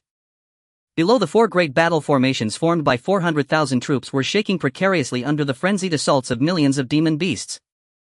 In certain areas the defenses had already been breached and a brutal battle broke out instantly. Although the human soldiers had significantly improved in strength, casualties were inevitable in such a large-scale conflict. In merely a moment, blood had already stained the earth, intertwining roars and wails into a symphony. The fiery bear looked upon the scene before him, his eyes filled with cruelty and the delight of impending revenge. He seemed to envision the destruction of the human race, the demon beast clan seizing control of the entire world. However, if all went as expected, an unexpected event was about to unfold. As a true powerhouse of the law manifestation realm, wielding the fortune of the dynasty, he sensed the ongoing expansion of the human army. The territory of the dynasty was also growing, and nothing within its borders could escape Wang Chen's perception. The moment the 10 demon beast ancestors appeared, he had already sensed it and made corresponding arrangements at once. Just as the human defenses were on the verge of collapse and the 8 commanders were about to be severely injured by the demon ancestors, a resonating sound echoed. An indescribable and unimaginable aura of terror suddenly enveloped the entire battlefield, as if the heavens were collapsing and the universe was inverted. This aura was neither the savage ferocity of the demon beasts nor the grand righteousness of ordinary human experts. Instead, it was an utterly pure and sharp sword, intense, seemingly capable of slicing through all things and severing the threads of fate. In the moment the sword intent descended, all humans and demon beasts on the battlefield, including the 10 demon ancestors, froze as if a pause button had been pressed. It was not a coercive pressure, but rather a primal instinct of life, a shiver of dread and reverence before a higher, more terrifying existence, causing all actions to involuntarily cease. Whether human or demon beast, whether ordinary soldiers or land immortals, all instinctively raised their heads. Above them the void appeared as fragile as silk torn apart by an invisible hand, creating a gaping rift. The edges of the rift were smooth as a mirror, flowing with subtle and chilling spatial turbulence. Then, under countless gazes filled with shock, confusion and ecstasy, a tall middle-aged man stepped out from the spatial rift, one step at a time. His expression was calm, his gaze indifferent. Although he did not exude an overwhelming aura, the supreme sword intent that seemed to merge with the laws of the universe made everyone's souls feel a piercing pain. The newcomer was none other than Gainye. In fact, he had already considered this when Wang Chen decided to form the Divine Martial Guard. The members of the Divine Martial Guard were primarily gathered from wandering martial artists and rogue cultivators, making Gainye the most suitable leader. Originally, Gainye was in the headquarters of the Divine Martial Guard in the Imperial City, overseeing the formation of the Guard. Since news spread that the group from the Nine Nether sect wanted to join the Divine Martial Guard, more and more wandering martial artists and rogue cultivators prepared to join. In just over 10 days, the number of people joining the Divine Martial Guard had reached over 200. As soon as Wang Chen sensed the appearance of the 10 demon beast ancestors, he immediately transmitted a message to Gainye instructing him to personally handle the situation. After receiving Wang Chen's order, Gainye didn't dare to delay. He tore through the void and crossed space to arrive. After Gainye manifested, his gaze first calmly scanned the fierce battlefield below, then shifted to the 10 demon ancestors whose powerful auras could not hide their decay and madness. Ultimately, his gaze landed on the 8 battered human commanders. No words were exchanged, nor was there any pleasantry. Gainye simply raised his hand, slowly pointing like a sword, and casually drew a line in the void toward the area where the 10 demon ancestors were located. With a soft sound, a simple yet seemingly infused with the might of creation, a thin sword mark extended from his fingertip. At first, the sword mark was barely perceptible. However, once released, it surged with the wind, instantly transforming into a brilliant sword light spanning thousands of miles. This sword light carried no brilliant colors, no thunderous roars, yet it bore an absolute will to sever all and obliterate myriad laws. In an instant, it seemed as if time and space themselves had been cleaved in two. Upon witnessing this, the 10 demon ancestors were left dumbfounded. The life and death techniques they had exerted with all their might were effortlessly shattered before this seemingly casual sword stroke akin to a child's plaything. With a single sword. Just one sword. The opponent's casual sword had directly left them grievously injured. In that moment, their eyes were filled with unparalleled shock and fear. The 10 ancient demon ancestors among the land immortals had combined their life and death strike, only to be simultaneously broken and all severely wounded. In the heavens and earth, a profound silence ensued. Only the remnants of that brilliant sword light silently conveyed the unparalleled grace of one person and one sword overshadowing the present age. Gainye slowly withdrew his finger, his white robes still pristine, as if that sword strike that shattered all directions and reversed the tide of battle was merely a casual gesture to brush away a speck of dust. He spoke softly, his voice calm yet carrying an undeniable authority. By the edict of His Majesty, Gainye, commander of the Divine Martial Guard, has come to assist in battle. Demon beasts, will you surrender or perish? Gainye's calm yet resolute voice fell like cold snowflakes upon the silent battlefield. Will you surrender or perish? These simple 4 words pierced through the reason of millions of demon beasts, simultaneously breaking through the last barrier within the hearts of the 10 demon ancestors. Silence. A deathly silence. Millions of demon beasts, from the ferocious demon kings at the front to the trembling lower-tier demon beasts at the back, were all frozen in place. How could this be possible? The 10 ancestors. They had been sleeping for 10,000 years. They represented the oldest and most powerful 10 demon emperors of their kind. Especially several of these ancestors who had been regarded as invincible in the lone legends. Yet now the collective life and death struggle of the 10 ancestors was effortlessly dismantled by a mere sword. This was no longer a disparity in strength, this was a crushing at the level of life itself. It indeed validated a saying: rumors are not to be trusted.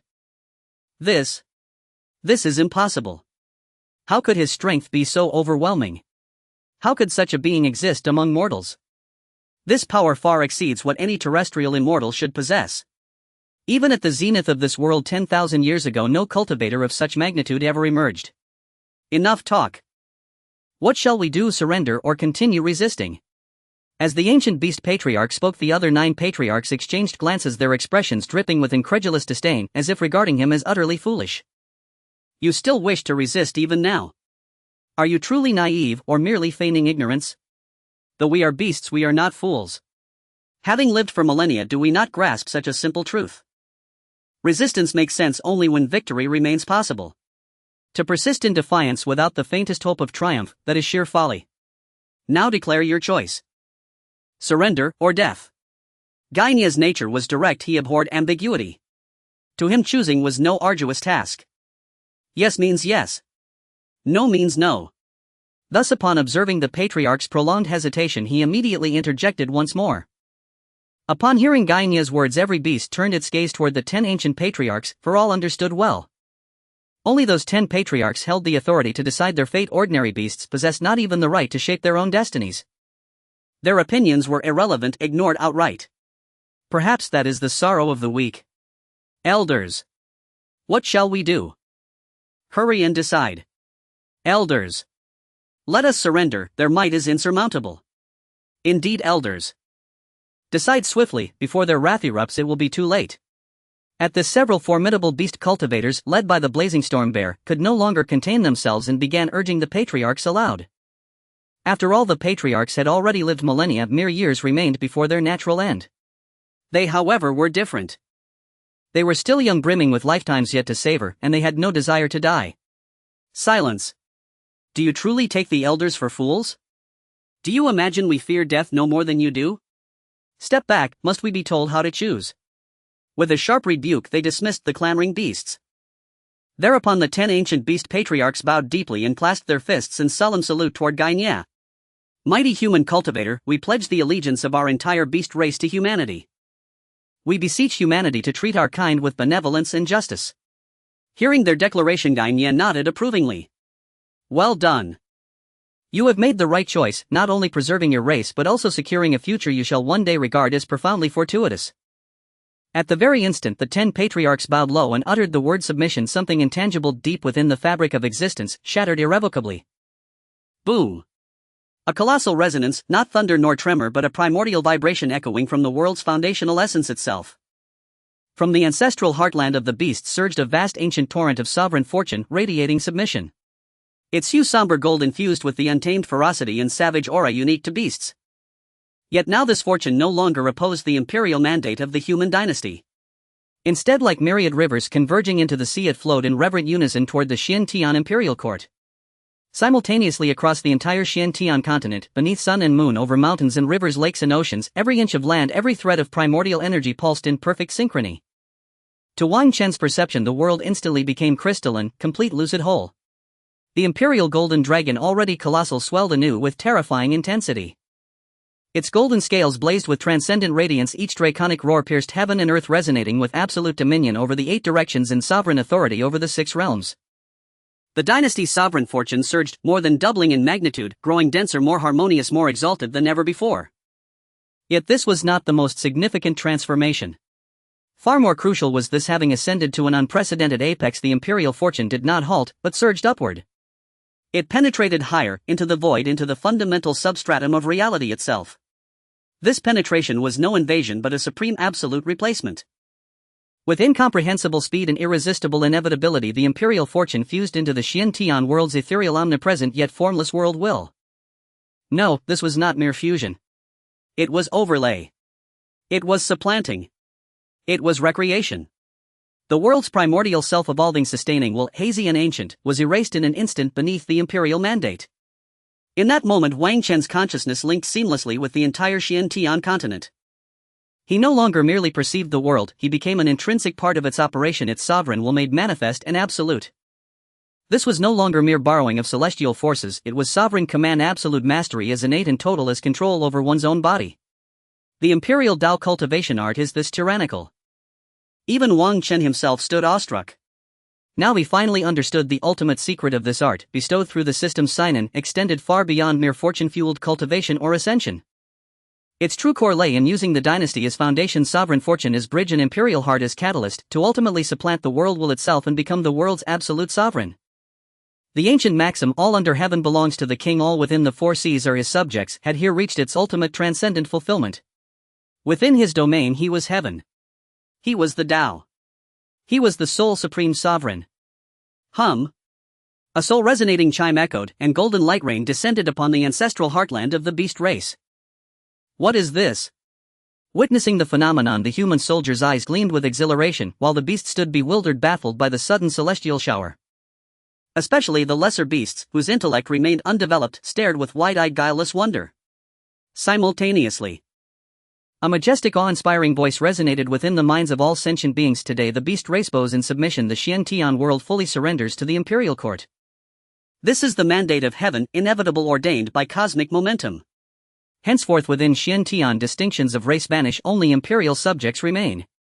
Humanity, beasts and all living beings born of this realm shall dwell under the court's protection and abide by its sacred laws. That august voice like an indelible decree imprinted itself upon the very laws of heaven and earth. Every beast, especially the enlightened beast kings and beast sovereigns, felt their hearts jolt violently. They sensed it clearly. The deep-seated instinctive enmity and estrangement between beasts and humans had been forcibly dissolved, softened, erased, by that voice. From this moment forward, beasts and humans were truly one family. The demon beast clan has been unified by the dynasty. This news spread throughout the entire Tianxian dynasty as if it had grown wings within less than a day's time. At first the dynasty did not make a big announcement regarding the military actions against the demon beast clan. After receiving the imperial decree from Wang Chen, Chu Badian did not mobilize any troops from within the dynasty but directly dispatched 4 commanders to the borders. This attack on the demon beast clan was purely executed by the military stationed at the borders without calling upon any other troops. This led to the fact that the dynasty's internal factions had not received any news about the attack on the demon beast clan. It was only when the imperial decree for the subjugation of the demon beast clan spread throughout the dynasty that everyone finally realized what had happened. However, many people's first reaction was not one of wild joy but rather a suspicion that they were dreaming. After all, the demon beast clan had been viewed as an invincible enemy for millennia. The human race had always been on the defensive. How could they suddenly have subdued the demon beast clan? This completely overturned everyone's imagination. Such a rapid and astonishing turnaround seemed unbelievable. How could the enemy suddenly become one of their own and coexist in harmony? It was truly incredible. However, the imperial decree posted in various cities exuded a pure royal aura, and the soul-shaking presence made it clear to them this was indeed real. The emperor of the dynasty had truly accomplished it. With a speed faster than lightning, he had achieved the monumental feat of unifying the Xiantian continent. Long live the emperor! It was unclear who first came back to their senses from the shock, but with a trembling voice they knelt towards the direction of the imperial city. This kneeling was akin to lighting the fuse of a bomb. Countless people from the dynasty all knelt down towards the imperial city. Long live the emperor! Long live the dynasty! The emperor's divine might! Long live the dynasty! The emperor has unified Xiantian. Eternal glory! Long live the emperor for 1,000 years unifying the universe! Long live the emperor for 1,000 years unifying the universe! The thunderous shouts and cheers erupted from all corners of the dynasty, quickly merging into one. People finally responded from their extreme shock. Subsequently, they were overwhelmed with unparalleled pride, excitement, and joy. They were not only thrilled by the victory of a war but also because a brand new era had arrived.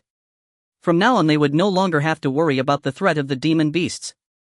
In the following days, the demon beast clan and the human race officially entered a period of adjustment, with many humans venturing into places they had never set foot in before. Many demon beasts tentatively entered the human cities. Of course, many lower-level demon beasts lacking intelligence only dared to enter the human cities under the guidance of higher-level demon beasts. Conflicts were bound to arise among them. Fortunately, the guards in each city were well prepared, and upon discovery they would administer appropriate punishments based on who was right and who was wrong. However, since these were two different races, achieving peaceful coexistence was no easy task. This matter might require a long time for others to slowly adjust. But Wang Chen was different. He had a system to resolve difficulties. While the various cities were struggling with the coexistence of the two races, it was soon time for the system to sign in again. Why do people with systems call themselves hanging bugs? Because whenever the protagonist lacks something, the system provides it. Just like this time with Wang Chen. The system seemed to understand his current difficulties and directly provided him with a technique called transformation art. This technique was prepared for races other than humans. As long as they practiced transformation art, they could instantly transform into human forms. The most crucial aspect was that this technique was obtained through the system, making it exceptionally powerful with a very low threshold for cultivation that even demon beasts at the body refining stage could practice. After Wang Chen signed in for transformation art, he immediately used the Imperial aura to reflect this technique in the minds of all demon beasts across the Xiantian continent. Moreover, he left a special command in the minds of all demon beasts, ordering them to maintain their human forms whenever they entered human cities. Thanks to this technique, all demon beasts entering human cities consciously transformed into human appearances, and thus the entire world quickly got back on track. During this time, the Divine Martial Guard was also fully established.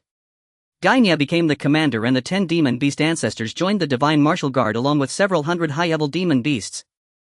With the addition of human members, the total number of the Divine Martial Guard reached nearly 600 to 700. Furthermore, on the day the Divine Martial Guard was officially formed, Wang Chen specially issued an imperial decree to congratulate them. He granted the Divine Martial Guard the title of Vanguard of the dynasty in expanding territories. Naturally, as the future vanguard for expanding the dynasty's territories, Wang Chen would not be stingy. The imperial decree carried immense aura. When it descended upon the Divine Martial Guard's headquarters, the vast aura enveloped everyone present.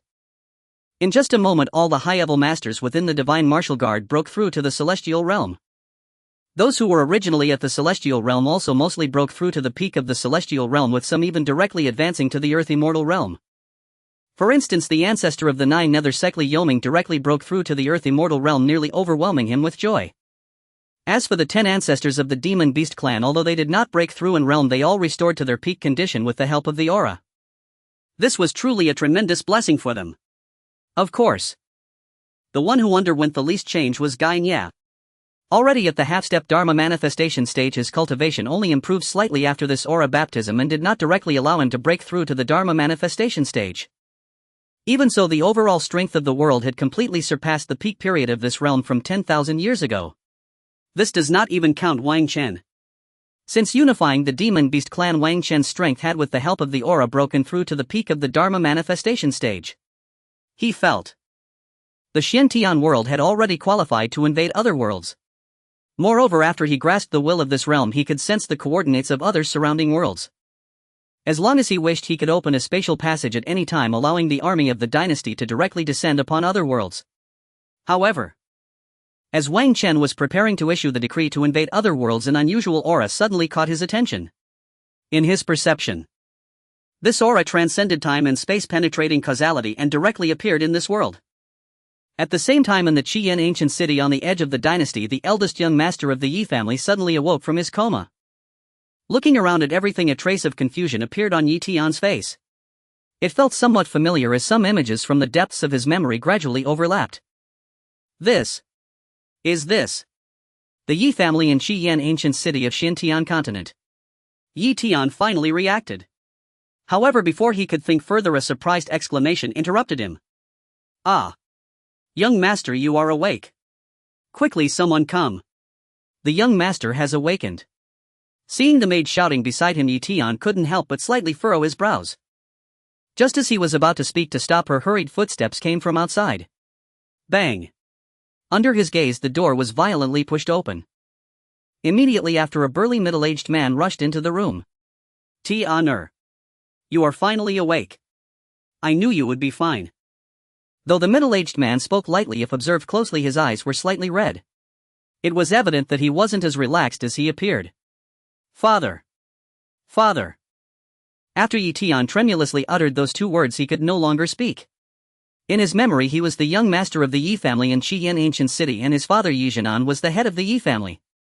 In Qian ancient city there were two powerful families, namely the Yi family and the Huang family. Since the decline of the Tianxian dynasty, the authority of the city lord's mansion and the city defense army had diminished significantly, and the entire Qian ancient city was essentially dominated by these two families. Yi Tian was the most talented genius of this generation in the Yi family. At just 20 years old, he had already broken through to the innate realm.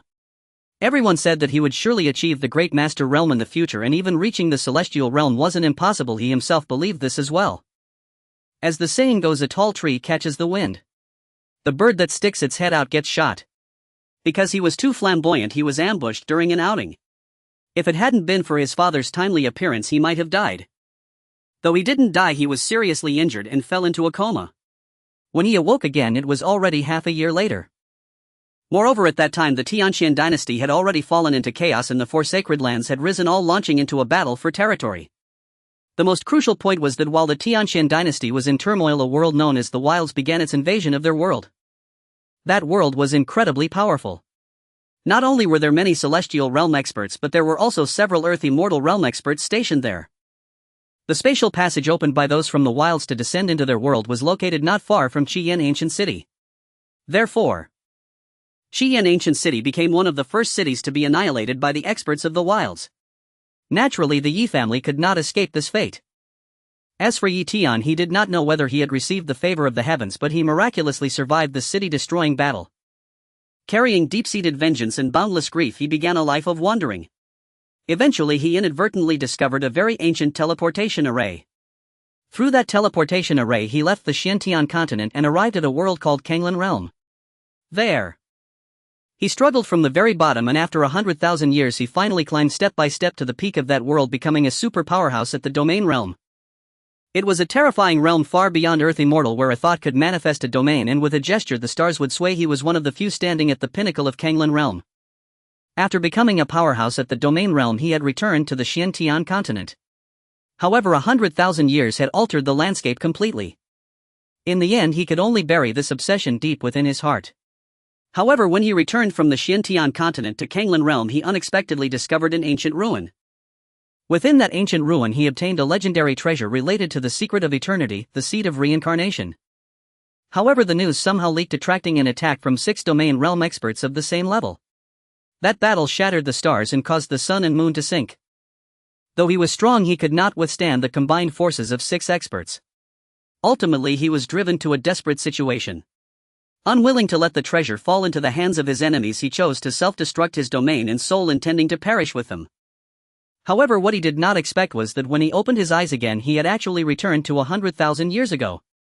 Back to a time when the Xiantian continent had not yet been invaded, the Yi family had not yet been destroyed, and he was just 20 years old. This was not a dream. The memories of those 100,000 years, every ounce of pain, every breakthrough, even every battle and moment of loneliness were as vivid as yesterday. The most crucial point was that he could clearly feel the treasure named Seed of Reincarnation deep within his soul. If nothing unexpected occurred, it should be this treasure that brought him back to the present. Upon thinking of this, even Yi Tian with his 10,000 years of tempered will couldn't help but feel his heart race. With the treasure deep in his soul, along with his experience in cultivating at the domain realm, he was confident that it wouldn't be long before he could ascend to the domain realm once more. Even surpassing his past life and stepping into that legendary realm of eternity would no longer be a dream. Tian'er, what's wrong? Are you feeling unwell anywhere? Seeing his son staring at him blankly with a gaze that shifted between sorrow and excitement, Yi Jianan couldn't help but feel a tightness in his heart and hurriedly approached to check. Fine, father. I just woke up and feel a bit dazed. It's good that you're awake. You were seriously injured this time, and you were in a coma for a full 3 months. I was almost worried to death. 3 months. Hearing his father's words, Yi Tian was shocked. According to his past life memories, he was in a coma for half a year, that is 6 months, and at that time the Tianxian dynasty had begun to descend into chaos. This means the time left for him was not much. There were at most 3 months until the chaos of the Tianxian dynasty began, and about half a year until the invasion of the wilds. Although he had the cultivation experience from his past life and some powerful cultivation techniques, without resources in half a year's time he estimated he could at most reach the celestial realm. Without attaining the earth immortal realm he wouldn't be able to protect his family against the experts from the wilds. What should he do? If worst comes to worst, he could only lead his family through that ancient teleportation array to escape the Xiantian continent. What's wrong, Tian'er? Why does your face look so bad? Is your injury acting up again? Yi Jianan noticed his son's sudden change in complexion and thought it was due to his injury, immediately asking anxiously. Fine, father, just thinking about some other matters. It's good that you're fine. Just rest well and don't think about other things. If anything happens, your father will handle it for you. Hearing his father's words filled with concern, Yi Tian decided it was best to remind his father. Father, the Tianxian dynasty is about to collapse. Our family should make plans early. Hearing his son's words, Yi Zinan's expression changed drastically as he rushed forward and covered his mouth. Woo!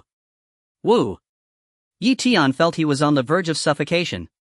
He clawed desperately at Yi Jianan's hand, his lips emitting only muffled choking cries. Alas, it was futile. He was but a mere innate realm cultivator, a lowly wounded one at that, while his father Yi Jianan had once stood at the pinnacle of the Grandmaster realm, yet after undergoing the Imperial dynasty's celestial aura baptism he had miraculously broken through directly into the great Grandmaster realm. Thus for Yi Tian, still trapped in the innate realm, to stir even a single finger of his father's great Grandmaster level grasp was nothing short of delusional fantasy.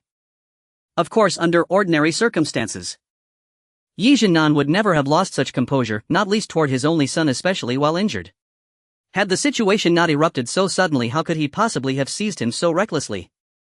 Yi Tian's words had truly terrified him. How could he, as a high-ranking official of the Imperial court, be unaware of the dynasty's current state? Just recently it had subjugated the Beast Clan, achieving total unification across the entire world. Particularly His Imperial Majesty, the Emperor himself, exerted an awe-inspiring dominion over the 9 heavens and quelled all realms beneath heaven's vault. At this very moment both the dynasty's authority and the Emperor's majesty had reached their zenith, further reinforced by the embroidered uniform guard whose presence spanned every corner of the land. Indeed, not a single whisper, not the faintest tremor across the world could escape the watchful eyes of the embroidered uniform guard or of His Majesty the Emperor himself. What Yi Tian had just uttered was without question an act of supreme disrespect toward the dynasty. Should the court pursue it, their entire clan might well face decapitation. Yi Jianan knew full well the Emperor's ruthlessness, mass executions, family annihilation, none would be spared. Just as Yi Tian felt consciousness slipping away, choked on the edge of oblivion, Yi Jianan slowly withdrew his hand from the boy's mouth, his eyes still wide with raw, unshaken terror. Shao Tian. Never utter such words again, they'll cost you your head. Father. What do you mean? What do you mean, cost your head? His father's warning, and that look of abject horror, left Yi Tian utterly bewildered. He simply couldn't comprehend it. The Imperial dynasty was practically on its deathbed, had they not mocked it freely before. City governors' offices and other imperial institutions had long been treated with open disdain. So what had changed? How could a single careless phrase reduce his own father to such trembling panic? Shao Tian, never speak rashly again. Remember, the Yi clan has remained unwaveringly loyal to the dynasty, never harboring a trace of disloyalty. And I, your father, am among its most devoted guardians. As for His Majesty the Emperor, wise, valiant and peerless in cultivation, he is the greatest sovereign the Xiantian continent has ever known. We must walk steadfastly in the dynasty's path and serve as its most faithful subjects. Most devoted guardian. Walk steadfastly in the dynasty's path. The most faithful subjects. What nonsense was this? Was this even the same world he remembered? Why did everything feel so utterly alien, so profoundly warped from his recollection? Could it be the butterfly effect of his reincarnation? Yet, he had only just been reborn. Father, what transpired in this world while I lay gravely injured and unconscious? Why are you so? Yi Tian left the sentence unfinished, but Yi Jianan understood exactly what his son sought to ask. Truth be told, even had Yi Tian not asked, Yi Jianan would have explained everything. He feared deeply that his son, ignorant of the dynasty's new reality, might utter something fatal and bring annihilation upon their entire lineage. Shao Tian, during your coma the former emperor abdicated, bestowing the throne upon his current majesty, the 5th prince. His Majesty, possessing extraordinary vision and strategic genius, upon ascending the throne first eradicated all internal opposition, including powerful martial sects and wandering clans. Most recently he even brought the Beast Clan under imperial suzerainty. Now the entire Xiantian continent lies unified under the dynasty's banner. Henceforth remember well, we are subjects of the dynasty, and certain words must never again pass your lips, or they shall cost you your head. Unified. How could this be? Upon hearing Yi Jianan's words, Yi Tian was utterly stunned, and finally grasped why his father reacted with such abject dread. Yet something was deeply wrong. This reality bore no resemblance to his memories, its divergence was staggering, inconceivable. Just as Yi Tian's mind reeled, shaken to its core, wondering if he were dreaming. Boom! A deafening explosion tore through the void without warning. Instantly the sky split open, a colossal spatial fissure yawned wide, and from within emerged a golden hand vast enough to blot out the heavens. An irresistible absolute aura of dominion descended upon Qiyang ancient city. In that instant every sound ceased, time itself seemed frozen in place. Yet within this suspended world one exception existed: the Yi residence, and specifically the chamber where Yi Tian lay. In truth, the moment that thunderous roar reverberated Yi Tian's soul, refined over 100,000 years, far surpassing his current cultivation level, jolted violently awake. An indescribable life-shattering sense of peril flooded his being. No! A silent roar erupted in his heart. Without pause to discern the source of this calamity, instinct alone propelled him into defiance. His soul force surged forth, not as light or energy but as an invisible devastating strike, hurtling straight toward the golden hand suspended in the void. Owing to his self-immolating rebirth, his soul force had suffered severe diminishment. What remained, though formidable, could barely match the strength of a terrestrial immortal. With a soft resonance, Yi Tian's soul force, powerful enough to rival a terrestrial immortal, struck the golden hand, and vanished without stirring even the faintest ripple. It was like an ant striking a mountain, or fireflies daring the moon to dim. An absolute incomprehensible gulf of supremacy. Yi Tian's heart plummeted into icy despair. For the first time, disbelief and sheer horror contorted his features. Though weakened, his soul's essence remained intact, yet it could not even delay the adversary for a heartbeat. What realm did the master of that golden hand command? At the very instant his soul force dissolved, the colossal hand descended unimpeded over the Yi residence. Its 5 fingers were exquisitely defined, their ridges flowing with golden imperial aura, the Tao-marked veins of sovereign destiny. No! Inside his mind, Yi Tian unleashed a voiceless, desperate scream, frantically summoning forbidden survival techniques and flight arts from his past life memories. But against absolute power, all resistance was futile. His newly healed innate realm body, and even his mighty soul force, were utterly paralyzed, locked in place. In the next breath, the golden hand gently closed its 5 fingers. Crack! Yi Tian's chamber shattered like parchment, no fragments flew, for each splinter was instantly annihilated by the hand's overwhelming force. Yi Tian felt an irresistible force envelop him. Then everything blurred. His body tore free from its moorings, hurtling helplessly toward that heaven-obscuring golden hand. The golden light dissipated. The spatial rift in the void silently sealed itself as if it had never existed at all. The terrifying aura that had once suffocated heaven and earth receded like a tide. Thud. Thud. Wah! Across the entire crimson flame ancient city, every person who regained awareness collapsed helplessly to the ground. They had no choice. What they had just witnessed was utterly horrifying. Each soul felt stripped bare, reduced to helpless lambs awaiting slaughter. Was that His Majesty's celestial might? It must be. Only His Majesty, the sovereign of this age, could wield such divine authority. Indeed. Who else but the Emperor would dare act so unreservedly? Wasn't that colossal hand aimed directly at the Yi clan? I saw it too, it seized someone from the Yi residence. But who could it have been? We're doomed. It seems the Yi clan has enraged His Majesty.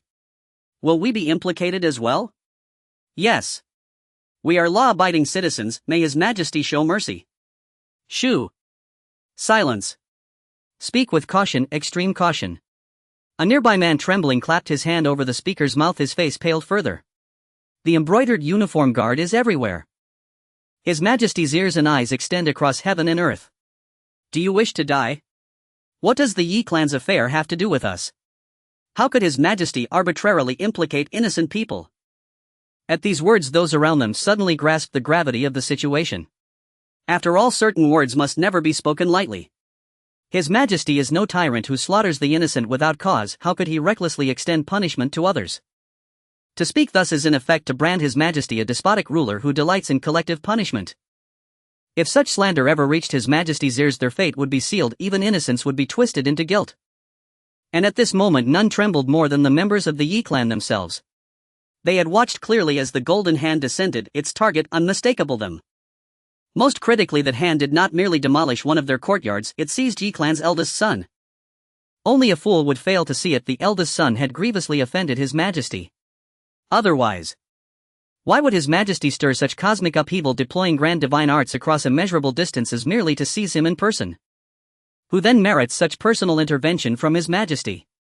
What crime could possibly warrant extinction of 9 generations, or even 10? At the thought, many Yi clansmen burst into wailing sobs. Meanwhile, Yi Jianan paid no heed to those around him. He knelt rigidly toward the imperial capital, his entire body convulsing violently like a sieve.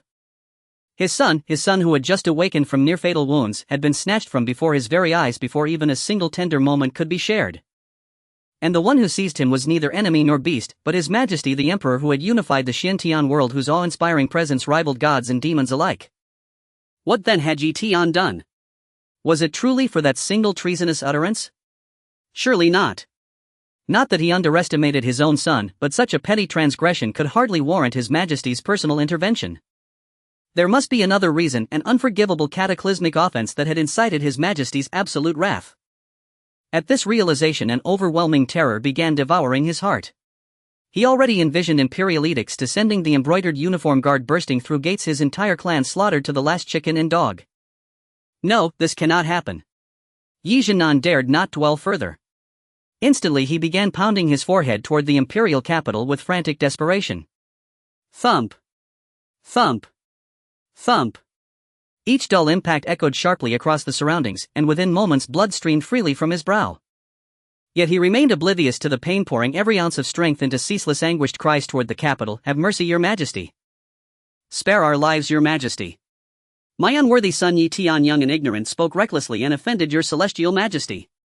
This sin rests solely upon this guilty minister. I beg to atone with my life.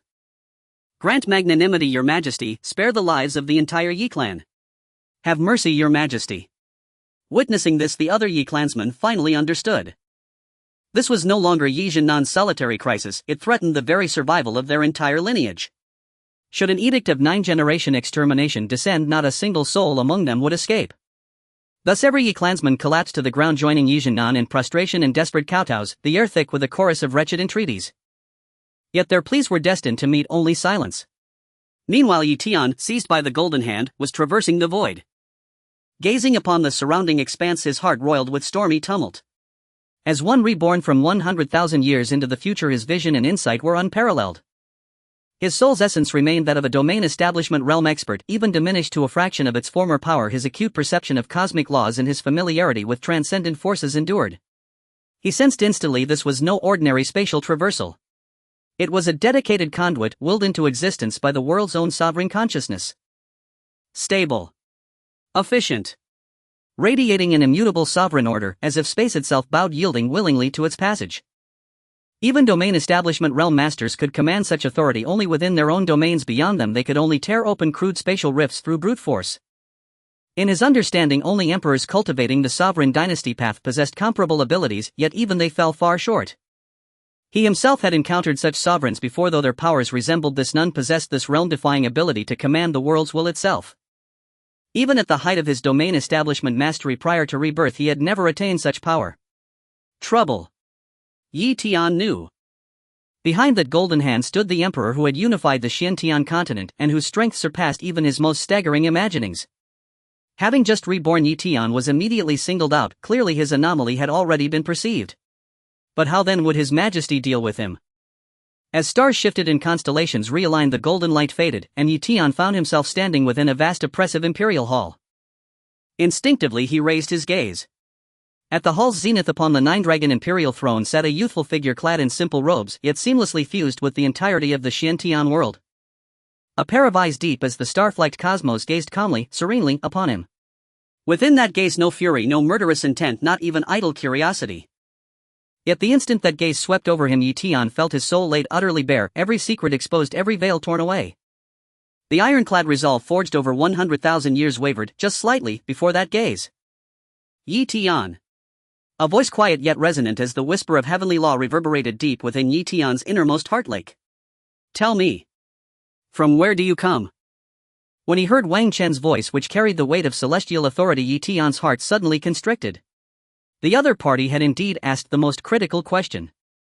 He forced himself to calm down, displaying just the right amount of confusion and fear on his face. Coupled with his current appearance as a severely injured and pale youth, it appeared particularly convincing. Your Majesty, this humble one does not understand what your Majesty means by those words. Yi Tian knelt on the ground, his voice trembling just so. This humble one is Yi Tian, a descendant of the Yi family from the Red Flame ancient city. I have lived here since childhood and only just awoke from a severe injury and coma. I do not understand what your Majesty means by where do you come from. This humble one has always lived in the Red Flame ancient city. He dared not speak the truth. He did not know how the other party would treat him if he did. It must be understood that the other party was the emperor of this world, while he was merely an extremely unstable anomaly. No emperor would tolerate the existence of such an anomaly. Moreover, he possessed 100,000 years of experience. He believed that in front of a young emperor, as long as he did not reveal any flaws in his soul, pretending to be a frightened ordinary youth should not be too difficult. However, Wang Chen simply gazed at him, his deep-set eyes showing no ripples, as if he had already seen through his disguise. He did not show anger. He did not question. He merely spoke in a calm tone, slowly saying, I grant you a chance. Speak the truth. This chance comes but once. If you miss it, both you and the Yi family behind you will be obliterated. Wang Chen's tone remained flat, yet each word struck Yi Tian's soul like thunderclaps. Especially the last phrase, this chance comes but once, sent chills down Yi Tian's spine. He had no doubt that this profound emperor meant every word. If he attempted to deceive again, the next moment might very well see him and the entire Yi family in the Red Flame ancient city truly turn to ashes, just as the other had said. Cold sweat instantly soaked Yi Tian's back. Had he truly seen through my secrets? It must be so. Otherwise, how could he have pinpointed my location so precisely right after my rebirth? And the means to manipulate the world's will to open a spatial passage. Such an existence seeing through the abnormalities of my soul did not seem impossible at all. Countless thoughts raced through Yi Tian's mind. After weighing the pros and cons, ultimately he still compromised. He dared not gamble. Nor could he afford to. Yi Tian took a deep breath and slowly raised his head. At this moment the confusion and fear in his eyes gradually faded, replaced by a sense of maturity that was incongruous with his age. Your Majesty sees through everything clearly. His voice no longer trembled, instead it had become much deeper and hoarser. I am indeed not the Yi Tian of before. My soul comes from 100,000 years in the future. After saying these two sentences he paused slightly before continuing to narrate his experiences over the past 100,000 years. From the chaos of the Tianxian Empire to the invasion of the savage world. From accidentally crossing into the Kanglan realm to rising step by step within it, ultimately becoming a formidable figure in the domain realm. To convince Wang Chen he spoke very detailedly, recounting every person he met and every powerful figure he had encountered, leaving no stone unturned. Of course his obedience and detailed narration were fundamentally to conceal the great treasure that lay deep within his soul. This was his final secret and his only hope for a turnaround in the future. He gambled that although Wang Chen could discern the abnormalities of his soul, he might not be able to perceive the existence of that treasure. After all, that treasure was of an exceedingly high level and had a strong concealment ability. As he finished his narration, the entire hall fell into silence. From beginning to end, Wang Chen had not said a word, acting like a quiet listener. However, it was precisely because of Wang Chen's attitude that Yi Tian's heart was in his throat. He did not know whether Wang Chen believed him nor how Wang Chen would handle him. Speak the truth. Having experienced death once and finally being reborn, he truly did not want to die again. A story of a powerful being returning from 100,000 years later. That is indeed interesting. Hearing Wang Chen's words, Yi Tian felt a slight relief in his heart, for there was no hint of killing intent in the other's tone, indicating he still had a chance. However, Wang Chen's next words plunged him into an icy abyss. I originally intended to give you and your family a chance. However, it seems you do not treasure it. Yi Tian trembled violently, suddenly looking up with eyes filled with disbelief and terror. Your Majesty. Every word I spoke is true. Not a single word is false. Everything regarding the future has been reported truthfully. I plead for your Majesty's careful examination. In order to gain Wang Chen's trust, Yi Tian even went so far as to swear a soul oath to prove his innocence. Unfortunately, Wang Chen did not give him any opportunity. Wang Chen was uncertain about the truth of Yi Tian's words, but as a transmigrator he had seen many such tales of powerful beings being reborn. Which powerful being would return from rebirth without being wealthy? Without some powerful backing, how could one dare to claim to be a reborn individual? Wang Chen slowly raised his right hand, casually pointing to his temple and saying, though you have said much, it seems you have not mentioned the most important thing. Wang Chen's words detonated in Yi Tian's mind like a thunderclap. In an instant his face turned as pale as a sheet devoid of any color. His final trump card, the greatest secret which he thought he had concealed perfectly, was actually seen through by the other party. It was over.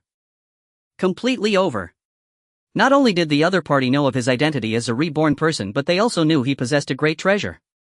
In this situation, what was there left to play at?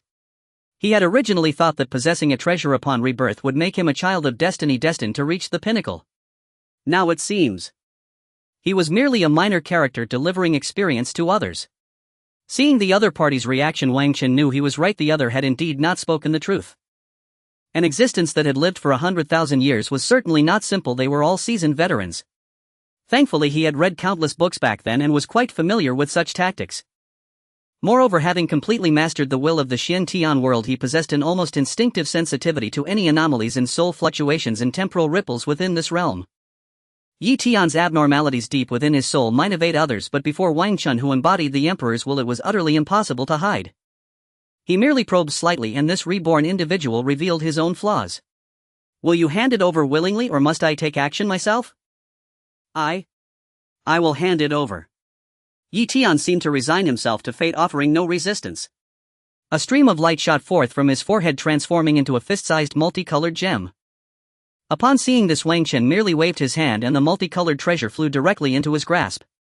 Although Wang Chen had yet to examine it in detail, It was evident that something capable of bringing a person across time and space, allowing them to be reborn 100,000 years in the past, was an extraordinary treasure. Not bad. As expected of a citizen of my Tianxian Empire, there is indeed some awareness. Since that's the case, why don't you help me out by recording the martial arts and techniques in your mind for me? I trust you won't refuse. Do people truly speak thus? You might as well press a blade to my throat this very moment. Can I refuse? Dare I refuse? Surely your Majesty does not genuinely believe me a fool. Your Majesty jests. This humble servant is most willing, indeed it is my supreme honor to contribute even the slightest effort toward our world. Upon hearing Yi Tian's words, Wang Chen was somewhat taken aback. He had not expected such immediate acquiescence. Surely a reincarnated cultivator ought to carry himself with pride. This puts this emperor in quite the dilemma. Yi Tian. Report henceforth to the Divine Martial Guard. I hereby appoint you its deputy commander. As for your family, fear not, I shall dispatch the embroidered uniform guard to Qiang ancient city to escort them all to the imperial capital. No sooner had Wang Chen finished speaking than Yi Tian dropped to his knees in gratitude, swift beyond measure. Gratitude, boundless gratitude to His Majesty's benevolence. This subject vows to serve the Imperial Dynasty and your Majesty with his life. Long live His Majesty. 10,000 years. 10,000 times 10,000 years. Witnessing this spectacle, a flicker of resignation crossed Wang Chen's eyes. Originally, Wang Chen had no intention of sparing this reincarnated cultivator. If he so much as betrayed the faintest hint of discontent, the emperor would have struck him down without hesitation, fabricating any pretext at will. Alas, reality defied expectation. Aside from initially concealing that supreme treasure, the man displayed not a trace of disrespect. Truly, he was no ordinary being. He was an ancient entity forged through 100,000 years of survival, masterful in reading expressions and fathoming human nature. Knowing full well that Wang Chen harbored thoughts of killing him, he remained utterly compliant from beginning to end, never offering the slightest opening for execution. Of course, were Wang Chen truly determined to end him, no justification would be needed. A single palm strike would suffice, and none would dare protest. Yet Wang Chen withheld his hand, not only because the man proved unfailingly obedient, but more crucially because the Imperial Dynasty's celestial fortune had now fused with the world's sovereign will. He was no longer merely sovereign of the Tianxian Imperial Dynasty, he was the very lord of this realm. His will had long since permeated the laws of heaven and earth. Every cultivator within this world, upon refining their spiritual energy, inevitably absorbed a fragment of his consciousness. Betrayal would trigger immediate retribution from the innate cosmic law. Even Yi Tian, the reincarnated cultivator, was no exception. So long as he cultivated, he could not escape subjugation by this world's fundamental law. And that was precisely why Wang Chen dared retain him. Were he instead an outsider from another realm, Wang Chen would not waste a single word, only a thunderous palm strike to erase him utterly. Enough. Withdraw now. Once the cultivation manuals and martial techniques are inscribed, deliver them directly to the Divine Martial Guard's Supreme Commander. Having spoken, Wang Chen raised his hand. A rift tore open in space before Yi Tian, silence sudden absolute. Before he could even react, the fissure swallowed him whole. When he next opened his eyes, he stood in an unfamiliar place, yet before he could grasp where he was, a voice, aged yet deferential, sounded softly behind him. You must be the newly appointed deputy commander of the Divine Martial Guard, honored by His Majesty's decree. Whom? At the sound, every hair on Yi Tian's body bristled, an icy chill surged from his soul straight to his crown. Though his current cultivation level was low, his soul force was formidable, especially his instinct for danger honed over 100,000 years of life and death trials. Yet this figure had approached without a whisper. Only when he spoke did Yi Tian realize someone stood behind him. How could this be possible? With soul force rivaling that of a terrestrial immortal, he should have sensed even the faintest tremor within 100 zhang, yet nothing had stirred his awareness. He whirled about instantly. Instinctively stepping back 2 paces, his soul force coalesced within his sea of consciousness into a razor-sharp arrow, poised to unleash his ultimate technique at a thought. But what met his gaze was an elderly man, hunched, clad in simple gray robes, face deeply lined yet wearing a faint obsequious smile. The old man bowed slightly, postured deeply submissive, yet within those seemingly clouded eyes glints of piercing intelligence flickered intermittently. What chilled Yi Tian most, however, was the man's cultivation realm. Though the elder concealed his aura, Yi Tian was no ordinary martial artist. His soul force, though currently matching only a terrestrial immortal's strength, belonged to one who had once ascended to the domain realm. His soul perception far surpassed that of ordinary terrestrial immortals. Merely a fleeting sense confirmed the elder's present martial cultivation level beyond doubt. Terrestrial immortal. And not merely a novice, already at the apex of the early-stage terrestrial immortal realm of being poised on the cusp of breaking through to the mid-stage. Yi Tian's heart roiled like a storm-tossed sea. In his former peak such a being would have been but an ant beneath his foot. But now fallen from grace he was but a wounded mortal barely recovered, possessing only the cultivation of the innate realm, an ant confronting a genuine terrestrial immortal. Even with his formidable soul force and countless forbidden techniques from his past life he dared not lower his guard. Swiftly suppressing his inner shock he offered a composed measured smile and performed a respectful half-bow. "Esteemed senior, may I ask your name?" His posture was humble, his tone impeccably courteous. Until he discerned the situation and the elder's true intent, he would permit himself no lapse in vigilance. Yet the elder's reaction utterly defied Yi Tian's expectations. The moment Yi Tian spoke the old man recoiled as if startled, frantically waving his hands, bowing even lower, his expression shifting to one of exaggerated sincerity and palpable trepidation. "Oh dear. Please, do not address me thus. You'd shame this humble elder to death. Senior. How could I ever presume such a title before you?" Cautiously stepping half a pace forward he lowered his voice, his tone now laced with ingratiating warmth and familiarity. This humble elderly yeoman owes his meager livelihood in the divine martial guard solely to His Majesty's extraordinary forbearance, merely a lowly errand runner, a menial cog in the machine. "You must be the newly appointed deputy commander of the divine martial guard, honored by His Majesty's decree. Call me Xiao Yu or simply Yu Ming, no need for formalities." "Senior, I dare not bear that title." "Li Yu Ming. The Divine Martial Guard. Deputy Commander." Yi Tian felt momentarily stunned, assaulted by the sheer weight of these revelations. He strained his memory. Yes, Wang Chen had indeed appointed him Deputy Commander of the Divine Martial Guard. Yet at that moment he had been enduring a life-or-death trial. Any misstep in his reply might have drawn instant annihilation. He had paid it little heed. Moreover, having just reincarnated, he knew virtually nothing of the Divine Martial Guard and had assumed it to be a powerless ceremonial office.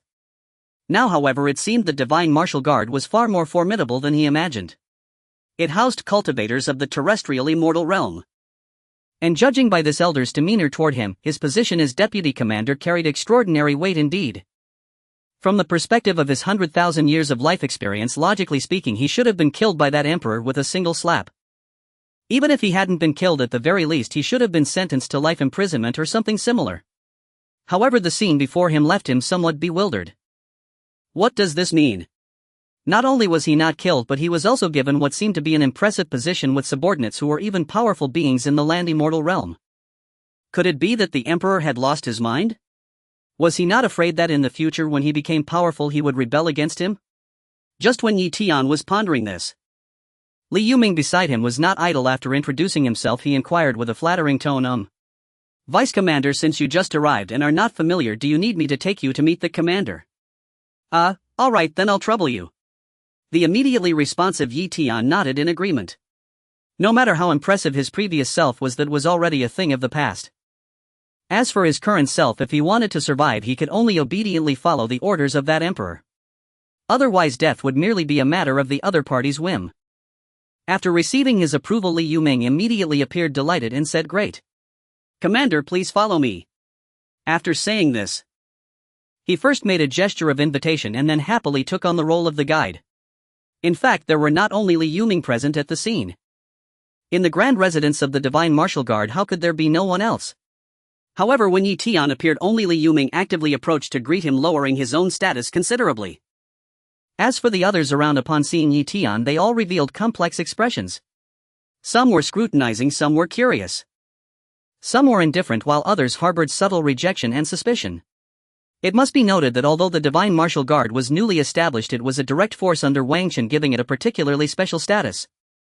Moreover, Wang Chen personally bestowed upon them the title of pioneers of the Imperial Dynasty's expansion. This further solidified their status as Wang Chen's direct influence. Furthermore, within the entire Divine Martial Guard, apart from the commander Guy Nye, Wang Chen had not appointed any other positions, meaning all members of the Divine Martial Guard were ordinary guards of equal standing. And now suddenly a leader of the Divine Martial Guard had been parachuted in, which was their superior. Moreover, this superior was the vice commander. It should be noted that the position of vice commander was one of high authority, second only to Commander Guy Nye, a coveted goal for countless members of the Divine Martial Guard. Now it had inexplicably fallen upon a nameless youth with only innate cultivation. Under such circumstances, Even with the Emperor's decree, it would be difficult to convince these proud and powerful members of the Divine Martial Guard to submit immediately. Everyone maintained a cautious and observant attitude towards Yi Tian, with no one daring to approach for friendship or provocation. They certainly would not act like Li Yuming, who lowered himself so much almost to the point of flattery. Naturally. Faced with this situation, Li Yuming was aware, yet he remained unconcerned, even secretly laughing in his heart. A bunch of fools. They only saw this young man's low cultivation and unknown origins, but failed to see the deeper implications deserving to remain obscure. As the saying goes, investing early is key. Providing timely assistance is far more valuable than mere embellishments. This Vice Commander Yi may appear weak now, but being given such special attention and entrusted with heavy responsibilities by the Emperor, how could he remain insignificant in the future? Now, lowering one's stance to build good relations might lead to a smooth path in the future. As for face. In the face of substantial interests and survival, how much is face truly worth? Even if this Vice Commander is merely a fleeting presence, it still does not harm him. He is simply respecting his superior. There is nothing wrong with this. Why not engage in such a risk-free transaction? Therefore, Li Yuming completely ignored the varied gazes, and his smile became increasingly ingratiating as he led Yi Tian towards the deepest part of the Divine Martial Guard's residence, to the tallest building. There was precisely where Commander Gai Nya resided. Along the way, Yi Tian observed everyone's reactions, his mind clear. In this world where strength reigns supreme, being an airborne vice commander was indeed not an easy task. To earn others' respect, he would need to demonstrate strength that could command them. As he pondered, Li Yuming had already brought him to a relatively tall building. Standing before a room's door, Li Yuming immediately bowed respectfully and reported. Reporting to the commander, the newly appointed vice commander has arrived. Come in. As the voice from inside sounded, the door opened automatically. Once the door opened, Yi Tian did not hesitate and stepped inside directly. However, when he saw Gai Nya seated in the room, the corners of his eyes involuntarily tightened. How could this be? He is actually a being at the half-step Dharma manifestation realm. In this world, aside from that Emperor, there are actually such powerful beings. Yi Tian's heart sank in terror. One must know that a being at the Dharma manifestation realm is a dominant force even in the powerful Kanglin realm. A half-step Dharma manifestation, while not yet a true Dharma manifestation, was still a genuine high-level figure capable of determining the life and death of millions with a single word. Moreover, the commander of the Divine Martial Guard before him seemed to be far stronger than any other half-step Dharma manifestation he had encountered. Suppressing the shock in his heart, Yi Tian cupped his fists to greet Gai Nya. I am Yi Tian, your subordinate. I've come to see you, Commander. Gai Nya first sized up Yi Tian before speaking. Since the Emperor has appointed you as the Vice Commander of the Divine Martial Guard, I hope you will not disappoint the Emperor's expectations. Rest assured, Commander, I will not let down the Emperor and your expectations. Yi Tian quickly fell into character. There was no choice. He understood very well that unless he wanted to die, he could only obediently accept his fate. It's good that you have this awareness. I have high hopes for you. After Gai Nya finished speaking, he turned to Li Yuming, who was respectfully bowing beside him, and called out lightly. Li Yuming. At your service. Vice Commander Yi is new and not familiar with the affairs during this time. You should follow Vice Commander Yi and assist him in getting acquainted with the matters of the Divine Martial Guard. Yes. I will follow orders. I will do my utmost to assist Commander Yi. Li Yuming was overjoyed. He had indeed made the right bet. Although he was only assisting the vice commander, he had managed to enter the management level. Not to mention anything else, at the very least he could use the title of vice commander to manage others. Although it was just a tiny step forward. However, within the Divine Martial Guard, where all members were still ordinary members, he had undoubtedly become the third most important figure. Aside from the commander and the vice commander, he was the most powerful. After sending off Yi Tian, Wang Chen immediately took out the treasure radiating with colorful light. To be honest, he was quite curious about this treasure. The ability to traverse time and space and be reborn 100,000 years ago was beyond his understanding. At least he hadn't encountered such power yet. Unfortunately, Wang Chen looked at the treasure in his hand, studying it repeatedly, but ultimately could not comprehend what it truly was. During this time he even used the luck of the dynasty and the will of this world. In the end, aside from discovering that this treasure was called Seed of Reincarnation, he obtained no other information. As for its purpose, he was completely clueless. But it didn't matter, he had the system's help. Although the system usually played dead, it would only respond when he checked in. However, whenever Wang Chen needed something like asking a question, the system was quite accommodating. As long as he inquired, it would surely provide a response. Much better than those who read without replying. System. Help me see what this thing is. What use does it have? Ding. Returning to the host, this is a seed of reincarnation. When a cultivator reaches the pinnacle of their domain, one of the paths to the legendary eternal realm is to comprehend life and death through reincarnation. When the cycle of 100 lifetimes is perfected, it will be the day they step into the eternal realm. And this seed of reincarnation is an item that can help one enter the cycle of 100 lifetimes. Eternal realm. Wang Chen understood upon hearing the system's explanation. He realized that this so-called seed of reincarnation was indeed a treasure. No wonder Yi Tian lost his life because of it. Of course, it might be precisely because this item involved reincarnation that it could bring Yi Tian back to today 100,000 years ago. His current strength was still too low. He had not yet come into contact with matters of reincarnation or the eternal realm.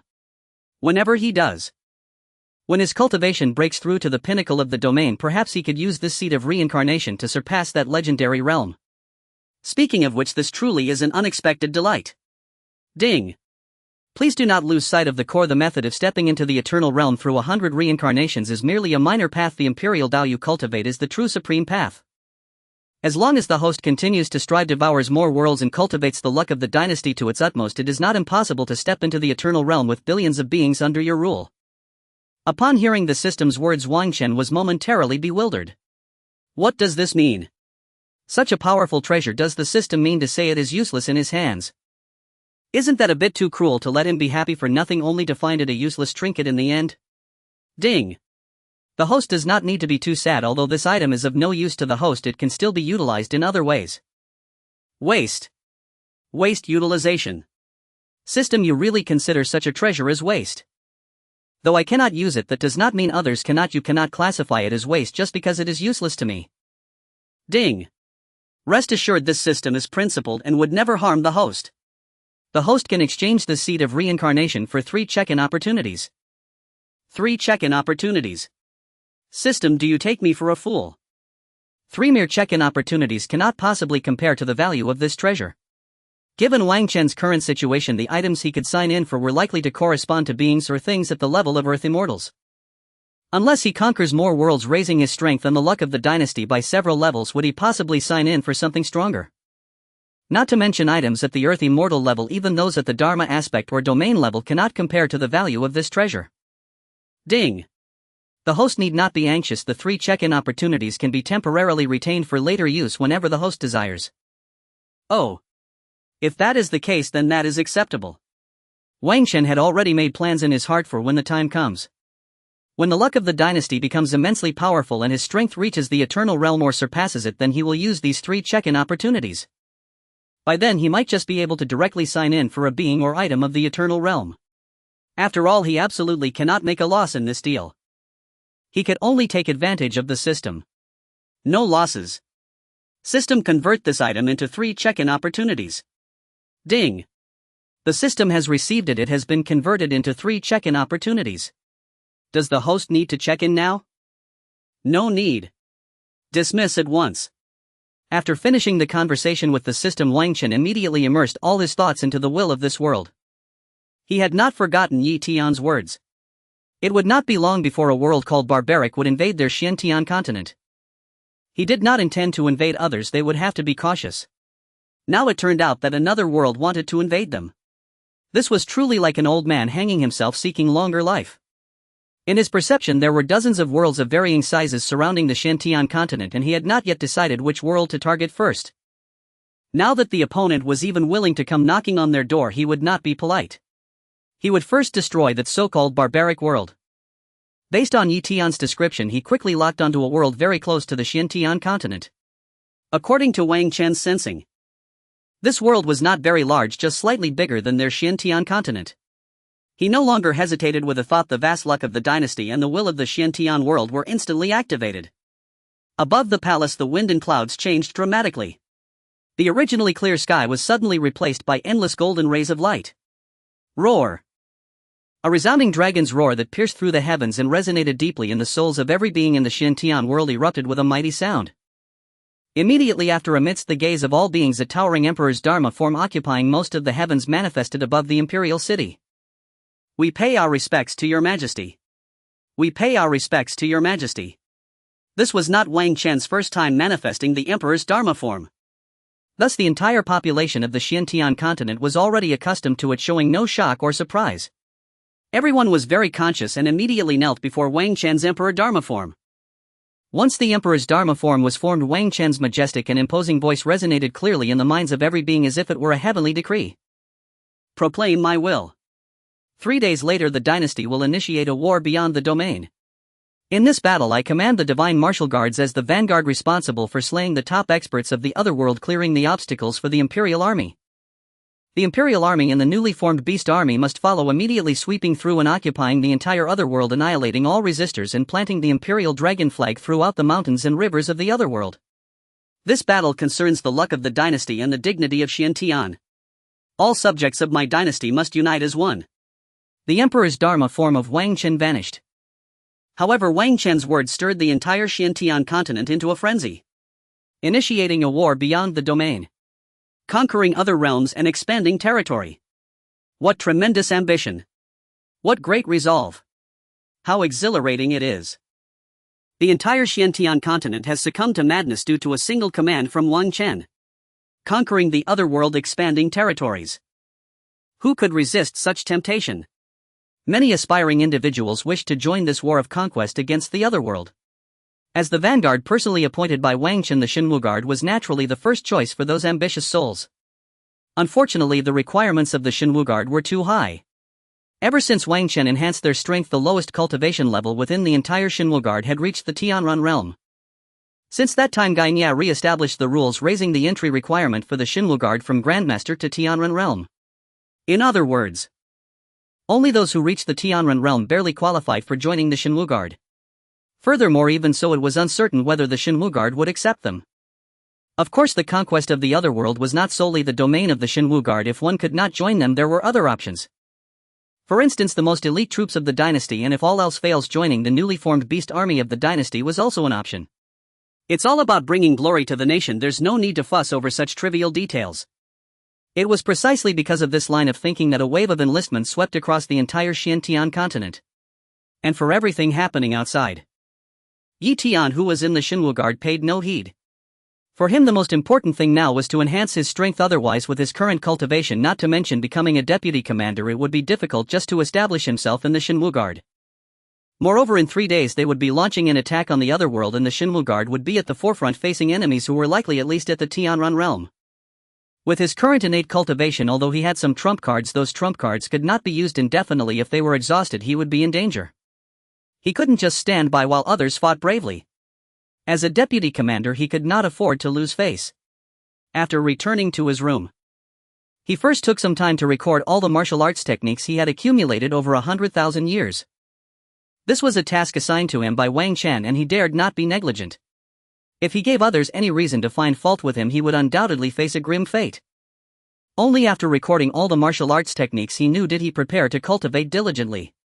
However, as soon as he began to operate a powerful technique he had been cultivating for 100,000 years, a terrifying force of fortune suddenly surged into his body. In an instant, his cultivation directly broke through to the peak of the innate realm. Then it broke through to the master realm, the grandmaster realm, and finally shattered the barriers of the Tianran realm. In his bewilderment, his cultivation ultimately settled at the peak of the Tianran realm. So, this is how it is. No wonder. Only at this moment did Ji Tian finally understand why Wang Chen did not directly kill him. As a former powerhouse of the domain realm, he naturally knew the immense cost of accepting the gift of the dynasty's fortune. Moreover, within this fortune he also sensed the presence of the world's will. If it were just the dynasty's fortune, once he committed an act of betrayal against the dynasty in the future, he would be countered by the force of fortune, resulting in the loss of his cultivation at best and death at worst. But now it was different. The fortune that merged into his body was intertwined with the will of this world, making it even more severe. He wouldn't even need to commit any act of betrayal. As soon as a thought against the dynasty or Wang Chen flashed through his mind, it would be sensed immediately. In fact, when that immense force of fortune surged into his body, he understood. But what good would that do? Would he dare refuse? If Wang Chen could not control his fate at all times, would he spare his life? As long as he still wished to live, he had no choice but to accept. Alas! Such a calamity. I originally thought I was destined for greatness, that after my rebirth I would ascend smoothly to the heavens. Now it seems I have wasted my rebirth. And he did not yet know. After he was captured by Wang Chen, the entire Qian ancient city fell into a strange atmosphere. Inside the Yi family mansion, the core area erased by the giant hand had become a forbidden zone that everyone avoided. Families and merchants that had once been friendly with the Yi family began to shut their doors and refused all dealings with them. Even the usually bustling street where the Yi family was located had no one passing by at this time, fearing the slightest touch of bad luck. One could say that in an instant the entire Yi family had become the object of everyone's disdain. Have you heard? Many families in Qian ancient city have secretly ordered that anyone with ties to the Yi family, whether by marriage or business, must cut all ties immediately. Otherwise, if they get implicated, they will bear the consequences. Not only that, I've heard that even the street in front of the Yi family is now avoided by everyone. Is that true? Is it really that serious? You think? I just came from that direction and I was the only person on the whole street. It nearly scared me to death. It seems the Yi family is truly finished. Offending the emperor is a grave crime that can lead to the extermination of 9 clans. Shoo! Keep your voice down. The Jin Wei spies may be nearby. Don't attract trouble. Gossip and rumors spread like a poisonous mist throughout the city. Everyone was convinced that the Yi family had angered the heavens and their destruction was imminent. Those who had once called each other brothers and shared drinks with the Yi family now fell silent, hastily distancing themselves. The shops and properties under the Yi family's name were deserted, with no one daring to patronize them. It was as if the entire Yi family had been isolated and abandoned by Qian ancient city overnight. Within the Yi family, panic reigned and a heavy cloud of despair loomed. Yi Jinnan, who had originally been the head of the clan, now found himself at a loss, as his son Yi Tian had inadvertently stirred trouble with the current emperor. However, it was after all his son's misdeeds that had now implicated the entire family, and he had no face to confront the clan members. Faced with the pressure of impending doom, many clan members began to blame him. In an instant, the entire Yi family began to crumble. Some collateral descendants and distant relatives, seeing the calamity approaching, started to secretly conspire to escape Qian ancient city. However, their attempts all ended in failure. Whether by day or night, whether disguised as merchants or taking on other identities, as long as they approached the city gates, they would be unceremoniously stopped by the city defense soldiers. After several failed attempts, a sense of despair thoroughly enveloped the members of the Yi family. Everyone understood. They were trapped. Like a group of sheep awaiting slaughter, they awaited the descending blade. In such circumstances, one cannot blame others for striking when the iron is hot. It is human nature to seek profit and avoid harm. No one would dare to joke with their family's life. No matter how good the relationship may seem on ordinary days, when faced with such a situation, not stabbing someone in the back is already considered a good outcome, even if it is the city lord's mansion under the Imperial Dynasty. They have their own thoughts. Although they have not yet received the Imperial order, they do not know how the dynasty will handle the Yi family. Yet they made a decision at the first moment to monitor the members of the Yi family. They would neither offend them nor let them escape. Regardless of how the dynasty plans to deal with the Yi family in the future, it has no impact on them. If the dynasty truly intends to exterminate the 9 clans of the Yi family, preventing their escape could be seen as a great achievement. The entire city felt like a taut string, suffocatingly oppressive. However, this deadening pressure was suddenly shattered by a group of unexpected intruders. Whoosh! Whoosh whoosh whoosh! The sharp, piercing sound of breaking air came from the sky without warning. The sound was not just one, but a continuous series, like a volley of arrows piercing through the air. Within the Red Flame ancient city, everyone who heard this sound instinctively looked up. On the distant horizon, dozens of ominous streaks of light were tearing through the sky at a terrifying speed, shooting straight toward the Red Flame ancient city. Wherever they passed, the air erupted with overwhelming explosive sounds. What is that? Is it an enemy attack? Such speed. Such a terrifying aura. Not good. There's an enemy attack. The guards on the city tower turned pale with fear, and some instinctively wanted to sound the alarm. However, they were immediately sternly stopped by the experienced commander beside them. Everyone hold your positions. Look clearly. That's the flying fish attire. What? Flying fish attire. When everyone finally saw the figures within the light, they were all greatly startled. That distinctive clothing, the cold and murderous aura, the domineering attitude of disregarding everything as they charged toward the city, there was only one force in the world bold enough to act this way. That is The imperial courts direct control overseeing the world and executing orders without prior notice, the Jinui. They flew directly in the air, ignoring the ironclad law prohibiting flight over the city issued by the dynasty. So ostentatiously, domineeringly and unrestrainedly they charged into the red flame ancient city. How dare they? Shut up. Do you want to die? That's the Jinui. The emperor's people. Just keep your eyes wide open. No one is allowed to move. Those who disobey will be executed. The command quickly spread throughout the entire city defense force. Everyone quietly lowered their crossbows and watched as those dozens of streaks of light swept over their heads. The terrifying pressure and speed created a gust of wind that nearly knocked over some ordinary soldiers on the city wall. There was no report. No requests for instructions. They did not enter through the city gate according to protocol. Instead, they directly flew into the red flame ancient city with the most aggressive and indisputable posture. Boom! Dozens of streaks of light landed simultaneously in front of the Yi family's mansion. All adorned in flying fish attire, armed with spring knives. The leader stood tall with a stern face and an unfathomable aura. From his attire it was clear he was a pacification envoy. Merely standing there, an invisible pressure enveloped the entire Yi family mansion, even faintly spreading to the surrounding streets. Who is that? Why are they so terrifying? It's the Jinui. The Jinui have come. It's over. The Yi family is finished. They must be here to raid and arrest people. Quick! Stay away. Don't get blood on yourself. My heavens, isn't the leader a pacification envoy? Such a grand display. It seems that the Yi family is truly finished this time. What a pity for my little lady. Within the red flame ancient city, everyone who witnessed this scene began to gossip. Everyone knew that the Yi family was definitely finished. This incident had even attracted the Jinui. What could justify their intervention aside from raiding and exterminating a clan? Most of the Yi family members, upon seeing the uniform figures in flying fish attire, collapsed in fear on the ground. A few even fainted on the spot. Even Yi Jinan was helped out by someone. I'm still young.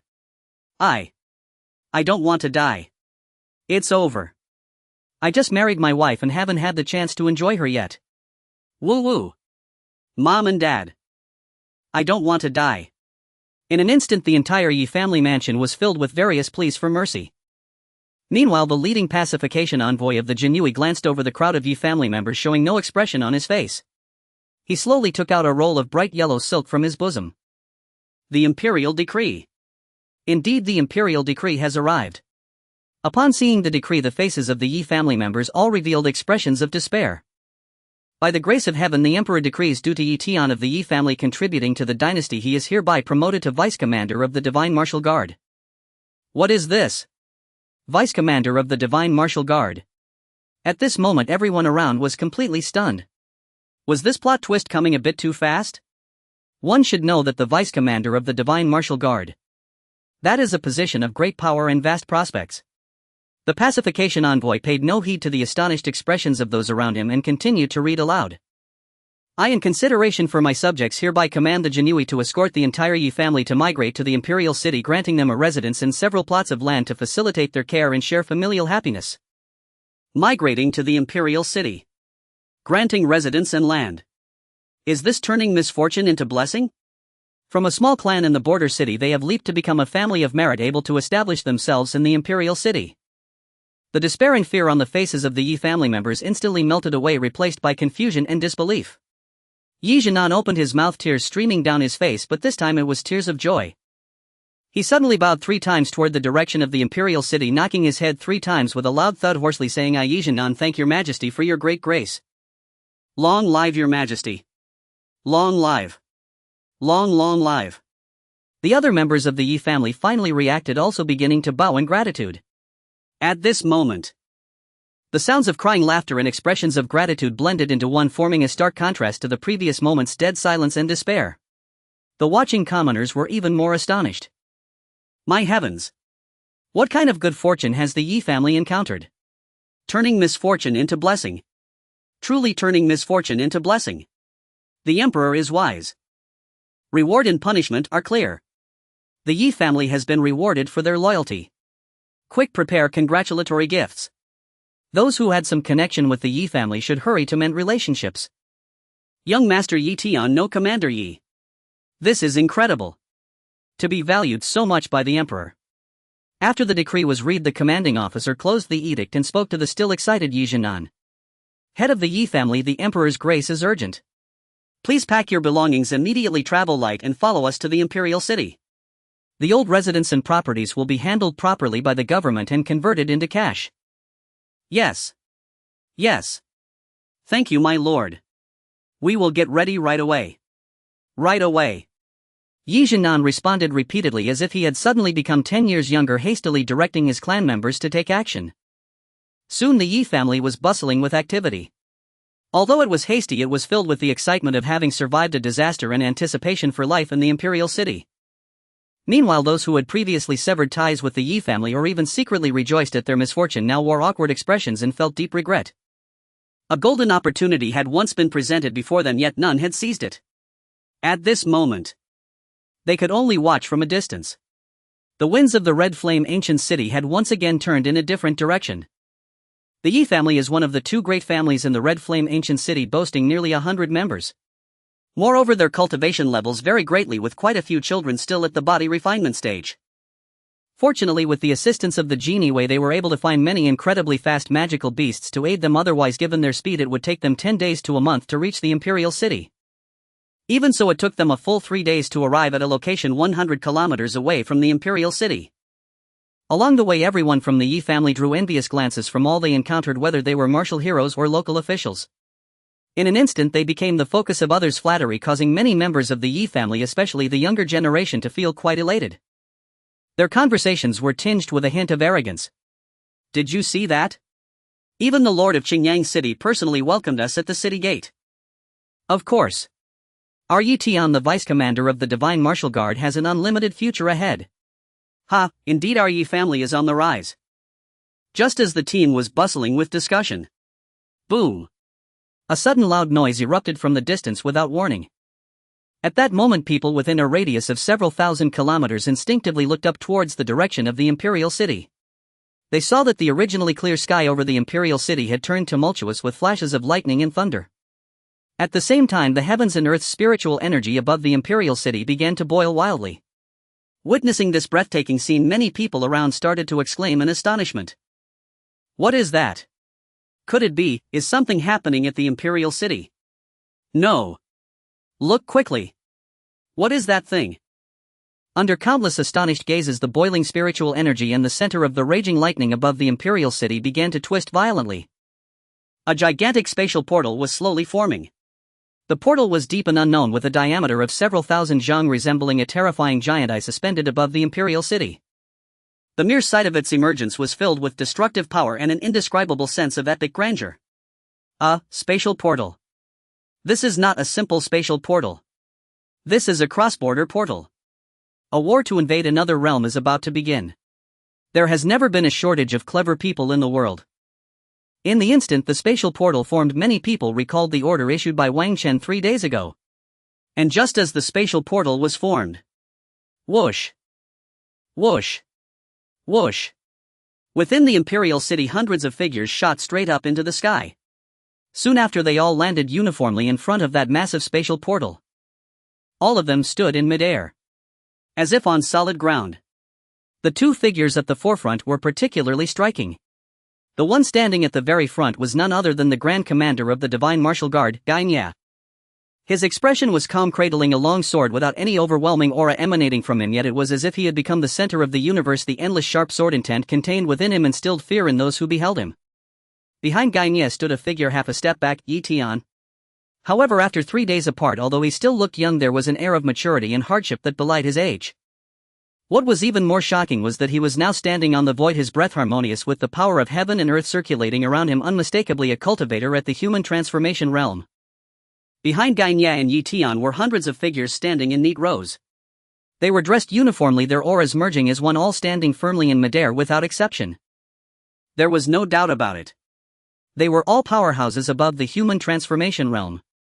Hundreds of human transformation realm powerhouses like divine soldiers descending from the heavens arrayed above the Imperial City in front of the spatial portal. The terrifying aura gathered together like an invisible tsunami, sweeping across the heavens and the earth. Even from hundreds of miles away, it caused people's hearts to tremble. Hiss. The sound of people gasping in shock echoed from countless onlookers. All of them are at the human transformation realm. How is this possible? My heavens! The Divine Martial Guard actually has so many human transformation realm powerhouses. Isn't that guy old Wang from next door? Wasn't he also at the early stage of Grand Master like me? How has he become a human transformation powerhouse now? Yeah, when I wasn't home he even guided my wife in her cultivation. His strength was clearly similar to ours. We missed it. We all missed a great opportunity that could change our fate. I wonder if there's still a chance to join the Divine Martial Guard now. I also want to improve. It's over. Now joining the Divine Martial Guard requires at least being at the human transformation realm. We have completely missed the boat. Endless shock and profound regret churned in the hearts of countless onlookers. They recognized some familiar faces in the ranks. Those who were once comparable in cultivation or even inferior to them now stood at heights they needed to look up to. Meanwhile, the Yi family's side was in a complete uproar. It's really T-honor. It's T-honor. He has become a human transformation powerhouse. Ha ha. Our Yi family's prodigy. Truly extraordinary. With Yi Tian here, what do we have to fear for the rise of our Yi family? From now on, let's see who dares to underestimate our Yi family. Ha, with Yi Tian here, even if we go to the Imperial city, no one would dare to provoke our Yi family. Joyful cheers and a sense of pride nearly burst through the skies. Many of the younger clan members were dancing with joy as if they could already see the future where the Yi family commanded the winds and the rain in the Imperial city. However, at this moment a thunderous roar like a muffled thunderclap suddenly rang in the ears of the Yi family members. Everyone shut up. The one who roared was the Grand Elder of the Yi family, who was also Yi Tian's uncle. What T-honor? What Yi Tian? He is Commander Yi, the Vice Commander of the Divine Martial Guard, personally appointed by the Emperor.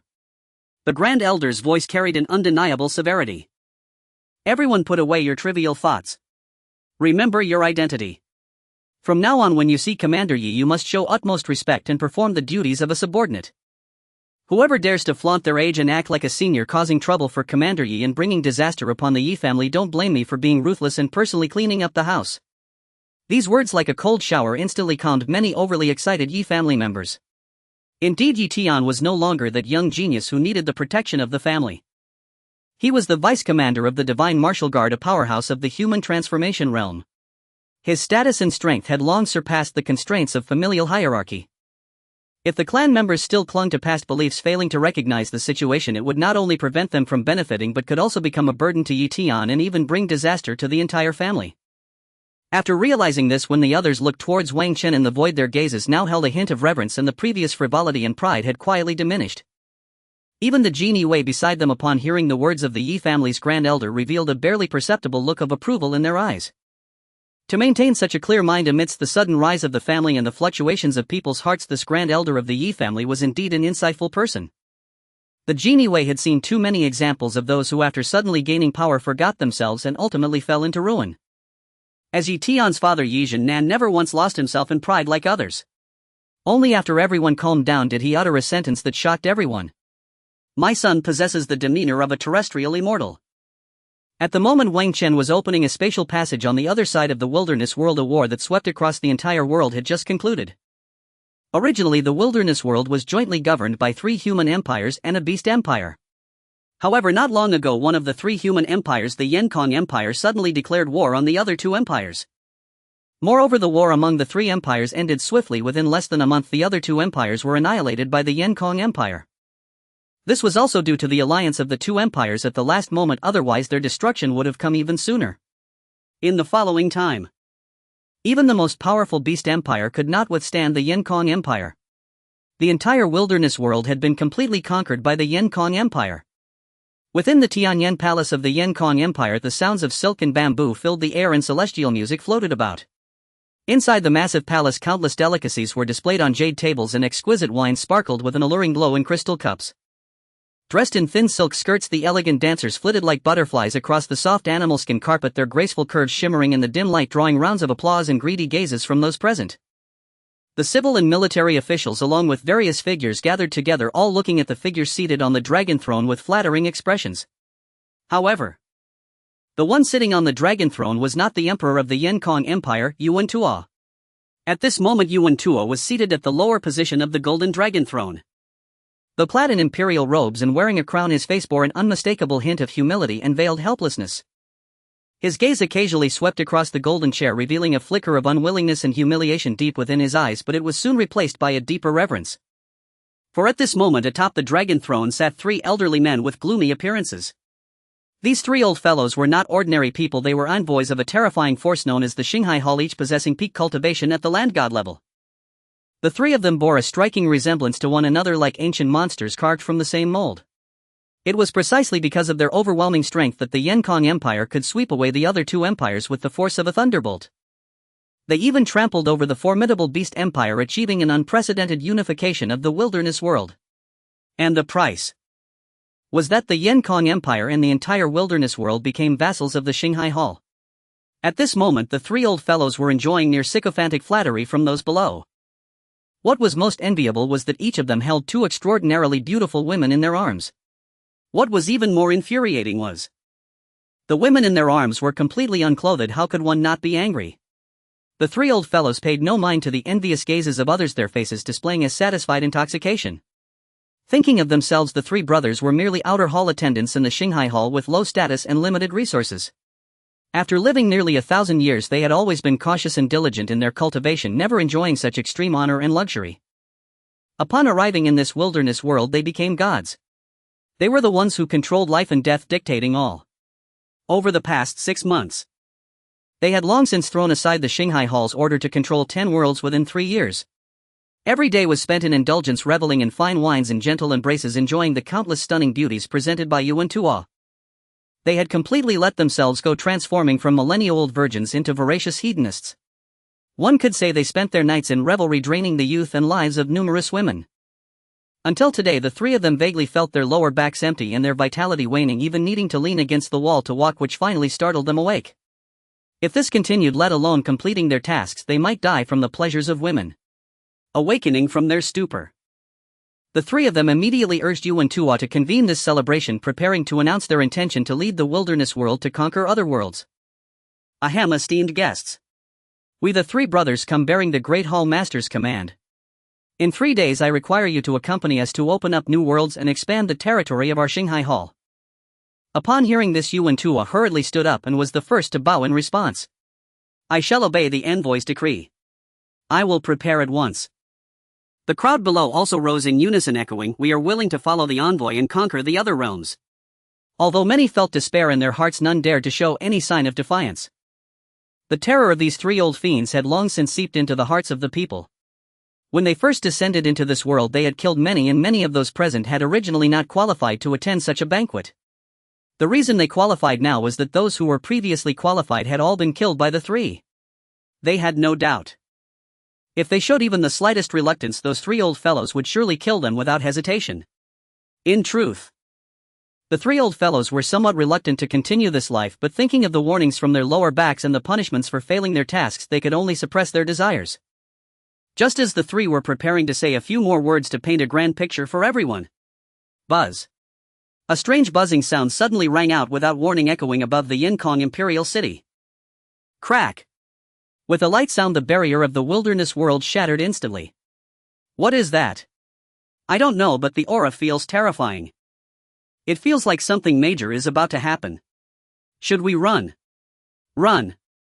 Where would we run? If we don't run, we might survive. If we run, we would surely die. Ordinary martial artists might not understand the situation. However, the 3 seated above the dragon throne and Yuan Tuo, the emperor of the Yenkong Empire, were very much aware. Every world has its own barrier to protect the beings within. To break through the world barrier, one must possess power that exceeds the limits of this world. Back then, when the 3 old fellows came to the wilderness world, a formation expert from their Xinghai Hall had gifted them a special array plate. With this array plate, they could break through the barriers of other worlds. However, what was unfolding before them now was completely different from their method of breaking through the barriers using formations. They sensed a powerful force that made their souls tremble, forcefully breaking through the barriers of this world in an extremely brutal manner. Such a domineering method was something they had never witnessed before, even coming from a major force like Xinghai Hall. This is bad. It is a cross-dimensional passage. There are outside forces forcibly opening a passage to this realm. How is that possible? This is just an ordinary small world. How could such powerful beings be drawn here? This power, it definitely belongs to a being above the cave heaven realm. What should we do? The three were momentarily at a loss. They had just been planning to attack others, and now it was happening to them before they could even take action. Let's go. After the spatial passage had stabilized completely, Guinea spoke to the people behind him and boldly stepped into the space passage. Move. Yi Tian was equally decisive. After letting out a roar, he rushed into the spatial passage ahead.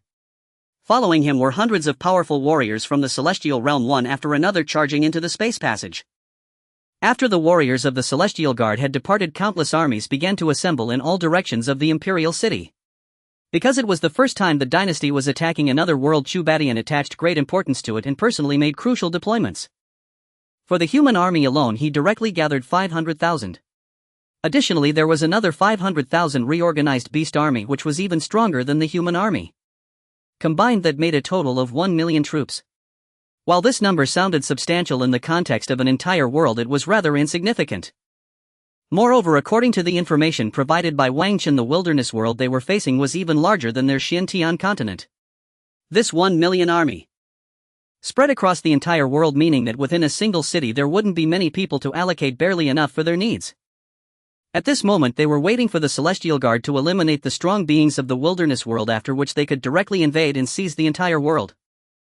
Since the entire wilderness world had already been unified by the Yenkong dynasty, the strong beings across the world were essentially concentrated in the Yenkong Imperial city. When Wang Chen opened the spatial passage, it wasn't done casually. As one who could control the will of the Xintian continent, he naturally had a special sense of other worlds. He established the other end of the spatial passage in the area with the most concentrated luck of the opposing side, as his sensing indicated that the strongest beings were there, accounting for over 90% of the entire world's power. As everyone in the wilderness world looked in shock at the spatial passage in the void, a terrifying aura faintly emanated from within the passage. Someone is coming out and they're very strong. Big brother, what should we do? The newcomer is stronger than us. Should we leave first? Second brother is right, the opponent is too strong. This is a strategic retreat, not shameful at all. All right. Prepare the array plate, we need to hurry and leave. That person is about to come out. If we don't leave now, it will be too late. The three messengers from the Star Skeleton Palace, upon realizing the situation was dire, did not hesitate. The eldest among them immediately took out a palm-sized array plate. They intended to use it to open a passage and escape from the wilderness world. To them this was merely a small world, not worth the risk. At worst, they could seek another world. The array plate lit up with a blinding silver light under the urging of the three. The starry sky patterns on its surface seemed to come alive, spinning rapidly. A strong spatial fluctuation rippled out from the center of the array plate, causing the void in front of the three to twist and tremble. A narrow, unstable, deep black spatial rift was slowly opening. It was successful. Upon seeing this, the hearts of the three were filled with joy. If they could just have 2 or 3 more breaths of time, once the rift stabilized enough for one person to pass through, they could immediately dive in and escape this place of misfortune. However, reality proved to be quite different. Just as the black rift had barely widened to the thickness of an arm, a glimmer of hope for escape rose in the eyes of the three. A dazzling sword light, impossible to describe in its brilliance, erupted from the spatial passage without warning, like the opening of the heavens.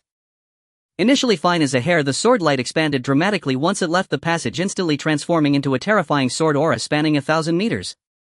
Wherever the sword aura passed, the void was silently cleaved apart. It left behind a lingering trace of nothingness, as if even light had been severed by this sword. With a crisp sound that sent chills down their spines, a sharp cracking noise rang out at the moment when the silver array plate shone the brightest and the spatial rift was about to take shape. That radiant 1,000-meter sword aura seemed to have eyes precisely brushing against the array plate that was operating at full capacity. In an instant, it was as if a hot knife had sliced through butter. The world-breaking array plate, capable of momentarily withstanding ordinary spatial turbulence, was as fragile as a piece of inferior tile before that strand of sword energy. Without even a chance to resist, it shattered before the astonished eyes of the three brothers, crumbling into powder. At the moment the array plate was obliterated, the spatial rift that had just opened let out a mournful cry like a bubble being punctured, instantly collapsing and disappearing without a trace. It's over. We can't escape now. The three's legs weakened, nearly collapsing to the ground. Their greatest and only trump card for survival was so casually shattered by the opponent with a single sword strike from across the spatial passage. What kind of control was this? What level of swordsmanship did they possess? One must know the opponent hadn't even officially descended into this realm yet. That terrifying sword energy from before was merely a strike made across the spatial passage. Just as everyone was still recovering from the shock of that terrifying sword energy, a figure clad in white standing tall like a sword leisurely walked out from the spatial passage. Following closely behind was a young man dressed in high-ranking celestial guard attire exuding the aura of a peak celestial realm expert, along with hundreds of super-strong beings pouring out from the passage like divine soldiers descending from the heavens. At this moment the celestial guard had officially descended into the wilderness world, taking their first step in the conquest of another realm. Kill! A cold, clear and emotionless command escaped from Guinea's lips. This was the first order of the Celestial Guard's arrival in the wilderness world and the only command that needed to be executed. Kill! Following closely behind, Yi Tian revealed a glint of sharpness in his eyes, letting out a thunderous roar without hesitation. The moment he stepped into the wilderness world, scenes of his father and family being killed by the inhabitants of the wilderness world surfaced in his mind. This had long since stirred the cold, killing intent deep within his soul. Kill! Kill! Kill! Hundreds of Celestial Guard experts above the celestial realm roared in unison like ignited barrels of gunpowder. The sound waves converged into a terrifying sonic boom, shaking the once luxurious palace below until it trembled violently. In their eyes there was no pity or curiosity towards the beings of the other world, only the purest and most fervent killing intent. Wang Chen's will was crystal clear. That was to conquer another realm and expand territory. And the first step in conquest has never been through kindness or negotiation but through slaughter. It is fear. The current Divine Martial Guard is not just ordinary strength. There are over 10 powerful beings at the Earth immortal level alone. Among them several ancestral beasts are mostly at the mid to late stages of the Earth immortal realm. After the baptism of fortune, although their realms did not significantly improve, their conditions have all returned to their peak states. Along with the newly breakthrough human Earth immortals like Li Yoming, even without counting Gaia, their strength has already far surpassed that of the wild world. With over 10 Earth immortals and hundreds of celestial realm experts attacking simultaneously, the scene is truly breathtaking and terrifying. It was merely a brief encounter. The Yenkong Imperial City was instantly turned into a wasteland, with hundreds of thousands of people inside the Imperial City dying in countless numbers due to the sudden attack. Moreover, the strength of the Divine Martial Guard is overwhelming. This has led to the powerful beings of the entire wild world being unable to organize any effective defense. The slaughter by the Divine Martial Guard is efficient and ruthless, yet highly targeted. Their objective is clear: to eliminate those above the Grandmaster level, while ordinary warriors are simply not their targets. Among the Divine Martial Guard, the Celestial Realm experts are recklessly unleashing the power of heaven and earth with sword energy and blade aura crisscrossing as flames and frost sweep in all directions. The martial techniques of the Earth Immortals are even more devastating. Each clash reduces large buildings to dust. The entire scene can only be described as earth-shattering. However, the most tragic are not those directly targeted powerful beings, but the countless ordinary warriors and civilians who cannot escape or are caught in the crossfire. The aftermath of the clash between the Earth Immortals and the Celestial Realm, even just a hint of it, is a calamity for Grandmasters, innate experts, and even ordinary people with no cultivation. A single uncontrolled sword energy can slice through dozens of people on a street. The energy shock from a martial clash can turn an entire neighborhood along with its residents into mush. A wide-ranging demonic fire released by an ancestral beast can instantly reduce hundreds of people trying to put out the fire to charcoal. The screams are unbearable. The cries of despair, the thunderous sounds of collapsing buildings, and the booming explosions of energy intertwine to form the most exquisite dirge of hell. Every moment, vibrant lives are wilting in meaningless devastation. Amidst the thick smoke and flames, countless shattered families and eyes filled with despair create this tragic scene. Witnessing all this, the Emperor of Yenkong Yuan Tua is on the verge of madness, his heart torn asunder. These are all his subjects. They are the people ruled by the Yuan clan for hundreds of years. Even if he has submitted to the Star Skeleton Palace and lost imperial power in his heart, he still sees this land and its people as his responsibility and foundation. And now, right before his eyes, his people are being mercilessly harvested and crushed like weeds. The Imperial City has turned directly into ruins, a river of blood and mountains of corpses. Kill! The extreme grief and rage shattered his rationality, drowning out his fear of death. Yuan Tua let out a beast-like roar, his eyes blood-red, disregarding his own safety and forgetting the vast difference in strength between the two sides. He suddenly drew the sword at his side, igniting all the imperial fortune and life essence within him. Then he transformed into a determined streak of light, charging fiercely towards the nearest squad of the Divine Martial Guard. He only wants to kill. Even if it's just one. He must seek a tiny bit of blood debt back for his subjects and his dynasty. However, to the Divine Martial Guard his charge is no different from a moth flying into the flame.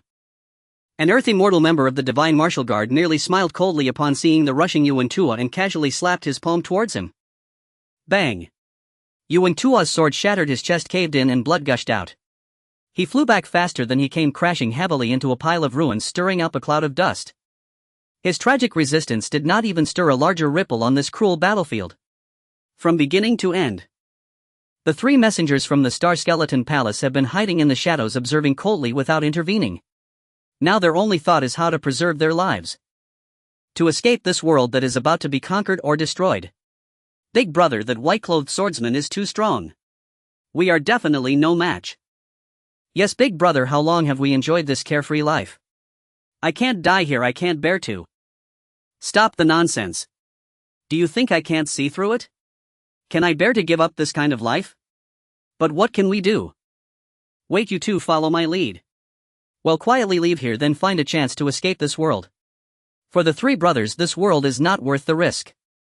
You must know, the more powerful or influential a person is, the more they cherish their lives. Because they have experienced that kind of extravagant life, they simply cannot bear to die. This is also why some countries do not dare to declare war after repeated provocations. Just as the three were waiting for the right moment to escape the Yinkong Imperial city, a voice suddenly rang in their ears. Where are you three going? The voice was not loud, yet it blew through like a bone-chilling wind, instantly freezing the three who were preparing to flee in place. State your names and identities. The small movements of the three could not escape Guy Ni's eyes. In fact, he had noticed them even before he stepped through the spatial passage. Otherwise, how could his sword have precisely shattered the formation plate in their hands? The three Earth Immortal peak beings are like fireflies in the night. It is difficult not to attract attention. The reason Guy Ni did not directly slay the three with his sword is that he detected something different about them. They are powerful and possess treasures that can open spatial passages. When faced with danger, their first thought is not to protect those around them but to flee. One could tell with a moment's thought that these three are not ordinary. This senior, we brothers are not from this world, we are merely passing through. You can continue with your business and ignore us. Upon hearing the three's words, Guy Ni couldn't help but frown. I will give you one last chance, state your names and identities. After Guy Ni spoke, a terrifying sword energy immediately enveloped the three. The sword energy contained a terrifying killing intent. The three had no doubt that if they did not speak the truth, they would certainly be decapitated in the next moment. Senior. We three brothers are named Yu Xian, Yu Ming, and Yu Sha. We come from the Star Skeleton Palace. We hope that Senior can spare us for the sake of our Star Skeleton Palace, and we would be eternally grateful. Guy Ni could see that when they mentioned the Star Skeleton Palace, a trace of pride had flashed in their eyes. It seems that the Star Skeleton Palace they spoke of should be a very powerful force. Oh. So you come from the Star Skeleton Palace. What a pity. I have never heard of it. Never heard of it. The three words struck the hearts of the three messengers from the Xinghai Hall like a heavy hammer. Their greatest fear had indeed come to pass. They encountered a reckless youth. Moreover, he was a ridiculously powerful reckless youth. Senior. Please listen to us first. We, the Xinghai Hall, are one of the most powerful forces in the Yuanshu Star region. Countless strong individuals are within our hall, and our hall master is an unparalleled being at the pinnacle of the domain realm. Moreover, Senior, this wild world is merely a remote small realm. It's not worth your while to bear a grudge against us for its sake. Yes, Senior. Today's matter is purely a misunderstanding. We three brothers will retreat immediately and will not interfere with your conquest of this realm. If the Senior were to visit our Xinghai Hall's territory, we would treat him with the highest courtesy. We hope you will think it over. They hurriedly recounted the strength of their Xinghai Hall. They hoped that the other party would have some apprehension, thus exchanging it for a glimmer of survival. In the past, their rhetoric often proved effective against those who were aware of the reputation of the Xinghai Hall. Unfortunately, they were facing Guy Ni, a remarkably proud swordsman who would not accept any threats throughout his life. Moreover, Wang Chen's command was to have their divine martial guards clear out the powerful figures in this world, and no matter what forces the three before him were backed by, at the very least, they were now standing in this world, and since that was the case, they belonged to the targets of the Divine Martial Guard sweep. Hoof. Guy Ni let out a cold snort. The sword intent surrounding him not only did not retract but grew even more fierce. You are merely a being of the domain realm, thinking you can scare me. His gaze was sharp as a sword, staring directly at the three as he continued, "Do you think there is no one behind me? You are simply being ignorant." In the instant his words fell, Gainia no longer gave the three any chance to speak. He extended his fingers like a sword and lightly pointed towards the void where the three stood. Whoosh! A sword energy refined to the extreme and seemingly capable of piercing through eternity shot out from the tip of his finger. The moment the sword energy departed from his finger, it multiplied in the air, turning 1 into 10, 10 into 100, and 100 into countless. In an instant, countless chilling and sharp sword energies sealed off the space where the three from the Xinghai Hall stood, completely, like 10,000 swords returning to their source. Each strand of sword energy contained a terrifying will to sever life and obliterate laws. The energies connected with one another, forming a tightly woven net of death. They had sealed off all escape routes. Ah! We must fight him. The three brothers from the Xinghai Hall revealed despair in their eyes, then turned to madness. In the face of death, the three held nothing back, burning their blood and souls, unleashing the peak power of the Earth Immortal Realm. However, the gap in strength could not be bridged merely by desperation.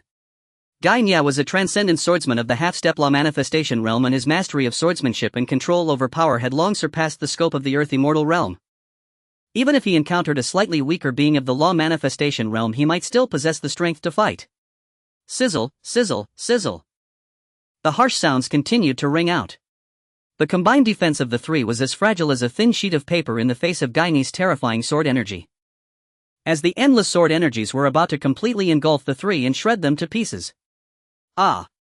Elder, save us! The three let out shrill cries filled with despair as they called for help. It seemed as if a mysterious mark on them was triggered, emitting a unique wave of soul energy. Poof! If I want to kill you, who can save you? Gaini's eyes were cold, showing no concern. In his view, the other party was merely struggling before death.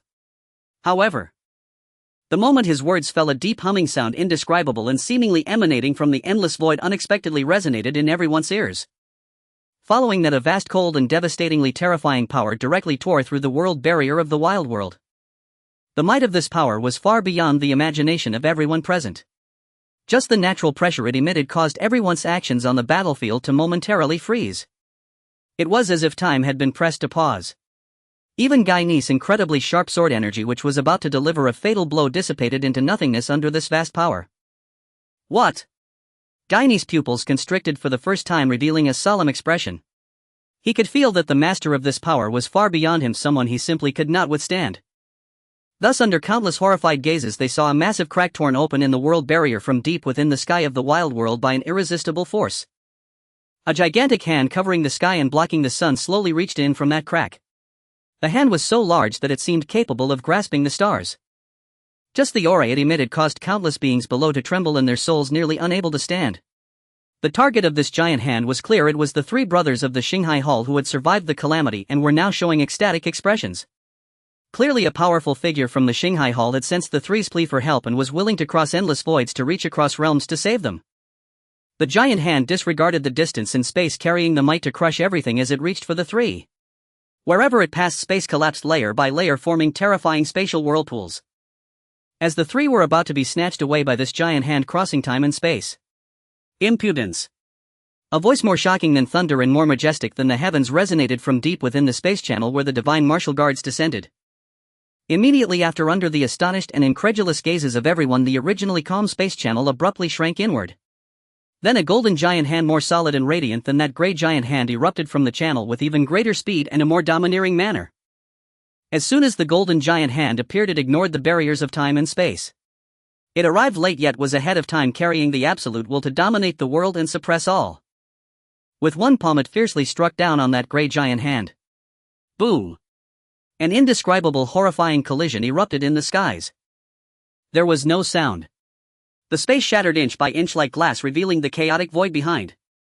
With just one strike, the gray giant hand, which had come from the powerful figure of the Xinghai Hall, was shattered inch by inch before the more tyrannical golden palm. It crumbled like a fragile sand sculpture, ultimately transforming into countless drifting gray light spots, quickly vanishing into the void. Along with that world barrier that had been forcibly torn apart, it let out a reluctant lament and swiftly mended itself into nothingness. In the realm, only the brilliant golden giant hand, seemingly eternal and unchanging, remained. Silence. A deathly stillness enveloped the entire wild world. Whether it was the survivors of the wild world or the soldiers of the divine martial guards, even Guy Nye and the three brothers of the Xinghai Hall who had just escaped death all stood frozen in place, their minds blank. Cross-realm confrontation. One palm. Just one palm shattered the rescue of the powerful figure from the Xinghai Hall. How powerful was the owner of this golden giant hand? The ecstasy on the faces of the three brothers of the Xinghai Hall had long since frozen, transforming into endless fear and despair. Their last hope had been ruthlessly crushed. In the heart of the endless and distant star region, within a luxurious palace, an old man with a gaunt face and an aura as obscure and unfathomable as an abyss slowly withdrew his hand that reached out through the void. He glanced down at his palm where there were no scars. However, the overwhelming imperial power and the unmatched force of destiny that had surged through the void during the earlier confrontation still caused a slight ripple in his mind. A flicker of surprise flashed in the murky yet profound depths of the old man's eyes. Interesting, I didn't expect such a strong opponent to emerge from the edge of that star region. To think that someone could shatter my star-plucking hand with just a single strike across the boundary.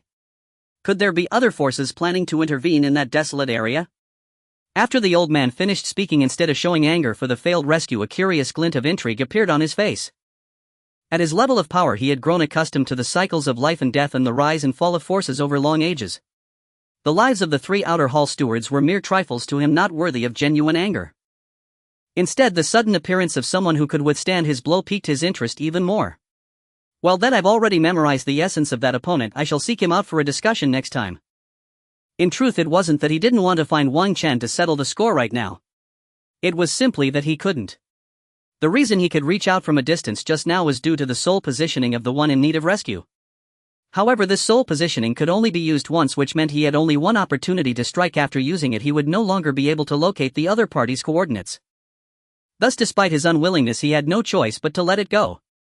Meanwhile, on the other side, within the Yenkong Imperial city of the wild world, the enormous golden hand lingered in the void for a moment before gradually dissipating.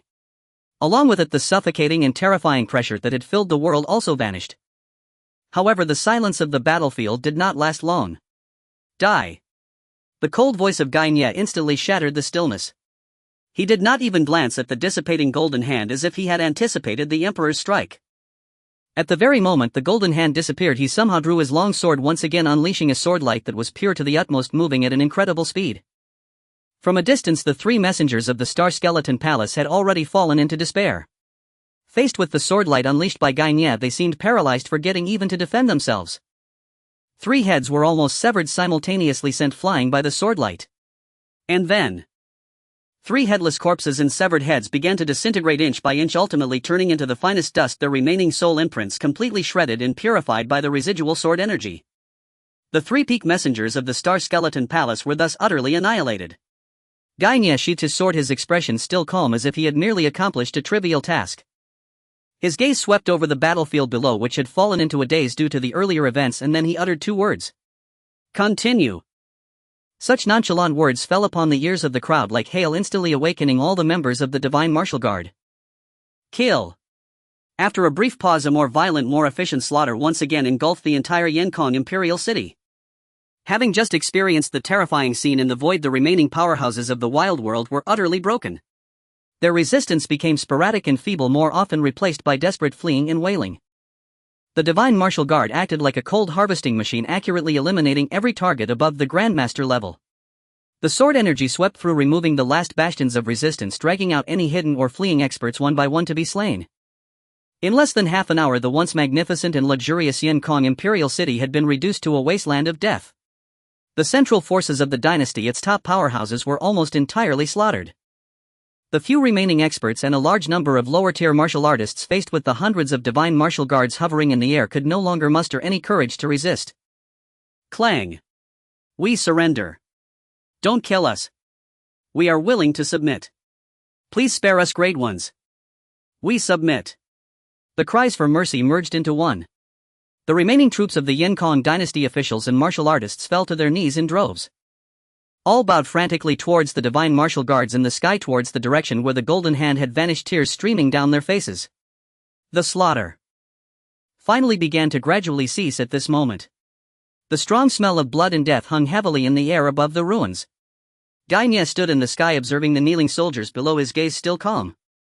After the battle ended, the members of the Divine Martial Guard quickly took action, beginning to clear the battlefield, releasing their powerful divine sense to scan the entire Imperial city ruins and surrounding areas, ensuring no fish escaped the net or hidden threats remained. Not long after the Divine Martial Guard had initially stabilized the situation in the Yenkong Imperial City. Buzz. The massive spatial passage connecting Xiantian and the wildlands once again radiated with brilliance. Immediately afterward, as if a dam had burst, countless figures, all uniform and exuding murderous intent, began to flow endlessly from the passage. At the forefront was a human army of 500,000 with formidable auras. Behind the human army was a beast legion composed of various powerful demon beasts. These demon beasts had all cultivated the transformation technique. However, even after transformation, each one was still burly and robust. With millions lined up together, the terrifying momentum was indeed enough to instill fear in anyone. In the sky, the Imperial commanders led by Chu Batian stood proudly. Chu Batian's gaze was like lightning. He swept over the scorched earth that was once the Yenkong Imperial City and then issued commands. Relay the orders according to the established plan centered on the Yenkong Imperial City. Radiate outward and occupy all cities in the wild world. Anyone encountered along the way who resists will be killed without mercy. Those who voluntarily surrender and cooperate with the occupiers may preserve their lives and will be arranged according to the laws of the dynasty. After the orders were issued in layers, the million-strong army moved like a precise and efficient war machine, rumbling into action. Centered on the Yenkong Imperial City, they transformed into torrents of steel rolling towards the four corners of the wild world. This newly unified world, which had just begun to catch its breath from the flames of war and had yet to savor the taste of peace, was about to face an even more brutal invasion. Indeed, there were sporadic pockets of resistance. In some stubbornly defiant city, in some army loyal to their homeland. However, before the overwhelming might of the Tianxian dynasty, all resistance crumbled like an ant trying to stop a chariot, instantly crushed without mercy. In less than 3 days, the entire wild world was completely occupied by the Tianxian dynasty. At the very moment the wild world fell, roar. The large auspicious dragon of destiny above the imperial city of the Tianxian dynasty let out an even more resonant and majestic roar. The golden dragon's body began to expand violently, solidifying at a speed visible to the naked eye. At that moment, Wang Chen's peak power in the Law Avatar realm also experienced a sudden breakthrough. Wang Chen's realm had already reached the peak of the Law manifestation stage. After absorbing the entire wild world, the fortune of the dynasty instantly increased by more than double. Such immense fortune shattered the barriers of his realm in an instant, allowing him to enter the cave heaven stage, a very unique realm. This realm is not divided into early, middle, or late stages, rather it is categorized by the number of cave heavens. There are a total of 10 levels, with each cave heaven representing one level. Each time a cave heaven is opened within one's body, one's strength doubles, with a total of 10 cave heavens to be opened. When the 10 cave heavens merge into one can step into the next realm known as the Unity Realm. When the dynasty's army completely occupied the wild world, the fortune of the entire wild world transcended time and space, merging directly into the fortune of the Tianxian dynasty. It was at that moment that Wang Chen directly stepped into the cave heaven stage, and even after entering, his cultivation did not cease to improve. Instead, it soared continuously as he opened 3 complete cave heavens in succession within his body. This meant that Wang Chen had broken through to the 3rd level of the cave heaven stage. Compared to before, this increase may not seem significant, merely a leap from the peak of the Law manifestation stage to the 3rd level of the cave heaven stage. After absorbing an entire world, the fortune of the dynasty increased by more than double, yet he only advanced by 1 major realm and 3 minor realms. However, it should not be forgotten that the stronger one becomes, the more difficult it is to improve. Before his emergence, the strongest in the Xiantian continent and the wild world were merely at the earth immortal stage, with not a single being at the Law manifestation stage. Moreover, from Wang Chen's perception, the strength of the surrounding worlds in the Xiantian continent was quite similar, with no signs of any existence surpassing the earth immortal stage. This means that the Law manifestation stage could indeed sweep through all nearby worlds. As for a powerhouse of the cave heaven stage like him, it goes without saying that he was an invincible presence. Once he has absorbed all the surrounding worlds, his strength will undoubtedly become even more formidable, and he could then conquer other even more powerful worlds. This is a typical case of growing stronger through battle, becoming increasingly powerful. Wang Chen's thoughts shifted as his will transcended space, directly descending into the wild world. At the moment his will descended, he forcefully took over the primal will of the wild world. Much like the Xiantian continent, once he had mastered the entire wild world, he could easily replace the will of this world. Do not ask why, simply put, his cultivation technique is extraordinary. The system provided him with a technique that reaches the great Tao. Isn't it normal for it to be powerful? It was at the moment he seized the will of the wild world that a thought suddenly arose in his mind, since he had already mastered both worlds. Why not merge these two worlds into one? To directly fuse the Xiantian continent with the wild world, both of which are of similar size. This would form a larger, more solid foundation with even greater potential. The current two worlds are both considered small worlds. The strongest beings that could emerge from them would only reach the Earth immortal stage. This is not due to the lack of talent among the inhabitants of these worlds, but rather a limitation imposed by the world's ceiling. If the two worlds were to merge, the resulting world would surely be much stronger, and perhaps the ceiling would be raised to the law manifestation stage. Even if that is not the case, he could always absorb a few more worlds in the future. Once he integrates all the surrounding worlds, he believes he can create an even more powerful world. Of course, normally merging worlds is quite difficult. After all, world fusion involves clashes of origins, harmonizing laws and reorganizing matter. It is a truly defiant act. Any slight misstep could lead to damage in both worlds, or even cause them to explode and be destroyed. However, this posed no problem for Wang Chen, because he is now the sovereign of both worlds. The two worlds are like his two avatars, capable of merging at any time without any rejection. Wang Chen is not a hesitant person. Once he made a decision, he immediately took action. As the master of the worlds, mobilizing the two worlds was not a challenge. Moreover, he is now a powerful being of the cave heaven stage, far surpassing the two worlds. Under Wang Chen's will, the Xiantian continent and the wild world began to move towards each other like two magnets. At first, the speed of both worlds was relatively slow, and under Wang Chen's protection of fortune, no one sensed anything unusual. However, as time passed, Wang Chen's control over both worlds became more adept, and naturally their speed increased. The two worlds rushed towards each other like two meteors flying through the starry sky, their speed ever increasing. Ordinary people and some low-level martial artists did not notice anything amiss, but many stronger individuals already sensed the difference. What is going on? Why do I feel like our world is moving? You feel that too? I thought I was mistaken. You are not mistaken, our world is indeed moving. Look at the sky. What is that? Many pairs of eyes were focused above. They witnessed the sky becoming filled with numerous afterimages and distortions. Even the originally clear sun, moon, and stars began to shift before their eyes. The clouds' trajectories also became bizarre and unpredictable, sometimes still, sometimes flowing backward. Time quietly passed, and in the blink of an eye, a day and night had gone by.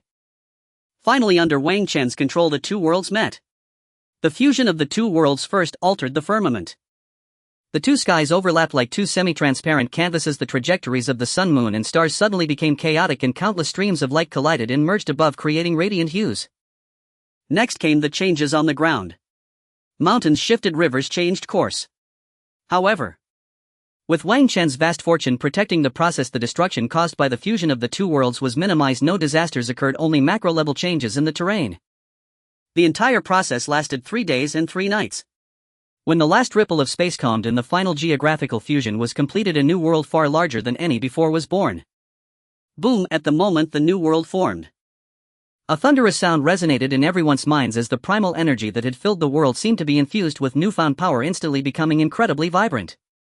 In just a short time, the concentration of primal energy in the new world surpassed that of the Xiantian continent or the wild world before the fusion, becoming more than double. Moreover, this density was not merely a quantitative change, the quality of the energy seemed to be purer, making it easier for cultivators to absorb and refine. The foundation of the world became deeper and its potential significantly increased. After merging the two worlds, although the foundation has improved greatly, it is still not enough to break the limit. In Wang Chen's perception, the foundation of the new world indeed increased considerably, but without his direct involvement it could not cultivate any law manifestation stage powerhouses. However, Wang Chen was not disappointed. This was all within his expectations, as both worlds were small worlds. Even when merged, they were merely a slightly larger small world. If merging one world is insufficient, he could always merge 10 or 100 in the future. The two worlds merged. As the fortune surged, Wang Chen did not hesitate. With a wave of his hand, the boundless power of fortune transformed into a massive shower of light, directly infusing into the bodies of all living beings. Boom! Buzz! Crack! In an instant, the entire world seemed to be ignited. Countless auras of varying strength surged skyward from all directions like countless lights igniting simultaneously during a festival, illuminating every corner of this world. Those cultivators who had already gained insights due to the surge of heavenly and earthly energy with the infusion of fortune's power faced almost no obstacles, and all broke through effortlessly. Whether they were postnatal or innate or even martial artists above the Grandmaster realm, everyone made breakthroughs to varying degrees at this moment. Especially those martial artists who were already at the peak of their current realm, they experienced an unprecedented explosive growth. An elder who had been stuck at the peak of the Grandmaster realm for many years, upon the moment fortune entered his body, directly stepped into the great Grandmaster realm. Many martial artists in the body refinement realm were even more exaggerated, nearly all breaking through to the postnatal realm. At this moment in the entire world, the body refinement realm had essentially become an empty realm. The overall strength of the dynasty visibly surged upward. Meanwhile, deep within the souls of all living beings, they naturally understood the source of this blessing. It was the emperor of the dynasty bestowing a rain of fortune for the benefit of all people. Feelings of gratitude, reverence and worship swept across the entire world like a tsunami. No matter where they were, whether human or beast, regardless of what they were doing, billions of living beings instinctively halted their actions and knelt in the direction of the center of the Tianxian dynasty, sincerely paying their respects. Long live the emperor! Long live the dynasty! Thank you for your great grace, your majesty. Our emperor's holy virtue benefits all living beings. May the emperor reign for 1,000 years, unifying the world. The overwhelming chorus of praise coalesced into an invisible torrent of faith, intertwining with the surging fortune, solidifying the fortune of the Tianxian dynasty even further. And among all those who embarked on the expedition to the wild world, they received Wang Chen's special favor, with the fortune bestowed upon them being the most abundant. At the station of the divine martial guard, sword energy pierced the heavens. Gainia sat cross-legged in the void, surrounded by swirling sword energy, as the already substantial sword manifestation behind him suddenly burst forth with brilliance as if it were coming to life. The unmatched sword intent surged into the sky, cleaving through the clouds. His cultivation, which was originally at the half-step manifestation realm, broke through in an instant. He became a true powerhouse of the manifestation realm. As for the others, they also achieved breakthroughs to varying degrees. Whether among the other members of the Divine Martial Guard or the commanders in the army, nearly all reached the peak of their current realms. Even the ordinary soldiers in the army averaged an increase of 2 to 3 minor realms, greatly enhancing the ferocity and combat strength of the entire army. And now, with the two worlds unified, the dynasty's territory and population had surged immensely. However, in Wang Chen's view, there was still an important matter that needed to be addressed. That was, within the dynasty there remained a large portion of ordinary people. These ordinary individuals, having never practiced martial arts, could only improve their physical condition at best, even with the infusion of fortune. In comparison to the martial artists, the fortune power used on them was clearly a significant waste, with too low a utilization rate. Moreover, where did the dynasty's fortune power come from? Wasn't it generated from all the beings within the dynasty? However, in comparison to martial artists, the fortune generated by ordinary people was evidently much less. According to Wang Chen's estimation, if every citizen in the dynasty practiced martial arts, the dynasty's fortune power could at least double. It was precisely for this reason that Wang Chen was determined to implement martial arts training for all citizens. Transmit this to Prime Minister Zhu Gadali. In a short while, Zhu Gadali, dressed in simple official robes yet unable to conceal his wise and capable demeanor, arrived before Wang Chen and respectfully bowed. I, Zhu Gadali, pay my respects to your majesty. Rise. Thank you, your majesty. Zhu Gadali listens to the decree. I have decided that from today onward academies will be established in all cities of the dynasty. All subjects of the Tianxian dynasty must practice martial arts to understand their own nature. This initiative is a grand strategy for strengthening our foundation and is vital to the dynasty's everlasting foundation. You need to coordinate the 6 ministries, formulate detailed regulations regarding the academy's ranking, faculty selection and the popularization of basic martial arts, ensuring thoroughness. After hearing this, Zhu Gadali. First he was taken aback, then a glimmer of brilliance flashed in his eyes. As the prime minister of the dynasty, he was exceptionally intelligent and quickly grasped the profound significance of this. This would not only greatly enhance the overall quality of the populace, increasing the foundation of the dynasty's fortune, but also select more talents from the grassroots level, boosting the nation's cohesion and potential. I, your humble servant, accept the decree. I will spare no effort to implement your majesty's policy of martial arts for all throughout every inch of the dynasty, benefiting every citizen. Zhu Gadali acted swiftly. After leaving Wang Chen, he immediately contacted the 6 ministries. Within less than a day, the various details of the martial arts initiative had already been formulated. After receiving Wang Chen's approval, this decree regarding martial arts for all was directly dispatched from the Imperial city to every corner of the world. It exploded. Upon seeing the content of the decree, the entire world erupted. No one dared to believe this was real. Since ancient times, martial prohibitions have existed, but there has never been a policy of martial arts for all. This is undoubtedly an extremely destabilizing factor for rulers. Your Majesty is wise. Martial arts for all. And free martial arts training. Am I dreaming? Children. Our children have hope. They will no longer have to live their lives as ants like us. Heaven has eyes. Your Majesty's grace is immense. This has given us ordinary people a chance to change our fates.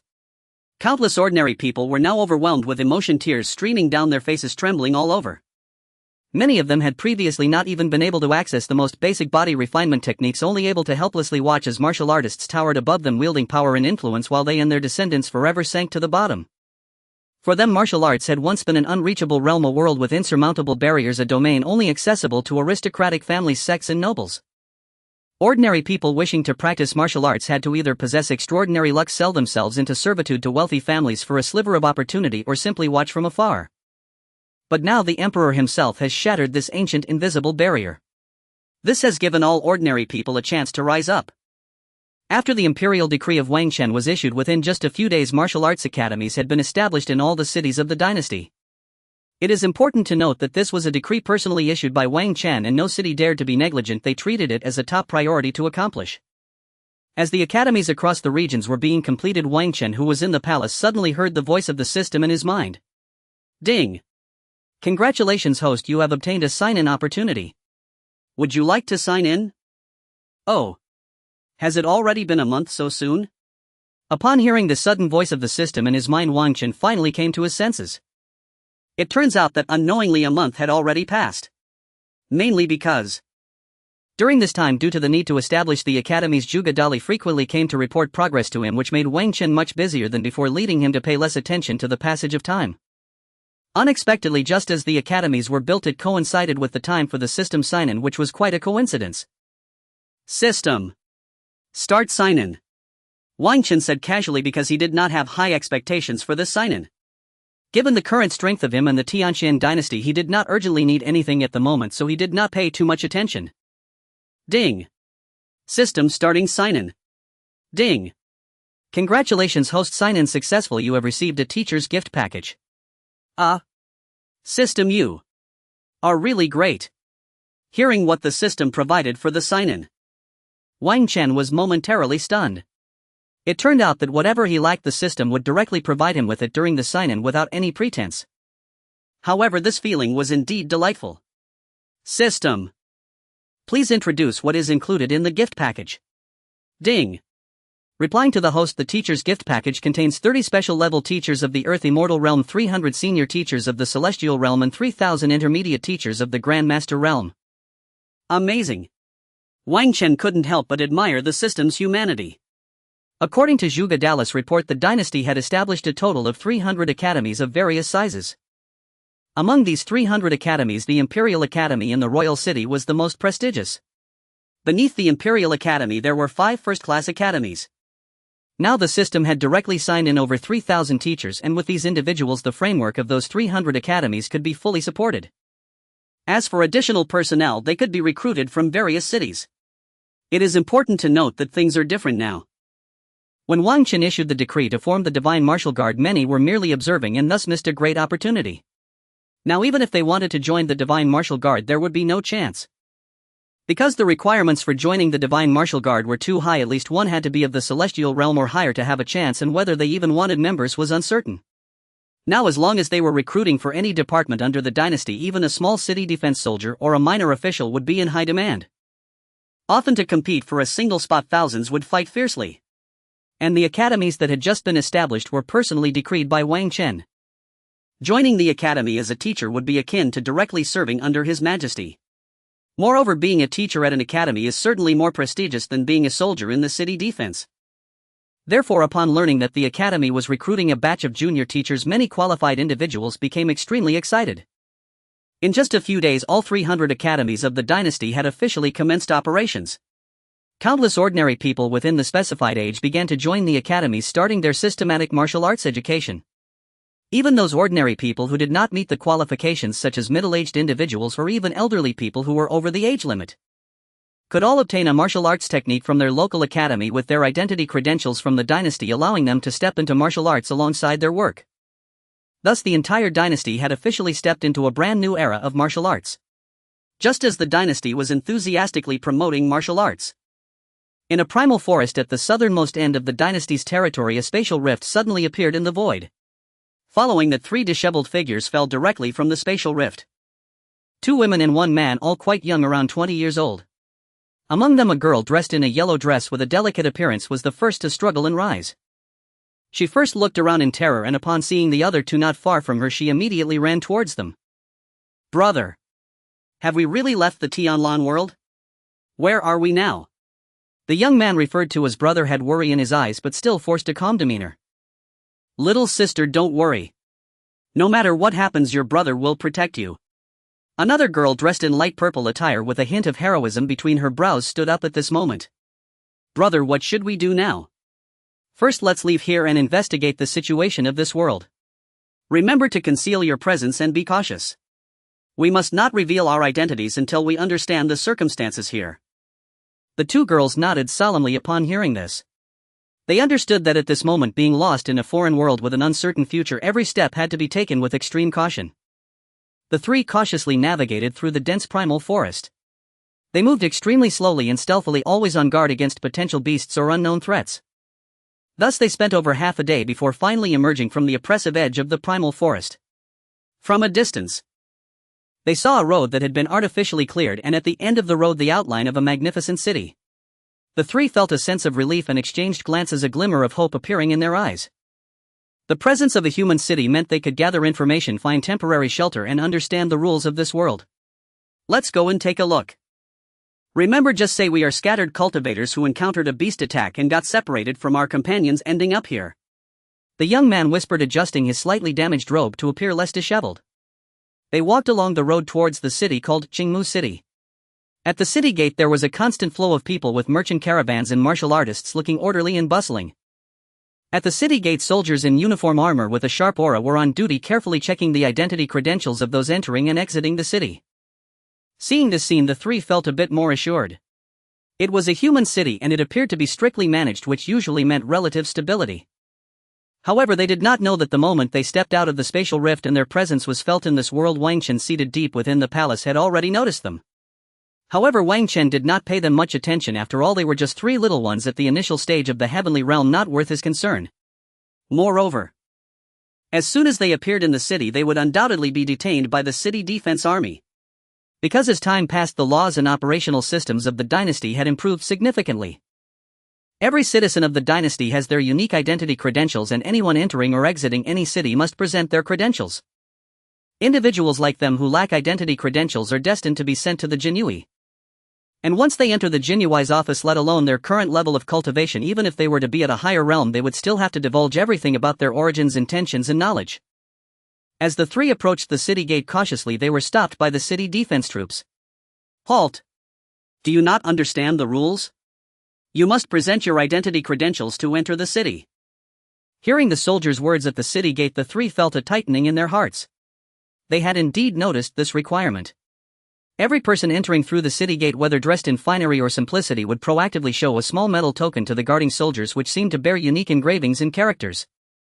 The young woman in the yellow dress instinctively shrank behind her brother, a hint of panic flashing in her eyes. They had no identity credentials at all. The leading young man took a deep breath, forcing himself to calm down. He stepped forward. He struggled to muster a weary yet apologetic smile, cupping his hands toward the composed and sharp-eyed captain of the city defense. "Sir, I sincerely apologize. We are wandering cultivators, and a few days ago we encountered beastly monsters in the southern forest. In our hurried escape, not only did we become separated from our companions, but we also lost our luggage, and it's likely that our identity credentials were among the lost items. We finally reached the city and only wish to find a place to rest, inquire about our lost companions, and then reapply for our credentials. We hope you can grant us this convenience, sir." As he spoke, he discreetly observed the captain's reaction. The soldiers of the city defense, who had initially appeared calm, changed their expressions drastically upon hearing the young man's words. In an instant they drew their swords and surrounded the 3. "Encountered beastly monsters and lost your credentials." The captain's voice was steady, carrying an undeniable authority. "Nonsense. If you dare to lie, seize these 3 at once." The captain did not give the three a chance to defend themselves, directly ordering them to be restrained. When he first saw them, the captain of the city defense had already noticed that the three were different. Their gestures were anxious and their eyes darted around, clearly not the behavior of normal individuals. Upon questioning, he indeed uncovered something amiss. It should be noted that since the dynasty unified the entire world, humans and beastly monsters had long been at peace. It was simply impossible for a situation where beastly monsters would attack to arise. The words of the three before him were evidently lies. The three cooperated relatively well.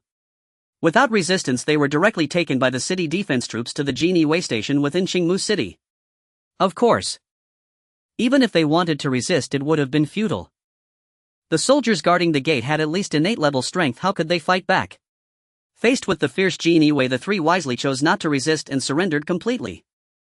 In fact, there was nothing for them to hide. The reason they could come to this world was that their own world was on the brink of collapse. A supremely powerful world had suddenly invaded theirs. As their world primarily focused on alchemy, its martial prowess was relatively weak and could not withstand the invading forces. The only reason they managed to escape was that their father had used a random teleportation array left by their ancestor to send them away. This involved 2 other worlds. Thus, when the Genie Way learned of the situation, they dared not delay and sent the 3 directly to the headquarters of the Genie Way. Upon learning of this, Ji Gang was extremely excited.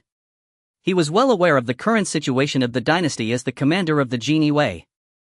It could be said that they had fully gotten back on track.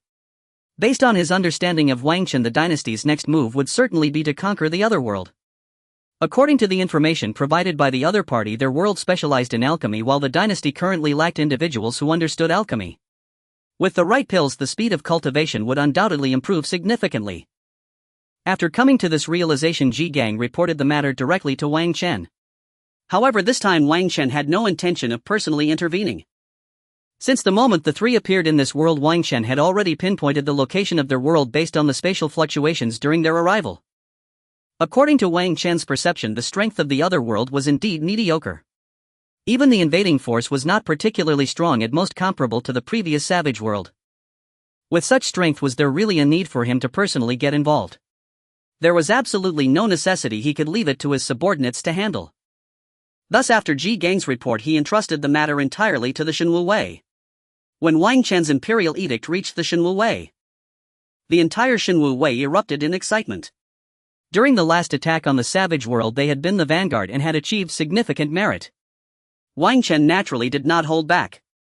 During the blessing of the luck and power, he also gave them special treatment, and all of them had at least improved a small realm. It should be noted that they were originally all experts above the celestial realm. If they wanted to improve a small realm on their own, it would take several years of cultivation. The feeling of this power increase was simply exhilarating. Now Wang Chen had tasked them with attacking a new world. What was this? Wasn't this just handing them achievements? Moreover, this time it was entirely under the responsibility of the Shenwu Wei. As long as they handled it well, Wang Chen would certainly not treat them poorly. Within the Shenwu Wei station, the 3 from the Tianlan world were transferred here by the Genie Wei. To be honest, they were completely bewildered at this moment. From Qingmu City to the Imperial City, then from the headquarters of the Genie Wei to the Shenwu Wei, everything they saw along the way completely overturned their understanding. In the Tianlan world, they were considered geniuses, having broken through to the peak of the acquired realm and the innate realm by the age of 20. However, upon arriving at the Imperial City, they discovered that anyone pulled from this place was stronger than them. They felt like little lambs wandering into a wolf pack, trembling and not daring to breathe. After being transferred to the Shenwu Wei, the 3 were directly led by a member of the Shenwu Wei into the largest hall in the station. At that moment, the hall was already filled with people from the highest-ranking Gainye to every member of the Shenwu Wei. Almost all were present. The instant the 3 stepped into the hall, hundreds of gazes fell upon them. Boom! At this moment, a terrifying pressure crashed down upon the souls of the 3 like a tsunami. Ah! Among the 3, the young woman in the yellow dress screamed in fright under this overwhelming pressure. Even the other graceful woman turned pale, nearly collapsing to the ground. Just as the 3 were on the verge of breaking under the pressure, a voice suddenly rang out, and at the moment the voice sounded, the pressure in the air dissipated. All right. Everyone calm down. We need to attend to business.